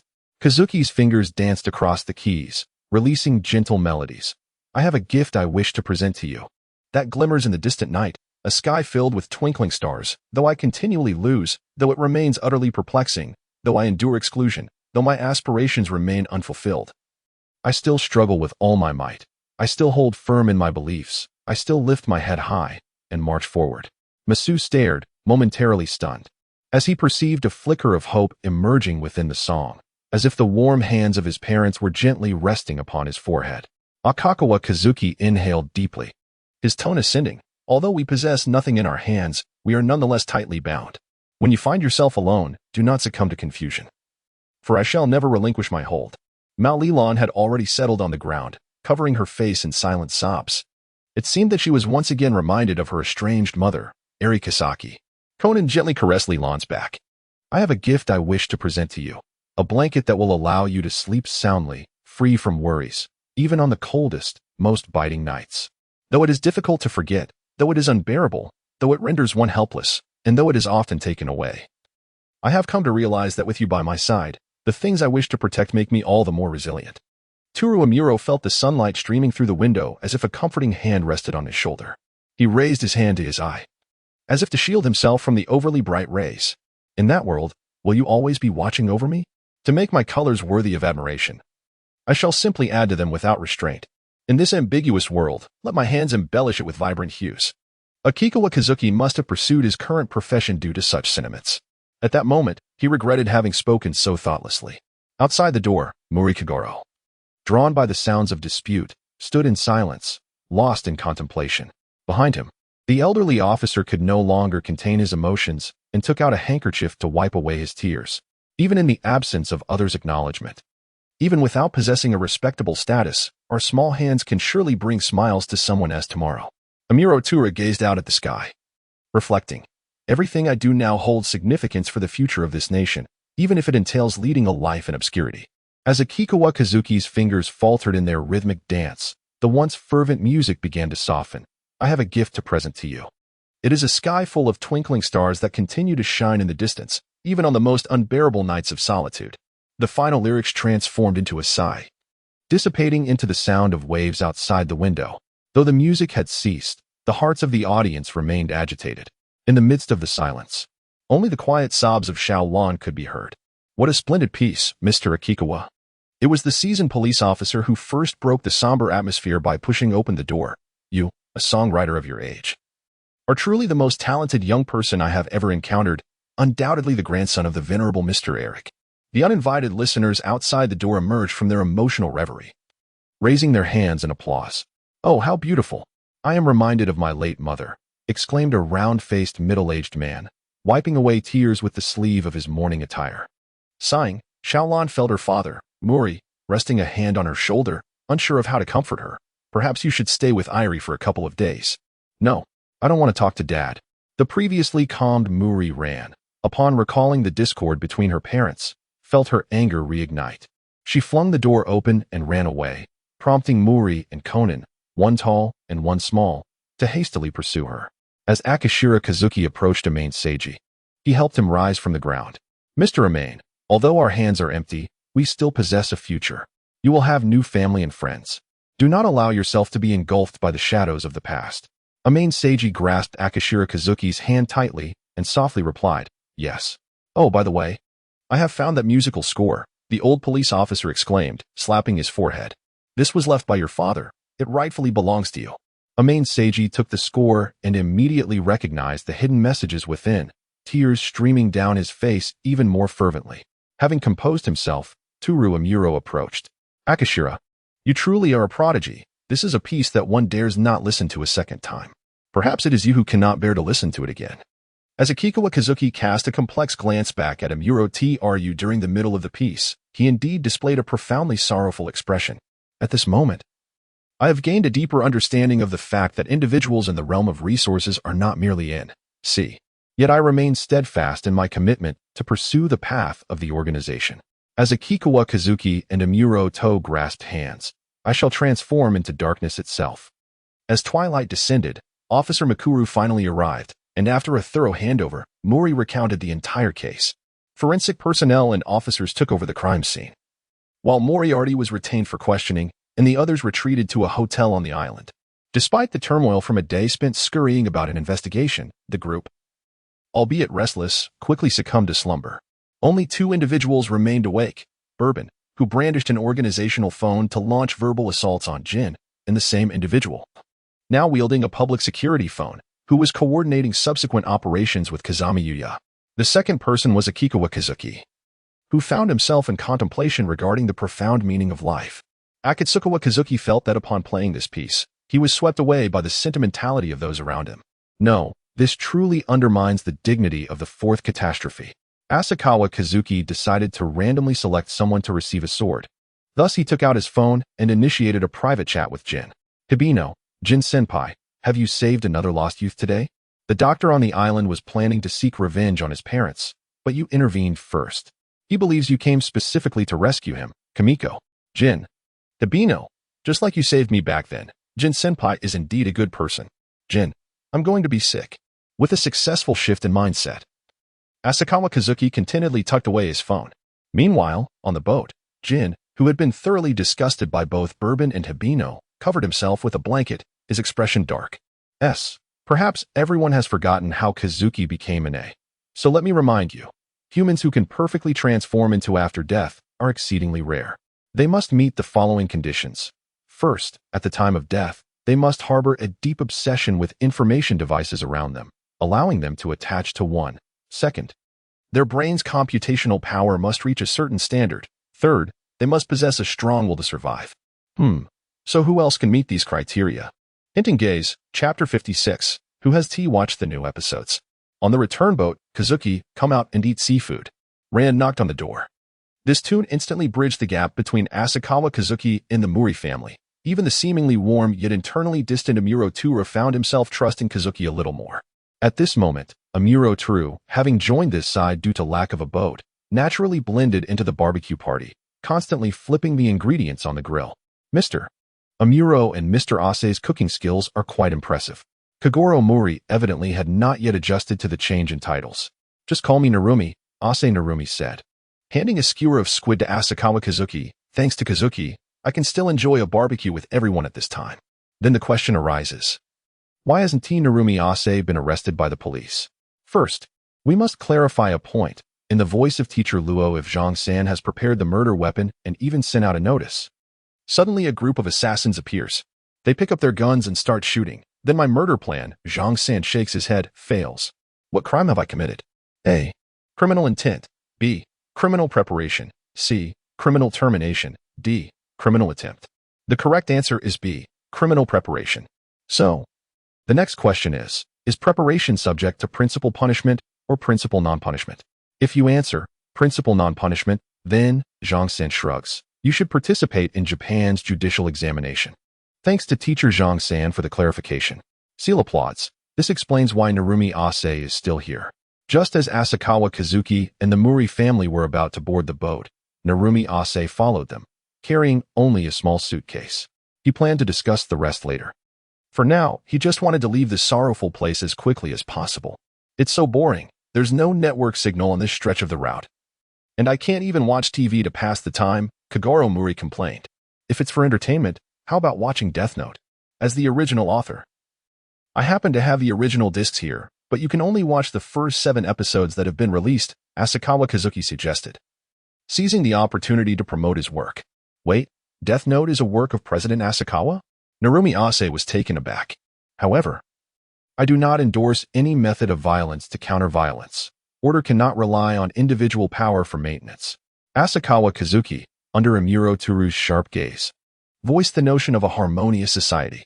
I don't watch cartoons, Kagoro Muri scoffed. Since neither Dad nor I have seen it, let us start from the beginning. Rand decided, supporting her friend S work with the authority of family. Ugh, Muri groaned reluctantly.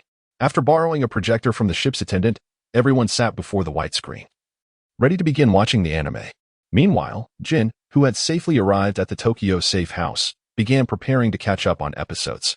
Upon seeing Vodka placing discs into the machine, the sniper duo who had originally intended to leave halted their steps. Jin is also watching anime? Kiani and Cohen exchanged glances and quietly sat down nearby. KRA Tongue Killer, this is clearly a piece made specifically for the boss. Vodka noticed the flaw. Damn it. The character in the piece made for the boss can kill anyone they want, while mine starts with the idol's death. It's so unbalanced, Vodka silently grumbled, biting his handkerchief. Picking up the remote, Jin rewound to a certain point in time and pressed pause. It was a religious oil painting depicting an angel impaling a demon to the ground with a long spear. It seemed he was truly satisfied with the artistry of that case, as the same material repeatedly appeared across different works. Jin contemplated the psychology of newcomers. Suki utilized his notebook for rampant killings, while L commanded operations from behind the screen, narrowing down the scope to the Kanto region and initially suspecting students. However, curiously, as soon as we suspected KRA to be students, these murders immediately refuted that notion. L's altered voice resonated from the screen. Is it a coincidence? No, that would be too coincidental. Does this imply that KRA is privy to the police's intelligence? What kind of card is this Yagami Light playing? Former Officer Kagoro Muri, placing himself in the police's perspective, washed with indignation. As a child born into a police family, he actually advocates for vigilante justice. L is remarkable. I really wish to meet him in real life. Conan clenched his small hands. Do you want an apple? Asakawa Kazuki tossed an apple to the Shinigami. Hey, I feel like you're hinting at something. Conan squinted suspiciously. The plot progressed to Light's counterattack against the FB regarding the immigration investigation. First, fill in all the agent information you possess, including the name of your direct superior in the spaces above. Yagami Light issued instructions to the FB agent. Next, please turn on the computer. Your superior will soon send over the files, which contain the appearances and names of all FB undercover agents. Then, just like before, carefully observe each agent's appearance while writing down their names on paper. Amuro Turu, who had been enduring double pressure from the organization and the Zero Group, was watching the series for the first time today. That paper is a page from the notebook. If that were the case, he inadvertently killed his own comrades. The light on the screen answered that question for him. Goodbye, Ray Pember. The fallen Ray reached out towards Light, but the carriage door slowly closed. That bastard. Kagero Mori gritted his teeth, recalling Eri Kisaki's abduction. As an undercover agent, Amuro Tura now shared the empathetic pain with the fallen Ray Pember. So, Kira, what were you thinking at that moment when your identity was exposed? In the struggle against criminals, revealing one's true identity could lead not only to the loss of one's life but also to the demise of those around them. Asakawa Kazuki sighed. Kazuki, so, I must absolutely ensure that no one else knows my true identity, which is, this might be the helplessness of being a persona. If I lose this outer layer, I can only drift aimlessly online like Noah's Ark, which doesn't seem to be a severe consequence after all. Akasawa Kazuki was lost in chaotic thoughts.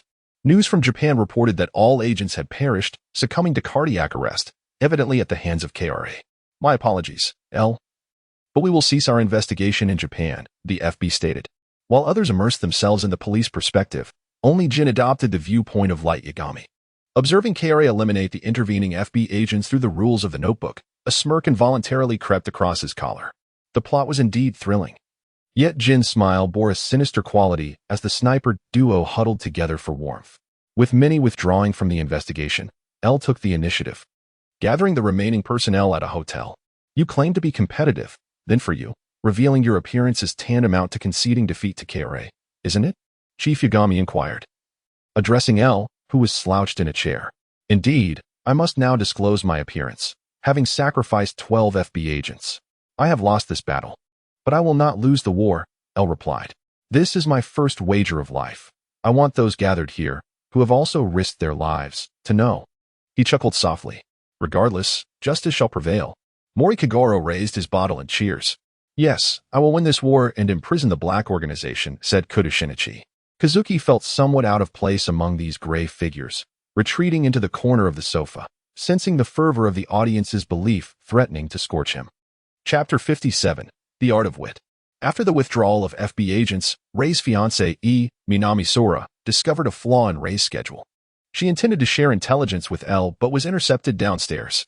Disguised as someone delivering items, Light, who was spying for information, noted her peculiar demeanor and prepared to eliminate her with the notebook.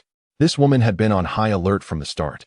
She firmly believed that Ray's demise was due to his identification being revealed, thus she concealed her true name during the operation. Light followed the woman who had seen through his deception, contemplating a method to break the stalemate. Do not lose to this guy, Ran. She clasped her hands tightly across her chest, anxious for the woman's safety. Once we reach the police station and CL, we'll soon be able to expose this brat. Mori was optimistic about the situation. However, Conan sensed complexities ahead. Light still had the Shinigami's eye as a trump card, and the woman's vulnerability had already been laid bare. Meeting you here feels like destiny. May I offer my recommendation? Light feigned eagerness to recruit talent. No, do not trust this deceiver, miss. Mori Kagoro was utterly captivated, wishing to leap through the screen and drag her away. The leakage of internal police information was perilous, which was precisely why Team Zero had been formed. A thought that crossed Ryazaki's mind. The ease with which internal personnel acquired information was alarming. He needed to find an opportunity to strengthen ties with the red side. Excellent. At this stage, we merely need to push a little further, Light mused aloud. However, you are still so young and beautiful, you cannot partake in such perilous investigations. No. I have nothing left to worry about. I wish to capture KRA, and nothing else, the woman declared. Please, allow me to join the search. As her words fell, the unseen Shinigami emitted a chilling laugh. Quite beautiful, retreating to advance. Kazuki's mind was sharp while crafting the narrative. He pondered how he would perform in task planning. Jin's thoughts drifted back to the organization. How terrifying. Let's avoid meeting that guy, Black Pino, alone in the future. Meanwhile, the sniper duo, oblivious to the subtleties, produced 2 bottles of beer and began to drink merrily. Amidst the Shinigami's raspy, discordant laughter, everyone sensed the ominous foreboding of tragedy approaching. "No," Conan exclaimed, witnessing the woman on screen succumb to Light's deception. The background music swelled in intensity. "Actually, the name I just provided was not my real one. I apologize." The woman bowed in contrition. From her unseen angle, a triumphant smile spread across Light's face. "No worries. Your thorough consideration truly makes you remarkable, perhaps even more so than I. This should elevate my estimation of you. Is a Japanese driver's license acceptable?" The woman reached into her satchel, handing her identification to Light. A delicate snow began to fall from the gray sky as genuine task force members passed by, oblivious to the deception. Light picked up a pen and began to jot down notes. So close, Mori clenched his fists.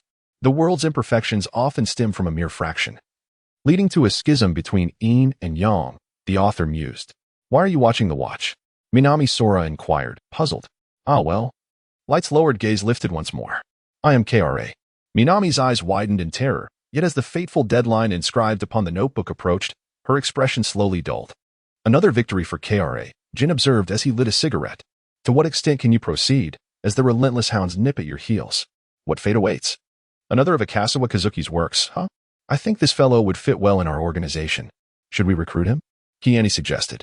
Don't ask. Once is enough. One cannot recruit the same person twice," Vodka interjected cautiously. "Farewell, Miss Minami Sora," Light bid as he watched her retreat, envisioning the imagined gallows ahead. Damn it. How can that brat continue to win? Mori Kagoro slammed the bottle down, turning to the author, Akasawa Kazuki. To contend against the divine with human strength, sacrifice is inevitable. Besides, justice shall prevail, will it not? Akasawa Kazuki remained steadfast in the integrity of the original author, refusing to divulge any spoilers. However, Minami was indeed pitiable. Having lost her husband, her revenge plot was thwarted from the very outset. Ren empathized with Minami's perspective, feeling a profound sense of helpless sorrow. In terms of the quality of the intellectual duel, this is truly an exceptional piece. Akasawa Kazuki is indeed a genius in his field, a treasure of my nation. Ryazaki's protective instincts for exemplary citizens surged. Conan could only hope that L would triumph in this war and prevent Light from succeeding thus far. The following day, at Fort Chome, 17, Mihua Town, Kazuki Asakawa uploaded the story of the little sheep and its mother, despite our hands being empty, to the official Asakawa website. Akagawa Kazuki organized the progress of his various projects. The viewership for my favorite child during prime time has been notably higher, however. The discussion board for Death Note is exceptionally lively, with fierce debates between the proponents of the Rationalist and Kari factions, as well as the L faction, drawing in users from adjacent boards. The discussion surrounding Code Geass, Lelouch of the Rebellion continues to escalate, with numerous individuals petitioning for the official release of more merchandise. Seizing the momentum, Akagawa Kazuki uploaded several designs provided by Dr. Agasa today, preparing to promote the miniature mecha model. The first season of My Favorite Child comprises only 11 episodes, and now he intends to send the second season of Code Geass to Sugita Shinsuke. Akagawa Kazuki opened his email window and sent the files. On the literary front, the convenience store of worries still requires a substantial amount of time to complete its serialization. Akagawa Kazuki realizes that he cannot gather emotional material through this printed medium. His plan is to cultivate the pen name Shinzo Yu and transition to a screenwriter, gathering inspiration through television broadcasts. With no new work awaiting resolution, Akagawa Kazuki decided to return to his personal hobbies. He rummaged through his belongings and prepared to transform several long overcoats into a C0's outfit for ZR0, adding a new ensemble for his Edgar. In the late hours, after finally concluding the storyline of Tsukikage Island, Ryuga Zero glanced at the clock. It was already 4 in the morning. He felt an overwhelming fatigue enveloping him. Yet his mind remained taut with wakefulness, a common occurrence since he embarked on his undercover career. He made his way to the kitchen to brew a cup of relaxing fruit tea and returned to his computer with the cup in hand. He opened the official website of Akagawa Company and discovered the music video for Though Our Hands Are Empty, despite being crafted against a backdrop of vengeance and bloodshed. The accompanying music video presented a heartwarming fairy tale, entirely disconnected from Masiren's past. The description simply stated it was dedicated to all those striving to live, without mentioning the source of inspiration. Was he concerned that the young man named Masiren would be viewed through a distorted lens? Revenge, cross-dressing, such matters. What a gentle soul Akagawa Kazuki is. Ryuga Zero donned his headphones, reclined on his bed, and drifted into slumber while listening to the song that conveyed. But I have already sensed, with you by my side, the things I wish to protect make me ever stronger. Chapter 58. Adding some color, initiation, the good-natured Akagawa Kazuki, feeling somewhat idle, resolved to stir up some activity. He began by listing all the types of merchandise he could recall: body pillows, standees, chibi figures, badges, and plush dolls. Subsequently drafting designs for all 3 projects in one go. After sending a plethora of drawings to Sugita Shinsuke, he disregarded the queries from his subordinates and circled the remaining merchandise, pain cars and temperature-changing cards. Asakura Kazuki pondered. Is Pisco not the chairman of the automobile company? If so, he would categorize this matter as pending and set his sights on the temperature control card. At Tuchome, 22-ban, and Miyanacho, Dr. Agasa was engrossed in organizing blueprints when the doorbell rang. Was T. Conan out playing with the Young Detective League today? Good afternoon, Dr. Agasa, Kazuki greeted, standing at the door with a bag in hand. Oh, it's you, Kazuki, Dr. Agasa replied, recalling Conan's earlier mention of Tsukikage Island. And considering that Asakura Corporation had just settled a substantial payment for a design of robot models, he now regarded Kazuki as one of his own. Could there be something amiss with that batch of design drafts? Dr. Agasa always had a fondness for model design work. It consisted of intriguing little gadgets. The blueprints entrusted to him were already in the midst of urgent production, and this visit was to request something else. Asakawa Kazuki cleared his throat, seemingly attempting to mask his embarrassment. I wonder if there exists a type of pigment that retains its color at low temperatures, yet transforms into a colorless, transparent state when the temperature exceeds 20 degrees? There are none in finished products, but if you wish to create something, Dr. Agasa reflected momentarily. I have the raw materials in my warehouse. We can start right away. What colors do you require? Thank you, Doctor. Black and white will suffice, Asakawa Kazuki nodded appreciatively. As twilight descended, Dr. Agasa presented 2 small jars of paint to Asakawa Kazuki. What do you intend to do with these? Are you perhaps designing a temperature-sensitive hidden message on paper? Despite his age, Dr. Agasa retained a childlike curiosity. You'll find out soon enough, Asakawa Kazuki replied, discreetly retreating to a side room with the paint in a small pouch. I'm really curious about this. At that moment, Conan opened the door. Doctor, I must tell you, today at hide-and-seek, Bumeisha, Shinichi. Dr. Agasa whispered urgently, Kazuki is still here. Asakawa Kazuki, with keen senses, interjected, if you know. Then please refrain from calling him Shinichi. I have completed the drawing, Asakawa Kazuki declared, holding a stack of cards in a manner reminiscent of dealing playing cards. Could you lend me a hairdryer? Conan is here as well. Noticing Conan's inquisitive gaze, Asakawa Kazuki quickly shielded the card's face with his other hand. Children are not allowed to look. By saying that, you only heighten my curiosity, Conan pouted, crossing his arms defiantly.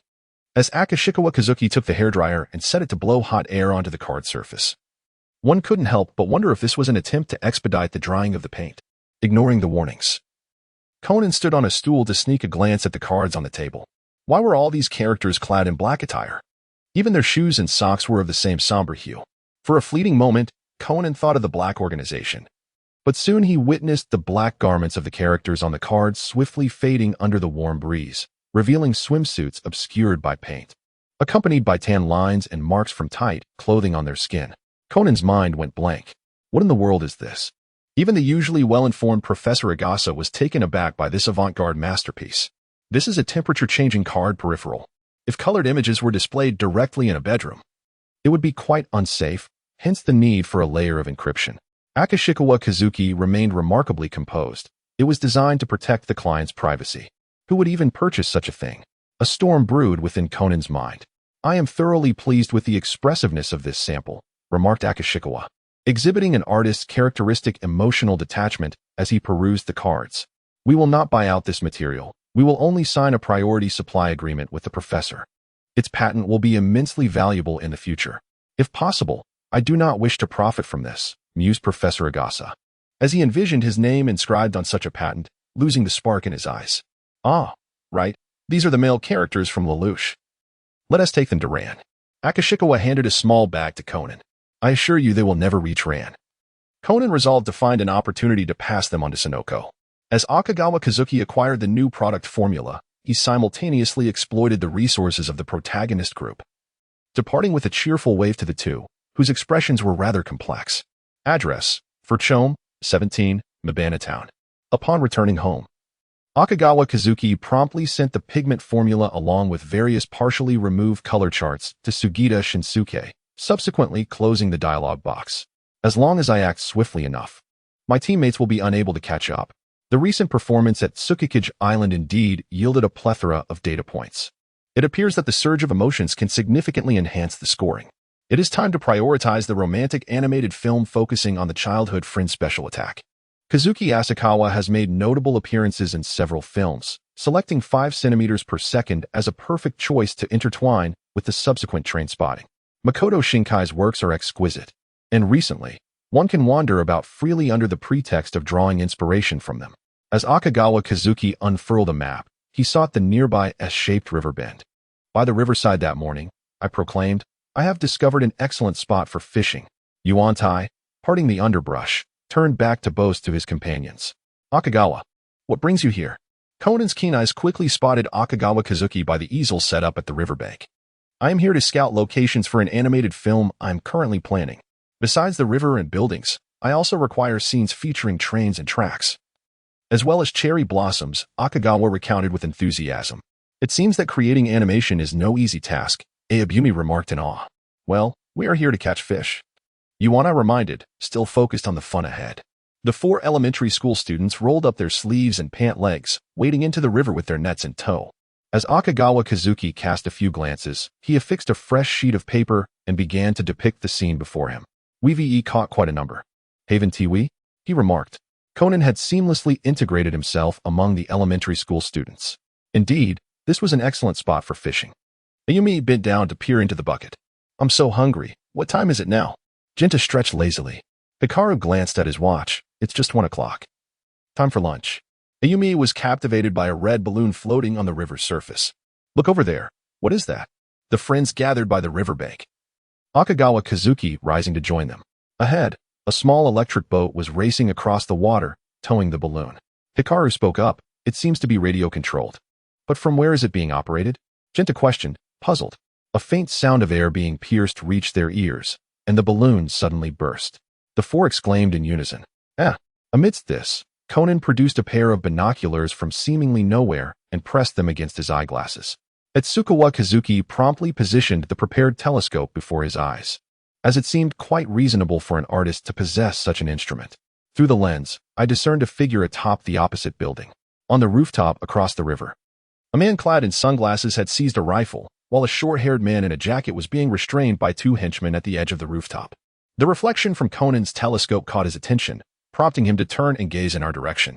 Asakawa Kazuki scrutinized their appearance, his binoculars coated with an anti-reflective film. Hey!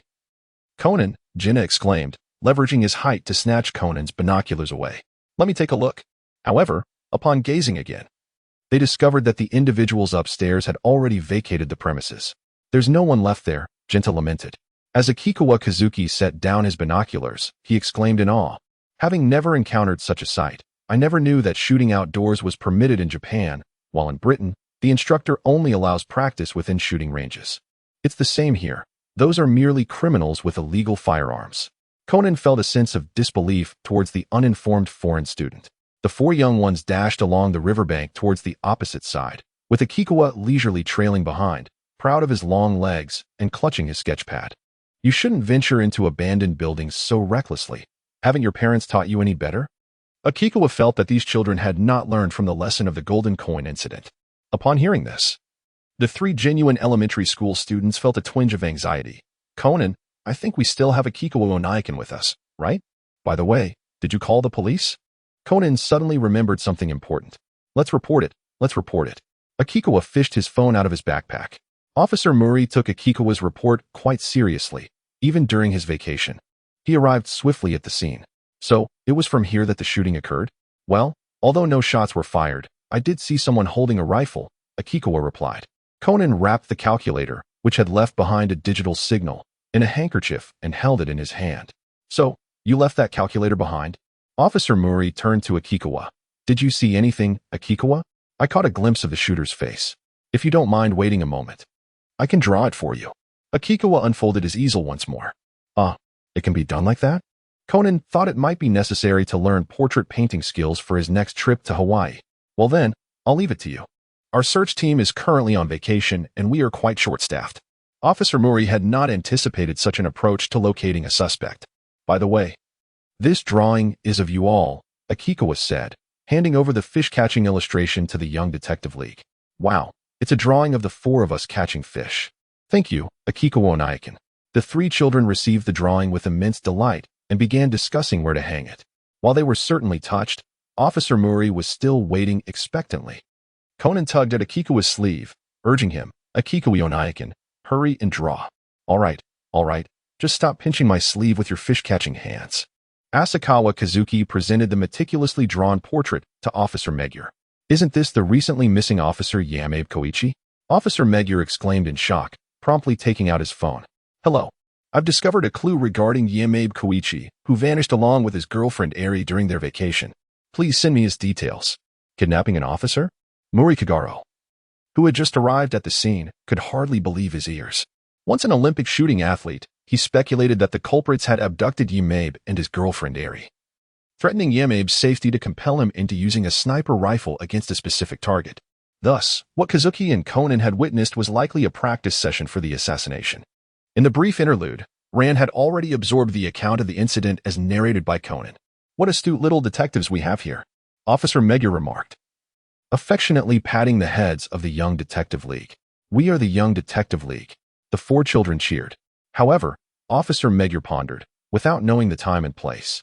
We are at a loss as to where to begin. We also have this numerical signal as a clue. 313513 for 162, Conan mused, resting his chin on his hand. Does it refer to the location or date of the assassination, or perhaps the name of the assailants? 162 might indicate a hotel or an apartment room number, or perhaps National Route 162. Rand speculated. What about the preceding 3135134? Officer Megure questioned, slightly perplexed. I suspect it serves as a decoy to obscure the true significance of 162, in case the criminals were to discover it, Kazuki ventured. If that's the case, the shape of the river corresponds to the shape of the road, and the water flow aligns with the traffic. Mori triumphantly clenched his fist, believing he had unraveled the mystery. National Route 162 seems rather distant. Officer Megure, with some understanding of Japanese roads, remarked, it should be at least near Tokyo, right? It appears I must return to consult a road map. Mori nodded in agreement. Since this no longer concerns me, I shall return home. I need to continue scouting locations tomorrow. Kazuki understood that the numerical signal was to be interpreted in reverse, yet he chose not to disclose this, needing some time to devise a small plan. Kazuki, I truly appreciate your assistance. Officer Megure raised Kazuki's favorability to Muri's level. By the way, Kazuki, aside from Yamabe Koichi, did you catch a glimpse of anyone else's face? Conan suddenly recalled something and eagerly looked up at him. How could I? I'm not a camera. And those individuals were too well concealed, Kazuki dismissed. Conan sighed in disappointment. Having previously claimed ignorance, Kazuki returned home and promptly sketched the faces of the three assailants. Then contacted Vodka. Hey, Vodka, could you lend me a hand? He messaged, attaching an image. These three individuals appear to be members of a violent gang. They kidnapped Officer Yamabe Koichi and planned to attack a passenger on the Heisei Express at 1 o'clock on the 29th. Can you tell me where they have been active recently? Vodka, not particularly busy that day, quickly responded. These are former members of the Oni Tiger Gang, which disbanded after being targeted by prosecutors last year. This prosecutor has just booked a ticket on the Heisei Express. This seems to be a retaliatory act against him. Akasawa Kazuki, Vodka, have you overworked yourself to the point of cramping your hand? Vodka, how did you know this is Jin? Chapter 60, The Information Sniping Incident, Part 2. Indeed, it seems that Jin appears randomly by Vodka's side. Akasawa Kazuki switched to the private chat interface. Hibino, greetings, Jin-senpai. During my field research, I happened to encounter them practicing sniping by the riverbank. Does the organization mind if I get involved in this case? I need to establish a presence with the police for future operations. Jin, I am quite weary of excuses like field research. The organization has no vested interest with the prosecutors or the Oni Tiger Gang. I've sent you the information, but the consequences of your involvement are yours to bear. Do not implicate the organization. Fly solo, and carry your own burdens, understood? Hibino, understood. Jin turned off the screen and addressed Vodka. Inform Brandy and Rum that the prosecutors are about to initiate a crackdown on gang activities. Vodka, is there something happening that I am unaware of? On the 29th at 11 o'clock, Akasawa Kazuki arrived at the low building on the outer curve of the first bend of the Heisei train line. He gazed upwards across the S-shaped river, where the outer side of the second curve revealed a tall building, perfect for sniping. Akashira Kazuki set up his easel and began to outline the shape of the train tracks on the pristine white paper. At noon, two silhouettes emerged atop the opposite building, while a third figure crouched in between, brandishing a firearm. As Akikawa Kazuki set down his paintbrush and lifted his telescope, Yamabe Koichi peered through his sniper scope at the artist on the distant rooftop. A secret thrill surged within him. Yamabe understood that pulling the trigger would irrevocably shatter his tranquil existence, yet he could not disregard the signal left by his girlfriend, Eri, uncertain whether it had been noticed. He found himself granted another chance. He yearned to make some gestures to signal for help, but the two assailants remained vigilant, closely monitoring his every move. Thus, he continued to observe the artist through the scope, hoping he might discern the silhouette of someone on the rooftop. At last, the artist set down his brush and raised his telescope to survey the surroundings, seemingly in search of further inspiration. His gaze shifted toward Yamabe's direction and then abruptly halted. Indeed, upon spotting the two armed men atop the building, one would surely call the authorities, wouldn't they? Yamabe pressed his eyes against the scope, his hand gripping the rifle beginning to perspire. Hey, I said we have an hour before we need to leave the gun. Why are you watching so closely? Remarked the man in sunglasses, glancing at his watch before turning to his companion. We can bring his girlfriend over now. When Yamabe looked again, the rooftop was deserted. As Akikawa Kazuki entered the stairwell with an easel in hand, he promptly dialed the number left by Officer Megure. Breathless from ascending the stairs, Officer Megure answered, "Hello, Kazuki. We're quite busy at the moment. If there's nothing urgent, I spotted that man with the rifle again." Kazuki's calm interruption halted Megure's actions. What? Where? Conan leapt up in excitement. Next to the Heisei train line, Megure noted as he jotted down the address. Well, it seems fortunate that Kazuki has stumbled upon that group of criminals practicing their marksmanship once more. Isn't that a bit too coincidental? Conan questioned, maintaining his skeptical stance. I find it rather reasonable, remarked Akikawa.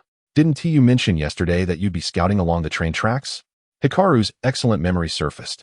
The romantic journey of the Heisei Express indeed seemed fitting for a painting. Muri Kagoro recalled a magazine he had read. Heisei 29. Conan suddenly exclaimed, I completely understand now.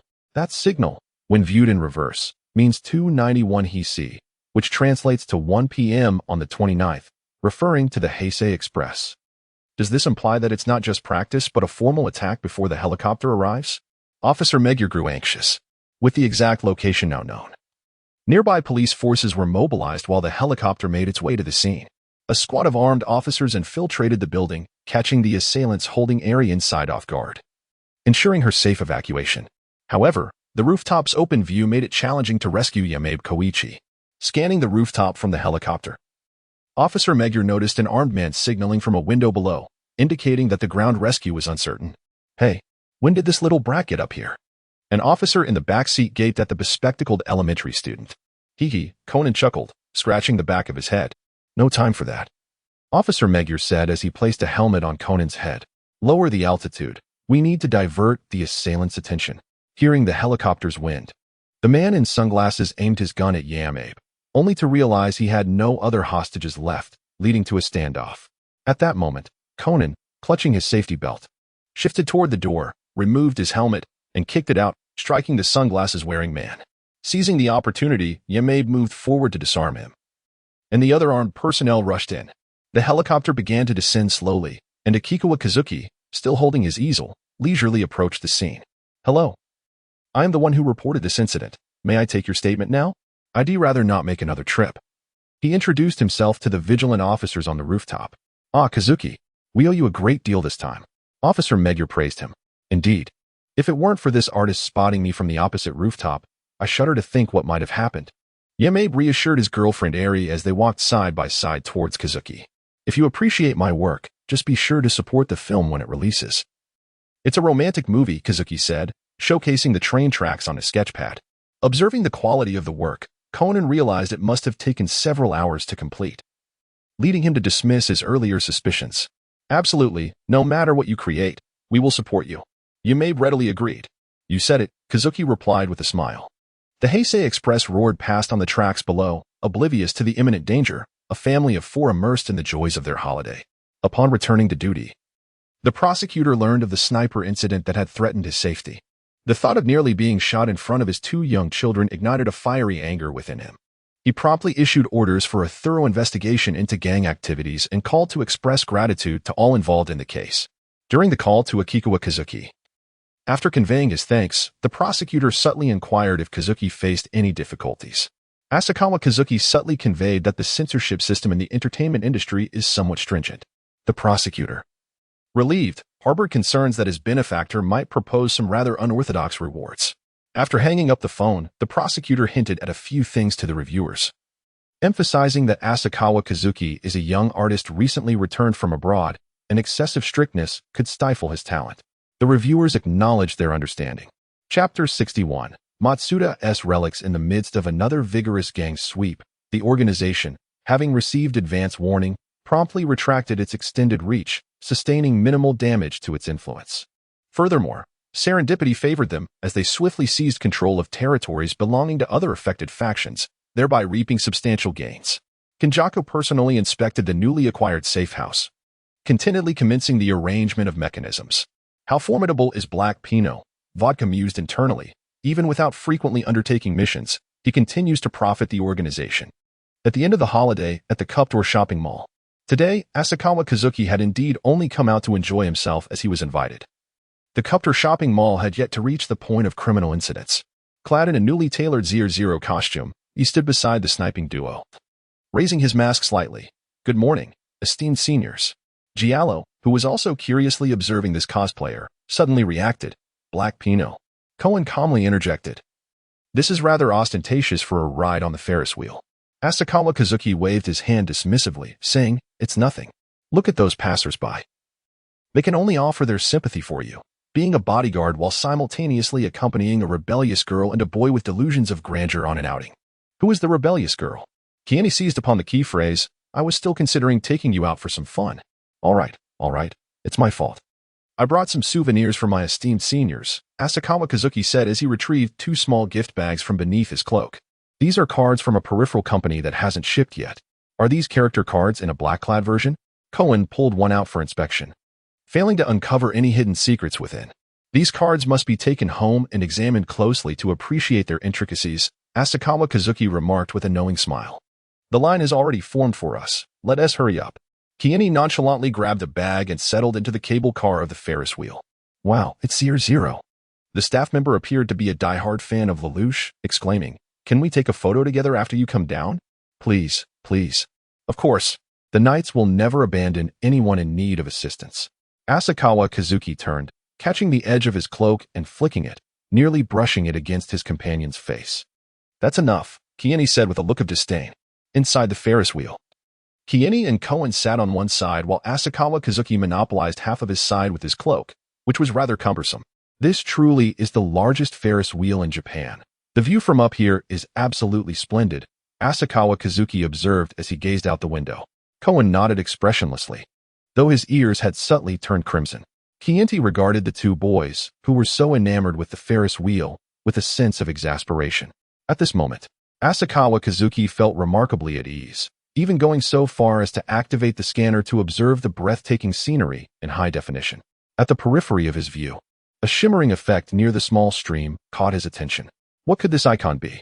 It resembled the glimmering grass patches found in Pokemon. "Oh my goodness, meow." A sudden exclamation from Ming-Ji echoed in Kazuki's mind. "Ming-Ji? Why have you suddenly appeared today? Aren't you usually silent?" "I was jolted into action by the A-League's alert upon scanning a key target." Ming-Ji materialized directly in the seat beside him. A earthquake of the pupils occurred in Asakawa and Ki. "Wait a moment. The two individuals beside us cannot see A. It is of no concern." What lay before them was a native human data entity not yet catalogued by the Alliance. To be precise, with the transformation of the Alliance's emblem, he could metamorphose into a being akin to the true human A, much like the 47U. Ming-Ji appeared remarkably astonished. Thus, his current form is merely a fragment of an electronic device that harbors a human soul? Asakawa and Ki surmised they had unraveled the identity of this entity. The conditions of high intelligence, unwavering belief, and a strong will to survive combined with an obsession for electronic devices prior to his demise, could only pertain to Matsuda Jinpei, who perished in an explosion 3 years ago. How should one handle the data entities encountered in this task-oriented world? Asakawa and Ki humbly sought guidance from their guardian. Generally speaking, we send the fragment where he resides to the headquarters of the Alliance, where it is physically separated and subsequently awakened. Ming-Ji had already undergone this process once, naturally familiar with it. However, the material channel has vanished, and Asakawa and Ki inferred the unspoken thoughts of Ming-Ji. For now, you should store it and wait until the channel is restored before sending it. The native data entity also carries a bounty. Ming-Ji found himself at a loss. Wait, can this form residing in material be awakened? Asakawa and Ki activated his clever mind. Indeed, as long as registration is completed, the Alliance can issue a sequence number in advance for awakening.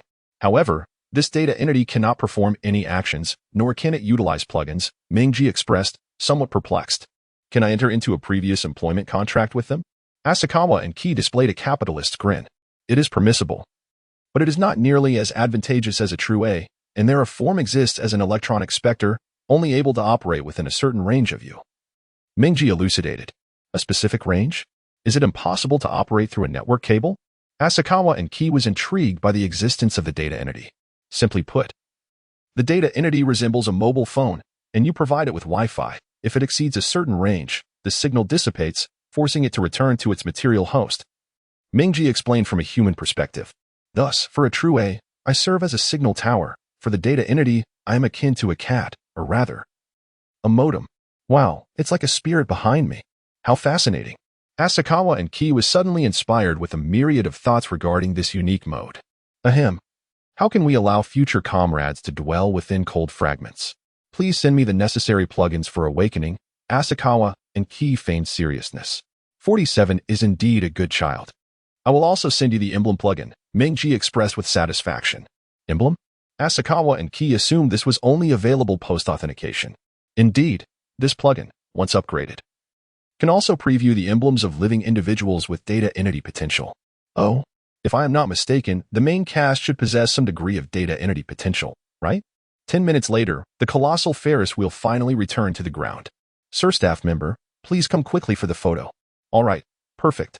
To my esteemed seniors, I must take my leave. I have other matters to attend to. Let us arrange another meeting next time. Asakawa and Ki swiftly completed the photo and exchanged polite farewells before turning towards the riverbank. What urgent matter could he possibly have? Chianti muttered a casual remark, pulling the reluctant Conan away as they departed. From above, the distance appeared quite close, yet walking proved to be quite far. Here's an ill-timed joke from the depths of hell. Whose bomb disposal fragment flew so far? Akiyama Kazuki discovered a circuit board, no larger than a fingernail, nestled within the crevices of tree roots by the riverbank. Following the instructions, he proceeded to register and awaken it. The code concluded with 61, adorned with the icon of a cute cat monster. 61, you say? A cat monster? Chapter 62, The Masked Face Before Akiyama Kazuki. A luminous screen displayed a small lion with round ears, its front half blue and the rear half black, swaying its starry tail at the center. Upon reflection, it became apparent that the previous employees' icons also belonged to the Pokemon series. Could it be that these icons are categorized by nationality? If that is the case, should it not feature icons from the series of Waikai? Yet, upon further contemplation, it seems that Japanese apparitions often possess a certain grotesqueness. Thus, utilizing Pokemon icons appears to be quite reasonable. Akakawa Kazuki gazed down at the loading bar, awakening terminal number 61, progress 0. After a while, the loading bar remained motionless, indicating a prolonged wait ahead. It usually doesn't take this long. The severity of the damage sustained at the time of death must be significant. Ming-Ji elucidated. It is not merely significant. One cannot even fathom how much was reclaimed from the grave. Asakawa Kazuki stuffed the fragments into his pocket, intending to procure some gemstones in a few days to craft a bracelet for his upcoming deceptive scheme. The following day, at the Green Peak Villa, curator Okiai pondered. A gemstone exhibition? Indeed, there will be gemstones displayed at a nearby venue. However, to trade gemstones, according to the exhibition's regulations, the trader must also present a historical gemstone collection. It dawned on him that a pass signifying one's status was required. In that case, I shall select a piece from the collection at Green Peak Villa. Asakawa Kazuki deemed it a minor issue, primarily because their collection lacked any dark-hued gemstones. I will assist the curator in contacting the exhibition's organizer. Ever since the art museum was acquired by a conglomerate, my connections have significantly broadened. Curator Okiai relished his role, surrounded by artworks daily. I truly appreciate your assistance, Curator Okiai, Asakawa Kazuki said, extending his hand for a handshake. If you wish to express your gratitude, perhaps you could accompany me to an antique collector? Curator Okiai proposed. Among the artworks previously resold by Iwata, one piece ended up in the possession of the collector Maru Denjiro, but he only meets with those who trade artifacts with him. Isn't that the same fate as the owner of the art museum, who was impaled by a katana on the wall? Wouldn't taking you there raise suspicions? Asakawa Kazuki realized. I will feign a desire to engage in antique trading to gain entry, and you can take the opportunity to discuss purchasing back the collection. He ultimately agreed, primarily because it offered him a chance to encounter the Grim Reaper's family. Akatsukawa Kazuki managed to connect with Director Okiai using the phone number graciously provided. Indeed, I possess a gemstone brooch that has been passed down for 300 years, and I would appreciate your expertise in examining it. I shall arrive the day after tomorrow before 4 p.m. At that time, I will introduce you to Mr. Murid Senejiro. From there, it will be up to Director Okiai to employ his eloquence.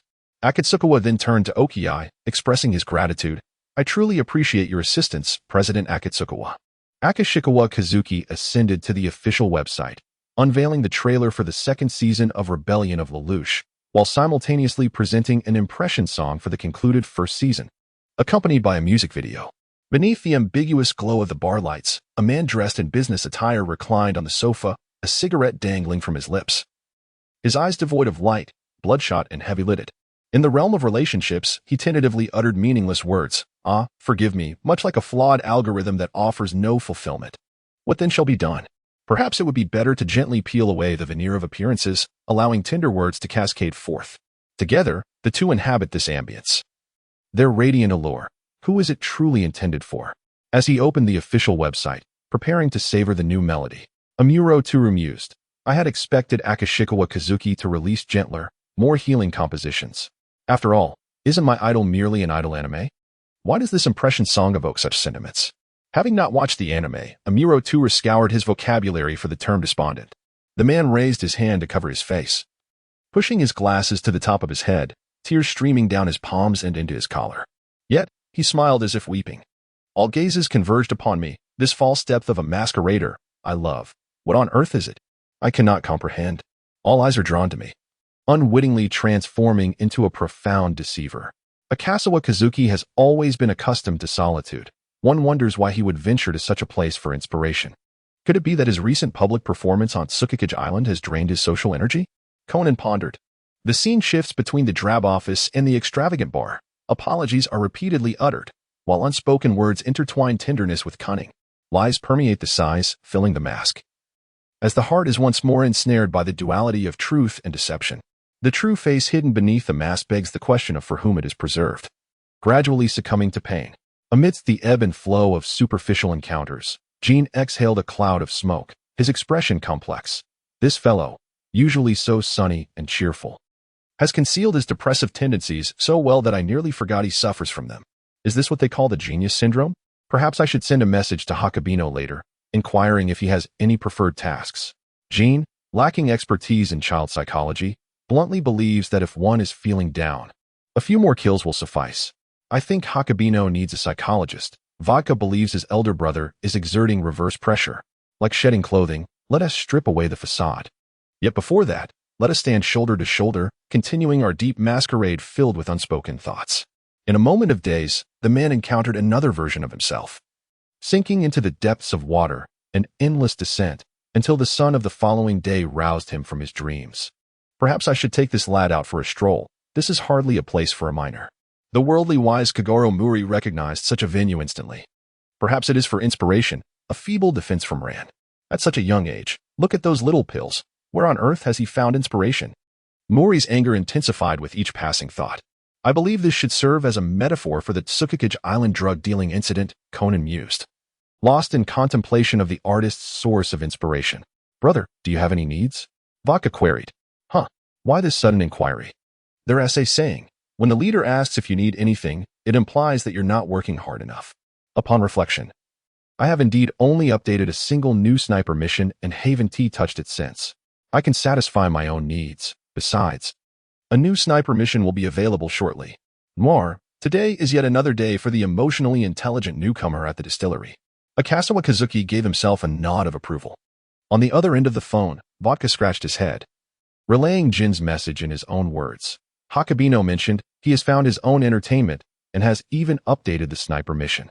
Jin remarked, "It seems Hakabino is quite adept at self-regulation. I just wonder which unfortunate passerby will become his source of amusement." Asakawa Kazuki set off for the gem exhibition that was currently under preparation. "Greetings, I am Asakawa Kazuki, the president of Asakawa Corporation, here to participate in the gem showcase." The exhibition staff remarked, "President Asakawa, you appear remarkably youthful. Will you be exhibiting this sapphire brooch?" The staff received the box with great anticipation. Akagawa Kazuki nodded in acknowledgement. "This collection belongs to my grandfather, Baron Eric Wood, and boasts a history of 3 centuries. I believe it should qualify, wouldn't you agree?" The gemstone brooch adorned with a soul ring can be utilized once more in the Maruchu and Jiro family. Of course. This is your admission ticket. Please keep it safe. The exhibition will be open from 7 a.m. to 11 o'clock p.m. tomorrow. The staff carefully stored the box and presented Akagawa Kazuki with a gilded invitation card. Chapter 63, A First Encounter with Kid.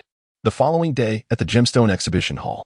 As Akagawa Kazuki wandered through the exhibition hall, he acquired 7 meticulously cut gemstones, predominantly adorned in shades of gray, black, and deep blue. This assortment would likely suffice for Kazuki, who discreetly stowed the little boxes away into his space. Suddenly, a voice filled with trepidation emanated from beside the window. "A notice from the Phantom Thief Kid?" Attendees turned their heads in unison to witness the exhibition director clutching a white card, the corner of which revealed a simplistic sketch of the Phantom Thief's visage. Who would have anticipated that attending an exhibition could unveil such a concealed subplot? Was this foreboding missive delivered by a pigeon? "We sincerely apologize, esteemed participants, but we must conclude the exhibition prematurely." The staff bowed in apology to those present. "Those who provided the exhibits, please come this way. We shall return your items." As Akikawa Kazuki received his exhibit, he had no intention of departing immediately, having already upgraded the icon preview. Thus, the question arose, who am I? Kid, Pokemon BGM. Akakawa Kazuki was genuinely intrigued by the Pokemon embodiment of the protagonist from room 1412. He resolved to wait downstairs for an opportunity to encounter Kid up close. Other visitors seemed to share this curiosity, gathering in throngs around the plaza in front of the exhibition hall. It was rather cramped, prompting Akakawa Kazuki to move into the adjacent grove, where he settled onto a bench. At 11 o'clock, the elusive Phantom Thief Kid made a punctual appearance at the exhibition hall's window, greeting the audience in the square. "Ah, Phantom Thief Kid has truly arrived." Amidst the cheers of the crowd, the frustrated shouts of Officer Nakamori pierced through. "Phantom Thief Kid, I shall bring you to justice." The magician, clad in white, wrapped a jeweled necklace around his palm, waved a farewell gesture to Nakamori, and smilingly tossed out a smoke bomb. Soon after, a glider unfurled, carrying Phantom Thief Kid away into the distance. Professor Agasa's balloon-making skills are quite impressive. I wonder if he could craft a life-sized figure, Akakawa Kazuki mused, returning to his contemplative capitalist mindset. Officer Nakamori pushed through the crowd and hopped into the police car, declaring, "Chase him down. There's no wind today. He won't get far." The convoy sped away, sirens blaring, while Akakawa Kazuki found himself locking eyes with the true Phantom Thief Kid, seated on the bench. "Oh, Kaido Kuroba, never expected to find someone hidden in this forest devoid of streetlights. Enough small talk. Reveal your true self, Phantom Thief Kid." Akakawa Kazuki would not let this opportunity slip away. He swiftly raised his left hand and grasped Kid's gloved hand. As his fingers probed, he felt the wrist concealed within Kid's sleeve. Kaido, caught off guard, met the mysterious figure's gaze beneath the dim shadows of the trees. Those eyes radiated a haunting blue light. How can a person's eyes glow? Could they be some sort of special contact lenses? Kaido found himself captivated by the luminosity of those eyes. Icon preview successful? ICV? EV. Asakawa Kazuki initially believed it might be a magical masked cat or a chameleon-like figure, yet upon recalling the intricate blood ties of the Kuroba and Kudu families, he began to harbor unsettling suspicions. Are you perhaps a fan of the Phantom Thief Kid? This peculiar individual remained still after lowering his hand, seemingly lost in contemplation. Kaido felt a surge of curiosity. "No, I was merely pondering why the Phantom Thief Kid, who has been active since 18 years ago, appears to be a mere 17-year-old. Surely, I must not have revealed any telltale signs. Do you think this appearance seems youthful? That is merely a facet of my disguise. Kaido Kuroba, resolute in maintaining his poker face, displayed no sign of trepidation. Whatever you say goes, I suppose, remarked Asakawa Kazuki, revealing a mysterious smile akin to a prophet's. Ice and snow are your lucky charms. I suggest you carry something that will bring you good fortune whenever you sense something amiss. Upon reflection, it became evident that the witch Akako's spells had both failed amidst ice and snow. Is he merely a trickster? Kaido resolved not to squander any more time. In any case, encountering an audience in such a place is fate. Farewell. With a flourish, the smoke erupted and dissipated, leaving behind only a white rose. Ultimately, he had merely dashed from the woods to the corner. Asakawa Kazuki, having scrutinized the entire scene through his scanner, cast a glance in that direction before turning to depart. In the shadows, Kaido pondered. That fellow just glanced over here, did he not? He inspected his sleeve, confirming that he had found no tracking devices or similar gadgets. From the moment he watched Asakawa Kazuki retreat until he returned home, Kaido could not fathom the nature of this enigmatic youth. This unexpected encounter yielded no immediate consequences. That evening, Asakawa Kazuki diligently crafted a beginner-esque bracelet, encasing the chip in resin and braiding it with 7 other gemstones using black cord. Serial number 61 Awakening, progress 25. It appeared there was still a long way to go. The following day, at the Maruzanjiro residence, how peculiar. There should be servants here, mused Director Okii, following Asakawa Kazuki into the courtyard. Kazuki? Exclaimed Ran Muri, who was observing fish with Conan. The curious sounds they had just heard now diverted Conan's attention. Good afternoon, Ran, Conan, and Mr. Muri. What brings you here? Asakawa Kazuki extended his hand to Ran. I'm accompanying my father today. Ran, taken aback by the unexpected handshake, hesitated before reciprocating. Icon preview successful. Long-eared rabbit, another fully evolved form.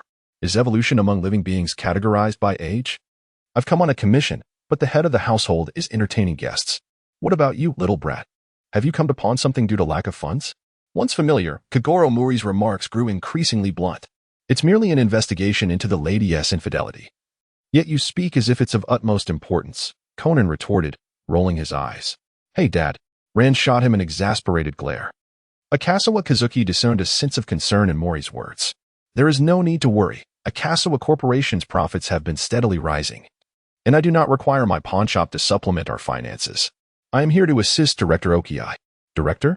Is Mr. Okii still able to serve as the director? Xiaolon expressed her genuine concern for the amiable elder. The new proprietor, however, seemed indifferent to the renovations, as the art museum retained its previous staff, allowing me to remain in the company of my cherished artworks. Director Okii threw back his head and laughed heartily. Moreover, I have managed to inquire about the pieces previously sold by Kawada. They are currently in the possession of Maruzanjiro. As Akikawa Kazuki seized the moment while Ran and Okii engaged in conversation, he took Conan's hand once more. Chapter 64. Awaiting Tanture, Part 1. Icon preview successful. EV, shiny variant. Indeed, Conan is a member of the EV family, and is he not a shiny evolution? Perhaps the illustrious Sylvian? As for Okii, he had long since been dismissed with a failure rating of 1. Following this preview, Akikawa Kazuki began to grasp the essence of this feature. Setting aside the complex lineage of the EV family, let us first consider the icon of Muri Rant's long-eared rabbit, a typical attribute, alert, disinclined towards combat, yet capable of unleashing devastating kicks when confronted with peril, a fitting description indeed.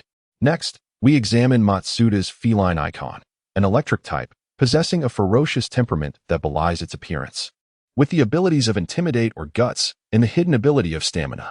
Intimidate, when entering battle. The attack of opposing Pokemon of the same gender decreases by 1 stage. Conversely, it diminishes by the same amount when facing the opposite gender.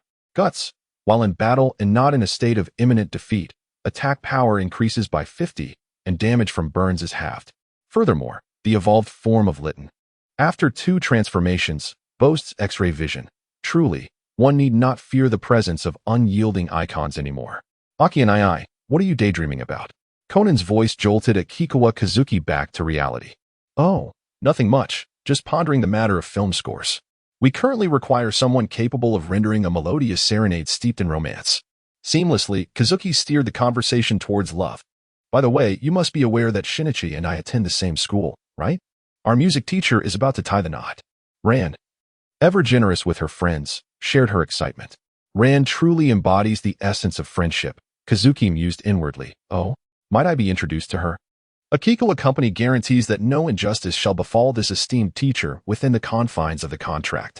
Perhaps this would also provide an opportunity to assist Rand, who seems somewhat enamored with romance. It would indeed be a tragedy if a music teacher were to lose her voice.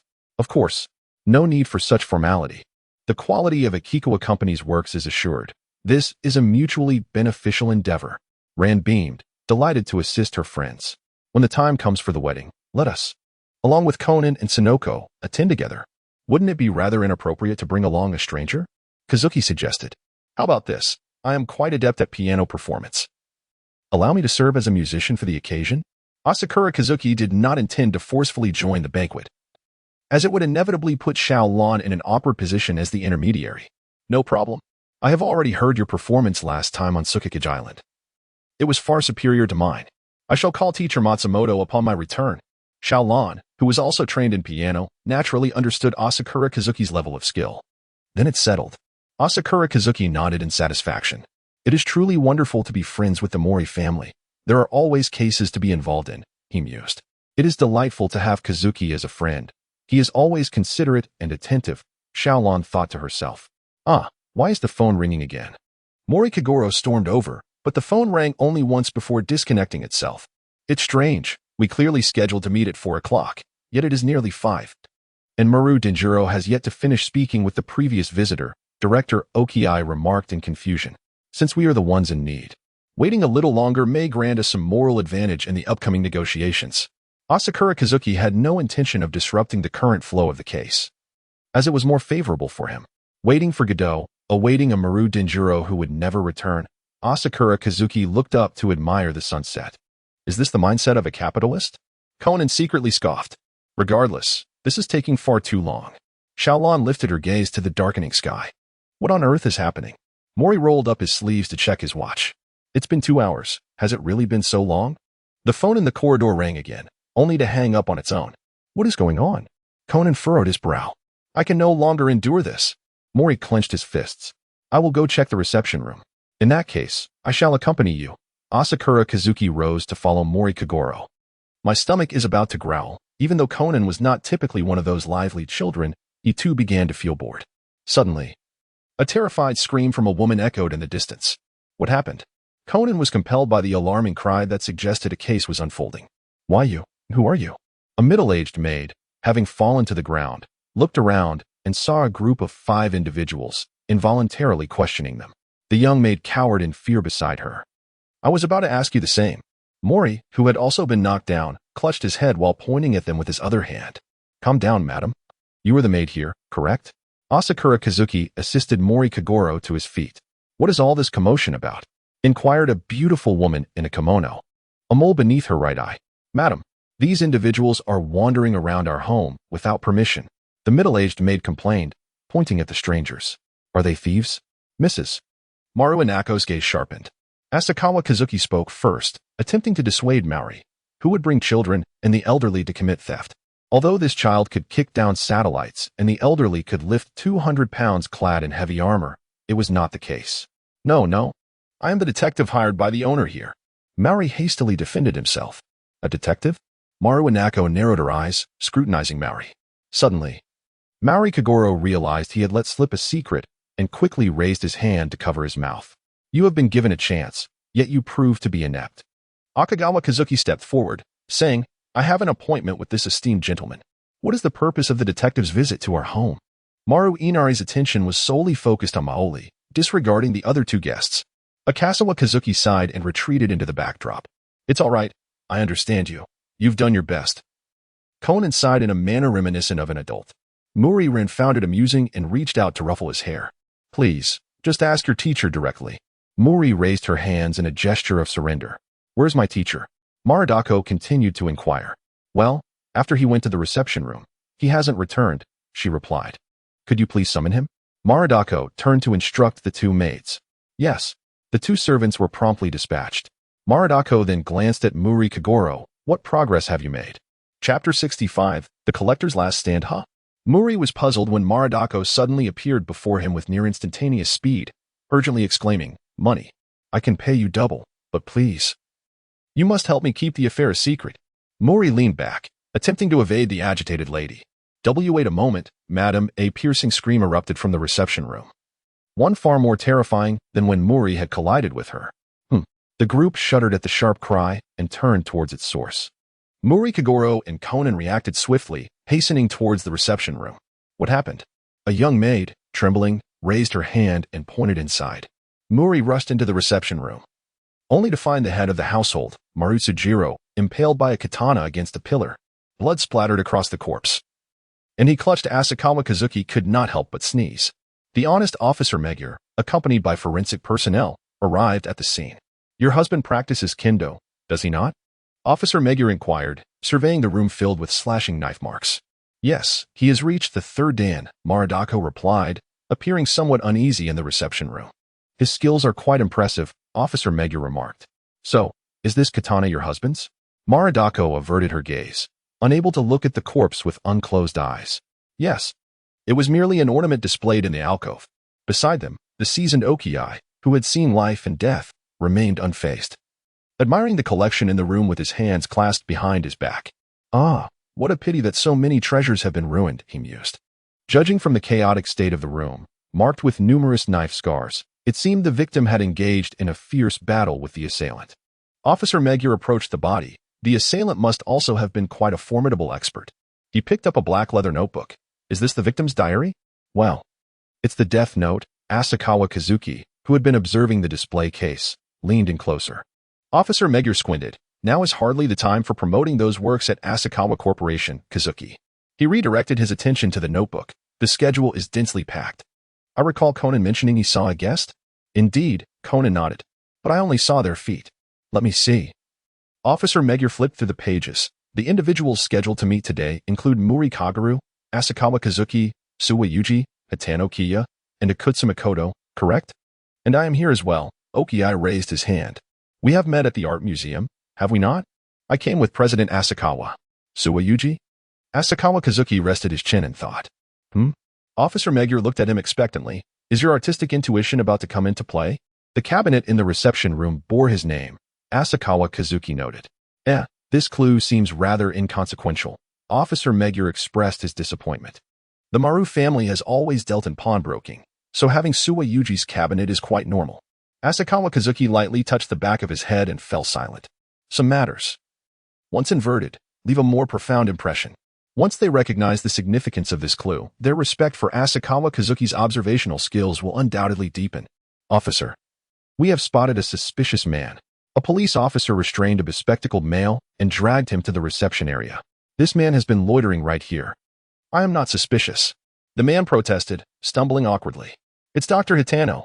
Maru Anako recognized the individual. Hitano? Officer Megure picked up his notebook. Is this Mr. Hitano Kiya? Upon hearing this, the officer released him. Yes, he is my husband's attending physician. My husband invites him for consultations weekly. Moreover, he is your lover, isn't? Asakawa Kazuki observed the clandestine exchange of glances between the two lovers with a knowing eye. Let me go? Did you not hear me asking you to release me? A hoarse voice erupted from ahead as Officer Megure approached a group of officers surrounding a burly man. Do you know who I am? I am the sculptor Akukitsu, a grand artist. The man declared proudly, gesturing to himself. Conan inwardly scoffed, wondering why this man was so pleased with himself.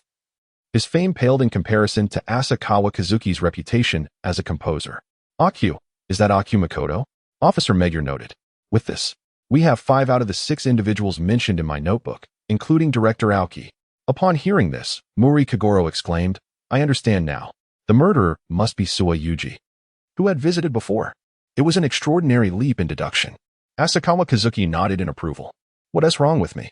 Muri was startled by a sudden voice, breaking him from his reverie. A tall man, emerging from the shadows, continued, What on earth is happening? Why is it so noisy? He glanced to his left. What is the matter with this child? The narrow-eyed boy exuded a villainous aura, but alas, he was not in the distillery. Asakawa Kazuki stood aside like a mere spectator. Why are you everywhere? Muri glared at Conan, who held onto the man's arm. "Uncle, I see you practice Japanese kendo," Conan confidently stated, revealing his observation. Muri and Officer Megure exchanged alarmed glances after recalling the chaotic sword marks within the room. Suwa Yuji crouched down and asked, "Little one, how did you know?" "It's from looking at your left hand," Conan pointed out. "Left hand?" Suwa Yuji opened his left hand for inspection. "See, the fine scars are located between your thumb and index finger, right?" Conan indicated the injury. "When practicing kendo, one often sustains injuries in that area while sheathing the sword. Is that true?" Officer Megure's eyes sharpened with suspicion. Chapter 66, Samurai Spirit versus Knightly Valor, Part 2. The man rose to his feet. "Yes, that scar was left from my sword practice." "Indeed, you were the murderer." Muri Kagoro felt increasingly confident in his deduction. "Murderer?" Suwa Yuji appeared bewildered. "What are you talking about?" The three new visitors gasped in unison at the gruesome scene before them. "Are you implying that I committed this act?" Suwa Yuji confronted Muri. "Upon examining the scene, it's clear the murderer possesses considerable skill with a sword." Muri gestured to the sword marks on the wall. "Thus, the murderer must be you." "This is a misunderstanding. I merely came here to repay Mr. Marujiro." He pulled out a stack of banknotes from his pocket. "I borrowed 5 million yen from him and brought it with me." Muri was momentarily at a loss for words. Officer Megure brusquely pushed aside this ineffectual figure. "The time of the crime was between 3 and 5. Where were you at that time?" "I was likely meditating alone at the dojo," Suwa Yuji recalled. "Is there anyone who can vouch for you?" No one." Suwa Yuji lowered his head. "I've noticed something peculiar," Rand called out to Muri Kagoro. "Look. The grip on that sword is entirely the opposite, isn't it?" "Indeed, the photograph shows the corpse gripping the sword incorrectly." Conan pointed to the shattered frame on the wall. "If that's the case, someone must have intentionally placed the sword in the corpse's hand." Officer Megure grasped the implication. "Furthermore, the numerous sword marks on the ceiling and walls, despite the chaos, appear rather unnatural." Conan continued to deduce. "Could it be that the murderer intended to shift the blame onto you, Mr. Suwa Yuji, a practitioner of kendo, by deliberately marking the room?" Officer Megure pondered further. "Mr. Marujiro's wound resembles the one from the museum incident, a single stab from the back piercing through the chest." Conan continued to expand his thoughts. "I see. This may indeed be connected to the Maple Leaf Gold Thief Gang." Akikawa Kazuki could no longer endure. He had no intention of bearing the blame for this stranger. However, the name Suwa Yuji was engraved on the cabinet, and the bloodstains within the knife marks had yet to dry. Officer Megure casually remarked, "Oh, Kazuki. It's nothing to worry about." "What did you say?" Conan exclaimed in astonishment, raising his voice. "Huh? Bloodstains?" Officer Megure suddenly grasped the situation. Conan swiftly turned to the cabinet, noticing that the knife marks were discontinuous. "Indeed, if we exchange the second mark from the left in the top row with the one on the right." "Wait a moment, Kazuki, could you please speak more slowly?" Officer Megure hurriedly approached the cabinet. "All right, the second from the left in the second row, and the first in the fifth row." Akikawa Kazuki yawned. "Finally, it's the second from the bottom in the fifth row, and the third from the bottom in the fourth row." As the last drawer of the cabinet slid back into place, the hiragana for Suwa appeared. "This." Officer Megure turned to Akikawa Kazuki. Perhaps it's a death message?" Akikawa tilted his head, thoughtfully responding to the question. "How did you deduce that?" Muri Kaguru stared in disbelief. "This is akin to deconstructionism in art," Akikawa Kazuki rambled, merely piecing the deconstructed parts back together. "Indeed, President Akikawa is impressive," Okiai remarked, transforming into a supporter of Akikawa. "Is studying art really this useful?" Conan found himself bewildered by Akikawa Kazuki's insights. Officer Megure decided to bypass the incomprehensible parts. "So, the reason there are so many knife marks in the room is that you recklessly slashed to conceal the marks on the cabinet, correct, Mr. Suwa Yuji? But wasn't he supposed to repay the money? Why resort to such actions?" Muri questioned. "It was a knife," Suwa Yuji murmured. "Is it the one in the victim's hand?" Officer Megure signaled for an officer to retrieve the knife. "That piece of scrap metal is nothing. It's a treasured blade passed down through generations in the Suwa family. Kiku Chiyo." Suwa Yuji gritted his teeth. "When I came to repay the money, that person had the audacity to say he had already sold it. It couldn't fetch even a few coins. The money is merely interest, that's what he said. In a fit of rage, I killed him." As Akagawa Kazuki furrowed his brow, he cautiously maneuvered the cabinet in front of him, stepping back behind it in preparation to roll away from the impending strike. "Indeed, Suwa Yuji had suddenly snatched the katana from the officer's grip. Just like that, he raised the sword and swung it towards Akagawa Kazuki. At that moment, Director Oki seized another evidence blade nearby. Without time to unsheath it, he lifted the sword along with its scabbard to block the forceful and heavy blow. Truly, I am fortunate to have you by my side, Oki Knight. An elder in the family is indeed a precious asset. Amidst the shrill cries of Shaolon, everyone finally reacted, restraining the knife-wielding maniac as Officer Meguro retrieved both swords. You have a strong and loyal subordinate, President Akagawa. Suwa Yuji felt the palpable killing intent emanating from the elderly man, who seemed as if he had indeed slain enemies in the past. For me, the greatest miscalculation was not accounting for you, he acknowledged, recognizing his own oversight. Maintaining the dignity of a samurai until the end. Suwa Yuji bowed to the crowd in farewell. To repay Director Oki's kindness, allow me to cover the cost of the artifacts. Asakawa Kazuki received the medieval oil painting from Mrs. Maru Inako. In truth, even without my intervention, that individual would not have harmed you. His blade bore no intent to kill. Oki believed he should not reap rewards without toil. I am aware that had he truly aimed to take my life, I would now face a charge of attempted murder. Asakawa Kazuki remained non-committal. This is to express my gratitude for your support, Director Oki. Alas, he lamented. She is merely a child left to fend for herself. Sighing, Oki accepted the goodwill, resolving to keep a watchful eye on the young one. I have only charged you half the price for this acquisition. You must keep my infidelity a secret. Mrs. Inako, now a widow, earnestly instructed. Due to the accelerated pace of the case, Maoli had not yet divulged the matter to others. Rest assured, madam, I have no interest in gossiping about others. Asakawa Kazuki assured her. Mrs. Inako nodded and then called upon the Maoli family. Chapter 67. The organization's check-in 4 to 17 Mahanmiki. After bidding farewell to the grateful Director Oki, Asakawa Kazuki opened the two mobile phones that had been persistently flashing. The first message from the organization was from Kinju, informing him that they had upgraded to flip-screen smartphones and reminding him to find time for the exchange. Additionally, the Karasuma Group was preparing to release the previous generation of phones to the public. Technology truly evolves at a remarkable pace, Asakawa mused. Meanwhile, his usual large mobile received a message from Yamada of the literary era, indicating that the worry-free grocery store was nearing its conclusion and inquiring whether Master Kamizawa had plans for further collaboration. Asakawa Kazuki pondered for a moment and selected a detective novel from his notebook to send over. Meanwhile, Sugita Shinshuk made a direct phone call. President. Director Kondo from the television station mentioned that the first season of Death Note is about to conclude. He inquired whether Asakawa Corporation has any new works in the pipeline. Is the trilogy of lies coming to an end? Akikawa Kazuki perused his animation collection. Succeeding the late-night slot is the first 7 episodes of Attack on Titan. Attack on Titan? It narrates the tale of several individuals who possess the extraordinary ability to grow larger and smaller. Asakawa Kazuki narrowed his eyes. It was time to confront Conan, albeit only to unveil Conan's cards. Moreover, he needed to find a prototype for the three-dimensional maneuvering device. Sugita Shinsuke did not dwell on it too much. After all, it would soon be revealed. Director Kondo had taken an interest in the worry-free general store run by his brother, aspiring to adapt it into a television drama. Asakawa and Kazuki were naturally inclined to elevate Kamizono to the status of a screenwriter, thus they would not refuse. I trust Director Kondo. You should liaise with him regarding the filming, though I may visit the set at some point. Asakawa recalled that film sets were often hotspots for incidents. Understood. After fulfilling the routine tasks of human society, Asakawa opened the icon preview. The last digit, 61, was awakening, with a progress of 77. During this interval, I might as well take a trip to the distillery, as bickering with this fellow would take quite some time. The following day, at the editorial department of the literary era, a malicious social detective novel. Isn't that quite a leap? Editor-in-Chief Kondo flipped through a few pages. The opening reveals a writer killing another writer.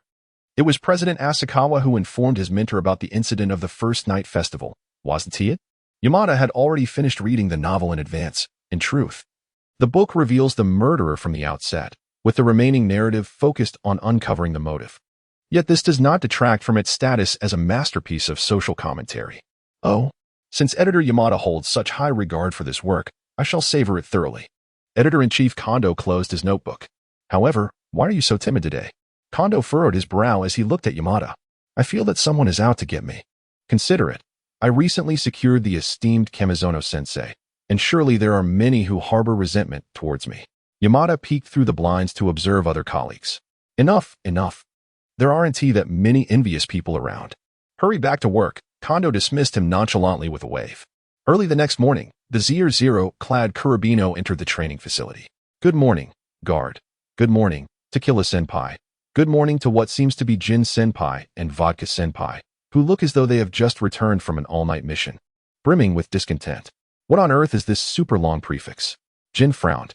As Akatsukawa Kazuki unwrapped the paper bag, he presented its contents to his colleagues present. Please, do not hold back. Feel free to choose and show your support for my lord, Lelouch. The guard took away a stack of Starry Love's temperature change cards. While Vodka unceremoniously took one of each from Starry Love's collection, and Tequila claimed Lelouch's figurine. The icon preview was successful. Black Lugia, a dark Pokemon with sinister attributes. A hellish hound indeed. Jin appeared disinclined to participate, prompting Akatsukawa Kazuki to offer him a few snacks, taking the opportunity to inquire, is Sherry here? I brought something for her as well. Perhaps due to just returning from a mission, Jin wore gloves. If it were like last time with Kid. Akatsukawa Kazuki shook his head. He didn't wish to meet an untimely demise before achieving success. Let us first discuss the matter concerning the collector. Jin tossed a few small metal tags to Vodka, who regarded the situation with intrigue. Jin pulled Akatsukawa Kazuki into an unoccupied side room.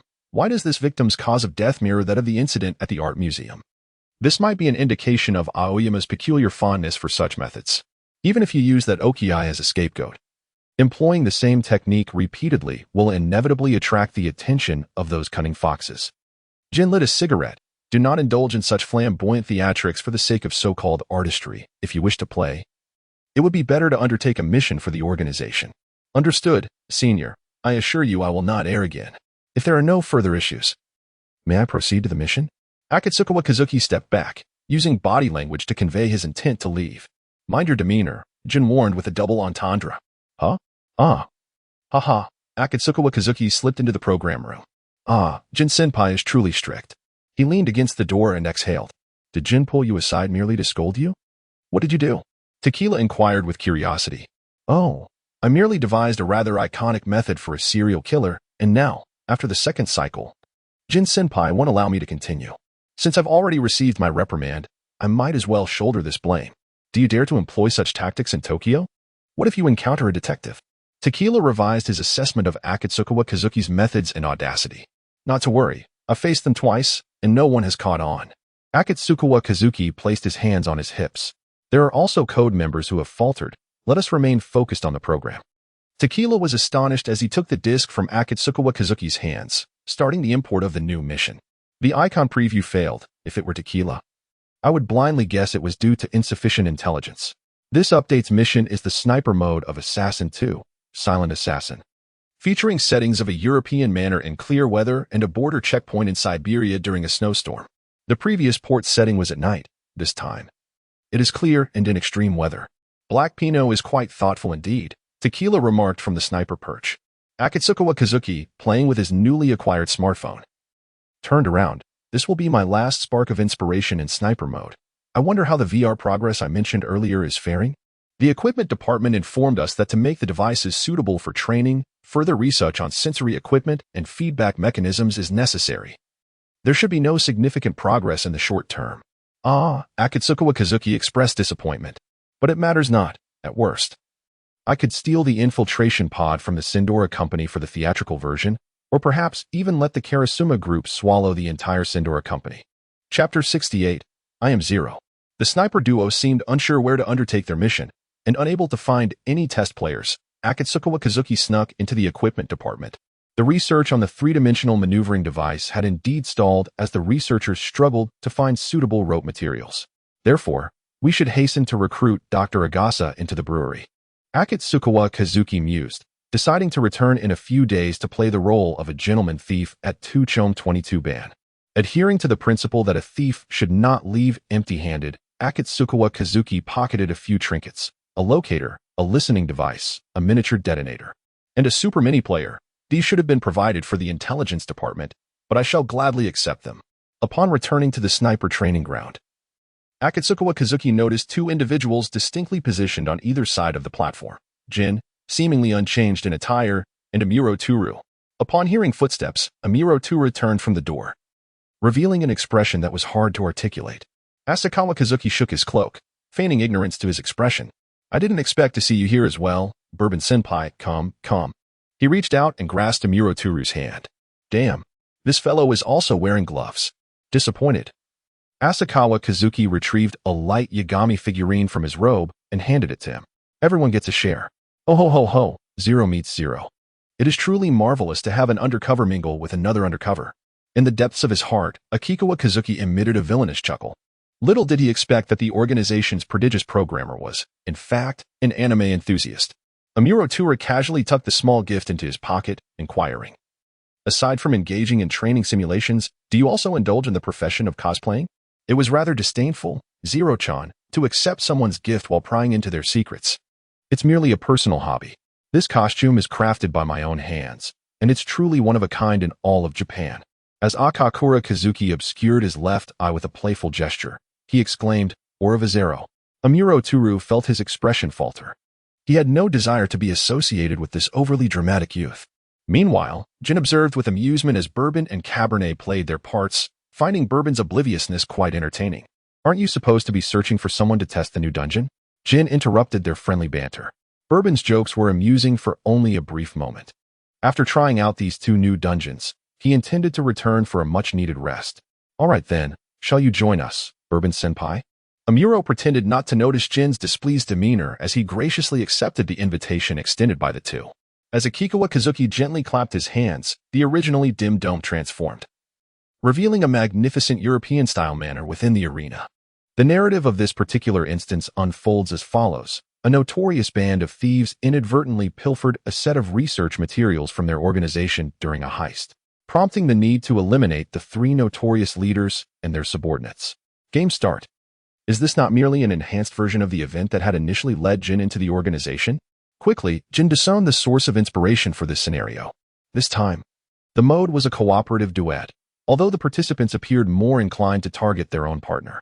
Headshot 2000, moving kill 2500, headshot streak 750, moving streak 1000. Consecutive kills 500, hidden target 2000. It was evident that Jin was the one who frequently topped the leaderboards in the sniping arena, even in a new environment. He swiftly identified an advantageous entry point. Headshot 1500, hidden target 2000. Conversely, Amuro Turu, a member of the intelligence team, seemed somewhat unaccustomed to sniping. His actions lagged, and he hesitated while selecting targets. However, do you believe it? I certainly do not. Akikawa Kazuki rolled his eyes beneath his mask, realizing that this holographic minigame could not unveil Amuro Turu's true prowess. After a round of the duet mode, Jin amassed an impressive score of 140,000 points. A figure that was twice that of Amuro Turu. Truly, Jin is worthy of his senior status. Akikawa Kazuki enthusiastically applauded. At the same time, he maintained his persona as the organization's shining sun, comforting the defeated. Bourbon is commendable too. The intelligence team is not a violent department, so opportunities to handle firearms must be limited. The action team had spent the most time in the training grounds, rendering them far more adept at the instance than I. Amuro Turu naturally utilized this opportunity to descend. With the two seniors having completed their session, Akikawa Kazuki approached Jin and whispered, Could you have vodka take me to see Sherry? What do you intend to do? Jin's caution heightened at the prospect of a newcomer's whimsical thoughts, as it would not be surprising for him to request Sherry's assistance in crafting a KRA-style 30-second cardiac paralysis drug. Of course, it is to strengthen our camaraderie as colleagues. Akikawa Kazuki replied, producing a collection of various plush toys from his fourth-dimensional cloak. I specifically sewed these to resemble Sherry. It appeared somewhat unsettling. One might ponder whether this lad harbored intentions of seeking a romantic partner within the organization. Akatsuki Asakura easily deciphered the unmasked gaze of Jin. Is it truly so difficult for adults to comprehend that pure friendships can exist among peers? Vodka. Escort him to the Pharmaceutical Research Institute. Jin had no desire to delve into the psychology of minors and gestured for Vodka to approach. The Pharmaceutical Research Institute represented yet another realm I had yet to explore. Evidently, the significance placed upon Akai had exceeded my initial expectations. Would the Kagaro couple be present there? As vodka led Asakura away, Jin turned to Toru Amuro with a sardonic smile. What's this? Shall I send you there for a bit of fun? The tone in which Jin spoke did not convey an invitation for a leisurely visit, but rather suggested a grim fate. I have no intention of touring a site for human experimentation. It is merely a flicker of curiosity, Amuro casually dismissed. Pharmaceutical Research Institute. Very well, Senior Vodka, you may rest downstairs. Sherry likely does not wish to see you. Asakura firmly positioned Vodka on the sofa in the break room, not bothering to regard his expression, and hurriedly ascended the stairs. Sherry, my dear friend, it has been a while. I have brought you a gift. Asakura knocked on the laboratory door and directly thrust the bag into Shiho Mayano's hands. Icon preview successful. Eevee? Oh, you two belong to the Eevee lineage. Does that imply that the Akai family are also Eevee? Could it be that the Eevee icon actually signifies the tolerance to drug A? As Asakura became ensnared in musings about the Eevee family, Mayano, undeterred, opened the bag. What on earth are all these assorted plushies? Black Pinot. Don't you think this is somewhat perverse? Mayano took a few cautious steps back. Don't be too vain. I crafted these dolls for every member of the organization I know. Akasawa Kazuki magically produced another doll resembling a Jin. Each one can speak. Look, this is Jin-chan. Jin-chan donned a black trench coat, with piercing green eyes gazing down from beneath the brim, yet when he was merely a one-to-one cotton doll, that expression transformed into something endearing. No, what am I thinking? Jin has nothing to do with cuteness. Sherry shook her head, striving to regain her clarity of mind. As Akagawa Kazuki squeezed the doll's belly, a slightly distorted mechanical voice emerged. Kill all the mice. Sherry raised her eyebrows in surprise. Is this really all this guy knows about Jin? Even if you desire it, I shall not relinquish it to you, Kazuki replied, cautiously stowing the doll away. If Senior Jin were to find out, he would eliminate me. So you are aware, are you? Keep it for yourself then. Who would be interested in such a cursed object? Your dolls have yet to record any sound, you know. Each doll can capture up to 5 minutes. Simply hold the right hand down to begin recording. Asakawa Kazuki began to prepare to steer Sherry's actions towards delivering the doll equipped with a chip into the hands of Mayano Akemi. Chapter 69, Matsuda Awakens. Upon hearing this, Sherry's gaze sharpened. Hey, don't stare at me like a voyeur. Akikawa Kazuki crossed his arms, feigning to rub the goosebumps on his arms. It truly is merely a recording and playback function. If you do not believe me, feel free to ask anyone at random or scan it with an X-ray machine. Mayano Shiho found his reasoning plausible. With so many, dismantling one or two would pose no real issue. After all, it had already been given to her, and she had her own plans in mind. Hiroki Asakawa, feeling at ease, finds that the current trajectory aligns closely with the original plan. Akagawa Kazuki placed several merchandise items on the table. In addition to these, I had purchased a card of Lelouch. But the sales staff insisted that I present proof of being over 16, which struck me as quite peculiar. Is this place for purchasing merchandise truly legitimate? Mayano Shiho pressed her lips together, ultimately refraining from voicing her question. The gift-giving segment has concluded. It is now time for casual conversation. As Akagawa Kazuki raised his waist, he addressed the doctor with a question. If poison expires, does its toxicity increase or decrease? Mayano Shiho rolled her eyes in response. Is your so-called casual conversation merely an inquiry into foolish questions?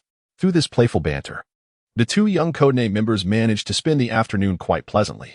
It was wise to enhance Mayano Shiho's favor, as it would inevitably diminish significantly when Akemi's demise occurred. As Akagawa Kazuki engaged in conversation with his younger sister, he contemplated the prospect of utilizing Akemi's relics to create emotional material. After a fulfilling day at the distillery, Akagawa Kazuki returned home with a sense of satisfaction. Awakening to the sound of number 61, he noticed that the progress had reached 99. It seemed to have suddenly accelerated. Asakawa Kazuki pondered the potential interfering factors, likely due to his close contact with Ryo Sakaguchi. The bonds formed are indeed wondrous. The progress, stuck at 99, prompted Asakawa to message Sagita Shinsuke, updating the code used during their exchanges. Subsequently, he proceeded to establish a signal connection and manually control the signal switch. Selecting VES for all options, Matsuda Jinpei opened his eyes in a realm of darkness. Wait, am I not dead? Matsuda abruptly sat up in bed. No, why can't I see anything? Could it be that I've been blinded by the explosion? As Akikawa Kazuki was roused from his slumber by the murmurs of Matsuda Jinpei, he remained in a tranquil position, his hands clasped gently over his chest. He lifted his gaze, casting a wistful glance at the floating Matsuda. How astonishing! A data entity, One would presume he could still revert to an icon form. Is this truly a hospital? Is there no one to attend to this? Sato Mawako? Officer Megier? Matsuda Jinpei received no response and, in a peculiar gesture, reached towards the imaginary bandage over his eyes, his hand effortlessly penetrating into the recesses of his own mind. Akagawa Kazuki, the scene is somewhat bizarre and uncertain. I take another glance. Matsuda Jinpei maintains the pose of having his hands inserted into his own head for a full 3 seconds. Ah, I have no hands. Akatsukawa Kazuki perceived that the officer's reaction was somewhat excessive. After all, when he initially regained consciousness, he had not even assumed a human form and had not reacted in such a boisterous manner. He propped himself up in bed, disregarding Matsuda's bewildered exclamation of what, and switched on the light. Matsuda instinctively blinked at the sudden illumination, yet his vision did not succumb to darkness with the flutter of his eyelids. Furthermore, he had reached out just moments ago, only to grasp nothing. He lifted his arm, finding his hand firmly attached to his wrist. Tentatively, he clasped his left hand with his right, successfully encircling his wrist, but the sensation that ensued was cold and insubstantial, unlike that of a living being.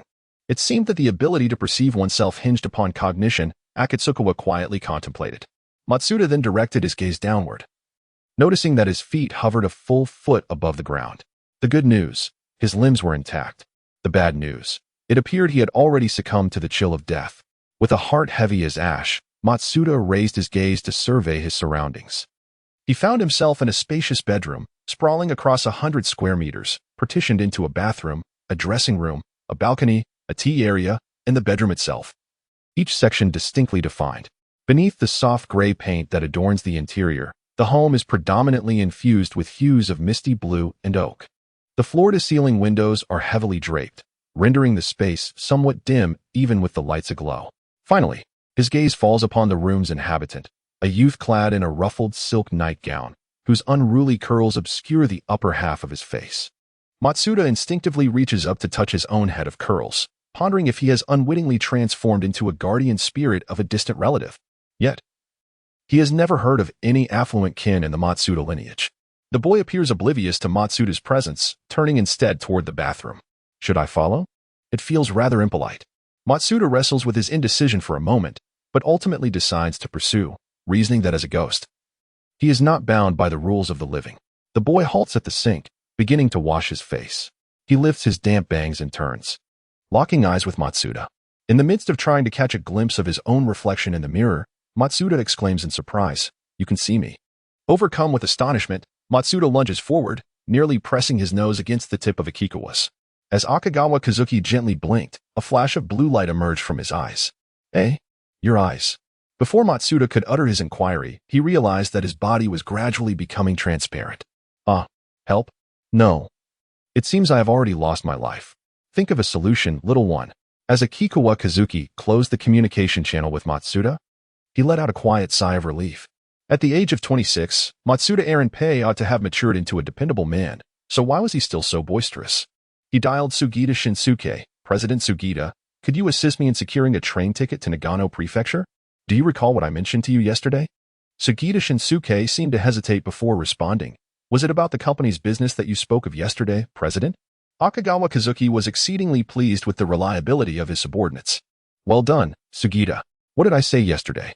Sugita Shinsuke, having lifted his disguise, replied, "Lord Edgar, yesterday you mentioned that when I am addressed as President Sugita, I may only discuss matters pertaining to the company. However, when referred to simply as Sugita, I am permitted to speak about organizational affairs."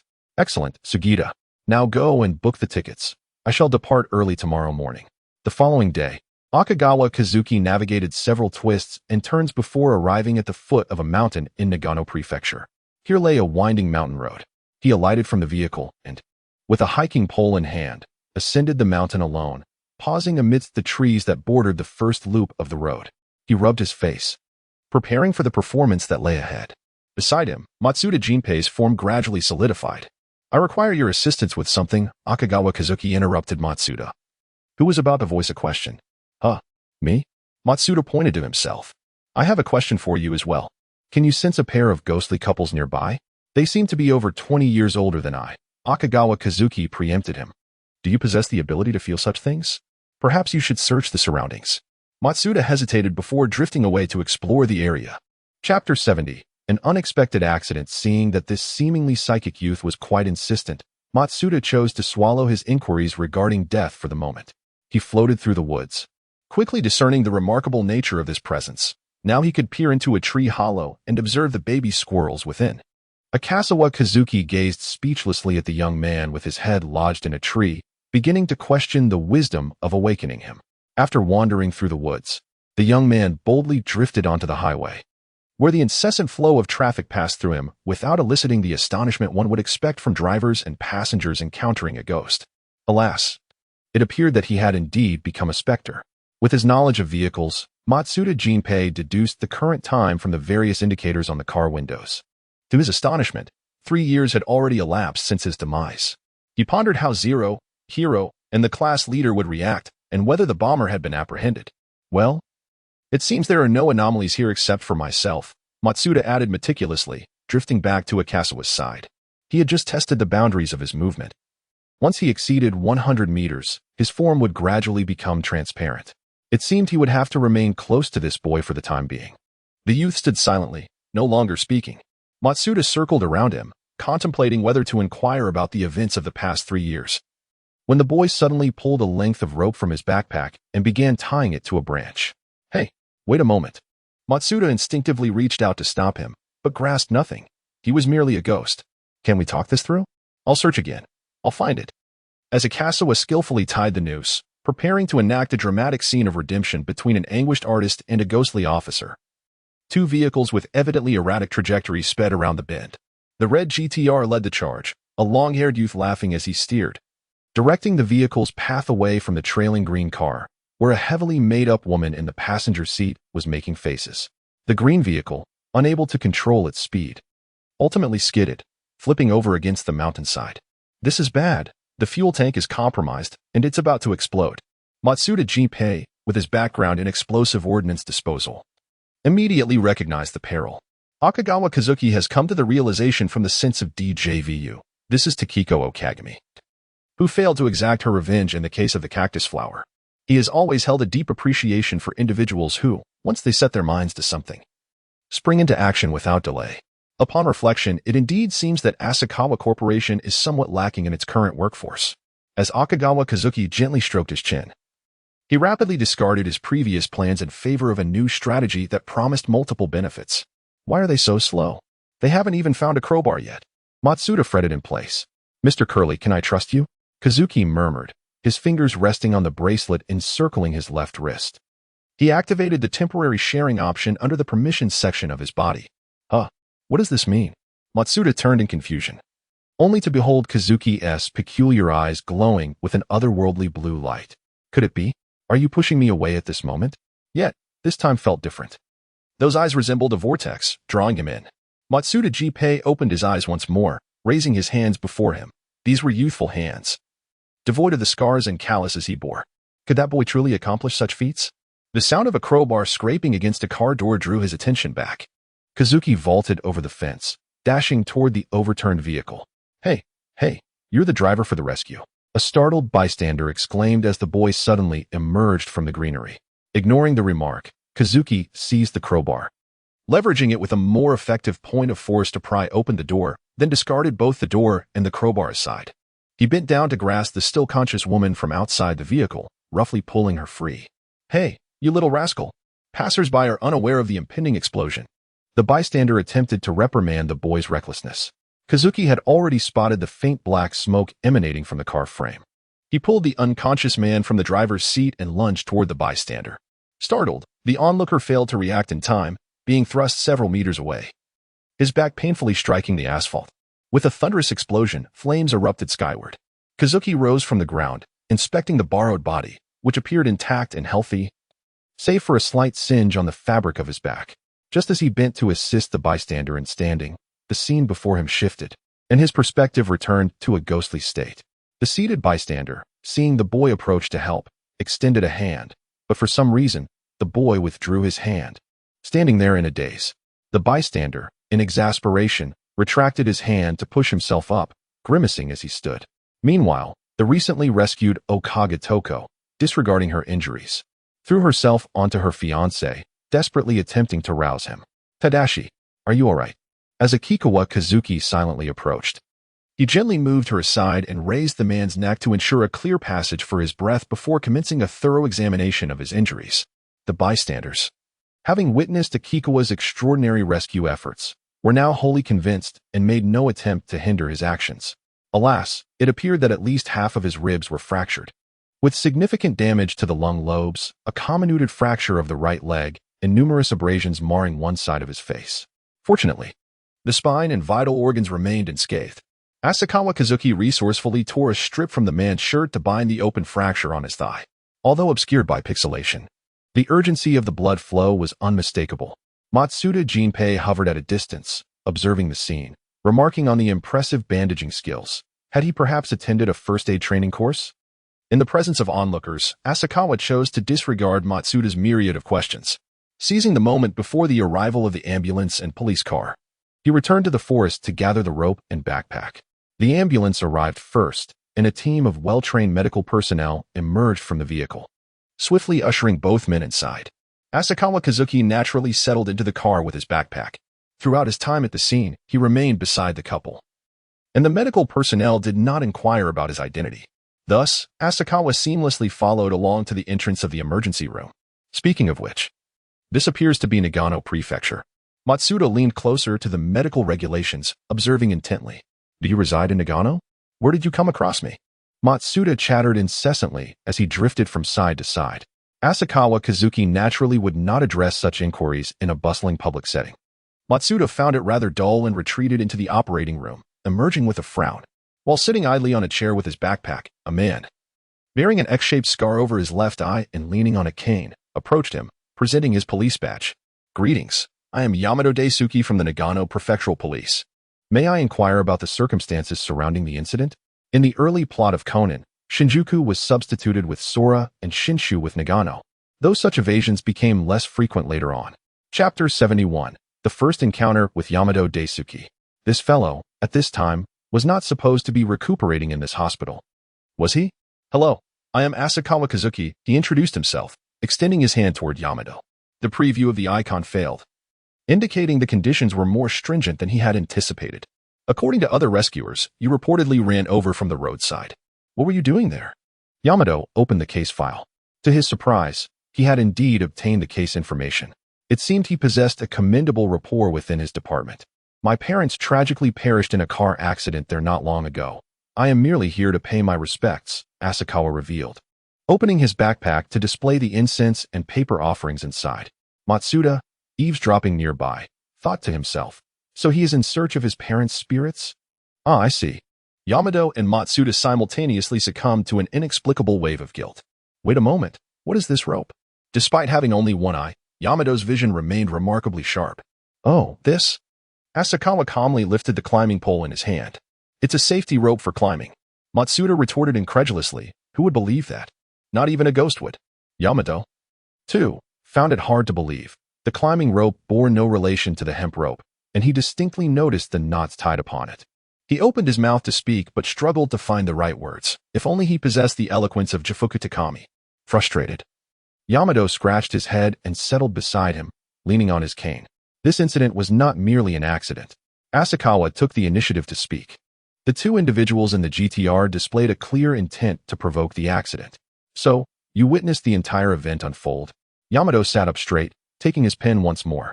Akishikawa Kazuki retrieved a stack of white paper and a ballpoint pen from the compartment of his backpack. The license plate of the vehicle was Shinjuku 33-96. The two individuals in the car provocatively glanced back while driving, suddenly decelerating and swerving into the lane of the vehicles behind, which was the primary cause of the subsequent overturning of the driver's car. Akagawa Kazuki meticulously depicted the entirety of the incident through a few concise frames, ultimately sketching the appearance of a couple in a GTR. Yamato Gansuk took the artwork and, astonished, inquired, "Are you a student at an art academy, young Akagawa Kazuki?" Matsuda Jinpei, nearby, also piqued by curiosity, leaned in closer, though Akagawa had gradually grown accustomed to ignoring him.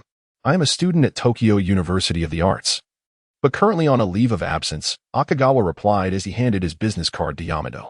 "I am also the president of Akagawa Corporation." "Oh." You are the one who illustrated Death God Pen Chronicles. I didn't expect you to be so young. Yamato exclaimed, slapping his knee.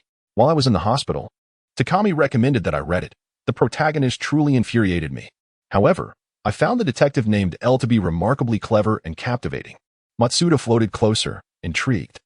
I'm so curious. I want to know what Death God Pen Chronicles is. Yamato turned to a new page in his notebook. Would you mind signing your name here, author? If you knew that L was to die tonight, I doubt you would have such a thought, Akagawa remarked, though he took the pen and signed his name. Okatani Noriko, with less severe injuries, was the first to emerge from the emergency room, her left cheek and head wrapped in thick bandages, her limbs secured in plaster. Hello. I am Dr. Seki.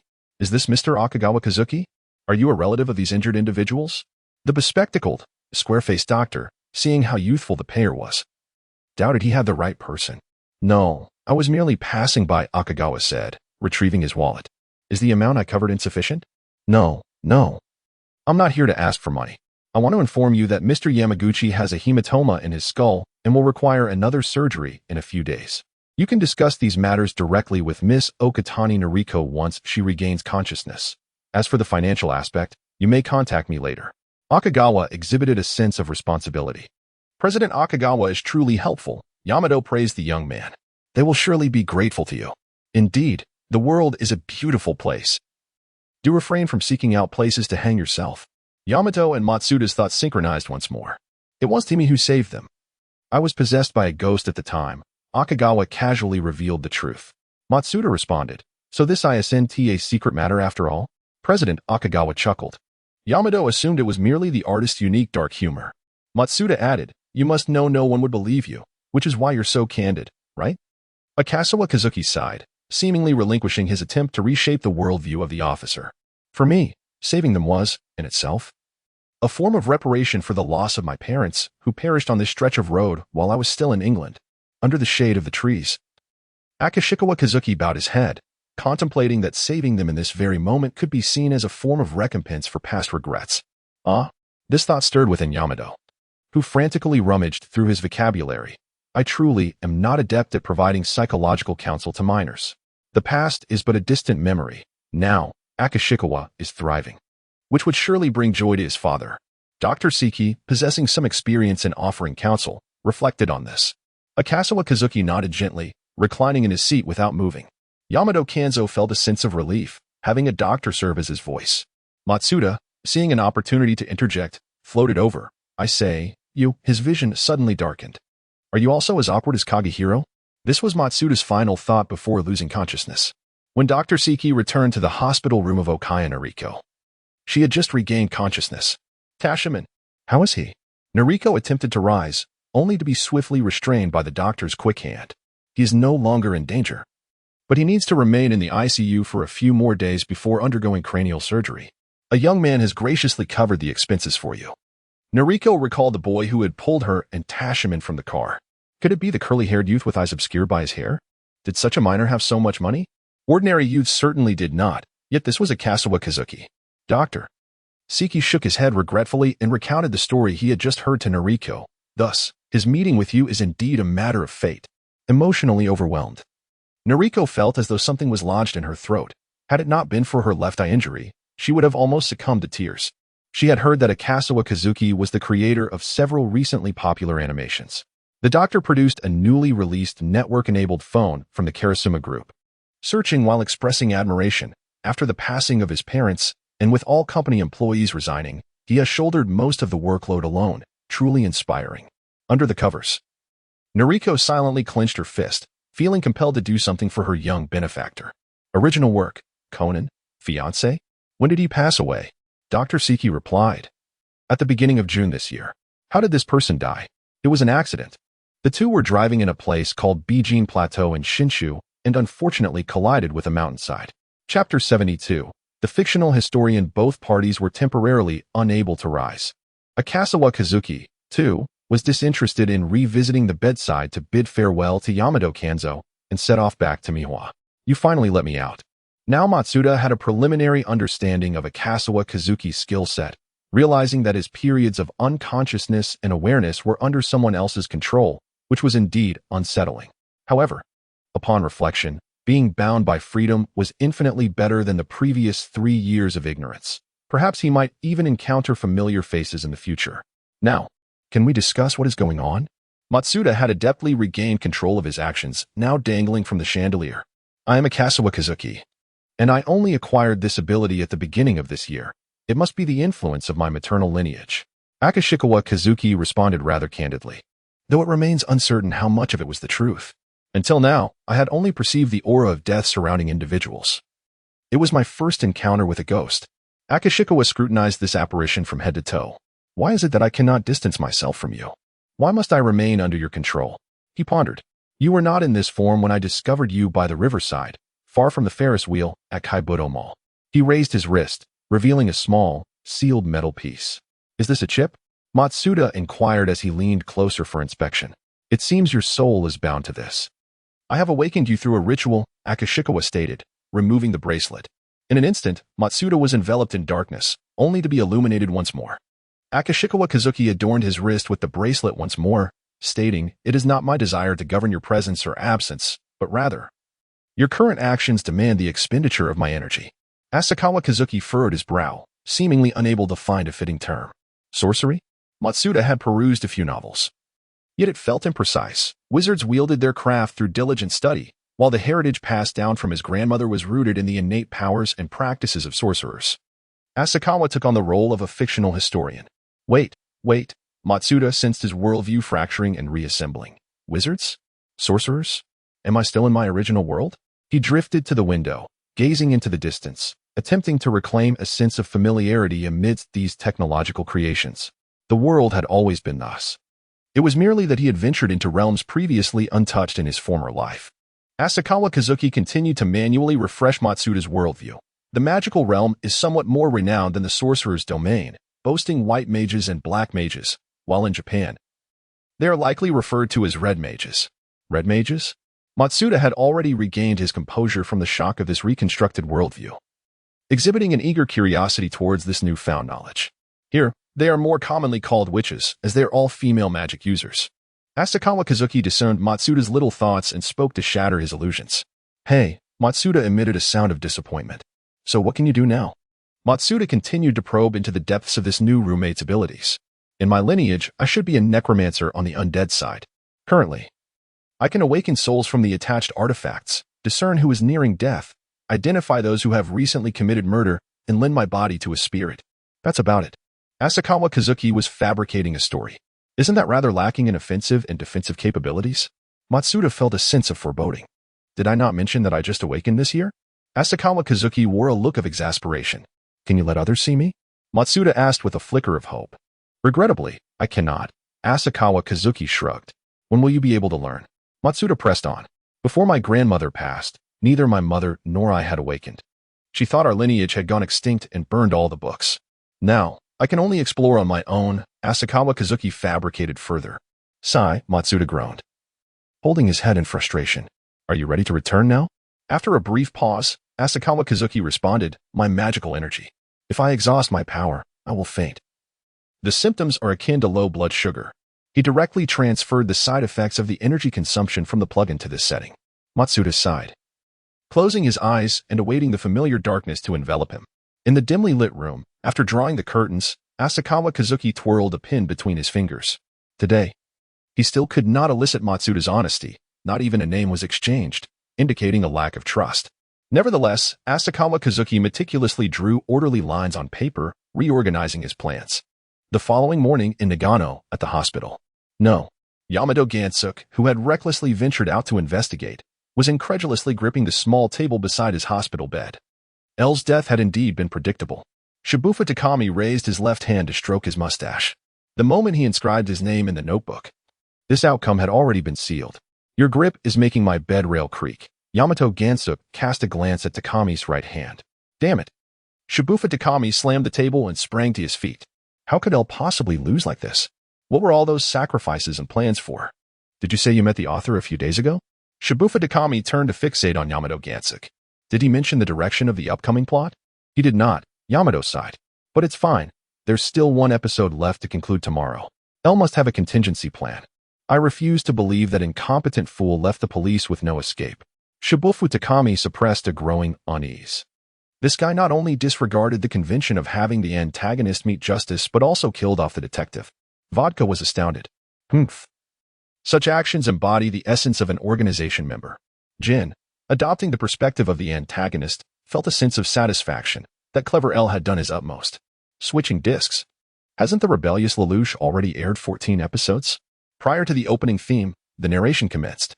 No one knows that in this world, countless desires and emotional torrents exist. Vastly different from the decisive nature of the British youth, Lelouch. Thus, Lelouch must confront another adversary. However, this enemy, the one he must face directly, is the very sin of humanity itself. Hope and atonement, freedom and solitude. Yet the barrier known as the world will not yield to anyone's will, merely drifting along. Beneath the stained glass in a church, a girl named Shirley, with orange hair, closed her eyes, allowing the tearful Lelouch to kneel beside her. Miss Shirley has died? Vodka cried out in outrage. Jin did not immediately intervene to silence him, but instead remained silent for 2 seconds before speaking. The path of the king is destined to be solitary. The opening lines of episodes 13 and 14 are identical. What does this signify? Jin harbored an ominous premonition regarding the future plot. If the storyline truly veered in that direction, he would undoubtedly seek retribution against Black Pinot. Achoo. Kazuki, are you alright? Mori ran anxiously, offered him a tissue. I'm fine. I suspect my fans are thinking of me. I can't shake this unsettling feeling. Chapter 73, one more time. With 2 dark circles under his eyes, Conan glared at Asakawa Kazuki indignantly. Asakawa and I, do you know what happened after Holmes was killed off? Playing until so late at the department store and still finding time to watch late-night shows. Be careful not to become nearsighted, Shinichi. Don't rush, little Conan. Today is merely the last episode of the first season, and there is still a second season to come. Asakawa Kazuki adjusted his tie, declaring, patience is the key to life. Hi, over here. A young girl with a hairpin waved at Mori Ran. UNZ. Long time no see. This is Asakawa Kazuki from Asakawa Company, the author I am promoting. Ran introduced Kazuki to UNZ. Hello, Miss UNZ. It's a pleasure to meet you. Kazuki extended his hand for a handshake. The failure of the icon preview had become quite customary. Oh, so it's you. Your work is truly captivating. The characters are all exceptionally attractive. Kazuki humbly remarked, to receive such admiration from a young and fashionable lady like yourself inspires me to embark on a new series. I've heard of your other 2 works as well, but they don't quite appeal to me, UNZ said, realizing mid-sentence that it might sound impolite, and quickly waved her hands. It's all right. Every work has its own audience. Akikawa Kazuki smiled as he mentioned the protagonist's work. I wonder if Ran has mentioned this. But I am here to invite a theme song for a romantic animation. I know, you came to find Sayuri-sensei, but what is it specifically about? Yoko inquired curiously. The inspiration primarily stems from the feelings shared between childhood friends. What feelings? There is no such thing. Ran and Conan retorted in unison, simultaneously waving their hands. We are discussing childhood friends. What does that little brat know? Yoko scolded Conan with hands on her hips, then suddenly clasped her hands together and twisted them excitedly, exclaiming, wow, it's a love story between childhood friends. As she spoke, she winked playfully at Ran. Ran's face flushed even more, feeling as if boiling water could be poured over her head. Could it be that Kazuki drew inspiration from her and Shinichi? I haven't finalized the ending yet. But the protagonist will experience a period of estrangement. This song encapsulates the emotions during that time. This must be about Rand and me, right? Stop using the people around you as material. Conan rolled his eyes. Speaking of which, it's a rather melancholic song. I didn't expect Matsumoto-san would allow me to sing this at the wedding, Akikawa Kazuki pondered, stroking his chin. Perhaps there remains a glimmer of hope. A longing for the other person to remember oneself. Akagawa Kazuki shook his head, sighing over a love he could not comprehend. In any case, with the acquisition of this song, the film's release would soon follow. Anticipation bubbled within him. Should he invite Ran to watch it with that fellow Shinichi? Yoko teased, casting a playful glance at Ran. Stop it, Ran exclaimed, shaking Yoko's wrist. I can hardly get him to agree to meet. And he is reluctant to discuss what truly transpired. As she spoke, a trace of sadness crept into her voice. Conan reached out, gently clasping Ran's hand. Shall I head to the piano to play? You should be able to hear it if you crack open a window, Kazuki suggested, shifting the topic. Huh? Ran adjusted her hair, regaining her composure. Yoko and I will go record for the teacher then. With the thought of Officer Magyar, a familiar face to Matsuda Jinpei, Soon arriving, Kazuki decided to let that matter rest for the moment. Matsuda floated in midair, yawning. Where am I being taken? A wedding? It's a reunion of old acquaintances. Kazuki replied. Navigating through the bustling guests, he arrived at the piano. Good morning, esteemed guests, he announced, and the crowd ceased their chatter, turning their curious gazes toward him. I am Akagawa Kazuki, the pianist for this wedding, as well as a professional singer-songwriter here to collaborate with Miss Matsubara. The opening piece will be my composition, One More Time. One more chance. Matsuda elevated his voice, surveying the audience. Hey, is your company struggling so much that the president has to come out to drum up business? Asakawa Kazuki disregarded him and glanced towards the window, where behind the curtains, Xiaolan made a gesture indicating okay. May everyone eventually encounter their destined beloved, leaving no regrets in their hearts. Akanawa Kazuki bowed respectfully and took his seat on the piano bench. How much must one lose to attain forgiveness for the heart? How much suffering must one endure to reunite with you once more? O season, please do not change. Once more, the time when we frolicked together. Matsumoto Sayuri grasped the drooping veil of Toshihiko. Do you truly not remember even a fragment of our cherished childhood moments? Hey, could it be that this fellow is actually a musician? Matsuda Jinpei's eyes widened in astonishment. During our quarrels, I always yielded first. Yet your obstinate nature only made me adore you more. One more chance. The memories compel me to pause. One more chance. Unable to decide my next destination. A middle-aged guest set down his wine glass, wiping away tears. When my wife was alive, she often scolded me. Yet, I still wish to return to those days. Just as Matsumoto Kayanaga was about to step inside, he unconsciously halted. The music transitioned from a gentle melody to a soaring crescendo. I have been ceaselessly searching, hoping to catch a glimpse of your figure somewhere, on the platform across the tracks, by the window in the depths of the alley. Even though I know you cannot possibly be there, if wishes could come true, I would wish to be by your side at once. The fears that once haunted me have vanished. I would embrace you tightly, disregarding everything else. Xiaolan leaned against the window. Where might Shinichi be now? How can I see him? Reflecting on the moment I first met Shinichi in childhood feels as though it were just yesterday. Xiaolan opened her phone, gazing at the name pinned at the top of her contacts. Conan rested against Xiaolan's leg, saying, Don't be sad, Ran. I will always be by your side. In this state, even encountering Sato Malako would hold little significance, Matsuda thought, gazing at his own hands with a silent sigh. I have been incessantly searching, longing to see your figure at every crossroads, in every dream. Even though I know you cannot possibly be there, if miracles could occur, I would wish to present you with a brand new morning, a renewed self, in the words I could never voice. I like you. Sometimes, those words linger on the tip of my tongue, yet I can never utter them. If not for my shyness, would I not now be free of regrets? Xiaolan clenched her phone tightly. The piano's melody was enchanting, as dawn broke on the streets of Sakurajiko, in the quaint shops along the journey, and in the corners of newspapers. The protagonist of the song searched everywhere for his other half, seeking the one he knew he could never meet. Matsumoto Kayanaga inhaled deeply, instinctively reaching into his pocket for a cigarette, but today, due to his daughter's wedding, his pockets were devoid of them. The final notes resonated in the courtyard, as guests covered their faces with sleeves or gulped down wine in an attempt to suppress their sorrow. Once joyfully floating about, Matsuda Jinpei now sat dejectedly in a corner. Chapter 74, The June Bride Incident, Part 1. Why did the teacher ask President Akanawa to sing such a sorrowful song at the wedding? The garden had not yet tasted the bitterness of love and remained considerably calmer than the others. This query was interrupted by a lady in a purple coat who entered. Here, warm lemon tea. By the way, this fierce teacher who always reprimands me adores lemon tea. Even during music class. Conan grimaced. Don't spill the lipstick. Insert the straw. Thank you, Ichimi. I'm sorry about Toshihiko. Sayuri's tone grew somber. At this time. What more is there to say? Ichimi chuckled, playfully patting Sayuri's shoulder. All right, see you later. Ichimi bustled away. Once she left, Matsumoto Kayanaga and his subordinates entered the room. The composed Matsumoto inspector picked up the lemon tea, glanced at it, and exchanged passionate banter with his daughter before preparing to exit with Inspector Magyar. Hey, young brother Kazuki? I was just about to look for you. Inspector Magyar turned and spotted the finished performance of Akanawa Kazuki. Inspector Magyar, Matsuda Jinpei exclaimed in disbelief. Indeed, encountering a familiar face directly proved to be more effective. Akanawa Kazuki lowered his gaze. This piece is truly stirring, evoking memories of naive youth. Another officer praised. I have heard of you, Akanawa Kazuki. Why play such a mournful tune at a wedding? Matsumoto Kayanaga scrutinized Akanawa Kazuki. Inspector Matsumoto? Matsuda Jinpei questioned his own vision. This was requested by Ms. Matsumoto Sayuri. Perhaps you should show more concern for her. It seems her spirits are not particularly high. Asakawa Kazuki subtly suggested to the police inspector the hope that he might address the bride's infatuation. Humph, the thoughts of children are many. How could there be any sorrow when this husband is of her own choosing? Matsumoto Kayona refrained from expressing any opinion.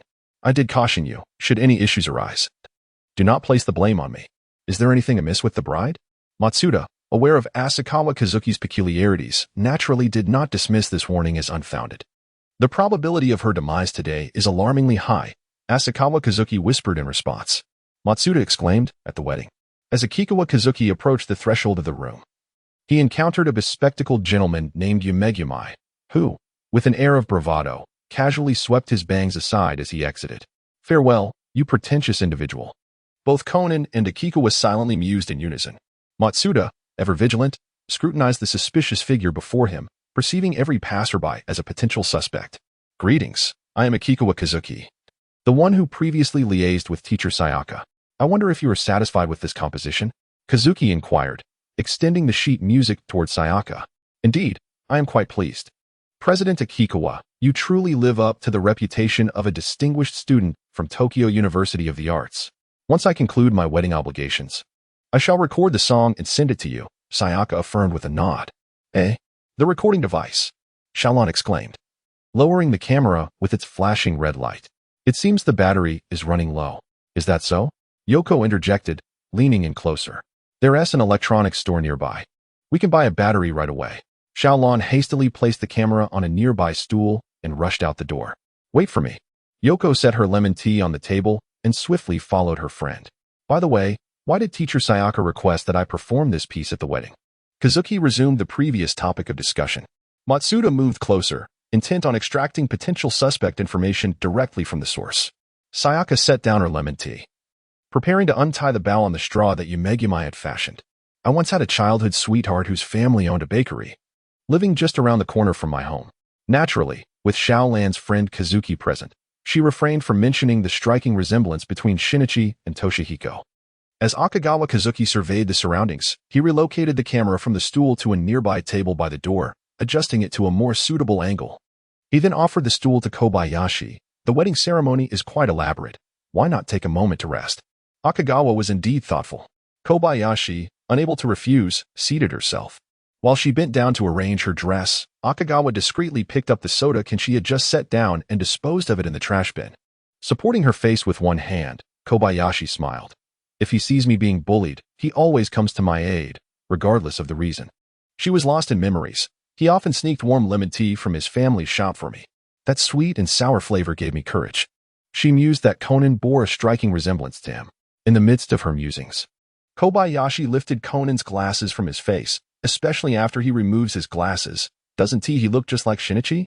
That guy has caused me to be bullied by teachers for 3 years. Conan, on tiptoe, snatched his glasses back. And what of that boy? Does he still live nearby? He inquired, adjusting his spectacles. Kobayashi shook her head. No, he moved away suddenly. I still don't know where to. However, I later. Her narrative was interrupted by the mocking voices of boys from outside. What now? Can you please clarify? Matsuda, sensing the key to the puzzle lay further ahead, paced anxiously. Two mischievous friends pushed the groom, Takasuji Toshihiko, into the room. Stumbling to the floor, Toshihiko rose awkwardly, shyly rubbing the back of his head. Kobayashi. You look stunning. Kobayashi, holding the soda can that belonged to Sonoko, stood up and whispered to the two spectators. What I just said must not be told to him. Huh. Takasuji was bewildered. He glanced at the lemon tea in his hand and reached for it. Hey, why are you still drinking such tasteless stuff? Matsuda, floating above, had the clearest view and watched in disbelief as the groom added something to the drink. Matsuda gasped. Are you serious? Is he attempting to poison his bride at the wedding? Kobayashi also caught sight of this scene, her smile fading. Kazuki. I just saw the groom make a suspicious move. What should we do? Matsuda whispered urgently to Akagawa. No one else can see you. What are you being cautious for? Akagawa tilted his head aside. The groom, realizing there were outsiders, purposely angled the can away from their view, ensuring that Akagawa should not have noticed his subtle maneuver. Sonoko and Rand entered, pushing the door open. Hey, aren't you the heir to the Takasuji group? Yes, and you must be from the Suzuki Consortium?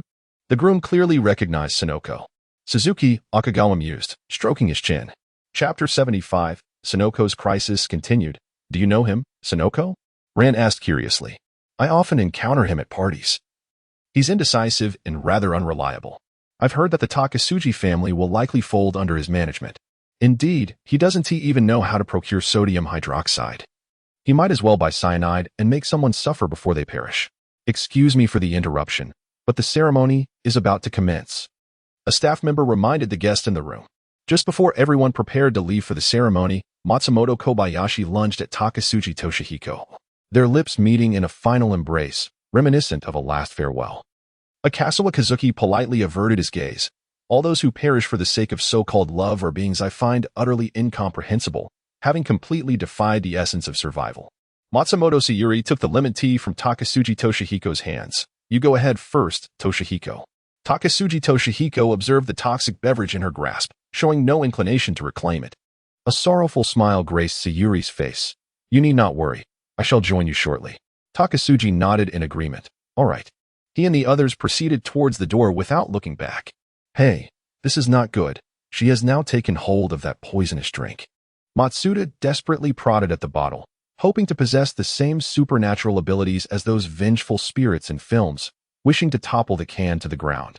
This is a channel dedicated to the study of the K, and we do not entertain the notion of telekinesis here, Matsuda. Akikawa Kazuki sighed. Were it anyone else, I would advise them to relinquish their inclination to assist and to respect the destinies of others. Yet, who could overlook the fact that you are the daughter of Matsumoto Kainaga? As Akikawa Kazuki stood still, he observed that the beverage in Sayuri's hand was indeed the one that Yoko had opened but not yet consumed. What? Both Sayuri and Takasugi Toshihiko were taken aback. Yoko abruptly turned her head, exclaiming, Is that mine? Yes, the one belonging to Sayuri-sensei is already finished. It's over there. Kazuki pointed towards the trash bin. Is that so? Without much thought, Yoko stepped forward to retrieve the can. Instinctively, Sayuri shielded the can and stepped back. Takasugi was increasingly anxious. He merely intended to take revenge on Matsumoto Kiyotaka, but he had no desire to offend a conglomerate like Suzuki. The astute Conan furrowed his brow. Sensing something amiss, it seemed that both Mr. Takasugi and Ms. Sayuri were acting strangely regarding this beverage. Without hesitation, Conan seized the opportunity, leveraging his height to navigate the blind spot, and leaped forward, ready to snatch the drink from Sayuri's grasp. It's a drink. I want to have it. Could you be any more disingenuous? You didn't want it just a moment ago, and now you do? Who would believe that? The whims of children truly shift like the wind, Matsuda mused. Fine, Kazuki replied, silent, and as Sayuri's attention was diverted by Conan, he swiftly claimed the can. Little Conan, please refrain from such antics. You might spill and ruin the bride's wedding gown. Most importantly, don't scorch that lovely face of yours, he chided Conan lightly. Before exiting the room with the can in hand, Sayuri-sensei can take a moment to rest here. We shall proceed to the ceremony. Hooray! We got it. Matsuda cheered, clapping his hands. Wait a moment. Sayuri, seeing Kazuki approach Yoko with the drink, felt a surge of urgency and attempted to follow, only to be hindered by her long skirt. Takasugi's expression grew increasingly grave. Yoko, standing at the entrance, halted her steps. Is he walking towards me? Could it be that he intends to personally hand me the lemon tea? A little scene played out in Yoko's mind. How annoying. I'm not that easy of a girl. Unless he is willing to lift his hair and let me see his face.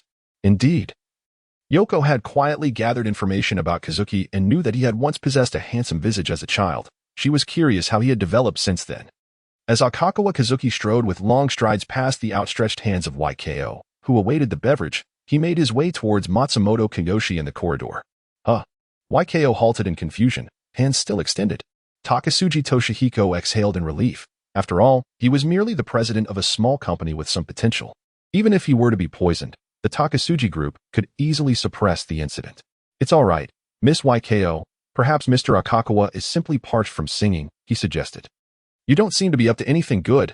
Akikawa Kazuki disdainfully shot a glance from beneath his hair as he passed. What's wrong with this guy? YKO stomped her foot and hurried after him, determined to reclaim her belongings. Although she often indulged in whimsical thoughts, she certainly did not wish to hasten into sharing a drink with a man. Upon turning a corner, YKO beheld Akikawa Kazuki handing the can of beverage to Matsumoto Kiyoshi. Officer Matsumoto, Someone has tampered with Miss Suzuki YKO's drink. What? Matsumoto's eyes widened in shock, his already intimidating visage becoming even more fearsome. Officer Megure, startled, quietly set down the glass he had just picked up. Huh? Me? YKO stood frozen in her tracks, bewildered. Could it be that this guy intended to unravel the truth through such means? There was an unsettling feeling that something was amiss. Floating in contemplation, Matsuda stroked his chin. A glimmer of blue light flickered in Akikawa Kazuki's downcast eyes. Had it not been for the repugnant gaze exhibited by Takasuji, he would have preferred to keep matters from escalating to such a degree. Now that he had resolved to bolster the reputation of the police, he might as well enhance the standing of the Suzuki family concurrently. This narrative necessitates a conclusion that I shall craft with greater suitability. Akikawa Kazuki held tightly onto his mobile phone, sending a message to Sugita Shinsuke. Prepare to undermine the Takasuji group by stirring public opinion regarding Takasuji Toshihiko's alleged attempt to murder Suzuki Sonoko at the wedding. 20 minutes later, he sent a follow-up message, correcting it to clarify the murder of the bride. Coincidentally, among the two officers brought by Inspector Muro was a member of the forensic department, who took the jar. Hiss, it's quite hot. He poured a portion of the contents onto a cloth, and steam rose as the liquid made contact. The temperature continued to rise. It was highly likely to be sodium hydroxide, which could severely burn the esophagus and stomach if ingested. A collective gasp echoed among those present. Muro, gather the officers at the scene and ensure the guests do not leave. Retrieve the drinks first, Matsumoto Saishu instructed Inspector Muro. Who could have done this? Xiaolin murmured. Almost everyone who had entered the room had come into contact with that beverage, and Conan began to meticulously recall the actions of the guests. Sonoko covered her mouth with her hand. What if I had drunk that jar of lemon tea just now? But how did you discover it? Matsumoto Saishu thought it prudent to first eliminate the possibility of a self-staged event. My hearing is exceptionally acute. Upon receiving the drink, I heard a series of faint popping sounds. Akasawa Kazuki added, typically, only carbonated beverages emit such sounds. Lemon tea does not fall into this category. Musicians are truly remarkable. Officer Megure marveled. Is that rationale even valid? Matsuda, floating in disbelief, widened his eyes. Although you were the one to discover it, we must initially classify you as a suspect, as you have also come into contact with the can. I, too, am among the suspects. Matsumoto Kiyoshi nodded at Officer Megure. Officer Megure began to question the involved parties. Do you recall who has handled the can? In reality, there were 2 cans of beverage. Akasawa Kazuki spoke up, eager to advance the investigation. The can that has already been discarded belonged to teacher Sayaka. The can from Yoko's side was handled by Sayaka and Takasuji Toshihiko. So, the suspects are the 3 of you, Sayaka, Toshihiko, and Akasawa. Conan deduced the timeline of events by examining the timing of the drug's introduction. He lifted his head and noticed the adults staring at him. All of this was taught to me by Uncle Muri. Conan cleverly evaded the inquiry, hiding behind Ran. I arrived after Mr. Megumi left, so the sequence Conan mentioned is accurate, Akasawa Kazuki affirmed. Surely, the bride and groom have no motive to commit such an act? Officer Megure expressed disbelief. Ran and Yoko were equally incredulous, insisting that the teacher would never engage in such behavior. This beverage contains a capsule. It should provide a means to ascertain the timing. The forensic personnel picked up a piece of white fragment. The officers had already arrived. They were previously my daughter and son-in-law, but now they were all suspects. Matsumoto Kiyoshi's demeanor was always unyielding. Matsuda nodded in agreement, as expected of Officer Matsumoto. What? Poisoning? Takasuji Toshihiko exclaimed, his face contorted in horror. Matsumoto Sayaka remained silent. If sodium hydroxide were placed in a capsule and then introduced into the lemon tea, it would be impossible to ascertain the timing of the poisoning. Officer Megure addressed the gathered individuals. When Officer Matsumoto and Mr. Megumi entered, the lemon tea remained in Miss Yoko's possession until Mr. Akasawa arrived, at which point it was placed on the table. Thus, the suspects are you 3, Matsumoto Sayaka, Takasuji Toshihiko, and Akasawa Kazuki. Among them, Sayaka was Yoko's teacher, and Kazuki was the one who reported the incident. Officer Megure directed his suspicious gaze towards Takasuji Toshihiko. If the Takasuji family and the Suzuki conglomerate were embroiled in commercial rivalry, it would make sense if Takasuji targeted the daughter of his opponent. How could it possibly be me? Takasuji seethed internally, cursing Akasawa Kazuki for meddling, thinking that the involved parties were either from prominent families or wealthy merchants and had the audacity to intervene. I suspect this fellow is attempting to curry favor with the Suzuki family, orchestrating this charade. You were indeed correct about the first half. But someone must believe you for that to matter, Kazuki retorted. How infuriating. This murderer dares to turn the tables. Had he not known that he lacked physical evidence, Matsuda would have already struck this scoundrel. Look, not even a ghost would believe you. If your intention to curry favor with the Suzuki family was meant to include Miss Yoko, then there is no need. Yoko and I had already met through Ran before the wedding. Although it was merely a few minutes of acquaintance, Akasawa Kazuki added silently in his mind. I certainly trust Ran, being a friend of hers. After uttering this, Yoko promptly embraced Ran's arm, whispering, Is this Akasawa Kazuki reliable? I believe Kazuki, Ran replied, patting Yoko's shoulder with her other hand. At that moment, she suddenly noticed the camera on the table. A spark of inspiration flashed in Ran's mind. That's right. Perhaps we can review the footage of the events that just transpired. What? Officer Magyar had not anticipated that the matter could be so straightforward. Indeed. We just set down the camera before rushing out. Yoko also recalled. Takasuji Toshihiko had assumed that the camera was off. He clenched his fists anxiously. Sayaka instinctively looked at him with concern. Indeed, these two seemed to know something. But what had transpired in between? Conan furrowed his brow in contemplation. The earlier footage filmed by Ran was swiftly skipped, leading to the moment Akasawa Kazuki picked up the camera and placed it on the table, moving a chair for Sayaka. From this angle, it was evident that Yoko had placed the can on the outer edge, thus the discarded one belonged to Sayaka. Matsumoto Kiyoshi nodded in acknowledgement. In the footage, as Kazuki disposed of the can in the back, Sayaka began recounting tales of childhood sweethearts. A bakery? Lemon tea? Takasuji Toshihiko was taken aback. Gazing at Sayaka in astonishment, Sayaka looked back at him with hopeful eyes. Do you remember? Ahem, let's skip this part. Matsumoto Kiyoshi felt it was somewhat awkward to present this in front of his future son-in-law. The scene quickly transitioned to Takasuji snatching the can from Sayaka's hand, turning his back as he poisoned it. The camera angle was impeccable, capturing even the chilling indifference on Takasuji's face. The occupants of the room turned in shock towards Takasuji. He was concealing this. Conan raised his head and saw the sorrow etched upon Sayaka's face. So this poison was originally intended for my daughter. Matsumoto Kiyoshi rushed towards Takasuji, gripping his collar tightly. Why? Why would you do this to my daughter? Takasuji felt a surge of rage from 20 years ago as he cast aside thoughts of the little girl who also loved lemon tea. I wanted you to experience the same anguish. 20 years ago, your pursuit of the criminal led to the untimely death of my innocent mother. Do you remember? At that moment, she was still alive. Had she been taken to the hospital immediately in a police car, she could have been saved. Even so, Takasuji's voice grew somber. You said, don't block the road, move aside, and without a backward glance, you pursued the criminal.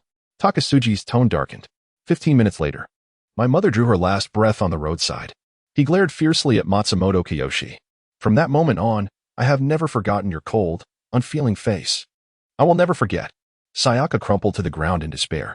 Matsuda raised his hand, feigning a punch aimed at Matsumoto Kiyoshi, the impact being negligible. And that is why I have always wanted to land a blow on these indifferent high-ranking officials. Officer Magyar quietly sought confirmation. Is this true? Matsumoto Kiyoshi bowed his usually upright back. Indeed, I was so eager to pursue the criminal that I failed to notice there were people beneath the vehicle. It was only later that I learned of the accident, but by then, they had already been taken away. Humph, Takasuji scoffed, leaving the matter unresolved. Aside from my mother, I had no other family.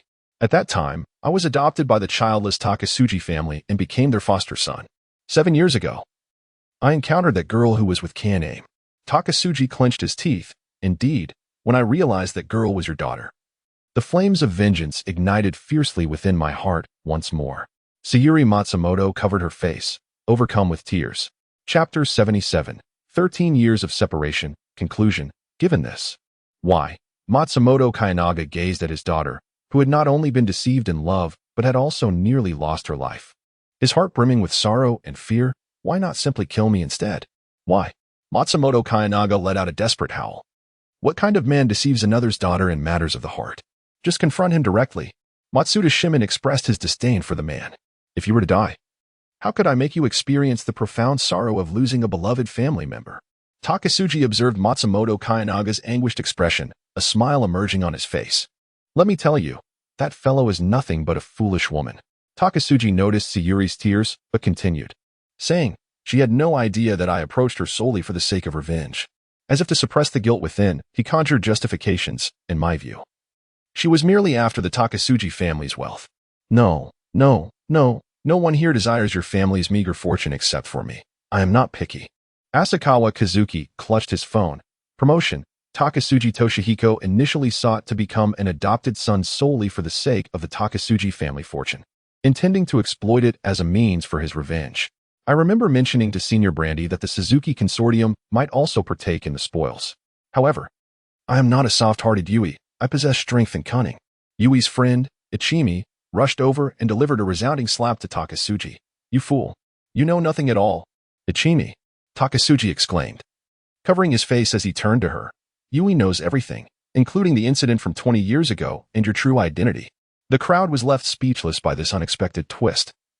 Even Matsuda seemed suspended in disbelief. I do not indulge in melodramas. Thank you for the hospitality. Asakawa Kazuki quietly turned his face away. No, this cannot be true.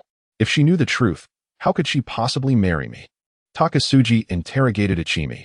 Do you not see the lemon tea and still remain oblivious? Ichimi's eyes filled with tears. You are the first love that Yui has cherished for the past 20 years. Takasugi stood frozen, his mind replaying childhood memories. The image of a little girl holding lemon tea began to merge with that of Yui. Yui wanted to know, and that is why I helped investigate your background. After Yui accepted your proposal, she has been troubled, unsure of how to earn your forgiveness. I never thought you would turn out to be this kind of person. Ichimi's tears streamed down her cheeks. Conan looked in shock at teacher Yui, who sat with her head bowed, offering no denial. Could it be that she had known all along that he had poisoned? Therefore, the reason she tried to stop me from taking the lemon tea was that she already knew it was tainted, right, teacher Yui? Asakawa Kazuki turned his gaze towards Takasugi, who, as the perpetrator of the poisoning, had provocatively remarked, Mr. Asakawa might simply be thirsty from singing. Inomoto grasped the crux of the matter and looked at Takasugi in astonishment. Asakawa Kazuki's words pierced Takasugi's heart. What? Is my life worth less than that of the Suzuki family's daughter? After 20 years of servitude in the Takasugi household, have you forgotten that you and your mother once occupied the same lowly position as I do now? He delivered a final blow to Takasugi. Your current self-importance pales in comparison to the former Matsumoto inspector. No, that cannot be, Takasugi murmured as he collapsed to the ground, burying his face in his arms, unable to face Sayaka. With her hands clasped together, Sayaka pleaded, Asakawa, I implore you, do not sue Toshihiko. That song. I would willingly call it a perplexing human behavior. I will not sue Mr. Takasugi, Miss Sayaka, Asakawa Kazuki remarked with a self-deprecating smile. A commoner like myself has no right to stand against a prominent conglomerate like Takasugi. No one would believe me. He casually delivered another jab at the fallen Takasugi. When Mr. Takasugi was protecting his mother, he must have thought the same way, right? Conan Matsuda observed. Asakawa Kazuki truly holds a grudge. The song need not feature two voices, I have come to a realization. As Akikawa Kazuki gazed out the window, he reflected on the passage of 13 years. No one is obligated to wait for another, and not every childhood friendship is destined for a perfect conclusion. Conan expressed his unsettling premonition regarding the unreleased film. Shockingly, the heir of the Takasugi family attempted to poison Miss Suzuki at her wedding, allegedly due to escalated business conflicts. Astonishingly, Takasugi Toshihiko was suspected of plotting to murder the bride during the ceremony, seemingly seeking revenge under the guise of intimacy. After enduring 2 decades of hardship, entering the Takasugi household as an adopted son solely to exact vengeance upon his enemies? What nonsense! These tabloid rumors are utterly absurd. Yayoi picked up another newspaper. It even claimed that I had been poisoned to death. Just then, her phone rang at her waist. Hello? Dad, no. I'm perfectly fine. There was indeed poison in my drink, but it's all a misunderstanding. Takasugi doesn't deserve such a fate. Yayoi pleaded, finally managing to dissuade her father from sabotaging Takasugi. However, according to him, other major corporations had already caught wind of the situation and were preparing to take action, while the Suzuki group would not intervene. Is everything all right, Yayoi? Lon inquired with concern. Yayoi chose not to burden her friend with the affairs of corporate intrigue, responding, It's nothing, really. It's all the fault of those reporters who can't get their facts straight. Upon returning home, Yayoi's father launched into yet another lecture about her views on love. He advised her to investigate anyone who might express interest in dating her, ensuring they weren't enemies of the Suzuki family, warning her against falling for romantic con artists, and cautioning that adopted sons from affluent families are often deceitful. Enough, enough. Please stop, Yayoi exclaimed, covering her ears. Asakawa Kazuki severed the signals of 100,000 trivial issues concerning Matsuda Jinpei and picked up his phone. The heir of the Takasugi family lacked competence, yet the plan proceeded smoothly. Upon receiving favorable news from Brandy, Asakawa Kazuki contentedly tucked away his phone. After all, Sayuri herself was indifferent to Takasugi's wealth. Once he faced bankruptcy, there would be no need to ponder whether he was after her family's fortune. At that juncture, Matsumoto Kayanaga could still compensate for his regrets from 20 years ago by assisting Takasugi, who sought vengeance by taking advantage of the Matsumoto family. Sayuri remained in good health, and there were no rifts between the couple. Meanwhile, Asakawa Kazuki earned the goodwill of the Matsumoto and Suzuki families, as well as accolades from the organization, which in turn gained wealth. Was this not a more perfect happy ending than the original narrative? Chapter 78, The Confession Bureau. The following day, at 4, Cho, Me 17 Banshee. During the process of dividing the Takasugi family's assets, the esteemed Brandy had seized the initiative. He informed his subordinate that with a few more substantial transactions like this, he might even apply for a codename. Upon entering, Sugita Shinsuke excitedly shared his good news. President Sugita, what are you talking about? Asakawa Kazuki's tone was somber. Thankfully, Matsuda was not released today.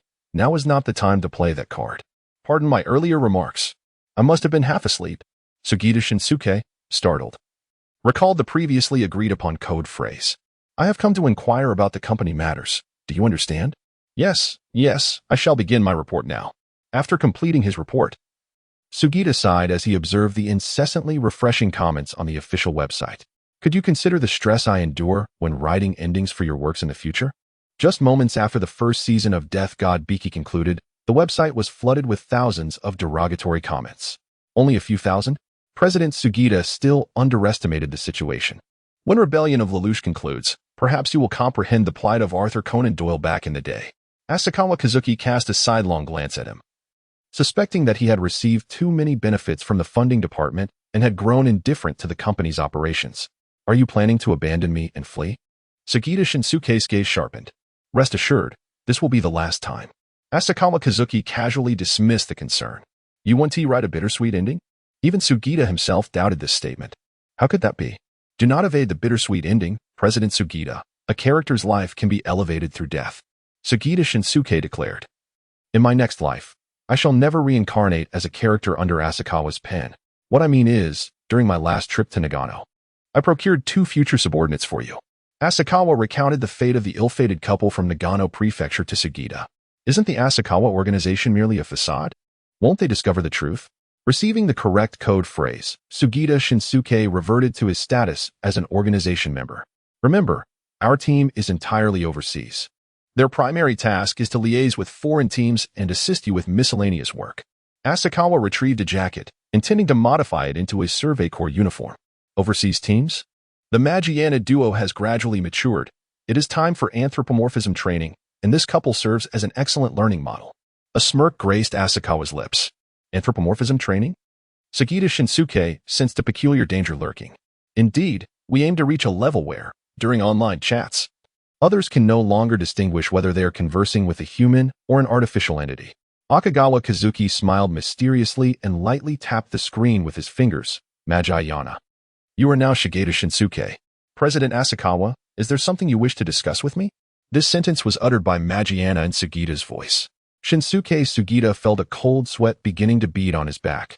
As Akikawa Kazuki stitched a few seams on the Survey Corps uniform before him, he raised it with a hint of dissatisfaction and remarked, President Sugita, I truly wish to find a clothing company that could assist me in sewing C0S costumes. I have already searched for suitable candidates, and it appears that Ms. Hoya Aiko's company is currently embroiled in a controversy regarding plagiarism. Akasawa Kazuki sighed and set down his clothes. Magiana, are you aware of the mistakes you have made? Magiana's voice reverted to a mechanical tone. Please, Chairman, enlighten me.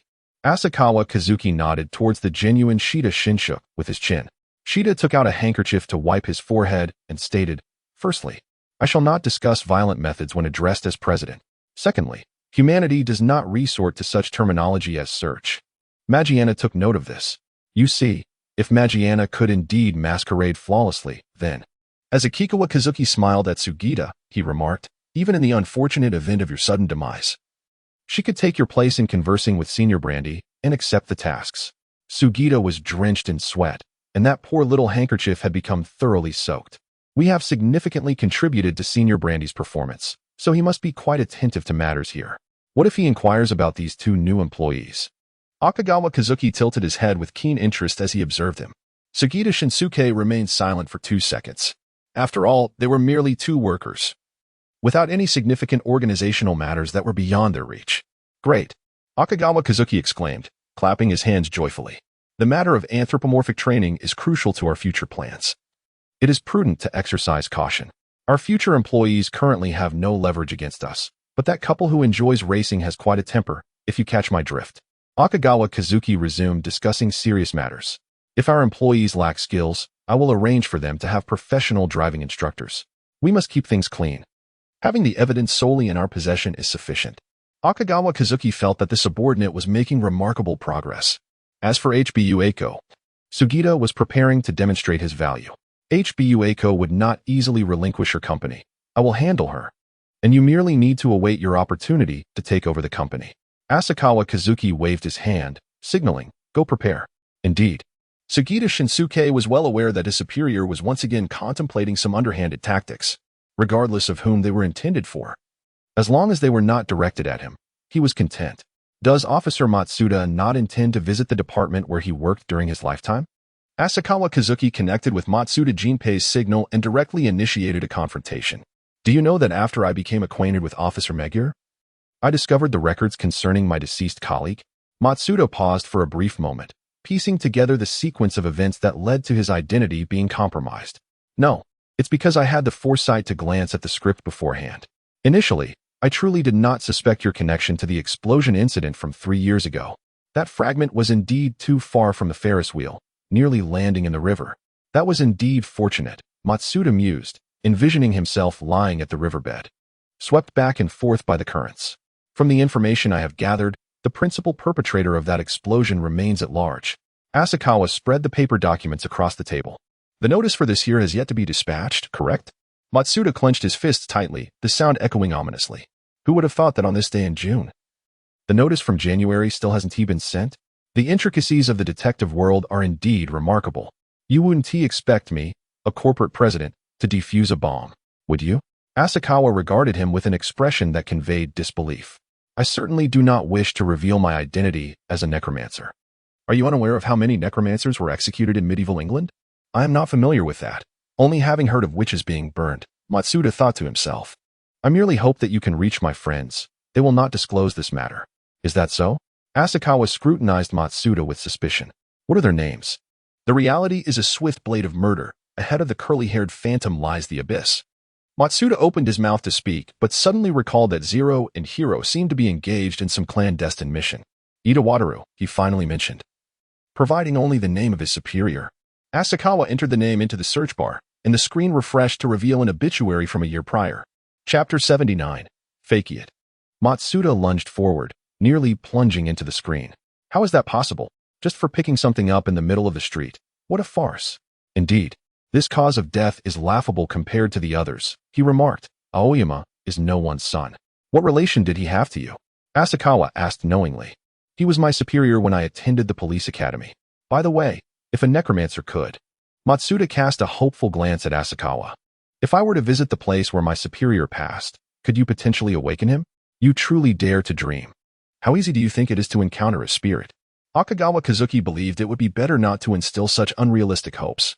The factors contributing to the formation of a spirit are exceedingly stringent, encompassing belief, obsession, the strength of the soul, and virtue. In the realm of truth intermingled with deception. Akikawa Kazuki stated, the right to explanation belongs solely to the departed necromancer. Should one acquire data entities that do not meet the criteria, one could simply adjust the connection time. In all this time, you are the only spirit I have encountered, Kazuki added. Captain Ida, engaged in the duties of a detective, pondered whether his efforts in investigating cases amounted to a virtue, or if only saving lives qualified as such. I am merely an amateur. I lack the knowledge for such intricate matters, Kazuki shrugged. With a sense of exasperation, Matsuda, unable to derive a definite answer, restlessly paced. It appeared that he had no intention of disclosing the involvement of Ryunosuke and Shinkai. If you have no pressing matters, Perhaps you should return? I am running low on energy. Let us conclude for today, as gaining trust must be a gradual process. Matsuda expressed his resignation. Could you not endure a little longer? Kazuki retorted. While I indeed possess limited utility, does that not apply to you as well? Matsuda shot back. I can even pass through walls. He floated across to the opposite side, only to return swiftly. Strange, my previous range was 100 meters. Now it seems limited to 10. This wall appears to effectively obstruct signal transmission. Perhaps I should be hailed as the pioneer in transforming superstition into science. Kazuki, feeling faint, supported his head weakly. Are you not leaving? I truly cannot hold on any longer. Matsuda urged him to depart, and soon he floated back to the side of his unreliable necromancer friend. Having completed the daily FA of Black Bainu and the necromancer, Kazuki finally re-entered the mundane existence of human society. Reminiscent of the opening theme of the first season of Death Note, the empty praise heaped upon hollow words disguised the reality that the narrative would not comply with his fantasies. Unbeknownst to him, he had erred significantly. In the fierce battle of wits, he resolved to no longer be a pawn of manipulation, who, indeed, masqueraded as a hypocrite. Amidst the flurry of events in recent days, Blackbein still found the leisure to release a song. Vodka felt the weight of pressure from his competitive colleagues. Enko Tokuya had not even been present. As the detective Mori managed to resolve the case single-handedly, leading the former chairman to imprisonment, while Sugita Shinsuke effortlessly acquired her company. The trust of the police, the friendship of the Suzuki family, the wealth of the Takasugi family. Today he had seized yet another clothing company, resembling a ravenous wolf. Jin scrolled through the organization's intelligence page on his phone. Having meddled in 2 police-related cases, it was likely that the boss would soon assign him a loyalty test. Deep within, he concealed a murderous intent as the skeleton maintained its form. Begone! The benevolent are not my kind. The downward curve of his lips betrayed his machinations. The ethereal specters issued commands, and the walls had ears. Do not presume you can still breathe. Your silence is no longer your right. Prepare to face your judgment. According to Sugita Shinsuke's report, Black Bainu had initially not intended to entangle Takasugi, but rather decided to drag him down only after the latter exhibited malice. As for Enko Tokuya, her misfortune arose from being embroiled in a plagiarism scandal, making her an easy target. Vodka had been scrutinizing intelligence with increasing diligence. Without a comprehensive overview, it was challenging to discern Black Bainu's role in these cases, often relegating him to obscurity. Are we no longer to disguise the counterfeit? Do you believe a mere bow suffices? The grim reality of sin ignited as the sanctuary lay in ruins. Will we no longer conceal the counterfeit? Do you think a bow will suffice? Pain shall accompany you endlessly. Drink from this cup of judgment. Malice, have you perused that serialized novel from the literary era? Jin lit a cigarette. The one where the 2 authors engaged in mutual destruction? It seems to revolve around retribution against bullies, Vodka recalled. No. The recently updated witness testimonies reveal that the murderer reversed the dynamic between the 2. Jin exhaled a plume of smoke. A rather exquisite maneuver. Malice in the narrative stemmed from the killer's psyche, while those manipulated by Black Bainu undoubtedly harbored a portion of malice influenced by him. Curse be it. Simply annihilate your foes, as if begging for redemption. Present the proof of the fool, but this soul shall never be tarnished. Just destroy your enemies. Infinite suspicion relentlessly erodes fate, yet this soul shall remain unsullied. The song concluded in a harmonious chant. Amidst the machinations of those scheming against one another, the shadow of Black Bainu weaved through, manipulating the sensitive nerves of the people. As long as he could achieve his objectives, he cared not for the lives lost in the struggle. He relished in the exploitation of others. Yet should anyone extend a claw towards him, retribution would swiftly follow. Jin felt a tinge of melancholy. This newcomer exhibited an excessively aggressive demeanor and bore a significant grudge. Indeed, such formidable talent often came with a fiery temperament, yet the organization required precisely such fervor. Black Bainu's training tasks continued unabated. He was unlikely to falter easily. Amuro Turu clicked to download the music. This track bore a rock essence, quite suitable for listening while driving. Leaning back against the bedside, Amuro sighed. It appears Elle has truly perished. How can we possibly reverse this dismal situation in the 2nd season? Indeed, it has ended just like that for that author. Let us hope he does not dare to tread into Nagano's domain, following the shadow of Shinkai. Have you not been reassigned to the Shinya precinct? You can no longer meddle in Nagano's affairs. Yamato dared only to voice his thoughts inwardly, afraid to confront his friend's wrath. On the following night, Kazuki extinguished his light early and leaned against the window. After a while, for small figures laden with a plethora of seemingly useless props converged at the entrance of a nearby old Western-style house. As Akikawa Kazuki squinted closely, he indeed noticed that Conan was already adorned with those two highly elastic suspenders. On this dark and windy night, it was indeed suitable for engaging in somewhat unsavory enterprises. Akikawa Kazuki stealthily slipped out of his home, clad in an all-black ensemble, and hurried towards 2nd Avenue. 2 hours later, he returned home, shedding his disguise, and leisurely made his way to the old Western-style mansion, preparing for a futile yet heartfelt rescue mission. "Hello, Officer Muguru. Could you please come to the haunted mansion near my home? The junior detective squad has been attacked by unknown assailants here. 2 have fainted outside, and the remaining 2 are likely still within the house. Rest assured, I will prioritize safety." Chapter 80, The Haunted House Incident. Akikawa Kazuki hung up the phone and connected to Matsuda Jinpei's line. In the pitch-black night, the pointed rooftops loomed like monstrous creatures, and a spectral figure slowly materialized at the entrance. "Huh, what brings you here at this late hour?" Matsuda complained, only to float upwards and spot a child lying on the lawn behind the iron gate. "This is a group of young detectives. Most likely a quartet of elementary school students here for an adventure. I arrived upon hearing their screams." Akikawa enlightened the bewildered Matsuda. "Children these days are remarkably bold." Wait a moment, could the other 2 still be inside the house? Matsuda suddenly realized the oversight. This very house had been the scene of a murder 5 years ago, and the perpetrator had yet to be apprehended. "I fear he may have returned to the scene." Asakawa Kazuki's expression grew serious. "I can only maintain my upper body for a maximum of 7 minutes. You must act swiftly. Time is indeed pressing." "Never mind. Let's get it done." Matsuda's decisiveness is second to none among the group of 5. Asakawa blinked and lifted his gaze towards the wall. He stretched his limbs slightly before scaling the wall into the courtyard. This body is surprisingly agile, unlike that of a reclusive artist. Could it be that necromancers possess methods to enhance their physicality? He opened a window and nimbly landed on the ground like a cat. His hearing proved remarkably acute as he perked up, catching the mixed sounds of low growls and metallic clashing nearby, as if someone were vandalizing something. Following the noise, he approached a small cart where a section of the floor had been pried up, revealing a staircase leading downwards. A hidden door?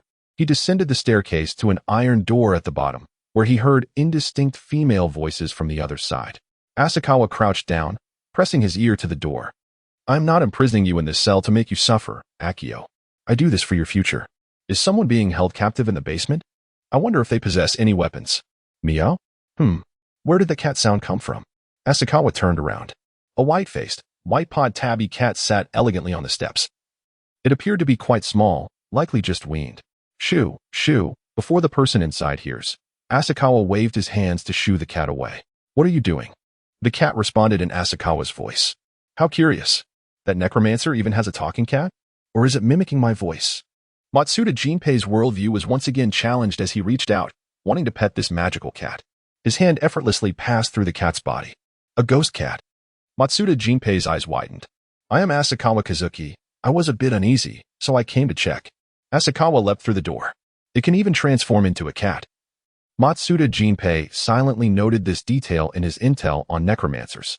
Inside, Conan barely propped up the stick that Ayumi had knocked over, as a bucket from the nearby cabinet fell to the ground. The woman picked up a fallen dinner knife, aiming it at the corner where the 2 were hiding.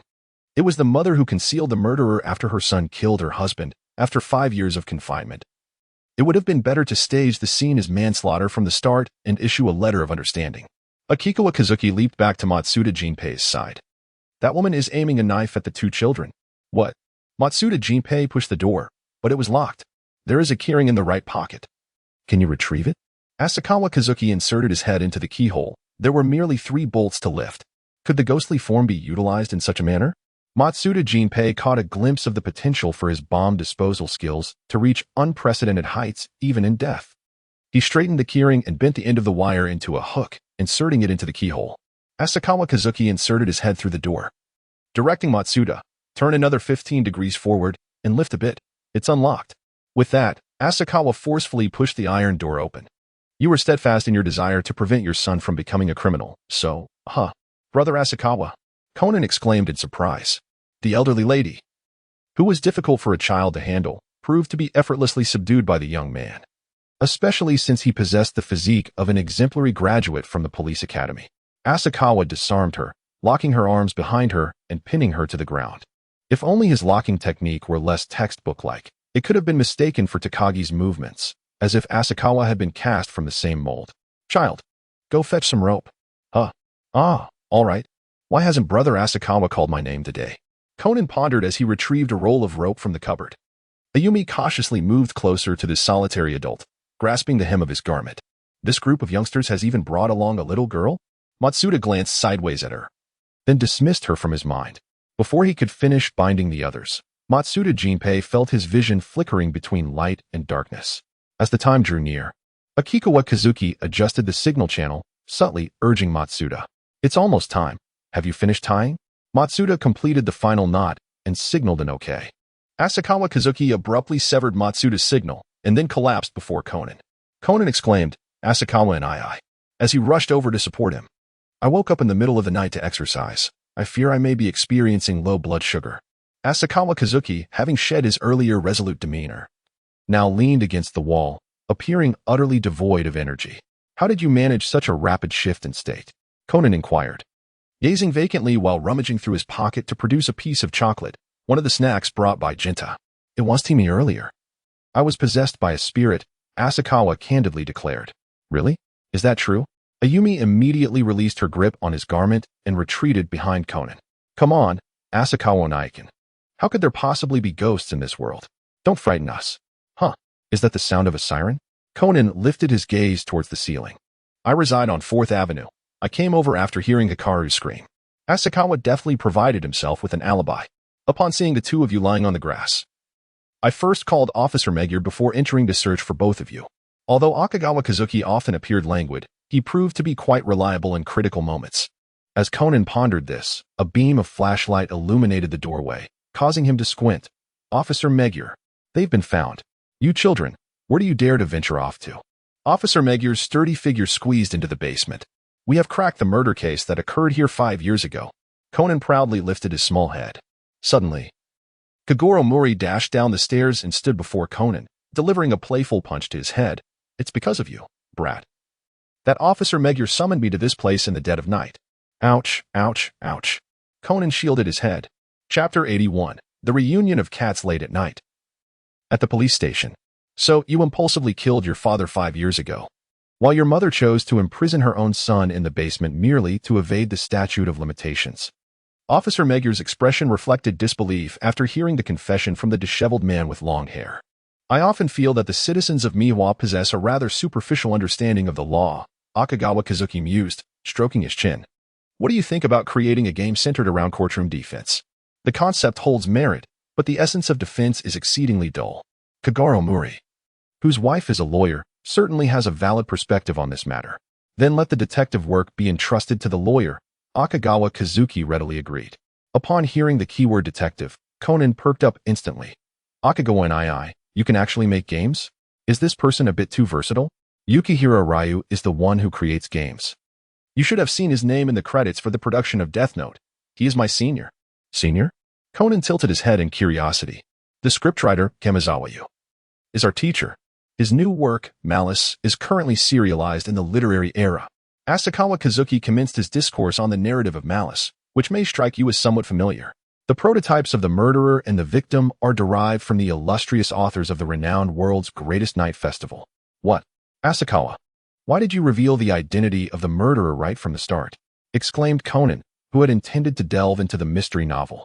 This is a work of social reasoning. The crux of the book lies not in the identity of the perpetrator, but rather in their motives.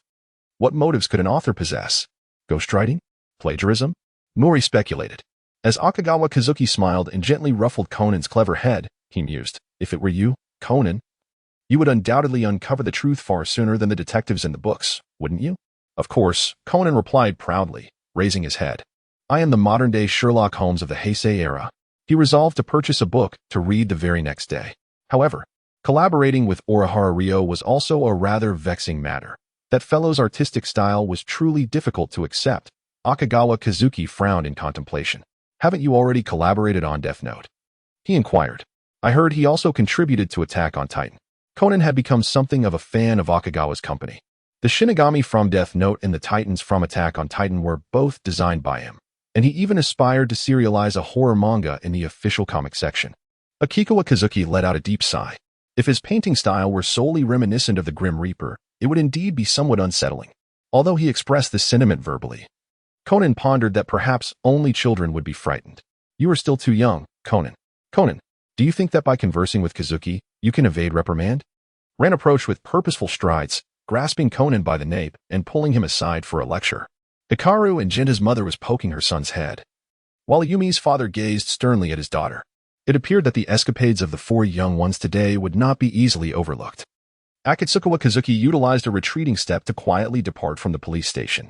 The forensic personnel remarked that there were signs of tampering on this iron gate.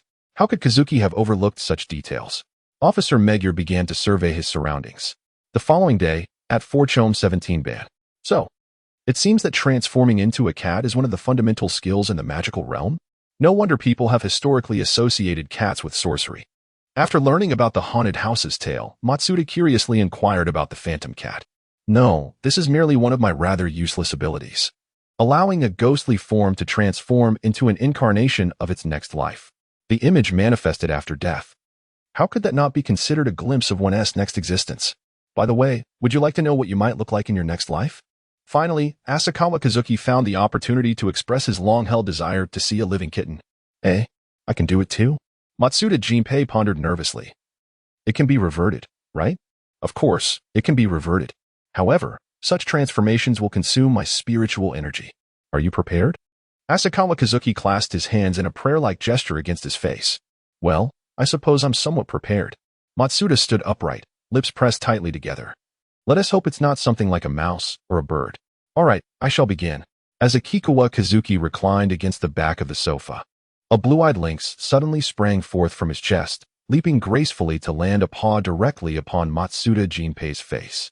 Matsuda felt the world before him twist and contort, his perspective abruptly shifting downward as he found himself in a quadrupedal stance, now towering over the lynx by the height of a feline head. Lowering his gaze, he scrutinized his two front paws, bewildered by their azure hue. The lynx like Akikawa Kazuki circled around him, clucking in astonishment. Matsuda Jinpei, unable to view his own entirety, felt a surge of anxiety. Surely, this could not be some grotesque aberration of nature?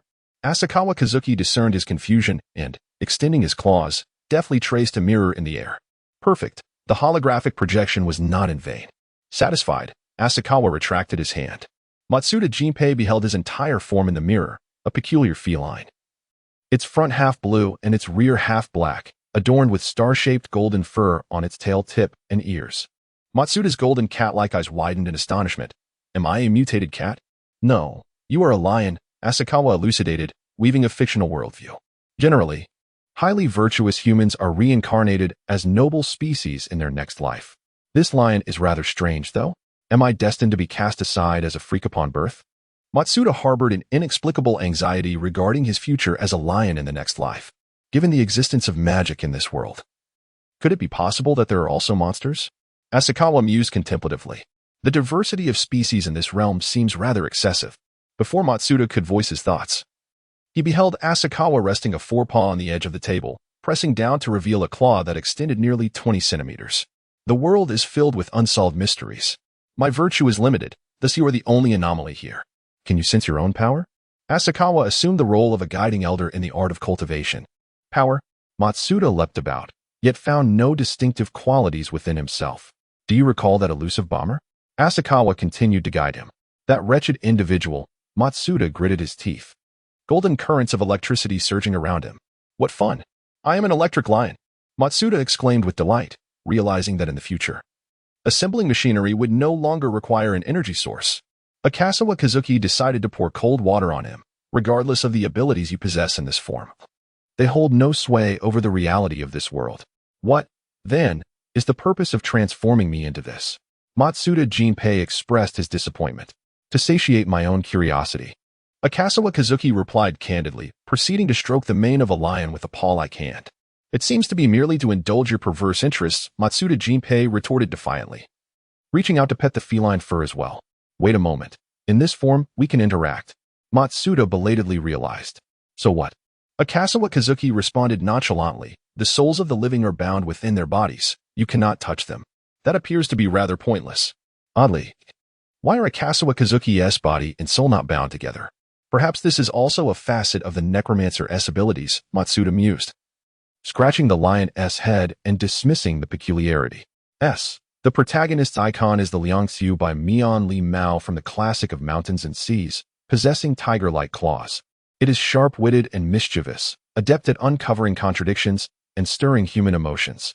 Chapter 82, Shrine, beginning. Asakura Kazuki meticulously timed his actions and, a few days later, placed a call to Sugita Shinsuke. President Sugita, I previously requested that you extend an audition invitation for the worry-free grocery store to Miss Okino Yoko. You have done so, correct?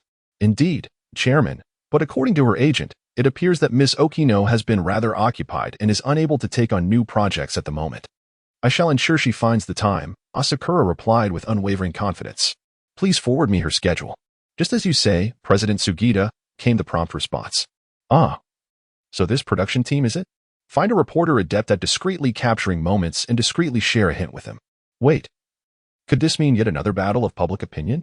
First, take me to the organization base, and then to Yoko's production team. Understood. Akikawa Kazuki lingered for a while in the weapons department, presenting the finished materials and ingredient list of the elastic straps to the researchers. The ingredient list had been illicitly obtained from Dr. Agasa's computer. As dusk approached, the two finally arrived at the filming location of the production crew. To prevent any lurking reporters from overhearing sensitive information during their time outside, President Sugita was acutely aware of the situation, wasn't he? Akagawa Kazuki softly reiterated that both Conan and Matsuda are individuals who must not be divulged. I have duly noted this. Sugita Shinsuke parked the car and assisted Akagawa Kazuki in opening the door to the back seat. Hashimoto, a newly transitioned reporter, previously engaged in private detective work, yet recently found the profession increasingly arduous for reasons unknown. Many of his peers inadvertently became embroiled in murder investigations, facing life-threatening risks. After much contemplation, Hashimoto opted to pivot to the equally demanding world of paparazzi, which also required tracking skills. On this particular day, he received a tip from a mysterious informant regarding a male lead in a certain detective drama who was rumored to be entangled in a scandal involving unspoken agreements and clandestine dealings. Thus, he spent the entire day crouched in the bushes outside the filming location, his arm aching from holding a concealed camera. Please, stop bothering me. Hashimoto jolted awake from his drowsiness, stealthily directing his camera towards the source of the voice. To his astonishment, it was indeed the male lead, Natsu Shingo, embroiled in a heated altercation with a man in a red hat. Do you dare claim you possess evidence? Natsu clenched his fists. Of course I do, the man declared, brandishing 3 photographs. If you wish for these, you know what to do. You want money? Natsu's voice dropped ominously. Breaking news? Breaking news? Hashimoto desperately adjusted the focus, striving to capture the contents of the photographs. At that moment, some commotion erupted on a nearby path as a young man with braids approached, causing the two disputants to conclude their conversation and retreat with him. Ah, I missed the shot.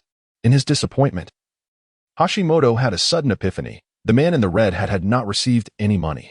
Surely, they would meet again for another transaction.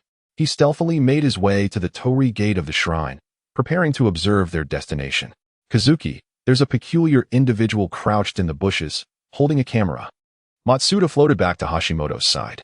Even from this distance, there are paparazzi around? Kazuki indicated the bushes with a glance. Lord Hibino remains as perceptive as ever.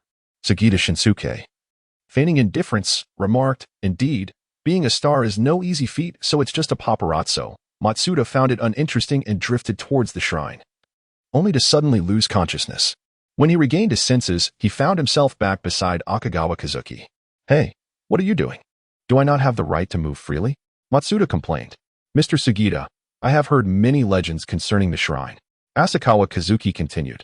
Do you think there are truly deities residing in the shrine? Matsuda, incredulous, lifted his gaze towards the shrine perched upon the mountain. Sugita, somewhat perplexed by his president's words, remarked, most people probably believe in their existence, don't they? Isn't it somewhat impolite to intrude uninvited? Let us wait here by the torii gate, Asakawa suggested, halting at the foot of the mountain. Magic exists, spirits exist, yokai exist, and deities exist as well. As they gazed once more at the shrine above, the once tranquil ambience seemed to transform into something solemn, the crimson paint appearing almost blood-stained. Matsuda dutifully remained at the entrance of the torii, no longer attempting to drift up the mountain. Hey, Asakawa and I. And President Sugita. The keen-eyed Conan was the first to spot the newcomers. Indeed. How did Kazuki end up here? Ran inquired, glancing down the staircase. Good evening, Conan, Ran, and Mr. Murray. Asakawa Kazuki raised his hand in greeting, saying, I have come to discuss a collaboration with Miss Yoshiko Okuno, and I did not expect to encounter you here. Greetings, Detective Muri, it has been a long time. Sugita Shinsuke shook hands with Muri Kagoro, who was descending the stairs. Each case provides Lord Kurabino with an alibi. And it seems that Eiko Kobu was also sent in by him. The poor puppet, Sugita remarked, casting a sympathetic glance at Muri. Muri responded with confusion. Has this president become foolish from working overtime? Asakawa Kazuki and Okuno Yoko stepped aside to engage in conversation. President Asakawa. I sincerely apologize for having you come all this way, but this production is temporarily stalled, and I fear I will be unable to shoot a new film. Okuno Yoko furrowed her brow in distress. It's quite all right, Ms. Yoko. We have ample opportunities for collaboration. The purpose of this visit was actually to discuss a commercial. Asakawa Kazuki took a bound booklet from Sugita. A commercial? Yoko opened the booklet. Isn't this a song? Indeed, it is an advertisement jingle, intended to accompany choreography. Concluding with the phrase, Asakawa Fashion Design, every layer is genuine material, an advertisement for fashion design? Yoko was astonished by the scale of the endeavor. This song could even make it onto an album. Unfortunately, both Orihara and I can only compose songs. We lack the skills for advertising design. As long as the audience can hear the tagline, that suffices. Asakawa Kazuki appeared unfazed. Very well, I happen to have a few friends from my debut days. Yoko recalled her companions from her girl group days. You may decide the candidates, Ms. Yoko. Asakawa Corporation only requires the final product to meet our standards. We trust in your character. They exchanged mutual appreciation. Thank you for your trust. Yoko exclaimed, gripping the booklet excitedly. By the way, it's rather late, President Asakawa. Would you like to join us at the inn? There aren't many accommodations nearby, and we're quite troubled by this. As long as there's a place to stay. Asakawa Kazuki turned to call out. Shall we go, President Sugita? Is there really a deity within the shrine? Matsuda whispered as he floated into the empty hotel room. Dressed in a bathrobe, Asakawa Kazuki responded evasively. The crew was summoned to the shrine. Long ago. Someone incurred a debt to the shrine, which must now be repaid with their life. A life. Matsuda Jinpei sharply seized upon the key phrase. Someone is going to die. Chapter 83. The consequence, continued. Matsuda began to circle anxiously. This person cannot be saved? Asakawa Kazuki had come prepared to gradually desensitize Matsuda. He did not wish to be a firefighter, constantly rescuing others. Previously, he had saved innocents caught in unfortunate circumstances. But such individuals were now merely the manifestations of karmic retribution. People of this nature he would no longer save. As Akagawa Kazuki savored a sip of clear tea, he mused. Firstly, I shall not bear the karmic retribution for those who commit malevolent acts. Secondly, even if one were to save them momentarily, they would soon encounter other fatal circumstances. Until the debts of karma are settled, there shall be no respite. Matsuda Jinpei, skeptical, pondered the notion of karmic consequences. If you wish to witness the scene of the incident, you must return now, Akagawa instructed. I need to gather spiritual energy for the time ahead. Resigned. Matsuda closed his eyes, conceding to the gravity of the situation. At 9:00 p.m., within the inn, the cast and crew convened to partake in a celebratory gathering. Sugita Shinsuke seamlessly integrated into the festivities, exchanging business cards with several staff members. Asakawa Kazuki is too young to indulge in alcoholic beverages, so he assumes the role of a caretaker on the second floor, while Yoshiko Kano and Xiao Lan engage in discussions about makeup and other topics of interest to young girls. On the balcony, Conan holds a new literary work, remarking, Asakawa. If my deductions are correct, the victims' ghostwriters and the bullying-related scandals are all fabrications deliberately orchestrated by the murderer, aren't they? Truly. Kudo Shinichi's intellect remains as sharp as ever. As Akagawa Kazuki gently tousled his clever head, he remarked, Conan is truly brilliant. He will undoubtedly become a great detective in the future. I appreciate your kind words, though I have already achieved that status, Conan replied, pushing Kazuki's hand away from his head, just in time to catch a glimpse of a man downstairs with his hair tied in small braids. Conan then casually glanced at his watch. It is already 9:45 p.m. What could Mr. Shimazaki be doing out at this hour? Miss Togaki just left. Perhaps he is seeking his fiancée, Kazuki suggested nonchalantly. Conan scratched his head in response. Adults really do enjoy venturing out at midnight, don't they? Akikawa Kazuki shifted the topic. Surely, Conan must have secretly watched the late-night broadcast of Attack on Titan, right? What do you think? Conan rolled his eyes, responding, this time. It truly isn't suitable for children at all. It feels like a blood-soaked battle epic. Do refrain from making such absolute statements, Conan-kun. As Akikawa Kazuki engaged in light conversation, he simultaneously estimated the timeline. The extortionist Anze was currently wreaking havoc on the shrine steps. Meanwhile, Dagaki was likely changing out of his bloodied clothes back at his own shrine. After a brief interlude, the two girls glanced at their watches, seemingly reaching a decision.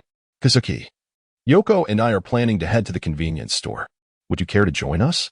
Since Kazuki was well acquainted with Yoko, Lon invited him along. No problem. I'll just go change my clothes.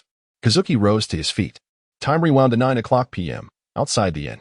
Hashimoto crouched in a corner by the inn's exterior wall, teetering on the brink of slumber. In a moment of haziness, he noticed a figure emerging from the inn, jolting him awake. Wasn't that the red-hatted assistant from earlier? Out at this hour, surely she was meeting with that Natsushi Go to exchange photographs. Just as Hashimoto was about to follow her, another girl wearing glasses exited the inn. Could it be that this isn't a photo deal but something more dubious? Hashimoto's thoughts veered off course. Scratching his head, he resolved to pursue them nonetheless. The photography assistant and the bespectacled girl halted at the shrine steps. Engaged in what appeared to be a heated dispute, Hashimoto concealed himself in the underbrush, angling his camera toward them. What were they discussing? He craned his neck to listen. Suddenly, the girl brandished a knife, gripping it with both hands at her chest, seemingly threatening something. The photography assistant appeared agitated, extending his hand as if attempting to wrest the knife from her grasp. However, he had neglected to consider the peril of standing on the darkened steps. His foot slipped off the edge, and he fell upon the girl. Blood gushed forth from the wound in the assistant's chest, splattering the girl's upper body. My God, a life has been taken.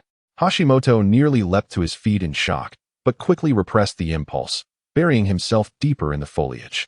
Even for a crime of passion, the compensation for murder was scarcely worth the price of one's life. Furthermore, with such a substantial loss of blood, the individual was likely beyond saving. Hashimoto peered through the thicket, observing as the girl, in a panic, pushed the man off her and wiped the blood from her glasses before fleeing into the shrine. Hashimoto remained in silence for a while, noting that no one returned. Stretching his cramped legs, he decided to approach the fallen man, who seemed to have stirred slightly. The sound of footsteps echoed on the steps. Hastily, Hashimoto crouched down again. Hadn't that woman run into the shrine? Why was she re-emerging from the torii gate? A different figure approached, a man with a small braid, who gasped at the sight of the corpse. Lowering his gaze, he appeared to witness something astonishing, collapsing to his knees. After a moment of hesitation, as if resolving something within himself, he removed the victim's watch and hurriedly departed the scene. Is he really pilfering from the corpse? Hashimoto was left utterly bewildered. Checking his watch, he noted it was 10 o'clock p.m. So much had transpired in just 1 hour. He raised his camera closer to the scene. Before the corpse's stiff fingers lay two bloodied characters, Dagaki. Although he couldn't fully comprehend the situation, Hashimoto's instinct as a journalist told him that the unfolding story was bound to be riveting. An audacious idea sparked within him, rather than alerting the authorities. Perhaps if he waited a little longer, he might capture even more sensational footage. He stealthily retreated to the earlier thicket, poised for the scoop of a lifetime. At 10:15 p.m., within the inn, for individuals, 3 men and 1 woman, stood at the doorway of a second-floor room, witnessing the red-hatted figure descending the staircase, accompanied by the eerie chime of a skeletal watch. Is Mr. Anze heading out as well? Lon tilted her head in curiosity. Have I been summoned again? Is something about to unfold? Matsuda Jinpei drifted into view. Asakawa Kazuki walked at the rear, subtly gesturing towards the direction of the red hat. Matsuda, understanding the implication, glided over to take a closer look. Along the journey, he had garnered a fundamental understanding of the crew's composition. Is that Ishiaki? Why is he dressed like that? Resembling Anze? Wait, could it be? Matsuda suddenly turned to gaze at Asakawa Kazuki. As Akagawa Kazuki discreetly observed Matsuda, he nodded slightly before shaking his head. Matsuda pondered aloud. What does this mean? Is Anze dead, yet the murderer is not him? Or is Anze alive, but on the brink of death? While Matsuda was deep in thought, the four had already stepped out the door. At the entrance, Dagaki Teiko gazed in horror at the figure in the red hat. as if witnessing a ghost emerging from the depths of hell. According to the original film's estimation, the leisurely stroll from the inn to the shrine takes approximately 15 minutes. Dagaki and Anze departed after 9 o'clock, with the incident occurring at 9:30. Dagaki returned to the inn at 10:15 after a bath. Shimazaki left the inn at 9:45, arriving at the shrine around 10 o'clock to retrieve a watch. He then returned to the inn at 10:15. Immediately disguised himself as Anze and hurried back to the shrine, arriving at 10:25 to tamper with the scene, fabricating evidence to suggest Dagaki was the culprit. Notably, 10:15 was also the time when Conan and the others left. At 10:30, Nachi Shingo arrived at the shrine as scheduled, altering the appearance of the culprit from a handsome man to a stone lion. Simultaneously, Conan and his companions returned to the inn, passing by the shrine, while Nachi Shingo fled, marking the beginning of the investigation. Note: Shimazaki and Dagaki are an engaged couple. Anze is a habitual thief and extortionist. Having extorted both Dagaki and Nachi Shingo has harassed Dagaki and is involved as a third party in a certain marital relationship within their circle. Chapter 84. A Journalist's Extraordinary Adventure, continued. Isn't that Shimazaki's fiancée? How did she return from outside? Matsuda mused, starting to piece together the events of the case. Suddenly enlightened, he began to contemplate another question. How's this case connected to the shrine? Eagerly, Ren approached Dagaki, asking, "What's wrong, Teiko?" Dagaki whispered back that nothing was amiss and hurried back into the inn. What on earth happened? She looked as if she had seen a ghost, Ren murmured to herself. Puzzled, Matsuda remarked, "What kind of talk is that? You're being rather impolite. Ghosts aren't frightening at all." He spun around twice in front of Ran. But as usual, she didn't seem to notice him. Wasn't Dagaki wearing a blue t-shirt instead of the white shirt she had during the day? How did she change to a yellow top after stepping outside? Without even discovering the body, Akagawa Kazuki began to hasten the investigation. He truly disliked staying up late. It was indeed her who changed clothes, indicating that the death was due to external injuries. Realizing that it was futile to rush, Matsuda relaxed. Is that so? Ran, oblivious to the details, questioned.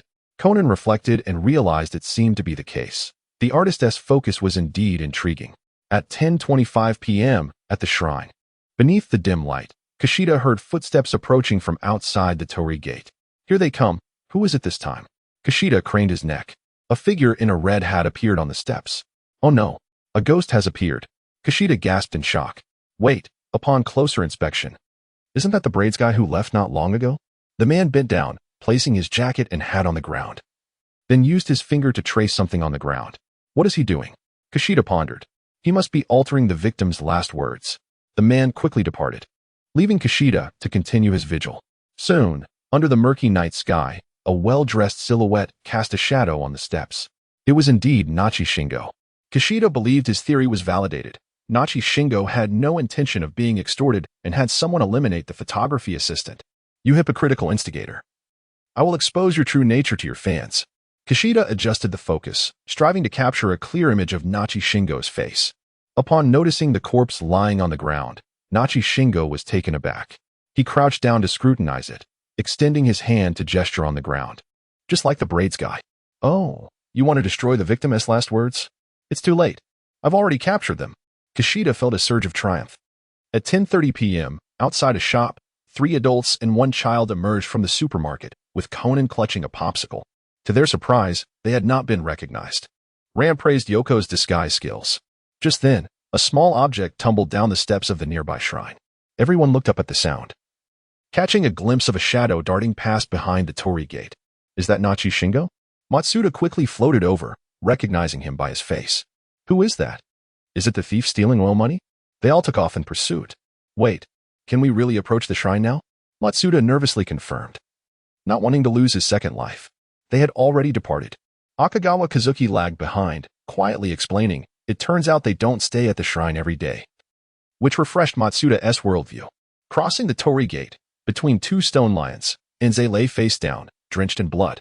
The moonlight glinted strangely upon the pool of blood. There's no saving him, Matsuda declared after glancing at the scene. Without fear, Conan rushed forward to feel the deceased's neck. He's dead. We must notify the police. You're quite brave for a little brother, Matsuda thought, having never encountered such a bold child.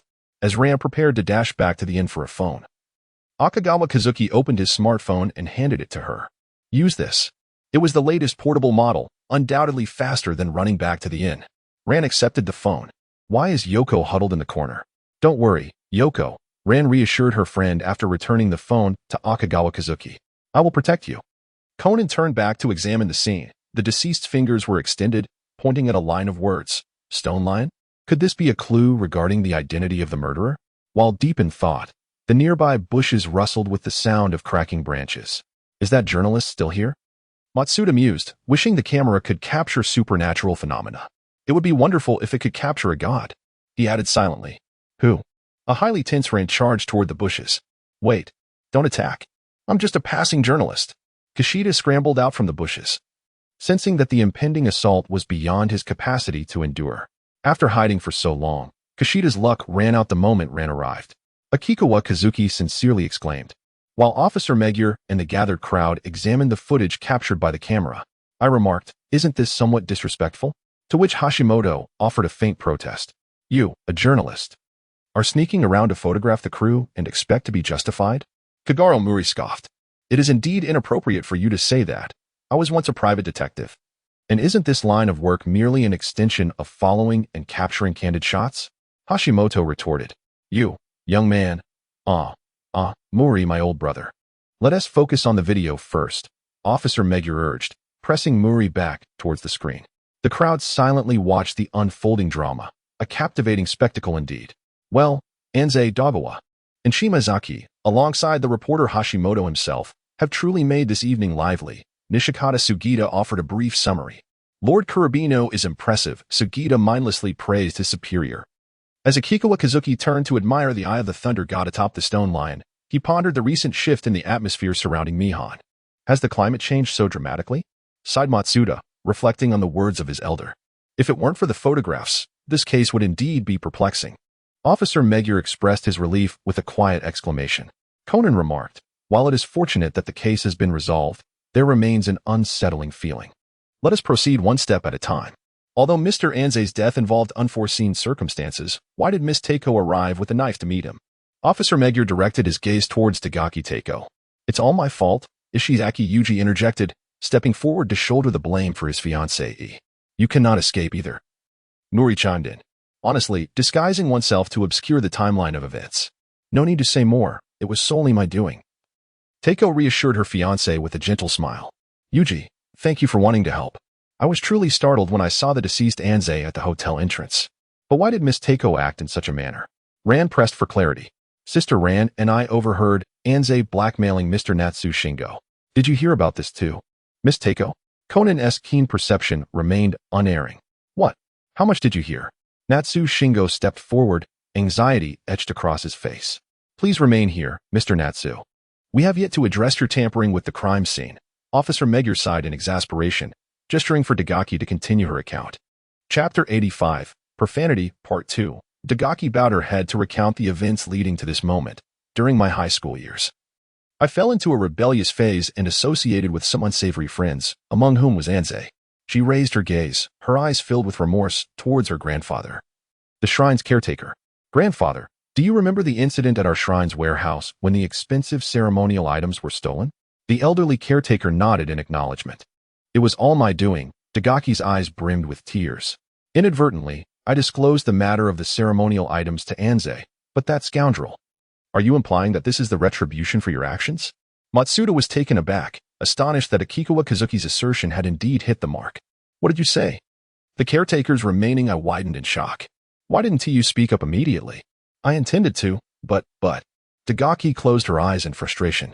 At that time, Mr. Sugiyama, who managed the warehouse, was deeply remorseful and subsequently took his own life. I was terrified. I simply could not bring myself to voice it. Could it be that the warehouse manager was also? Matsuda's words trailed off, his vision momentarily dimmed before brightening. Understood. It seems that the deity has not strayed far. He mimicked a gesture of zipping his lips shut. Akasakawa Kazuki withdrew his gaze with satisfaction. To avoid being morally coerced by Matsuda, he must establish a new worldview that favors him. Dagaki continued, from that point onward. I resolved to sever ties with Anze and the others.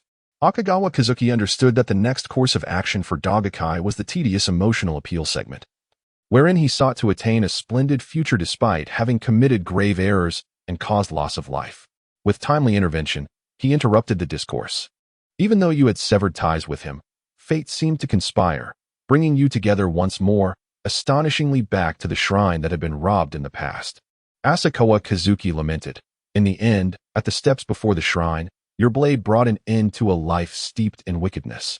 All for such a ludicrous reason as a mere slip of the foot. Were it not for my own eyes witnessing this event, one might easily mistake it for a quaint fable spun by the shrine's priest. Asakawa concluded, casting his gaze towards the reporter beneath the bridge. Even if you assert such a claim, no one would believe it, Matsuda responded, rendered speechless. What? Mizugaki gasped, a supernatural hue suddenly enveloping the scenes from his recollections. Indeed, I had no intention of killing Anze. He seemed to topple towards me as if pushed from behind. The reporter beneath the bridge widened his eyes, exclaiming, "This is monumental news."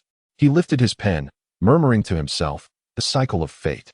The thief of sacred implements summoned back to the scene of his misdeeds by the shrine, where the daughter of the priest, who once attracted the thief, met her demise to atone for the sin. Even the negligent warehouse manager paid with his life at the hands of the furious deity. This fellow speaks such brutal truths. I fear he might take his own life tonight from the rafters, Matsuda thought, quietly giving him a thumbs up. Who would have imagined such news would surface? If it were merely the death of a staff member and the male leads fall from grace, replacements could be arranged. Sugita Shinsuke mused inwardly. Yet if word spread that the entire crew was cursed, the superstitious denizens of the entertainment industry would not dare to take such risks. This production would be halted for an extended period. Do not spout such nonsense. My deity would never act in such a manner. The elderly priest uttered these words. Yet within, he fervently prayed to his deity. In light of my granddaughter having avenged the thief, may her culpability be overlooked. Our family shall continue to serve diligently. The other shrine personnel nearby recited incantations nervously, especially the warehouse manager, whose body seemed rigid with tension, as if he longed to inspect the warehouse 100 times over. Yes, it was I who spoke amiss. The reporter beneath the bridge realized, bowing repeatedly towards the shrine. I shall ensure the shrine receives proper promotion in my report. Enough of this. Do not perform such theatrics before the police. Let us proceed to the next matter. Officer Magyar waved his hand, though he dared not directly reprimand the department that frequently dealt with the deceased, still harboring some belief in these matters. Asakawa and I really. Who believes in gods or ghosts? Conan muttered softly. Matsuda, overhearing, replied, once my necromancer upgrades, I'll be visiting this little ghost in dreams every day. By the way, does a necromancer possess such a skill tree? Conan, how can you speak ill of the deity in the shrine? Rand chided, as she had always held faith in such matters. Ahem, Mr. Ishizaki is here to conceal information pertaining to his fiancée. What then is Mr. Nachi's purpose in visiting the shrine? Is it to counter extortion? Officer Magyar ignored the ramblings of others and directed his inquiries towards Shingo Nachi. Since we already know the identity of the murderer, why ask me? These matters are personal. Nachi turned his head away, refusing to cooperate. Officer Magyar, we discovered these photographs in the deceased's room. A police officer rushed over from the direction of the inn. Wait. Nachi attempted to intervene. Isn't that Officer Takagi? The future life winner and Matsuda's rival? I wonder if romantic entanglements still count after death? Asakawa Kazuki cast a furtive glance at Matsuda, who perceptively detected the gaze. Is something amiss? He inquired. Isn't that Mr. Nachi and a lady emerging from the hotel? Officer Magyar questioned in bewilderment. Could that be the actress Akiyama Ritsuko? Muri Kagoro approached without reservation, peering at the photograph alongside Officer Magyar. But hasn't she already tied the knot? Another officer interjected. Thus, it was revealed to be evidence of infidelity, prompting Officer Magyar to squint in disbelief. A reporter stealthily crept closer, equipped with a hidden camera and listening device.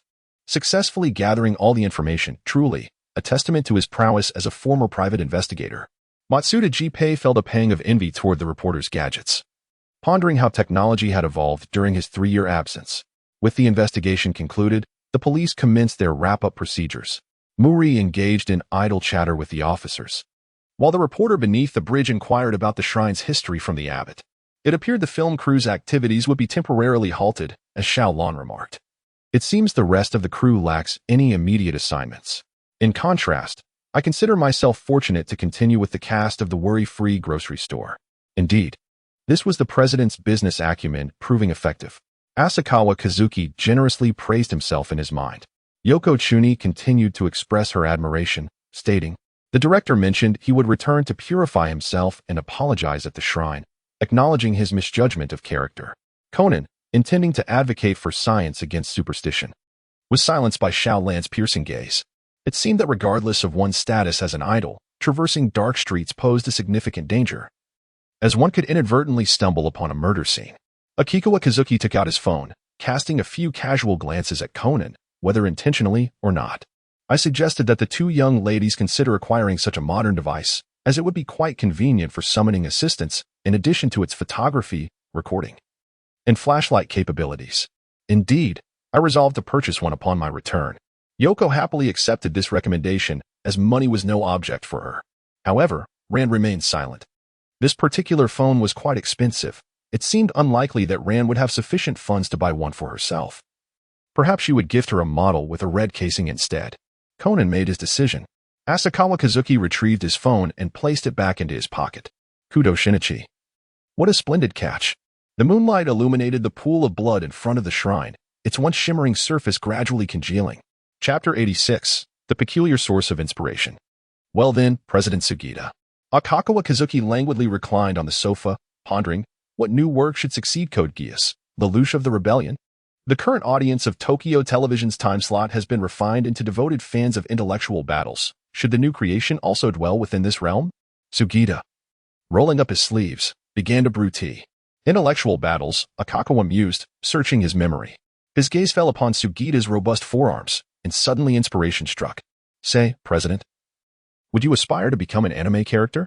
Perhaps a debt collector who, when displeased, hurls a vending machine at someone. I dare say.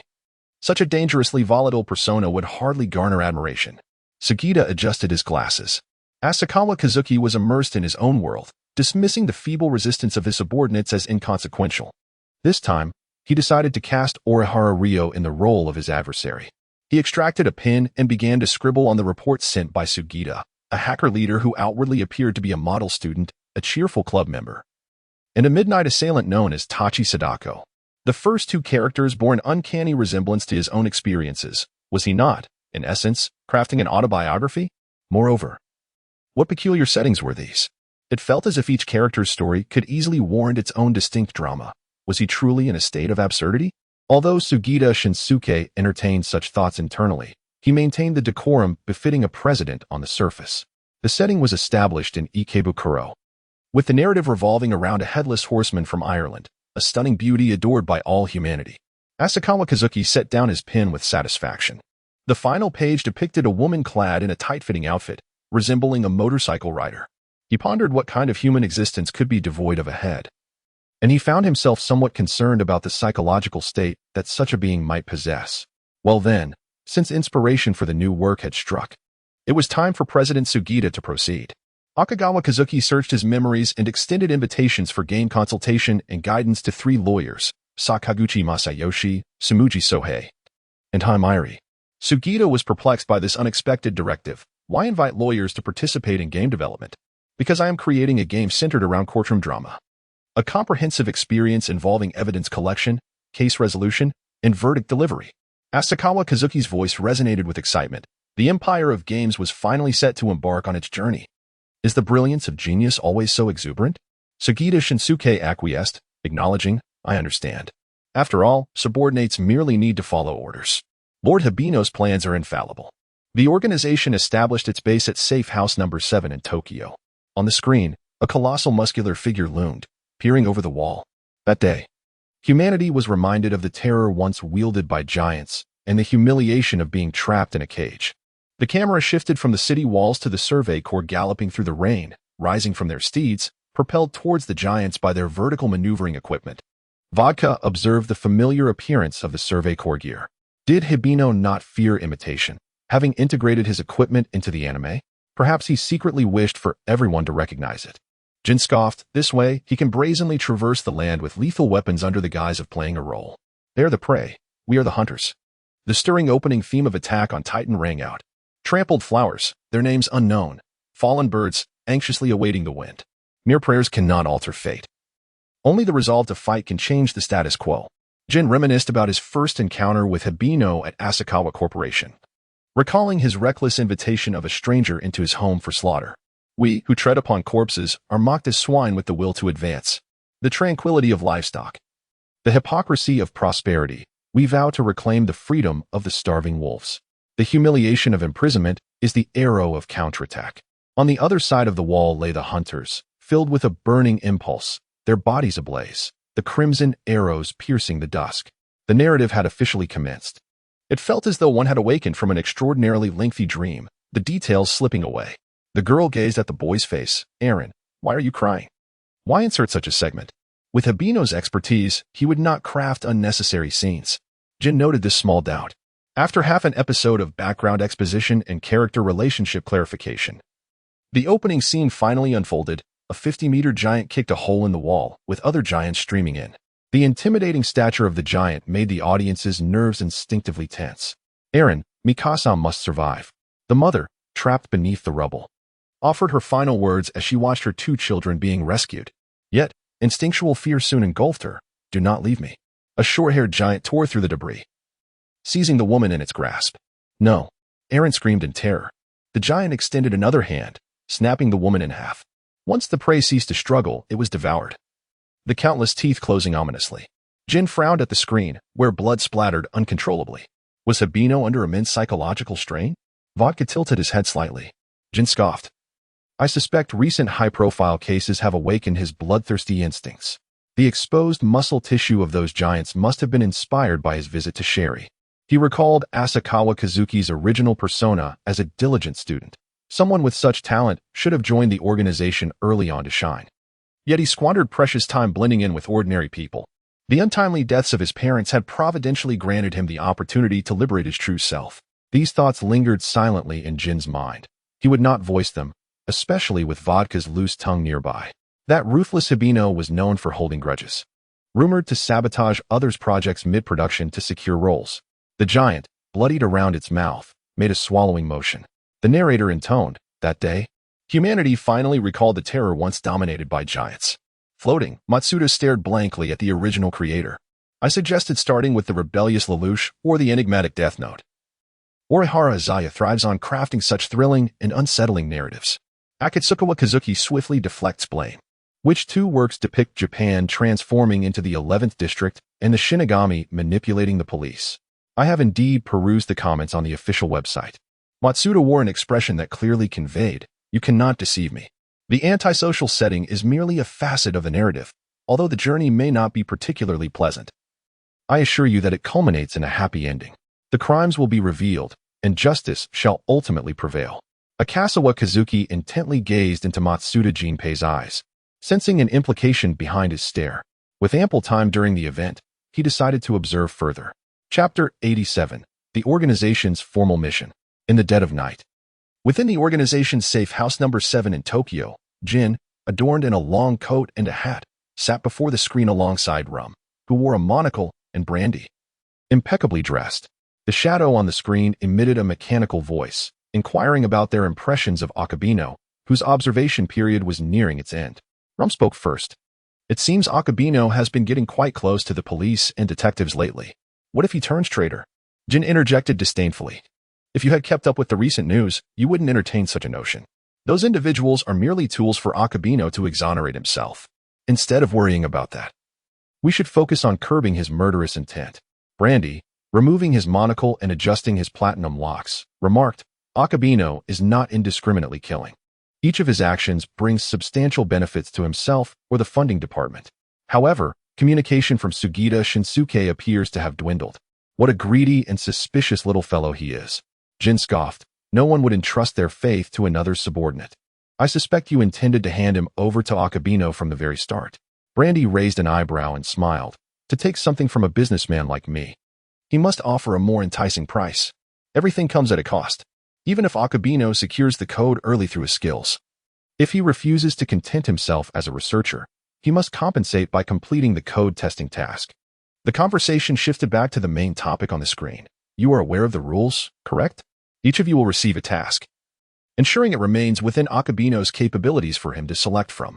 Brandy bowed slightly towards the screen, stating, this is essential for the organization's expansion. I require the Kabamoto family. well-informed, chimed in, "The Kabamoto family has 6 direct descendants in the 3rd generation, 1 male and 1 female in the 2nd, and 2 males and 2 females in the 3rd. The elder patriarch favors his granddaughter as the heir. How many tasks do you intend to assign to Akabino?" Brandy smiled subtly. "The new grandson-in-law has a weakness I can exploit. I want the patriarch. I demand the lives of all 3 male descendants from the 2nd and 3rd generations to be settled through internal strife. Your demands are utterly outrageous. This is not a task a newcomer can accomplish," Jin threatened, his gaze piercing through the brim of his hat. "Inform Akabino that if he chooses my task and successfully completes it, Sugita Shinsuke will be his reward." Brandy casually waved his hand, placing a living person as a stake on the table. Since Brandy raised the difficulty to such heights, I shall propose a simpler task. Rum tapped the table, deciding to offer a favorable task for the organization's prodigious programmer. "I require leverage over the esteemed lawyer, Tsutsumi, who has been involved in numerous enterprises' illicit dealings. I need the information stored in his mind. All I have is a killing task." Jin rummaged through his coat pocket, suppressing his craving for a cigarette. "Tequila needs more programmers. The microcomputer software industry giants present an excellent target, with the requirement of only eliminating the president and ensuring an accidental conclusion. These 3 tasks each emphasize different aspects, possessing varying degrees of difficulty for Akabino to choose from." Finally, the individuals on the opposite side of the screen reached a decisive conclusion. At the organization's training base, Kazuki tilted his head in confusion. "Test task? Is this what Jin called me for?" "Indeed. Since you are unwilling to remain in the research institute, the test task for the code personnel must be fulfilled." Jin lit a cigarette and handed Kazuki the task materials. "Select one." "Ah, is the distillery now also playing the 3-choice game?" Kazuki Asakawa swiftly perused the details, noting that aside from the 2nd-generation heir Shoji, who was entangled in the tasks of the Habamoto family, the others appeared to be victims of Conan's relentless pursuit. Notably, the recent invitation extended to attorney Tsumuji by Asakawa Corporation seemed rather fortuitous. Shouldn't the organization have adopted a more discreet approach in its early stages?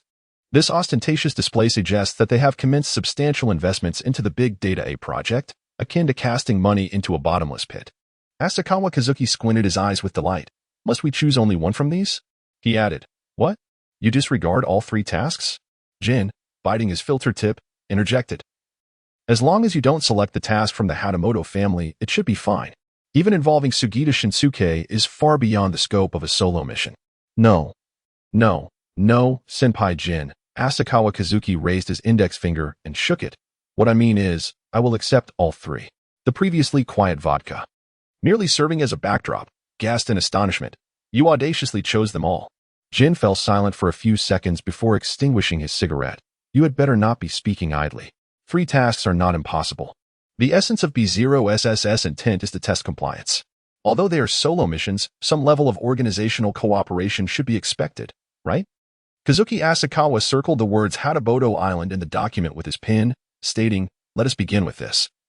It will be perfect, as everyone will be on the boat during the wedding, and I will need someone to escort me to Hatabodo Island. Senior Kinju." Asakawa casually tugged at Kinju's sleeve, requesting, "Could I have another piece of a TX 4869? Given the challenges of this task." Kinju retrieved a box and handed him a piece, reminding him, "Be sure to confirm that the person is truly dead." "Of course," Asakawa replied, "I am not you."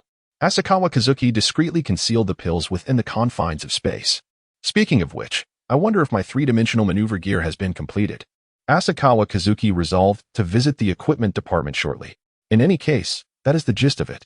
Asakawa Kazuki informed Sugita Shinsuke of the mission upon my return. "You shall be in charge." "It is my honor." Sugita anticipated this day long ago. However, why accept all 3 missions? After all, I intended to participate regardless. It is merely a change of guise. Perhaps it is due to the thrill? Asakawa Kazuki replied nonchalantly. "Truly, you are remarkable. In any case, I shall confront the Hatamoto family. I will announce on the official website that I am heading to America to discuss a gaming collaboration with Orihara Raya. The next installment of the animation, succeeding the rebellious Lelouch, has already been sent to you. During your absence, I shall ensure the company remains secure." A few days later, the organization's vessel anchored at a distance from Hatamoto Island. An outer member piloted a small boat, ferrying the Edgar version of Asakawa Kazuki to the shores of Hatamoto Island. As Akikawa Kazuki stood rooted in place, he watched the ordinary members depart, noting their reticent demeanor.